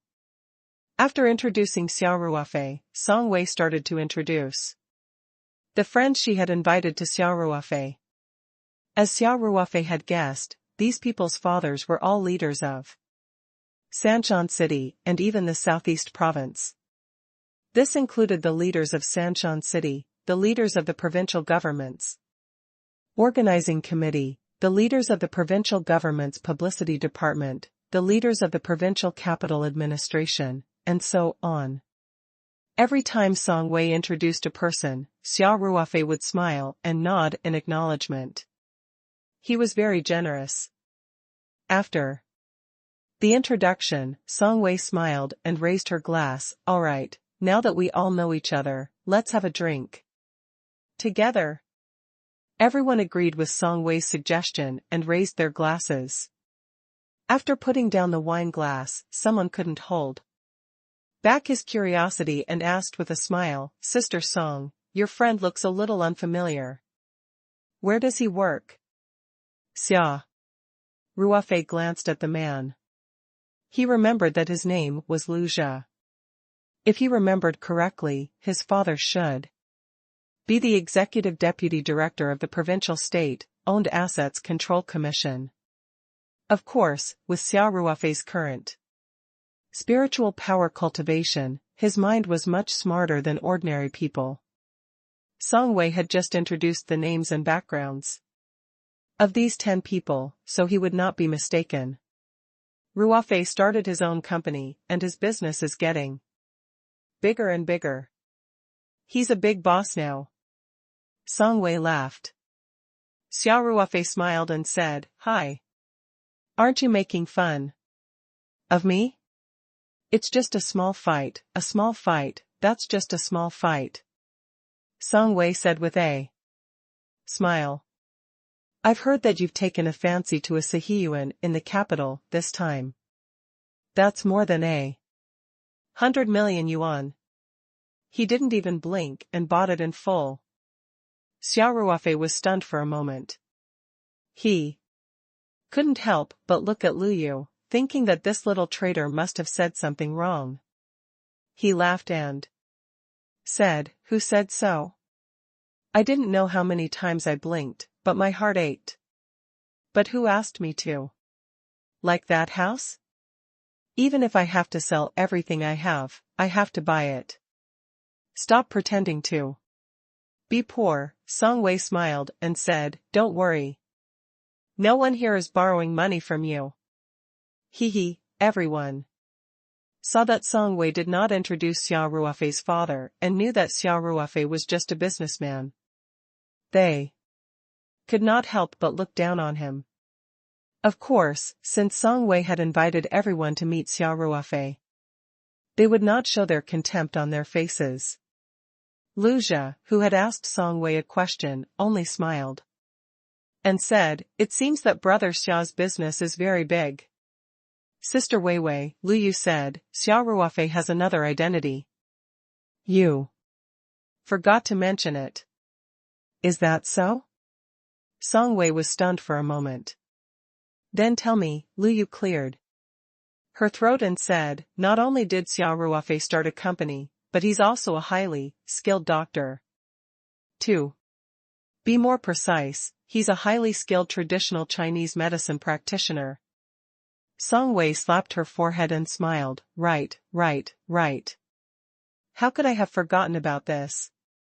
Once again, I'd like to solemnly introduce to everyone that Ruofei's medical skills are quite amazing.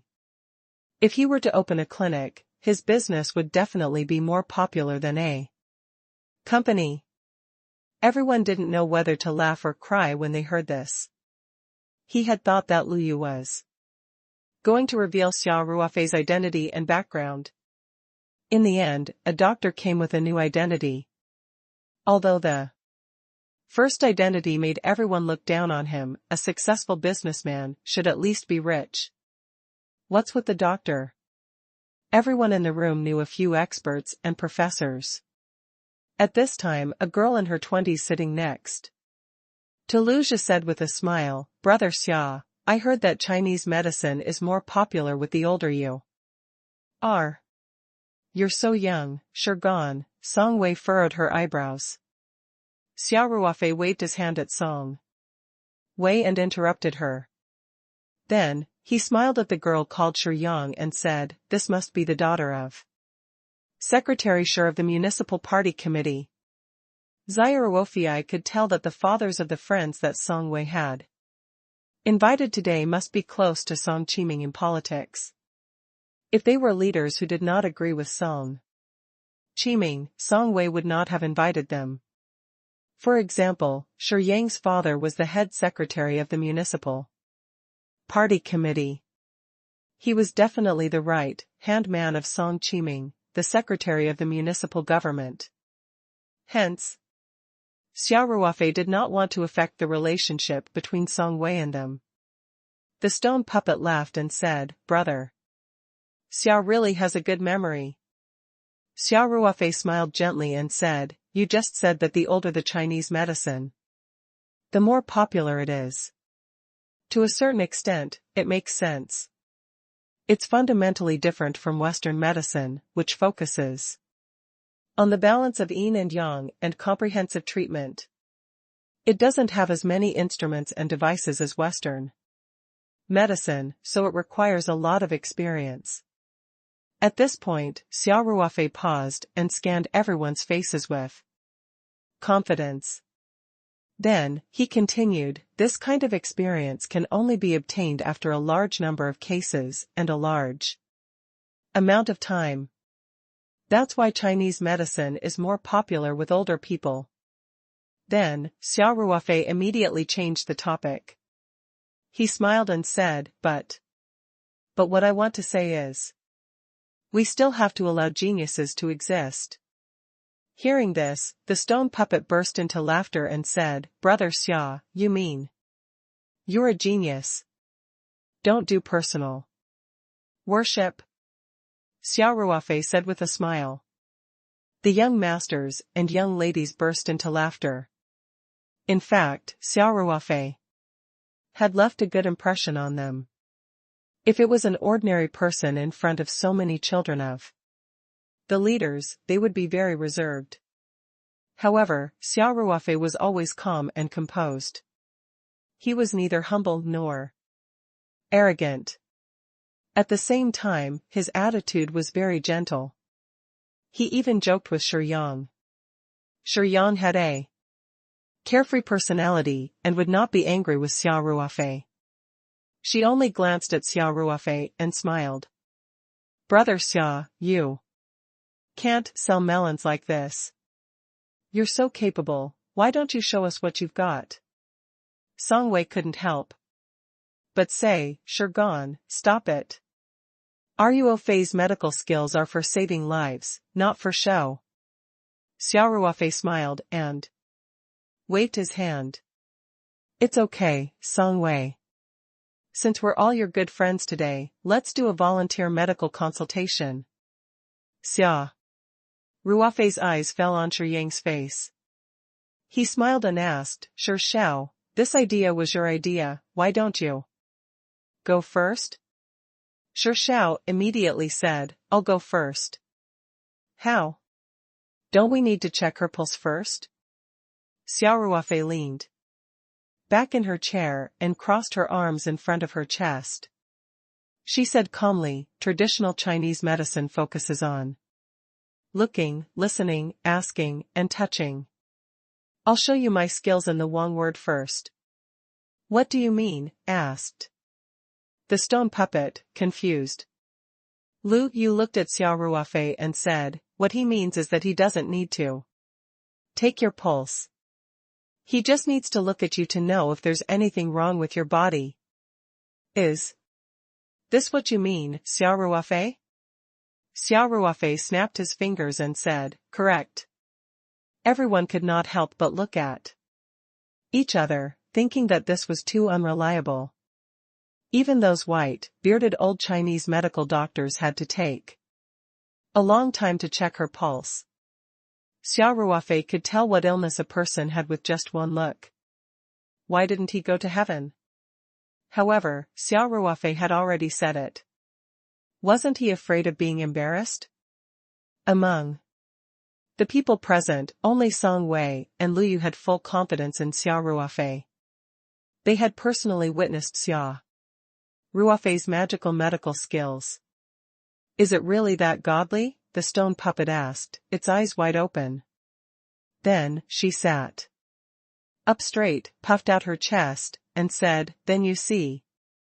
I'd like to see what you can figure out. Xia Ruofei glanced at the stone puppet and smiled. You don't have to sit so straight. I'm not a CT scan machine.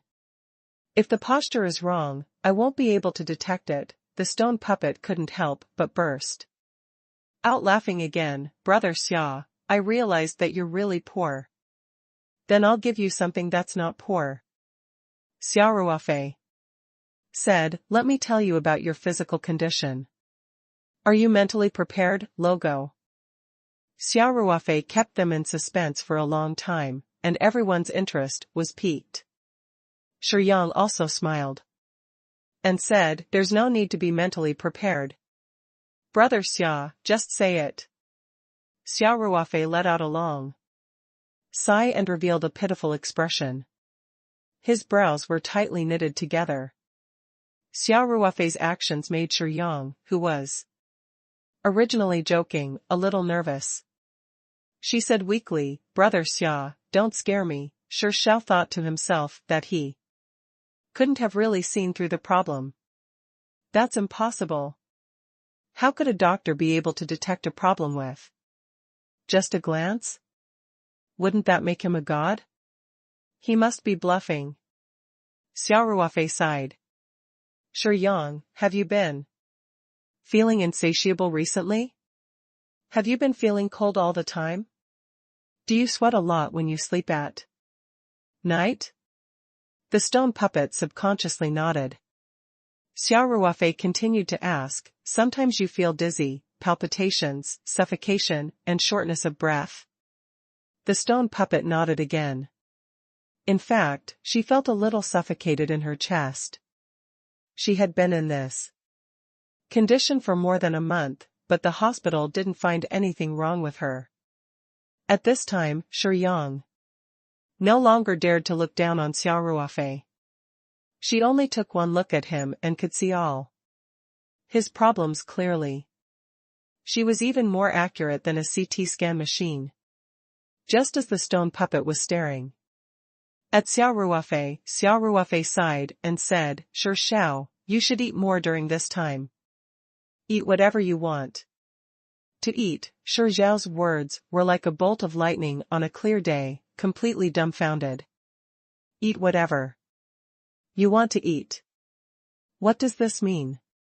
Everyone was originally whispering to each other, but after hearing Xia Ruofei's words, they were all stunned. They looked at the stone puppet in disbelief and then at the calm Xia Ruofei.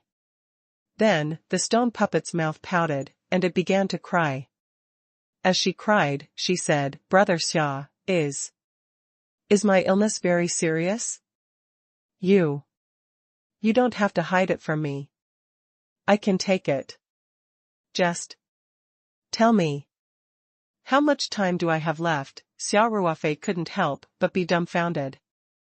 This girl looked so carefree, but why was she so easy to tease? Song Wei did not know whether to laugh or cry as she looked at Xia Ruofei and quickly said, Shi Yang, don't listen to Xia Ruofei's nonsense. He's just trying to scare you. Shi Xiao sobbed and said, Sister Song, don't comfort me. Brother Xia is so accurate. The symptoms he mentioned. I have all of them. Sob, sob, sob, everyone looked at each other. They had thought that Xia Ruofei was just trying to be mysterious, and that the stone puppet had been scared silly. They didn't expect Xia Ruofei to be able to accurately name so many symptoms without even touching the patient. This was a little magical. Xia Ruofei quickly said, "Sure Yang, I haven't finished. What are you crying for? It's not a big problem." The stone puppet was stunned for a moment, but it didn't even bother to wipe its tears and quickly asked, "Brother Xia, you mean I can still be saved? This isn't a life-threatening problem. It's just a small problem. It can't be said to be incurable." Xia Ruofei said, not knowing whether to laugh or cry. Ah? The stone puppet couldn't come to its senses for a while. Xia Ruofei didn't dare to joke anymore and quickly said, "You're just a little weak. You just need to pay attention to your diet. I'll give you a prescription later, and your symptoms will naturally disappear after you take it for a while. It's that simple." The stone puppet felt as if it had returned from hell to heaven. However, she quickly came back to her senses and couldn't help but say fiercely, "Then, you were sighing and making me eat whatever I wanted to eat. You're scaring me on purpose." Xia Ruofei showed an innocent expression and said, "I'm not." "You misunderstood, have you been dieting recently?" Xia Ruofei asked immediately. "I've been trying to lose weight recently." Shi Yang lowered his head and said. Then, she raised her head and said, "But what does this have to do with the illness you're talking about?" Xia Ruofei said righteously, "How is it not related? It had a huge relationship. Losing weight also required science. Not only would dieting not help lose weight, but it would also easily destroy the body. It's because you've taken in too little nutrients that your qi and blood are weak, and you've been invaded by evil." Xia Ruofei stood up and glanced at the young masters and young ladies. He realized that he had successfully attracted everyone's attention and could not help but feel proud. He continued, "That's why I told you not to control your appetite. Eat whatever you want to eat. Your body will only slowly get better if you take in enough nutrients. Who knew you'd be so timid that you were so scared that you cried?" Songwei couldn't help but smile. She knew that Xia Ruofei was just trying to scare Shi Yang. However, after Xia Ruofei said that, it seemed like there was no flaw. Instead, it was because Shi Yang was too timid. Lu Yu, on the other hand, glanced at Xia Ruofei and thought, "This guy really had a way with girls. No wonder so many beautiful women were attracted to him." The stone puppet wiped away her tears in embarrassment and pouted, "Brother Xia, you're so long-winded when you talk. It's so scary, logo." Hearing this, everyone couldn't help but laugh. Seeing the stone puppet's deflated expression, they felt like laughing. Xia Ruofei smiled.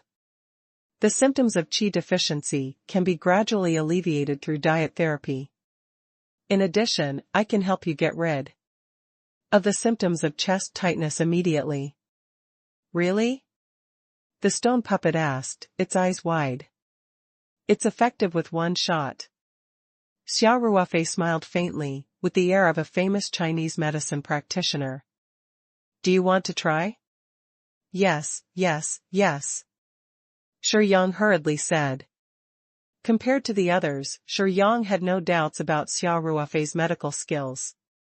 Although her chest tightness and shortness of breath were not fatal, it had troubled her for a long time. She had to take deep breaths from time to time, which made her feel very uncomfortable. How do you do acupuncture? Shi Shao asked with anticipation. Do you need a room? After speaking, Shi Yang's face became slightly hot. If she had to take off her clothes for acupuncture, she would not be able to accept it in front of a young man like Xia Ruofei. The crowd looked at Xia Ruofei with an ambiguous look. They felt that this guy was really good at picking up girls. With just a few light words, he could get close to a beautiful woman. On the other hand, Song Wei and Lu Yu's gazes were more threatening. Xia Ruofei felt like he was sitting on pins and needles. He quickly waved his hand and said, "No, it's not that complicated. This place will do." With that, Xia Ruofei stood up and walked to the side. He searched in his bag. In fact, he took out his set of silver needles from the medium. He then walked to the stone puppet's seat. Lu Jia, who was beside the stone puppet, quickly stood up and said, "Brother Xia, you sit here." Xia Ruofei did not stand on ceremony. He nodded at Lu Jia and sat down. Then, he slowly opened the box. Looking at the long silver needles, the stone puppet was a little afraid. Xia Ruofei smiled gently and said, "Don't be nervous. Stretch out your right hand. It won't hurt." How could it not hurt when such a long needle was in her hand? Shi Yang didn't believe it at all, but she had already developed blind trust in Xia Ruofei's medical skills, so she still gathered her courage and stretched out her hand.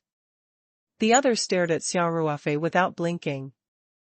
Xia Ruofei did not seem to be embarrassed under the gazes of so many people.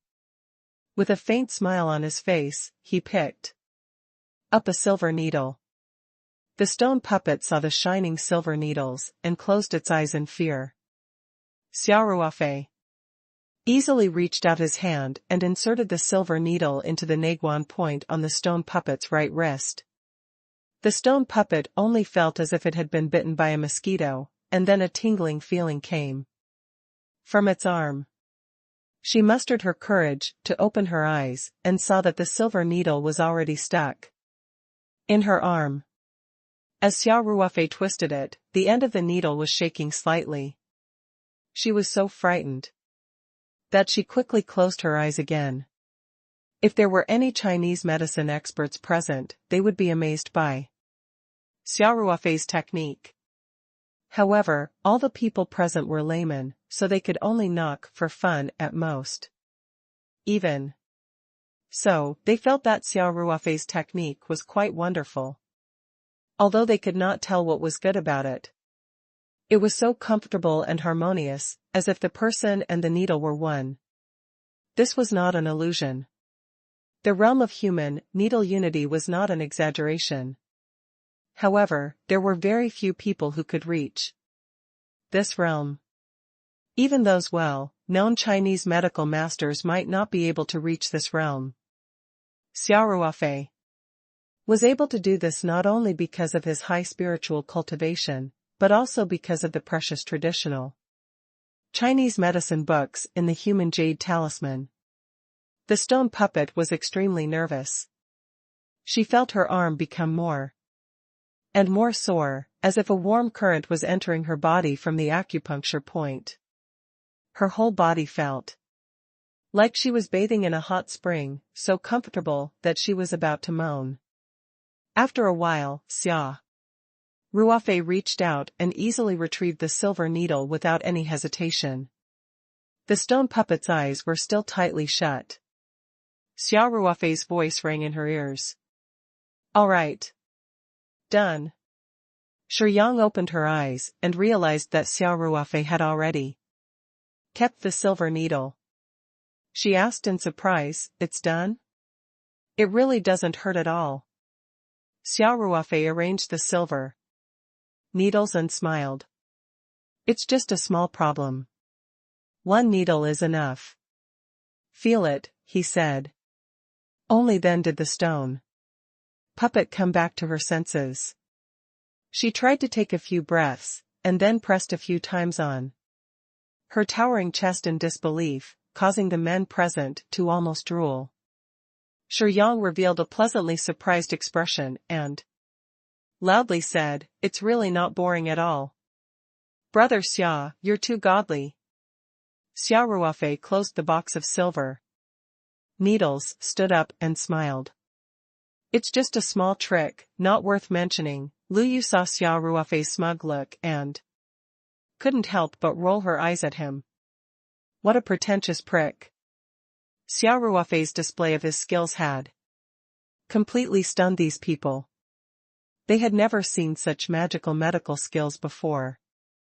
After a moment of silence, these people scrambled to say, "Brother Xia, please help me take a look too." There's me, Xia Ruofei returned to his seat, cleared his throat, and said, "Don't worry, I said that I'll do voluntary diagnosis for you today."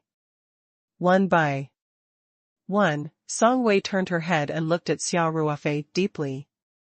She was worried that these rich men would not say anything because of her, but they would not think much of Xia Ruofei. Now it seemed that she had worried too much. Xia Ruofei was such an amazing person. No matter where he went, even if he wanted to keep a low profile, he would inadvertently become the focus of everyone. Moreover, he had the intention of showing off his skills today to shock these young masters and young mistresses. These usually arrogant young masters and young mistresses all lined up obediently while Xia Ruofei sat firmly in his seat. When he saw Song Wei and Lu Yu standing up, he quickly said, "I say, you two don't have to join in the fun, right? I'm about to become your private doctor. If there's something wrong with the two of you, wouldn't that be a slap to your brother's face?" Lu Yu and Song Wei looked at each other and smiled. "We're just making space for miracle. Dr. Xia." Song Wei pouted. "I don't want to delay your treatment." Xia Ruofei looked up and laughed. "I like to hear that, Brother Xia. I'll go first. Lu Zhe was the first to speak. Xia Ruofei took Lu Zhe's pulse and whispered into his ear, "Lu Zhe, you've been having a bit of a ringing in your ears recently, and you have headaches occasionally, right? Your problem isn't that big, but it's not that small either. I'll give you a prescription to recuperate, but you have to control that area. This is a sign of kidney deficiency." Although Xia Ruofei's voice was very low, it was still heard by Shi Shao. This girl had already finished reading and did not go to line up. She was standing beside Xia Ruofei in secret. She immediately laughed and said, "Haha. Lu Zhe's kidney is weak." Everyone burst into laughter, and a few girls also laughed with their faces red. However, they all looked at Lu Zhe with a strange expression. "Shirgan, you and I are irreconcilable." Lu Zhe's face turned green. Xia Ruofei didn't care too much. He wrote down a prescription and handed it to Lu Zhe. Then, without looking up, he said, "Next." In truth, he had long since discovered that the stone puppet was eavesdropping, but he had intentionally lowered his voice to just enough for the stone puppet to hear. "Who asked Lu Zhe to be the first one to come out and ask about him? Hee. You're in good health, and you have the habit of running long distances, right? That's a good thing, but you have to pay attention to the wear and tear of your knees due to excessive exercise. It's best to stop running for a while. It's chronic gastritis. I'll give you a prescription, and you'll see the effects in a week. There's nothing wrong with it, but you sprained your ankle 2 days ago, right? Come, I'll be fine with a needle." In a short while, Xia Ruofei had looked through everyone. These popinjays were completely convinced. Xia Ruofei only needed to take a few glances, or check their pulse to accurately tell their situation without any mistakes. A few of them who received treatment on the spot also felt the effects immediately. This was a true godly doctor. The way everyone looked at Xia Ruofei changed. They all kept the prescription carefully. No one doubted Xia Ruofei's magical medical skills anymore. Logo. Alright, Song Wei said loudly, you've seen her. Can we eat now? Let's eat. I have to give a toast. To Brother Xia later. Of course. Brother Xia, from today onwards, you're my idol. Don't fight with me for my idol. I'll fight whoever tries to snatch it from me. The rich playboys laughed and returned to their seats. Although the atmosphere was still as warm as before, the feeling was different. Previously, everyone was only polite to Xia Ruofei because of Song Wei. Even if Xia Ruofei's company was very big and could easily buy a courtyard house in the capital that was worth hundreds of millions, it was still not enough in the eyes of these rich men. To put it bluntly, this was still an official, based society, especially the way of thinking of these wastrels. Unless they were as rich as Tang He and Ma Xiong, it was difficult for ordinary merchants to gain their respect. However, after Xia Ruofei displayed his amazing medical skills, everything was different. Who didn't have a headache or a fever? They might not be interested in ordinary doctors, but they could tell that Xia Ruofei's medical skills were superb. Even if they were laymen. It would be great to make friends with such a miracle doctor. Moreover, Song Wei had personally introduced Xia Ruofei to everyone. Even if he did not have a strong background, his relationship with Song Wei was enough to make everyone think highly of him. Therefore, everyone was passionate from the bottom of their hearts. After the banquet started, one by one, people started to toast Xia Ruofei. Xia Ruofei had developed a habit of drinking freely in the army. He would not refuse anyone and would drink 3 glasses with anyone who was willing. 2. This made the rich men like him even more. After the meal, all the rich men were calling Xia Ruofei brother. The ladies looked at Xia Ruofei differently. However, with Song Wei and Lu Yu on his left and right, Xia Ruofei could only sit still and did not dare to show any expression of being bewitched. After the guests and the host had their fun, the party ended with Song Wei's suggestion. Song Wei heaved a sigh of relief in her heart. She had completed the task her father had given her. That's right. This gathering was organized by Song Qiming.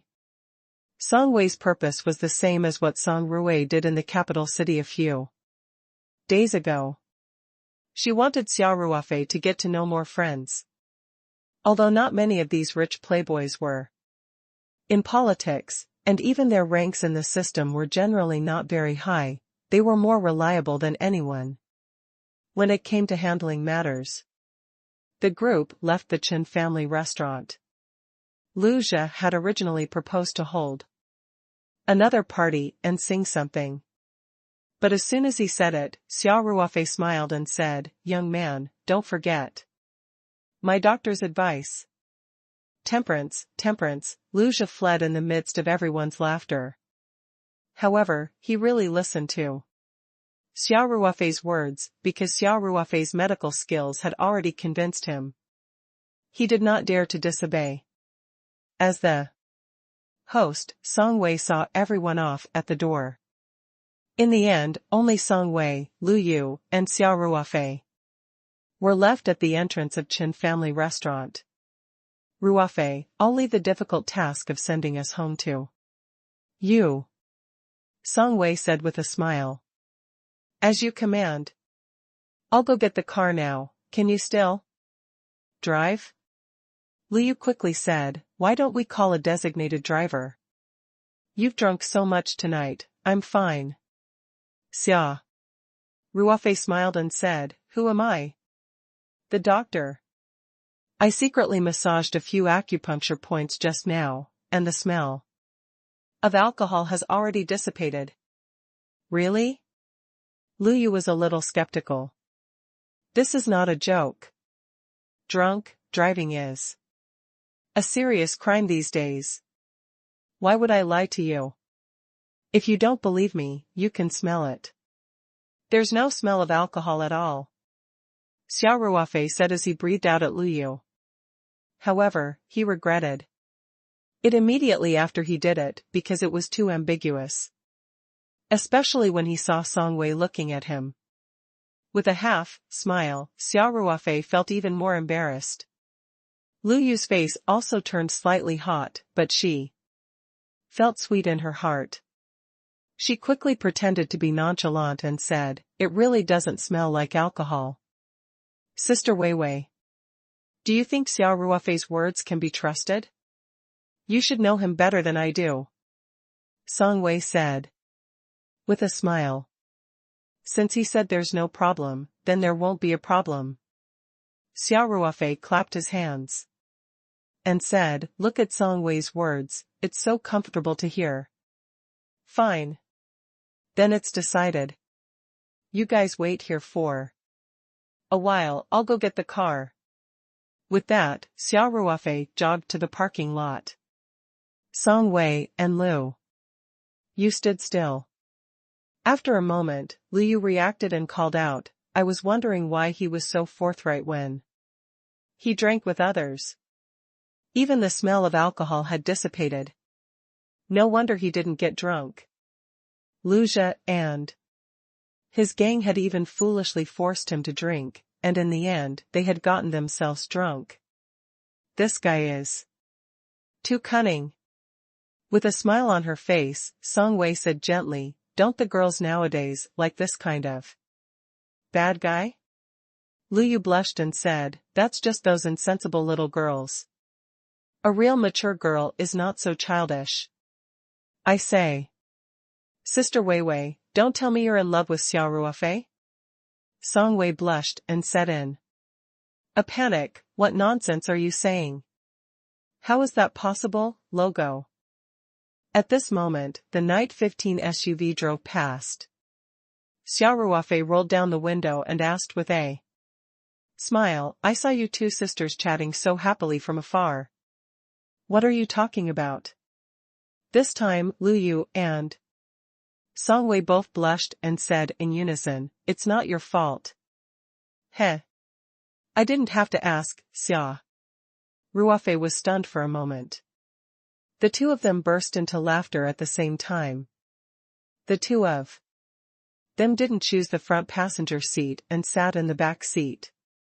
The Night 15 SUV roared and left the Chen family restaurant. After a while, Song Wei looked outside and said, "Are you au fait? You're going the wrong way, right?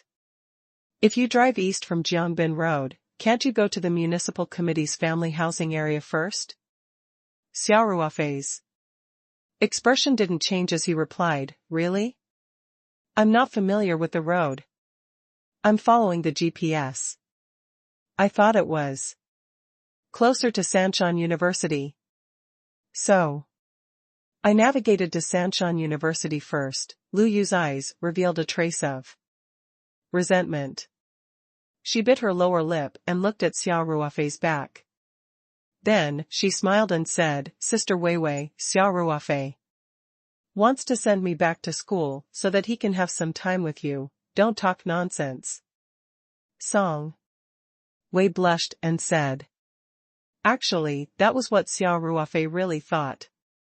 However, he did not want to use this opportunity to get close to Song Wei. The main thing was that he did not want to be alone with Lu Yu. He really did not know how to resolve the awkwardness. Of course, if he had the chance, he could also mention Song Rui and the ancient tomb. It was the best of both worlds. Xia Ruofei said innocently, "I'm more wrong than Doi. I'm really not familiar with this area. Why don't we not use the GPS?" How about this, you guys show me the way, and we'll send whoever's closest to us off first. That should work. Right? Liu was both angry and amused as she said, we're almost at Sanchan University, what's there to change? Let's do this. Yes, sir. Xia Ruofei chuckled to himself and felt his foot stepping on the accelerator lighter. They arrived at Sanchan University very quickly. Xia Ruofei drove directly to the female dormitory where Liu was staying. He even got out of the car and opened the door for Liu, looking like a lackey. Liu looked at Xia Ruofei with a half-smile and said in a low voice, there's no use hiding from me. You can't hide forever, hee. After saying that, Liu turned around and walked into the dormitory building with light steps. Xia Ruofei shook his head with a bitter smile and returned to the car. After restarting the off-road vehicle, only Xia Ruofei and Song Wei were left in the car. Liu had said those half-joking words earlier, so the atmosphere seemed even more awkward. Then, thank you. Xia Ruofei broke the silence. Song Wei sat in the back seat and lowered her head slightly. She said softly, you're welcome. I don't know if I can help you. I can. Your friends are really capable. Xia Ruofei smiled and said, my company's headquarters is in Sanchan City. I'll need their help sooner or later. That's good, Song Wei said. Oh, that's right. Xia Ruofei said, I still have something to ask you. Speak. Song Wei raised her head and said, your uncle Song Ruofei. He's taken a fancy to your best friend and classmate, Xue. You should have noticed this long ago, right? Xia Ruofei asked. Yeah, Song Wei pursed her lips and smiled. Then I won't beat around the bush.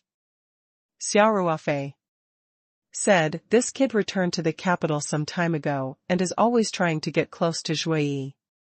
You don't say. Their relationship has really gotten closer, but it seems to be a little off track. He ran off course? Song Wei was confused. Your silly best friend seems to be a little slow when it comes to relationships. When Song Ruofei came to look for her, she thought that he was her best friend. There's no sign of them becoming a couple at all, and the hope is getting slimmer and slimmer. Xia Ruofei said, with a bitter smile. Song Wei burst out laughing. Based on her understanding of Xue, this was indeed something that this silly girl would do.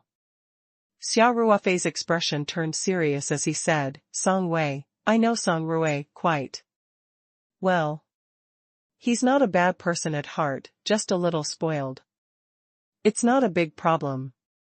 According to my observation, he's really in love with Xue, and he even has the intention of getting married, I believe. So you mean, Song Wei nodded. I'm just thinking that if Song Ruofei continues to chase us like this, it'll probably be difficult to get any results. Xia Ruofei said, aren't you on good terms with Xue? Besides, you guys usually keep in contact, right? That's why I wanted to ask you to help me, or to make fun of her and Song Ruofei in that aspect, and then say more good things about Song Ruofei. No. So you want me to be the matchmaker? Song Wei laughed. Oh, right. This is what it means. Xia Ruofei asked, how is it? Are you going to help me with this? Song Wei leaned back in her seat and said with a smile, what's in it for me to help? In the end, I didn't even get any benefits. And even turned my best friend into my aunt. Wouldn't that be a huge loss for me? Xia Ruofei couldn't help but laugh. You really reminded me If Song Ruofei really ran out of ideas, I think we can let him. Confess to Xue. If he's rejected, I'll let him tell Xue that once she's with him, she'll become Song Wei's aunt. That'll raise their status. I think Xue might agree to Song Ruofei because of this logo. Song Wei could not help but pat Xia Ruofei's shoulder and said, "Are you looking for a beating?" Xia Ruofei raised his head and laughed, "Then who asked you to do that? It's a win-win situation. Look at me. I didn't want anything in return. I took the initiative to help Song Ruofei make this happen. You two are just bad friends. If you don't help him, who else will you help?" Song Wei pouted. "Hey. Is there anyone who would talk about their own uncle like that?" Xia Ruofei said, "I'm good friends with Song Ruofei. Shouldn't you call me? No way." Song Wei was embarrassed. "Do you still want my help?" I want to. Want to." Xia Ruofei said, "Then I'll leave this to you. You can't just do your job without putting in effort." Song Wei pondered for a moment and asked, "Ruofei, are you sure my uncle Song Ruofei is serious? I'm afraid that will get hurt. She might have graduated from university and is usually very carefree, but she's actually very innocent, especially in terms of relationships. She's like a blank piece of paper." "Don't worry," Xia Ruofei said seriously. "If Song Ruofei dares to let Xue down in the future, I'll be the first to deal with him." Song Wei nodded her head heavily and said, "All right, I'll take this job." "This is right," Xia Ruofei said happily. "If the two of them really get together, it'll be a great thing. I can't guarantee that I'll succeed, but I'll definitely try my best." Song Wei said. "There won't be a problem if you do it," Xia Ruofei said confidently. "You're pretty confident in me, aren't you?" Song Wei pursed her lips and smiled. "But come to think of it, you're so good at coaxing girls. If you just teach my uncle Song Ruofei a few tricks, wouldn't that silly girl Xue be able to get her? Do you still need to come and beg me?" "What are you saying?" Xia Ruofei said, "I don't know how to coax girls." "You're still so modest," Song Wei said with a half smile. "Lu Yu and I both saw it tonight. Good girl, you've managed to coax that little girl Shiyong so much that she's almost willing to devote herself to you." Hold on, Xia Ruofei said hurriedly. "I'm just trying to liven up the atmosphere. Besides, I'm not just treating the stone puppet. Didn't you see that Lu Jia kept my prescription like a treasure?" Song Wei couldn't help but blush and laugh when she thought of Lu Jia being teased by Xia Ruofei. At this time, the car had arrived at the municipal committee's family courtyard. Xia Ruofei felt as if he had been pardoned and wanted to continue the topic. Who knew what Song Wei would say next? He quickly jumped out of the car and opened the door for Song Wei. Song Wei glanced at Xia Ruofei and asked, "Do you want to go in and have a cup of tea? My dad hasn't seen you for a long time. He was just talking about you yesterday." Xia Ruofei quickly waved his hand and said, "Next time." "It's too late, let's not disturb Uncle Song." "All right then." Song Wei laughed. "Thank you for sending me. Goodbye." After she finished speaking, Song Wei walked towards the small villa. "Don't forget what I've just told you," Xia Ruofei said. "Don't worry." Song Wei waved her hand and said without turning her head. Xia Ruofei watched as Song Wei entered the courtyard. Then, he got back into the car and started the engine to return to the farm.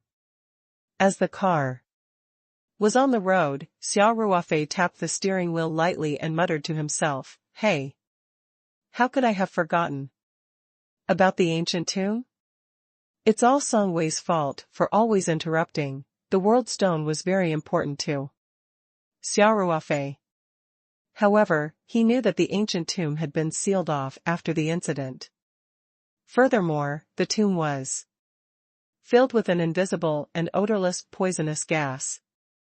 No one would be able to get there in a short period of time.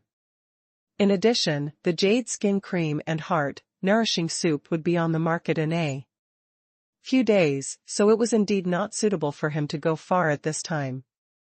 Since he didn't have the time to mention it this time, he would find another opportunity next time. Xia Ruofei said in his heart. He stepped on the gas pedal as he thought about it. Night 15 made a powerful roar and sped out of the city. Logo. The next day, Yi Lingyun was arranging the next month's shift schedule in his office as the head of security. Now that the scope of Taoyuan Farm had expanded a lot, the daily patrol workload had naturally increased a lot. In addition, there was a need to send people to guard the pharmaceutical factory 24 hours a day. So the shifts had to be arranged in advance every month to ensure that everything was equal. It was going to be the National Day holiday soon. As usual, the company would have a 7-day holiday. Of course, some of the security personnel would be left behind. Some of the veterans had already gotten married and had children. They wanted to take advantage of the holiday to go home and visit their families. After all, they were earning more than before. It was only natural for them to go home to see their wives and children during the holidays and show filial piety to their parents. There was also one person who had eaten his fill and was not hungry. Most of them volunteered to stay on duty. According to the company's system, everyone could enjoy different lengths of leave according to the number of years they had worked. During the Chinese New Year, these single men generally would not fight for leave. Instead, they would wait until the off-season. Yi Lingyun was now a statistical staff arranging the shifts during the National Day period. As a director of the company's management, he didn't need to do such things personally. He could have gotten an assistant. However, he didn't think it was necessary. He could do such a small task by himself. Compared to his brothers who were patrolling the front line, he was much more relaxed. Yi Lingyun wasn't very familiar with the use of Excel tables. He clumsily arranged the duty schedule for the National Day holiday, then checked it against his own book again. After confirming that there were no problems, he pressed the print button. The printer buzzed and spat out the freshly printed duty roster. At that moment, Yi Lingyun's phone on the table vibrated. He saw that it was Xia Ruofei's number and quickly picked up.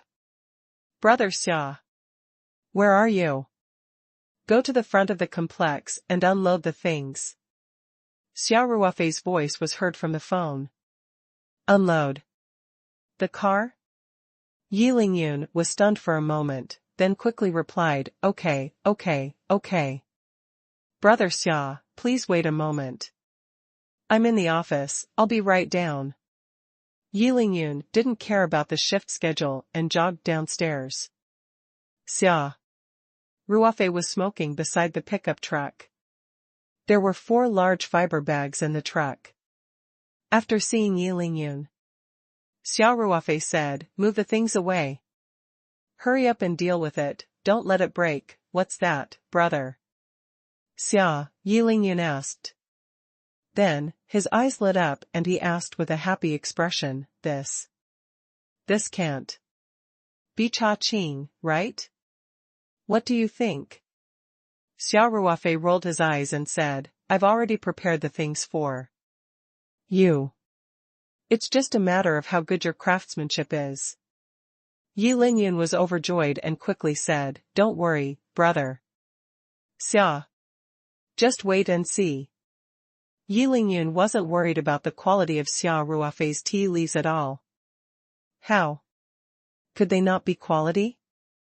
He had learned the traditional tea-making skills from Mr. Li Jifu, and he was worried that he would not be able to put them to good use.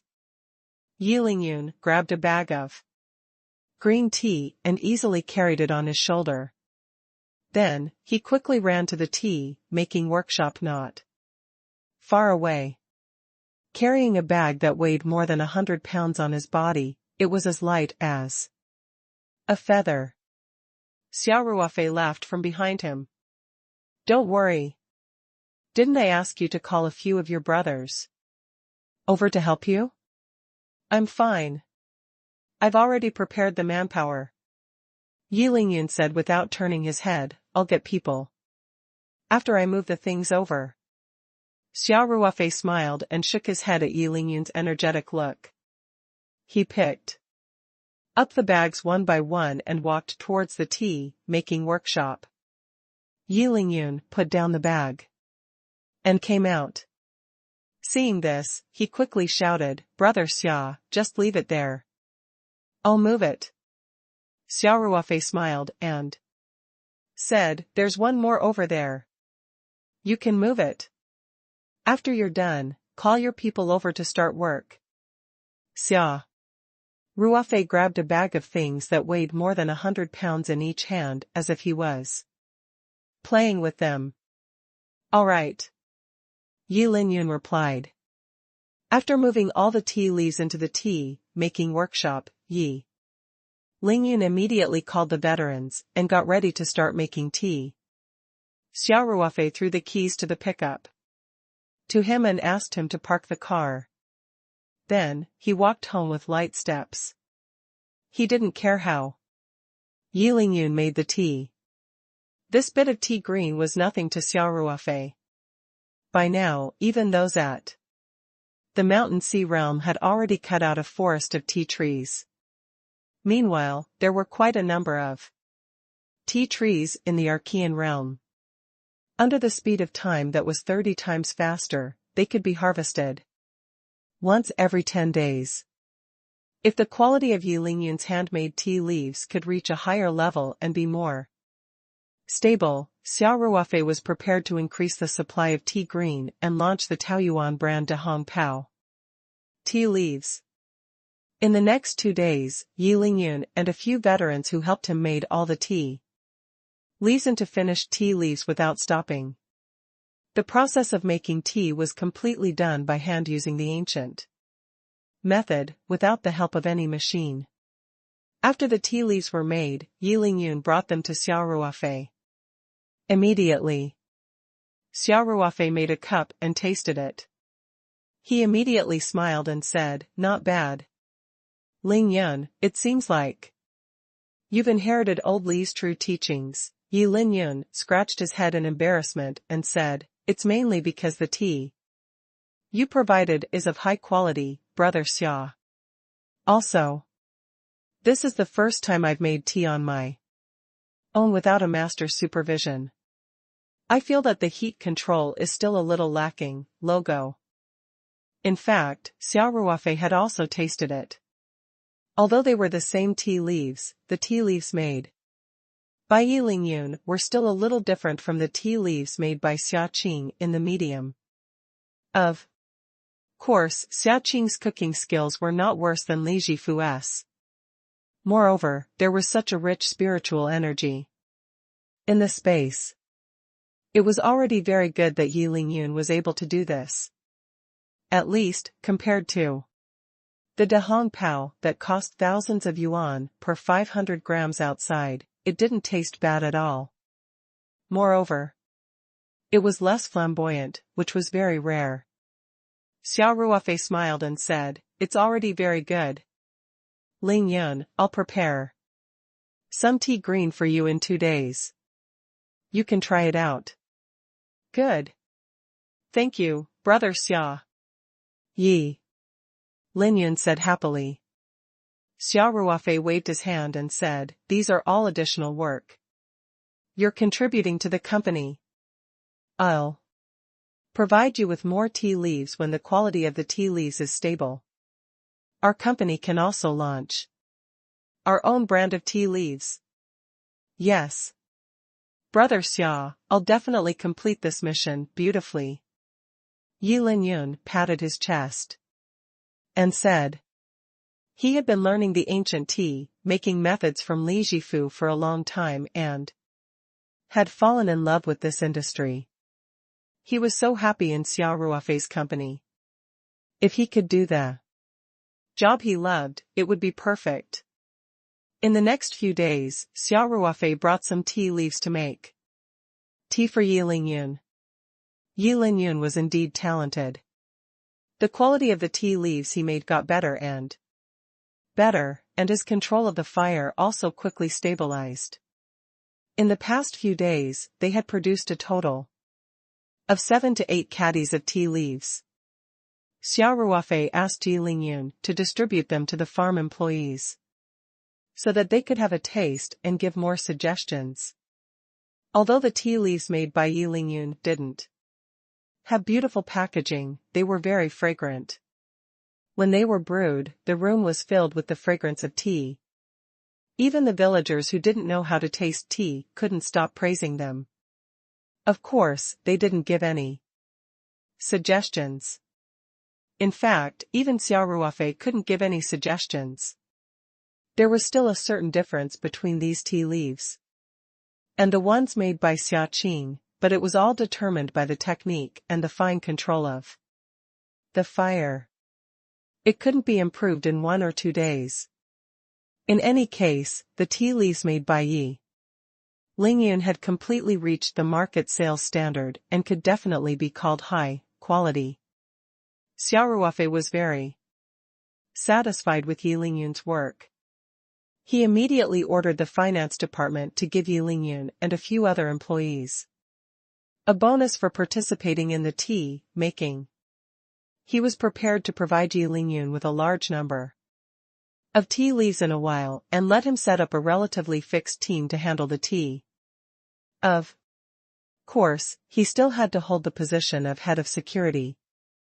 The main reason why they did not start mass production immediately was that Xia Ruofei needed time to prepare the tea leaves.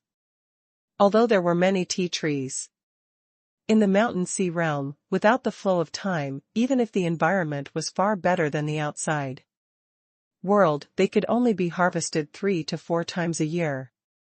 On the other hand, tea trees at the Archean realm could be harvested once every 10 days or so. However, the number of tea trees was relatively small, so he needed some time to stock up on the tea leaves.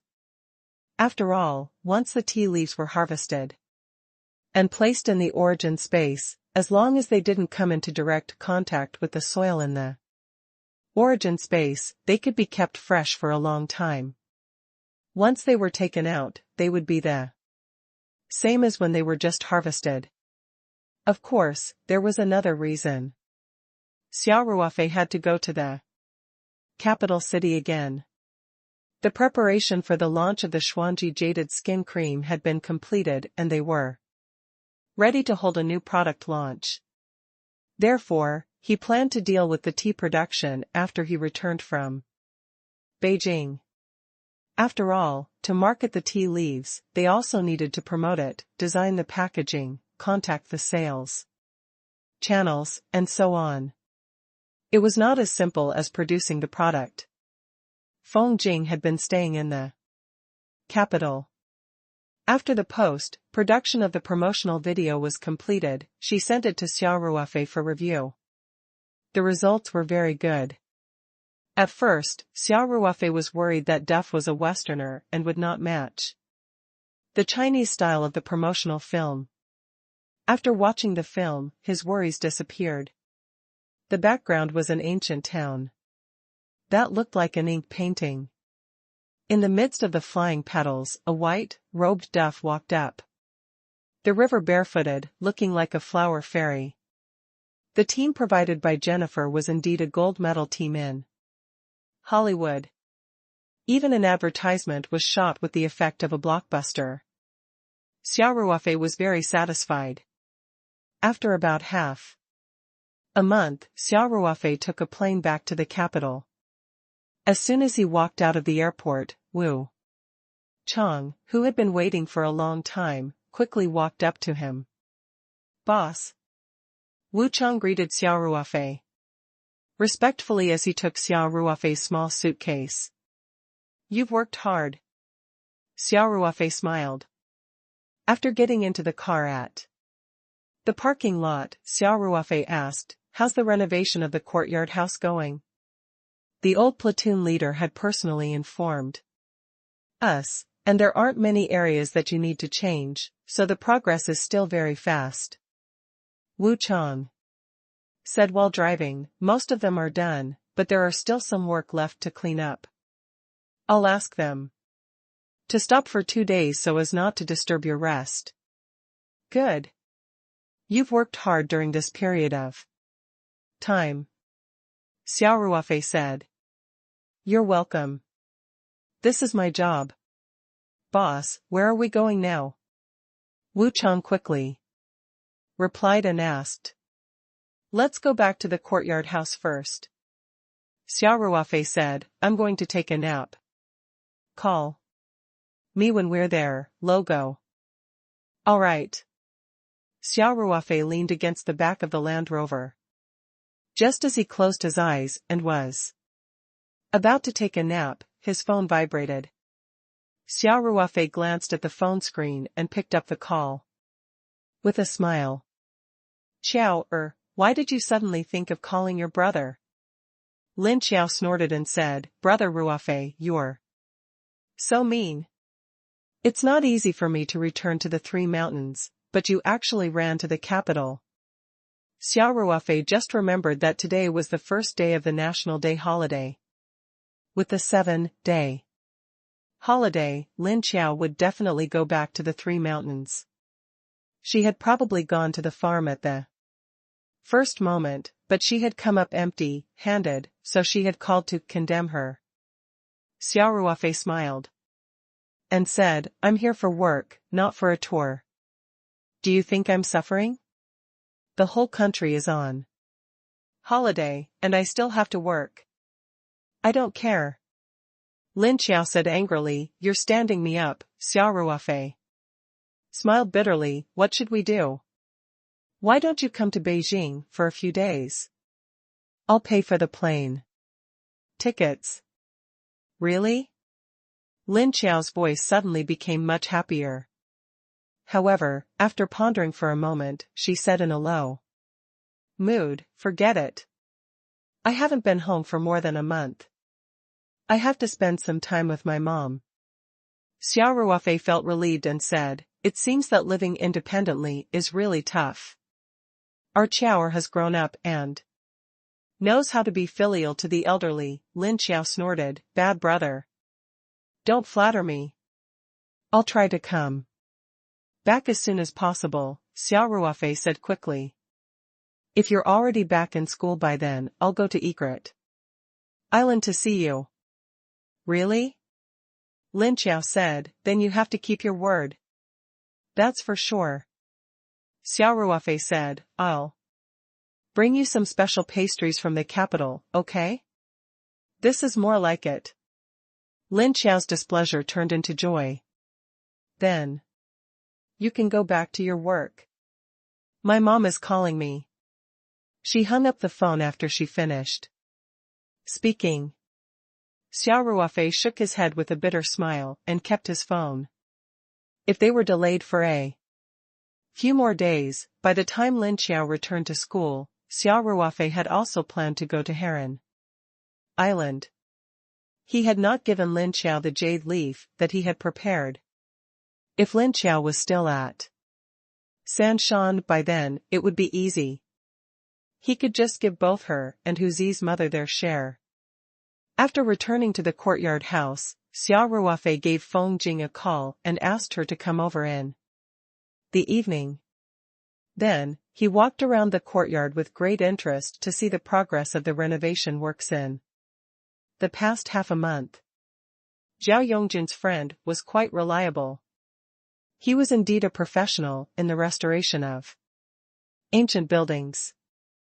The project was very detailed and had a sense of antiquity, unlike the ancient buildings on the urban pedestrian streets, which were completely impossible. This included the new side door in the backyard and the 2 garages that had been renovated. Everything was done almost perfectly, and the entire courtyard did not lose its sense of harmony. Xia Ruofei saw that the main renovation project was almost completed. There were some minor repairs that had not been completed, but it had been cleaned up. The construction tools were also placed neatly in the corner of the courtyard. The whole courtyard was in good hygiene. It did not look like it had just undergone civil engineering. Obviously, this was all thanks to Wu Chang. Xia Ruofei also praised him. In the afternoon, Xia Ruofei rested for a while in the master bedroom in the central courtyard.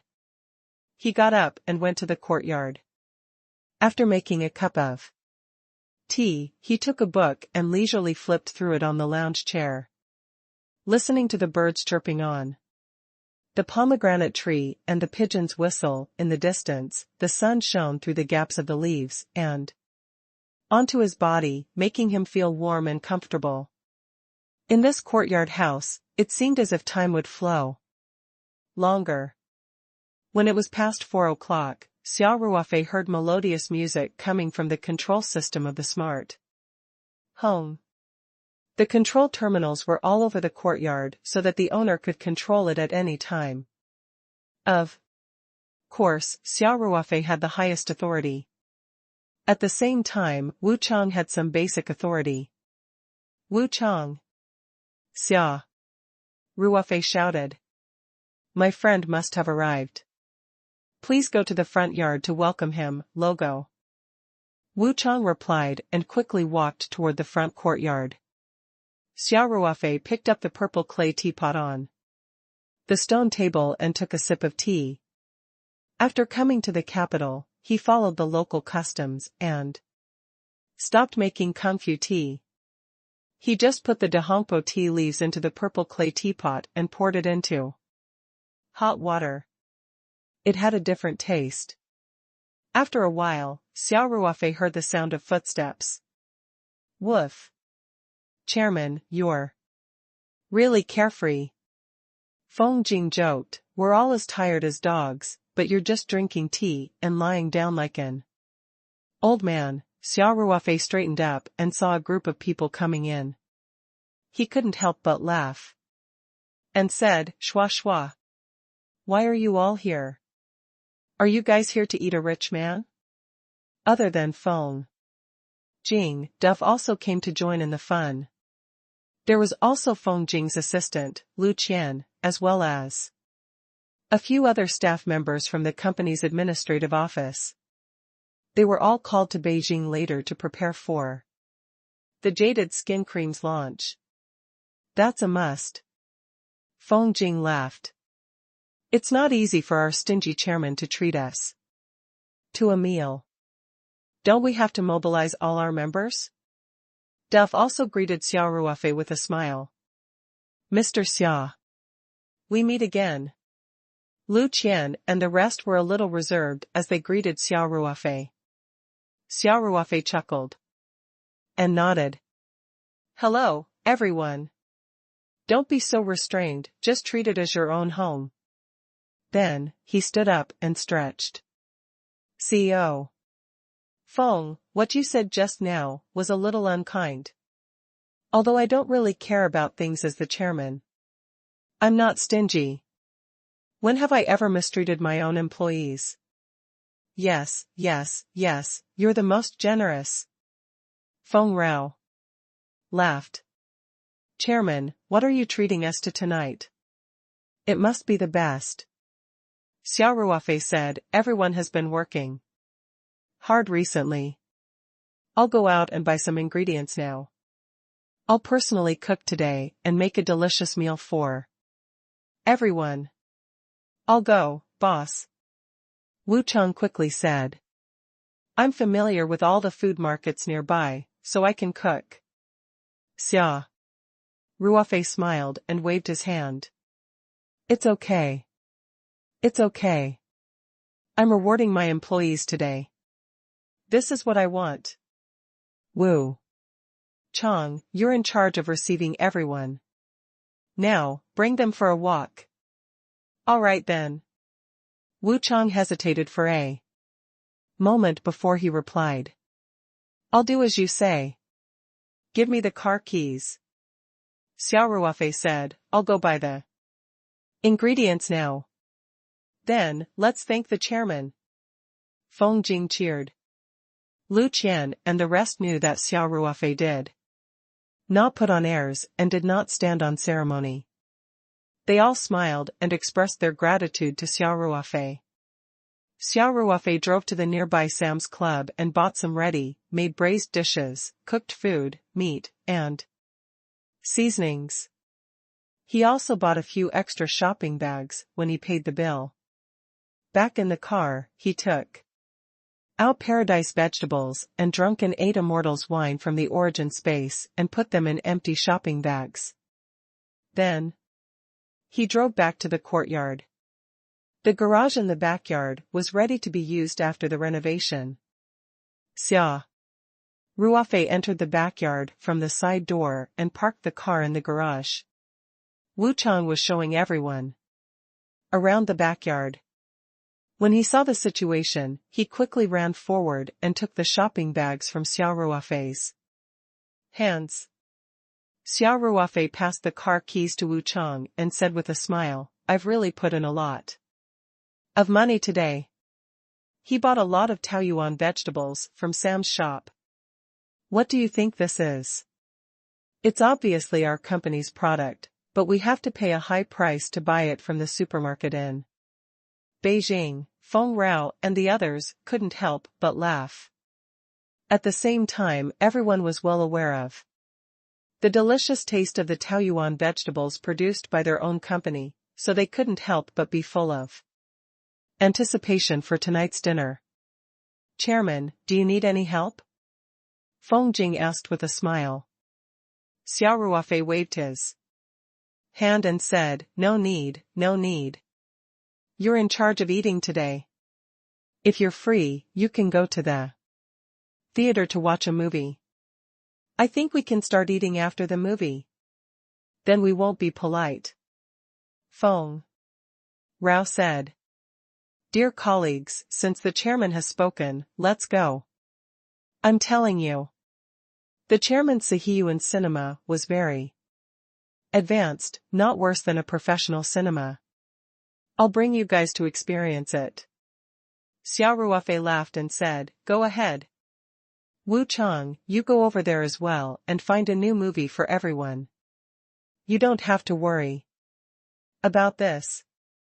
Okay, boss. After everyone had left, Xia Ruofei rolled up his sleeves, put on his apron, and started to work in the kitchen. Actually, although Xia Ruofei was a little lazy, he was still quite motivated when it came to food. He felt a sense of accomplishment when he saw the dishes that looked, smelled, and tasted good. An hour later, Xia Ruofei heard footsteps from the courtyard and Duff's surprised voice. It smells so good. Xia Ruofei finished the last dish and poked his head out of the kitchen. He smiled and said, don't just watch. Come and help serve the dishes. Everyone had just finished watching a movie and was famished. They cheered and swarmed over, quickly bringing Xia Ruofei's food to the dining room. The large round dining table could fit around 10 people. Xia Ruofei took off his apron and hung it in the kitchen before calling for everyone to eat. Wu Chang subconsciously thought that it would be better to deal with it in the kitchen, but he was stopped by Xia Ruofei. Logo. Xia Ruofei said, Wu Chang, remember this. There are not many rules in my house. Let's eat together. Wu Chang's eyes flashed with a touch of emotion as he nodded heavily and said, I know, boss. After they sat down, Xia Ruofei asked Wu Chang to help him pour the wine. Then, he raised his glass and said with a smile, everyone has worked hard during this period of time. Especially President Feng and Duff. They've been working hard for more than 10 days for this endorsement commercial. Let me give a toast to everyone. As everyone present was a company employee and only Duff was a foreigner, Xia Ruofei spoke in Chinese. However, Feng Jing was sitting beside Duff and had been translating in English for her in a low voice. Daphne also smiled charmingly. She raised her glass and said in English, "Come, cheers. Cheers. Cheers." Lu Qian and the rest were all young people.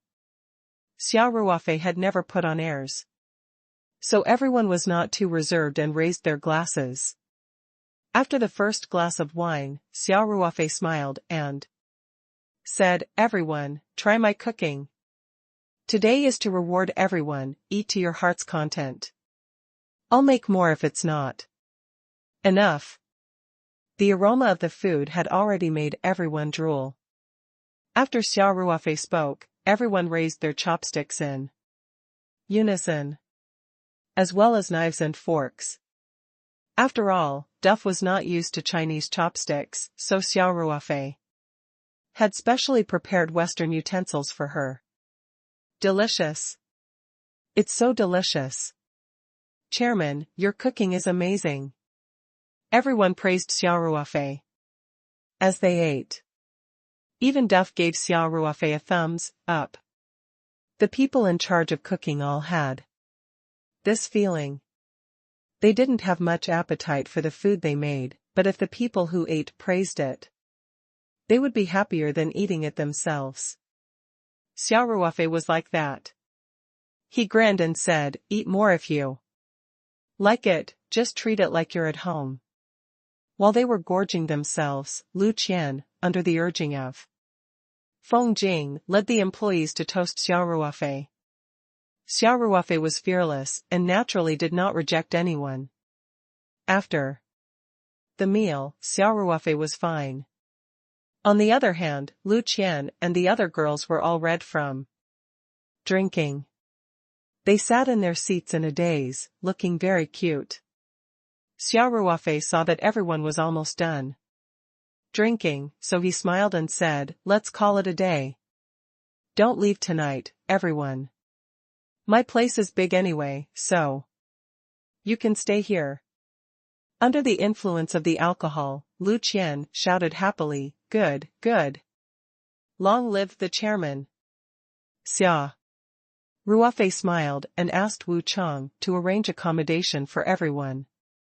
He had bought a lot of bedsheets last time, and they could be put to good use today. In the middle courtyard, beside the stone table under the grape trellis, Xia Ruofei brewed a pot of tea and even took 2 purple sand cups. Since Feng Jing had not returned to her room, she followed Xia Ruofei back to the central courtyard to report to Xia Ruofei about the preparations for the press conference. That night, Feng Rao was busy toasting to Lu Qian and the others. She didn't drink much, so she was quite sober. However, her face was red, and she looked cute under the street lamp in the courtyard. "Chairman, we're having a product launch tomorrow. Will it affect our work?" Feng Jing asked worriedly. Xia Ruofei laughed and said, "It's fine. Wasn't the press conference at 2 o'clock in the afternoon tomorrow? You've already prepared for the early stage, so it's fine. Besides, aren't you guys going to sleep when you get back to the hotel?" Feng Rao shook her head helplessly and said, "What you said makes sense. Who asked you to be the chairman?" Actually, based on Feng Jing's personality, she would have definitely called for a meeting to discuss the details of the press conference tomorrow. Even though they had rehearsed all the segments multiple times, as long as the press conference wasn't held, Feng Jing wouldn't be completely at ease and would have to repeat the process with her team. However, Feng Jing was also very happy to see Xia Ruofei today. She was the one who urged the employees to give Xia Ruofei a toast. In the end, Xia Ruofei acted as if nothing had happened, while Lu Qian and the other young ladies had all drunk too much. Hence, Feng Jing couldn't blame anyone for what happened today. Xia Ruofei laughed and said, "I'm very confident in you. Don't give yourself so much pressure. You need to be relaxed. You should relax when you need to." "I know," Feng Rao said with a sweet smile. "Chairman, I'll report to you the general situation of the preparation," she said to Xia Ruofei. Xia Ruofei smiled and nodded. Hence, Feng Rao organized her thoughts and said, "We've hired a professional team to take charge of the venue's layout and planning, but, Chairman, do we really need such a large venue? Just tell me, have you booked the venue?" Xia Ruofei asked. With a smile. "I've already ordered it as you've instructed, but," Feng Jing said. Feng Jing's original plan was to rent a hotel's conference hall. However, when she called Xia Ruofei to ask for permission, Xia Ruofei told her to book the capital city University of Technology Stadium 10 days in advance. This was a comprehensive stadium with a total area of more than 30,000 square meters and more than 15,000 seats during the competition. Putting aside the high rent, for the time being, for a small company like Paradise Corporation, which was not well known in Beijing, to hold such a large comprehensive stadium for its first new product launch, how embarrassing would it be if only a few dozen or 100 people participated in the empty stadium? Feng Jing had also raised her concerns, but Xia Ruofei told her not to worry about it and to set the venue. Furthermore, Xia Ruofei had asked Feng Jing to start setting it up a week in advance so that it would be high-end and classy. He did not need to be afraid of spending money. Xia Ruofei laughed and said, "It's done." "Have you arranged the venue?" "As I said?" "Yes," Feng Jing said with a bitter smile. "We found the most professional team as you instructed. This team has been in charge of the venue layout and scheduling of several famous technology companies' new product launch conferences. They're more experienced in big occasions like this." Feng Rao took a sip of tea from her purple sand cup and continued, "The venue's decorations have been completed. I went to check it yesterday and rehearsed the flow, so there shouldn't be any problems. We've specially designed posters and logos, and the PowerPoint presentation of the press conference was made by a professional company. It's definitely high-end. According to your request, the super-large stage has been built. It uses the largest back projection screen, which is comparable to the max screen in the cinema." Feng Jing smiled bitterly and said, "When I was rehearsing yesterday, it felt so empty on stage. If there are only a few people at the press conference tomorrow, it would be a joke." Xia Ruofei raised his head and laughed. "Don't worry. Have you sent out the invitations I asked you to?" "Yes." Feng Jing nodded. "They've been sent out 3 days ago." "But, Chairman, will the central media companies like Red Star and Huaxia really send people over?" According to Xia Ruofei's request, hundreds of media invitations were sent out. However, Feng Jing was not confident at all. There were many central media companies in the capital. Wouldn't small companies like this receive dozens or even hundreds of invitations a day? When they were free, they would send 1 or 2 newcomers to earn some transportation fees. If they were not free, it was normal for them to throw the invitation into the trash can. You just need to send out the invitation, Xia Ruofei said. Don't worry about the rest. All right then. Feng Jing knew that Xia Ruofei had a lot of power, so she didn't dwell on this matter. She shrugged and said, "We've also posted the ordinary audience's request on our official website, Weibo, and WeChat, but not many people responded." This was what Feng Jing was most worried about. The Paradise Corporation was quite famous in the southeast province. If the press conference was held in Sanshan, it would not be difficult to gather 1 or 2,000 viewers. But the press conference was held in Beijing. No matter how much fans in the southeast province like your brand, there are probably only a few who can travel thousands of miles to Beijing to attend the press conference.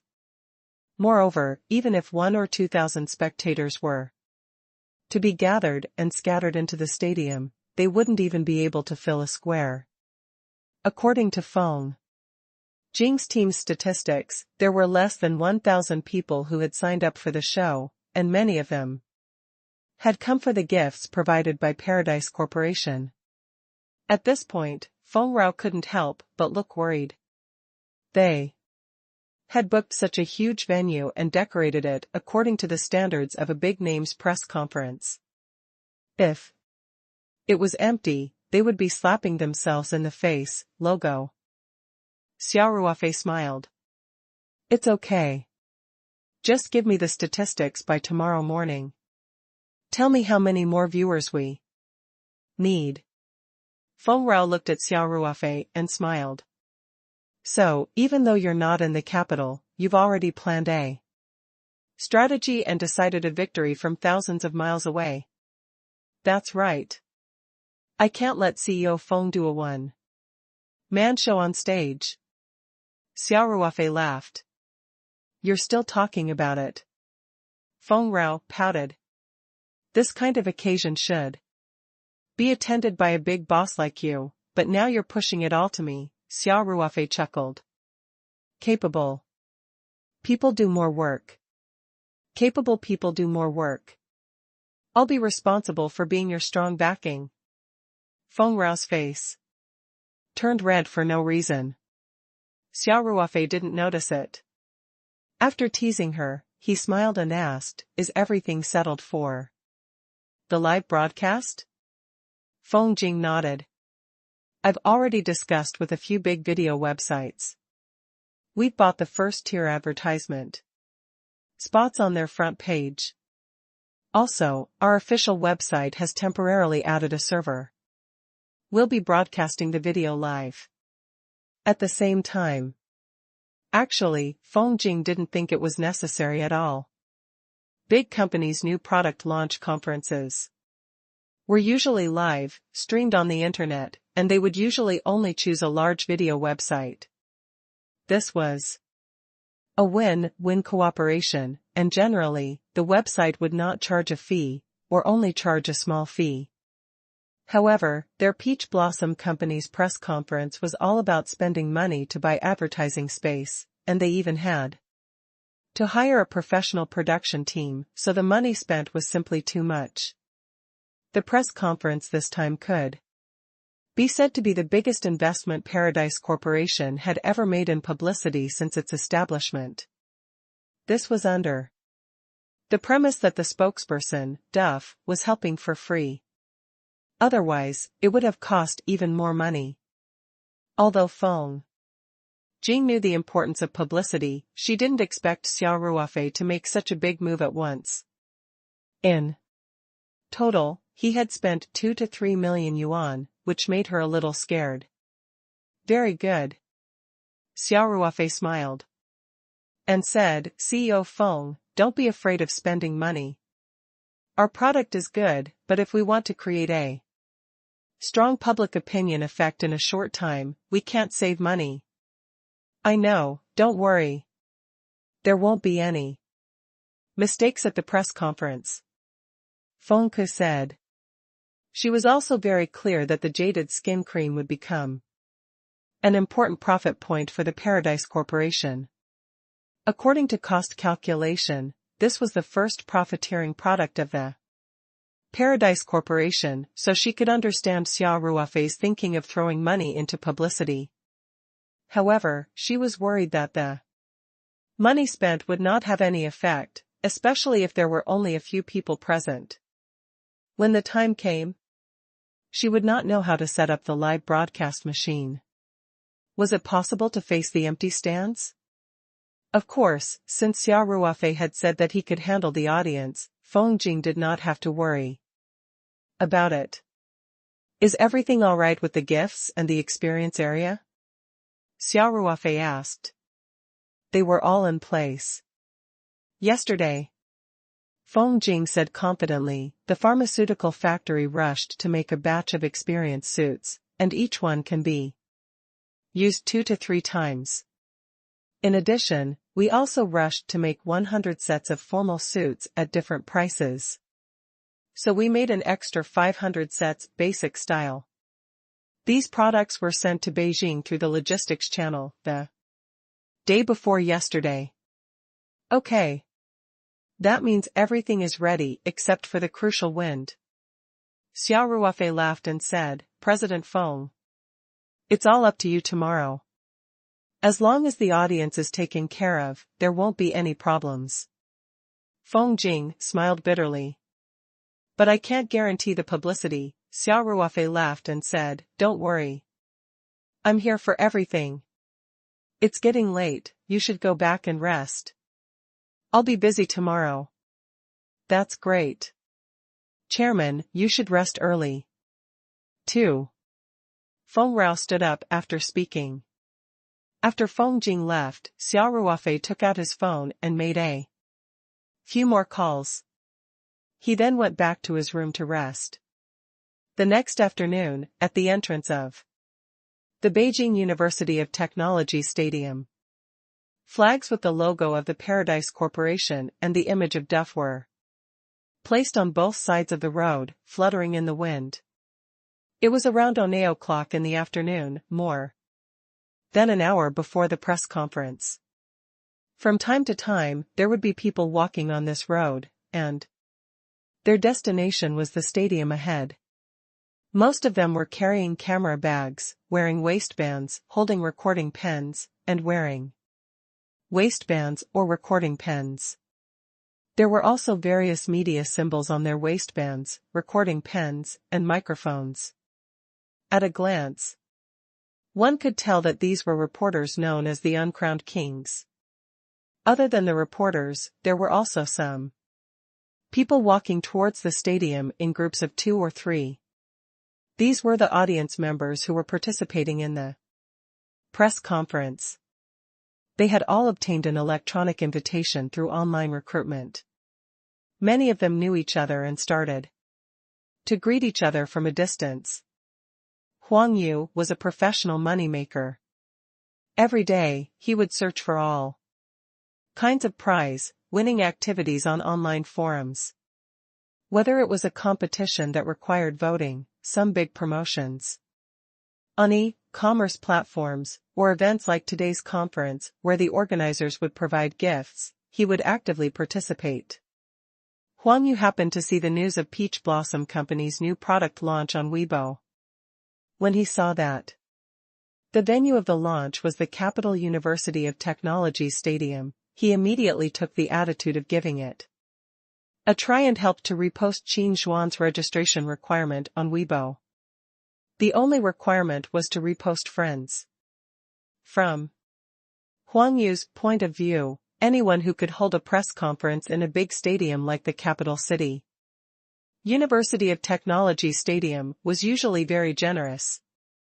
If they could get an invitation, they would definitely get a lot of rewards. Logo.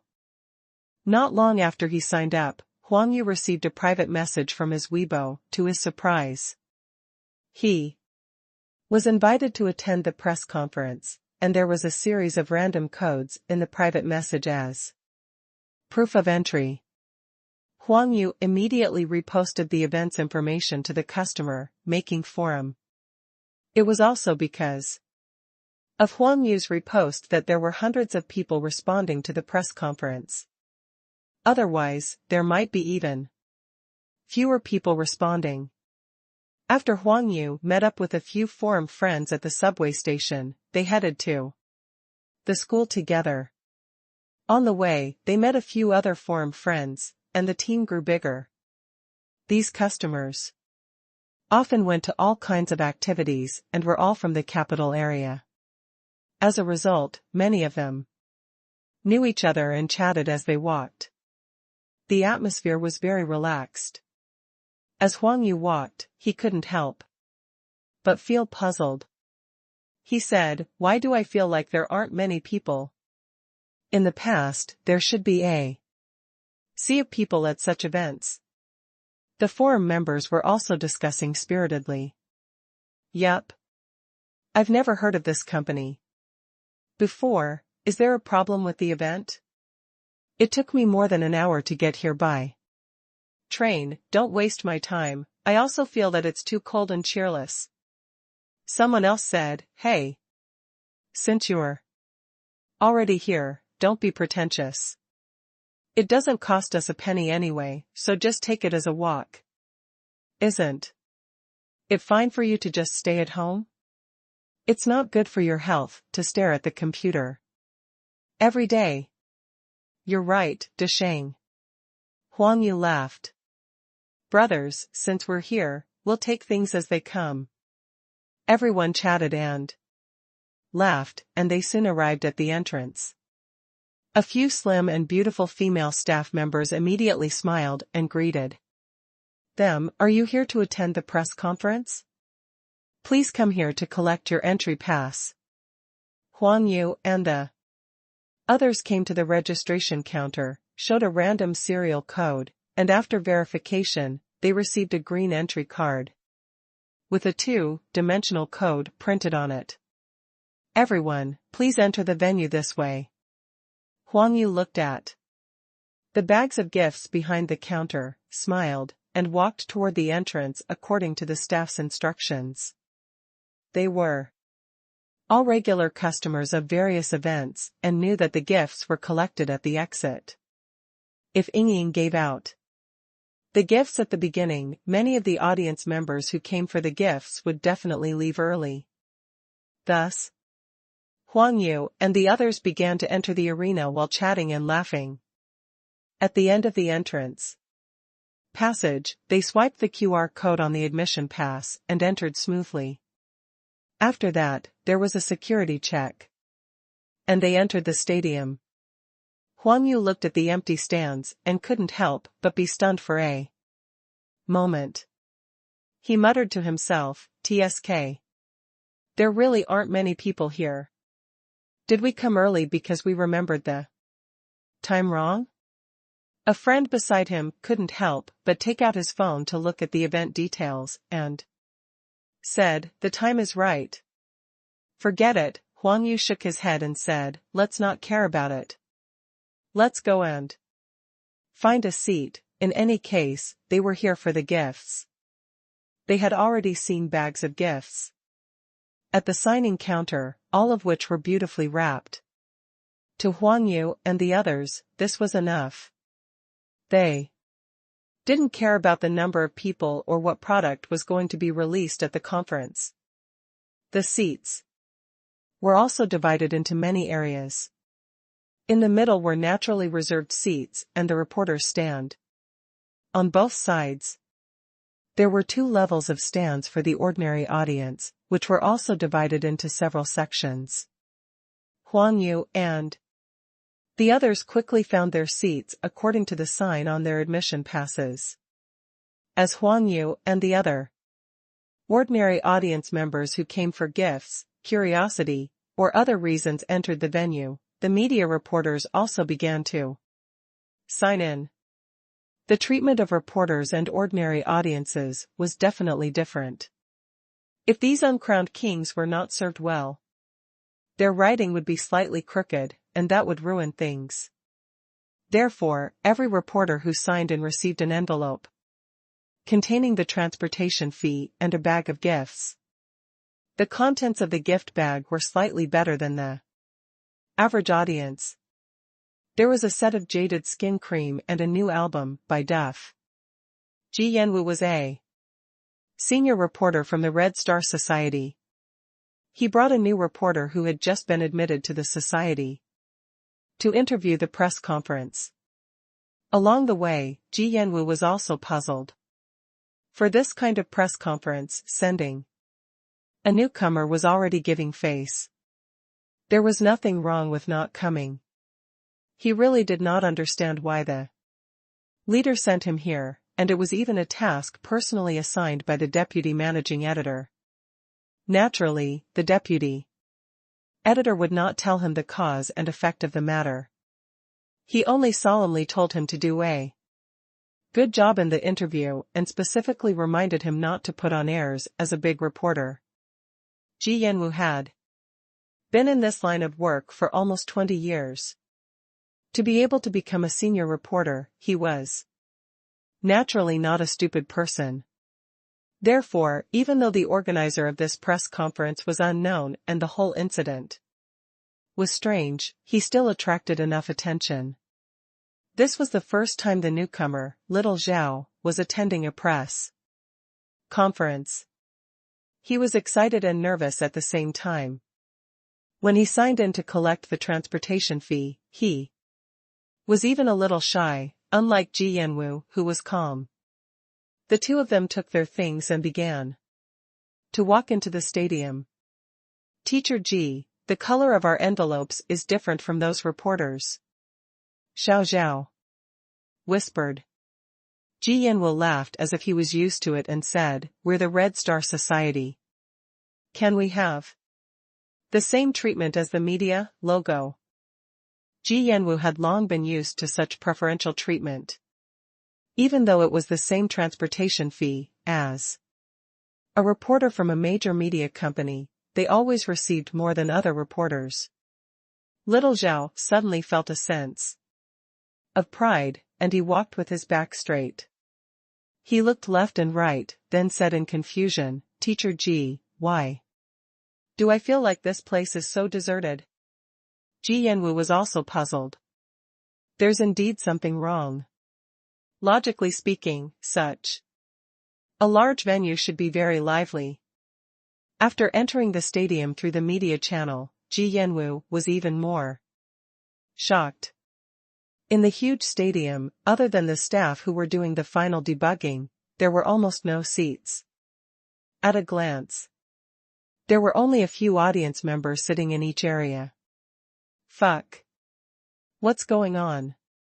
Ji Yanwu could not help but mumble to himself. After they arrived at the media seats, some familiar reporters came over to greet them. Teacher Ji has come personally. Yo. Isn't that Mr. Gua from Huaxing Club?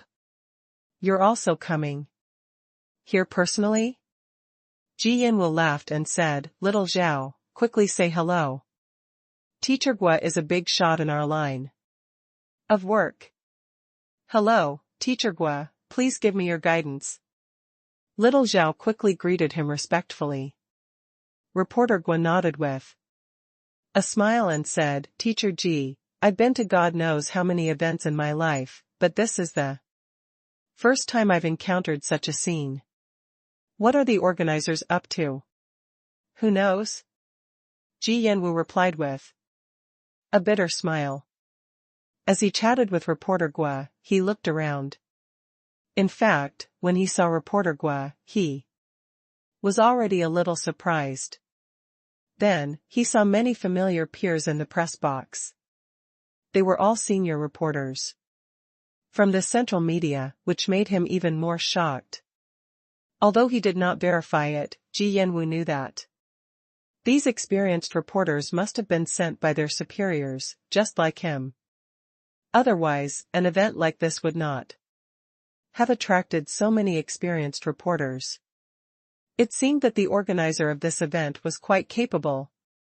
Ji Yanwu said in his heart.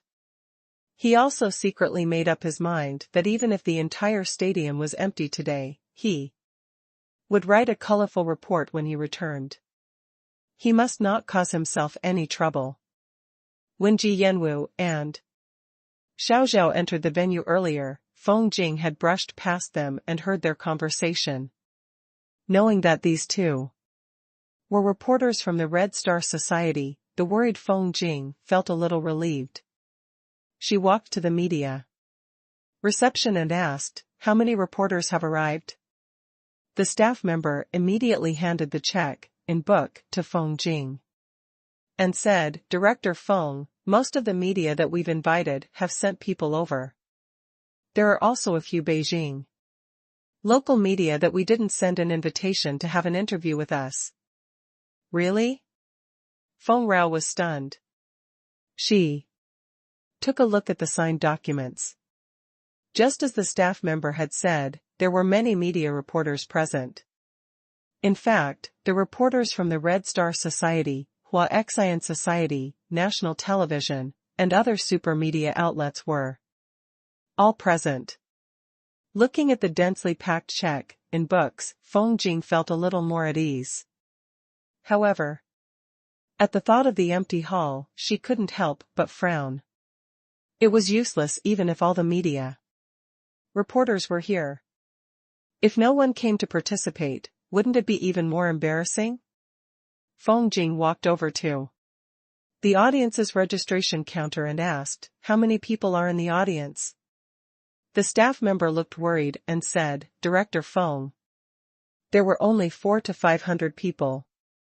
A few of them came here to take a look and then went back. 400 to 500 people in the stadium with more than 15,000 seats was no different from an empty space." Feng Jing couldn't help but shake her head and asked, "Have you guys seen the chairman?" The staff member shook his head and said, "I've been paying attention. I didn't see the chairman come." Feng Rao couldn't help but curse in her heart.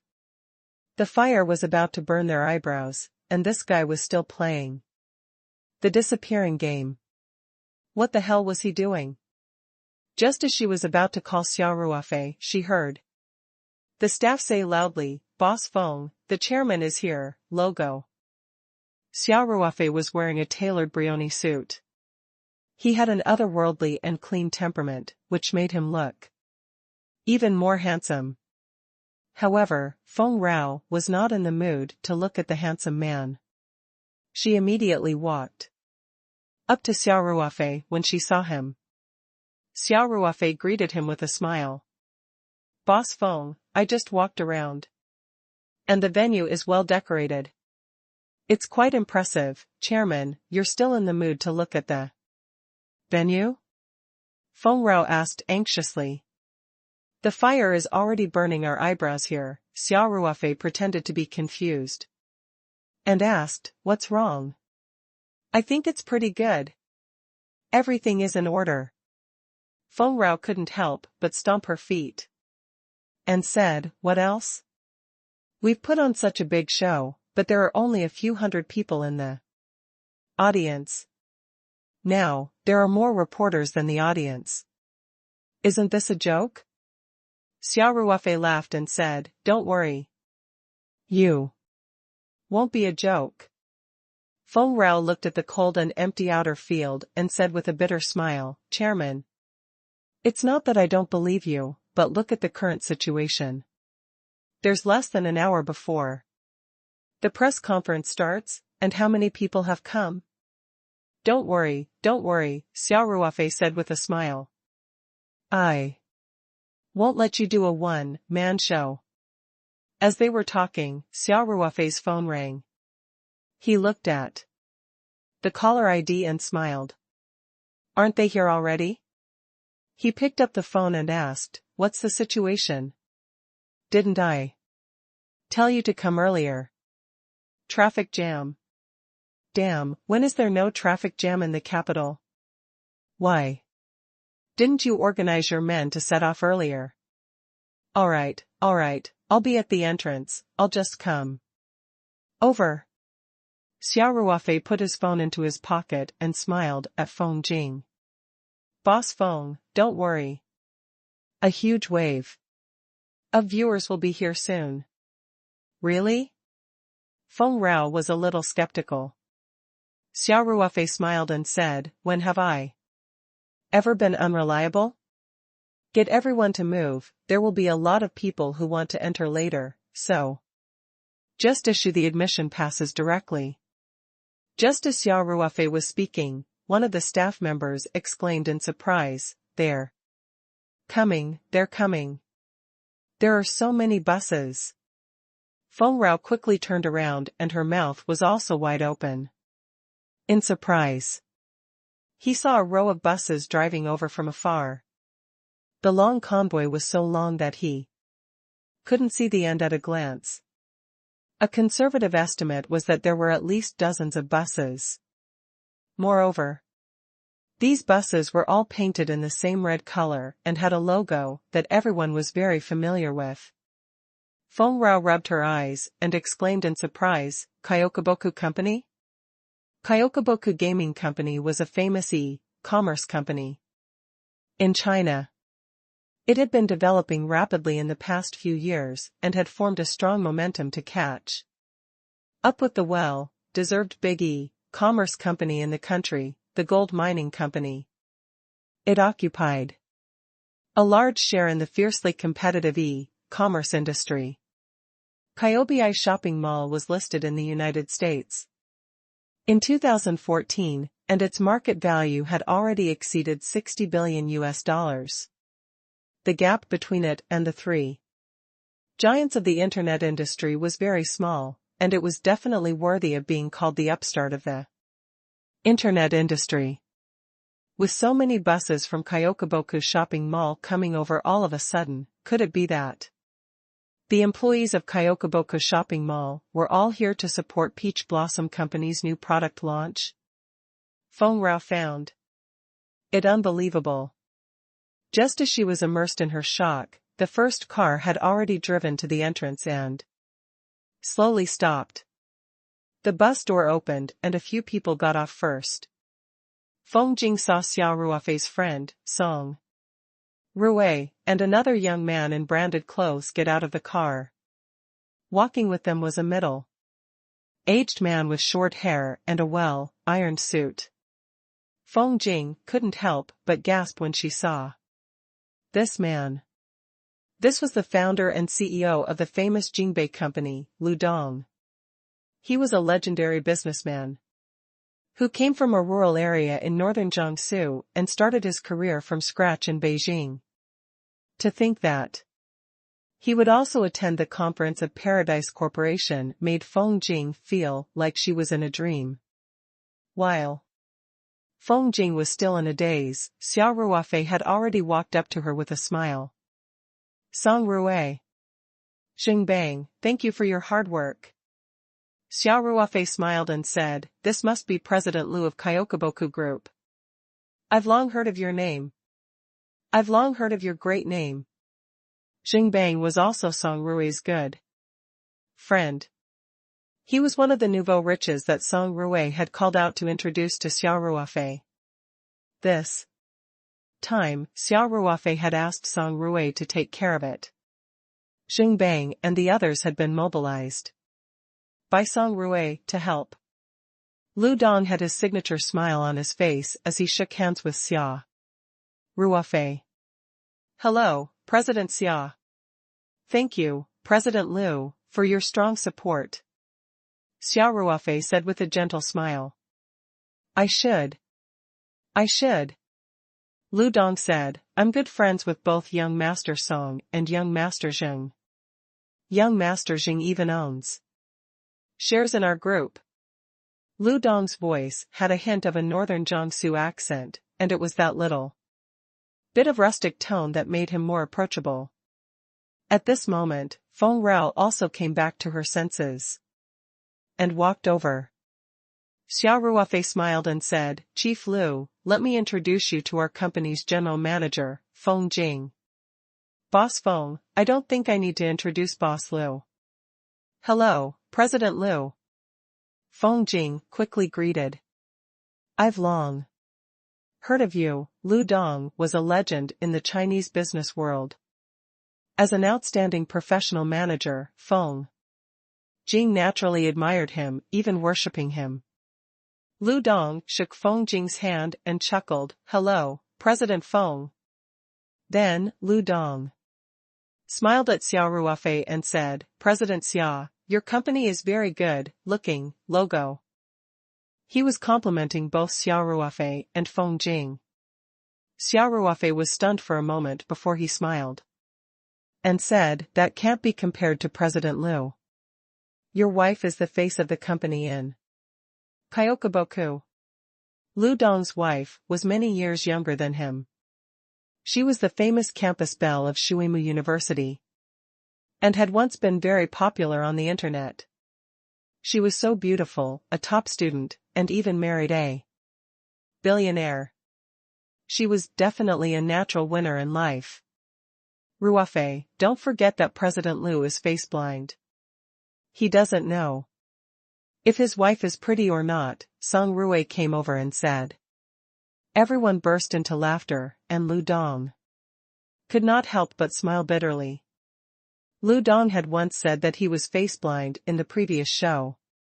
He had married such a beautiful wife, but he insisted that he was face-blind because he saw the other party's kind heart. Wasn't this the rhythm of attracting hatred? Therefore, there were countless jokes about Lu Dong's face-blindness on the internet at that time. Therefore, Song Ruofei's teasing words naturally caused everyone to laugh. After the small talk, Xia Ruofei called out, President Feng, please organize everyone to enter the venue. Feng Jing came back to her senses and quickly called for the staff to prepare the entrance passes. Xia Ruofei personally accompanied Song Ruofei, Xingbang, and Lu Dong into the venue. At this time, Kyokuboku Group's off-duty employees began to get off the bus. Xia Ruofei's eyes focused on them. He realized that these employees were all wearing the same t-shirt with Paradise Corporation's logo printed on it. On the front, there was also a poster of Daphne holding the jade skin cream. Feng Rao also noticed it immediately, and she couldn't help but reveal a pleasantly surprised expression. Xia Ruofei did not know about this. He pointed at the employees and asked, Song Ruofei, what's going on? Lu Dong smiled and said, President Xia, I arranged it. After young Master Jing told me about this a few days ago, I asked the logistics department to urgently contact the manufacturers to make these advertising jerseys. Not only are our employees wearing them, but there are also many in the cars behind us. I guarantee that everyone in the audience today will have one. Xia Ruofei was touched and said, Boss Lu, you're so thoughtful. Thank you. Thank you. Lu Dong chuckled. It's a piece of cake. The logo and poster were downloaded from your company's official website by our publicity department. The resolution isn't particularly good, and we're in a hurry, so we'll just make do with it. It's already very good. Xia Ruofei was touched. Mr. Liu, thank you so much. Come, this way please. Xia Ruofei personally led Lu Dong and the others into the stadium. After arranging for them to sit in the front row, he asked Xingbang to help with Lu Dong. Then, he walked out with Song Ruofei to remind him that Kyokuboku Entertainment was not the only audience that Song Ruofei helped to organize. Kyokuboku Gaming Company's base camp was in Beijing, but the employees that could be transferred, including the basic level courier, plus the relatives and friends they could bring, were only a few thousand people in total. It was definitely not enough to rely on their support alone. The audience of Kyokuboku Group was dressed in the same uniform and entered the venue in an orderly manner under the guidance of the staff. The reporters who were originally whispering in the quiet venue were also attracted by this scene, and they all took out their cameras to take pictures. As the thousands of people slowly entered the venue, a few areas were immediately filled to the brim. Huang Yu and the others no longer felt that the place was so empty that it was scary. See that? Huang Yu said with a smile. I told you that this company wouldn't make a mistake of its own. They booked such a big venue, how could they slap their own faces? This can't be the internet water army hired by the organizer, right? One of the forum members teased. Someone immediately retorted, are the organizers crazy? Hiring so many fake reviewers to make up the numbers? Why would I? Isn't it better to just reserve a smaller venue? These moneymakers didn't know that the audience who entered later, in a sense, were really considered fake reviewers, but they weren't hired by the Paradise Corporation. Xia Ruofei and Song Ruofei chatted as they walked out. Great job, young Master Song. Xia Ruofei smiled and said, you actually managed to invite Lu Dong. Who are you? Song Ruofei boasted, I care more about your matters than my own. Can I not do it for you? There's still half an empty seat in the audience. Xia Ruofei smiled and asked, can you fill them up? Hold me responsible if you can't fill it up, Song Ruofei said. Xia Ruofei patted Song Ruofei's shoulder and said, my good brother, I didn't go to Song Wei for your sake in vain. Song Ruofei's face was full of smiles when he heard that. He asked, are you au fait? Do you think that girl Song Wei helped me? Why do I feel like Yi's attitude towards me hasn't changed at all? Xia Ruofei glanced at Song Ruofei and said, little comrade, you can't eat hot tofu if you're impatient, you know? Song Wei's actions were subtle and it took time. Besides, with your carefree personality, even if Shui had some subtle changes, I don't think you'd be able to tell. Song Ruofei scratched his head and thought for a while, then smiled. I really didn't feel anything, all right. Help me finish up the press conference first. Xia Ruofei said, don't keep talking about that trivial matter. Fine, you're the Lord, all right. Song Ruofei said. As the two of them arrived at the entrance, Feng Jing's worried expression was replaced with high spirits. She personally led the staff to hand out admission passes to the audience who had yet to enter the venue. Seeing Xia Ruofei walk over, Feng Jing put down her work and walked over. Chairman, you're so awesome. Xia Ruofei laughed. It's all Song Ruofei's credit. I just moved my lips. This is just the first wave. There will be more coming in soon, Song Ruofei said. Many thanks, young Master Song. Feng Rao said sincerely. You're welcome, Song Ruofei said with a smile. Just call me Song Ruofei like are you au fait? Sure. Feng Rao said with a smile. Then, Feng Rao said too. Xia Ruofei, Chairman, you've really given me a surprise today. I'm pretty reliable, aren't I? Xia Ruofei asked with a smile. He's reliable. I'll give you a surprise too. Feng Rao said with a smile. What surprise? Xia Ruofei asked. It's a secret, Feng Rao said mysteriously. Hey. You're still keeping me in suspense. Xia Ruofei smiled and said, sure.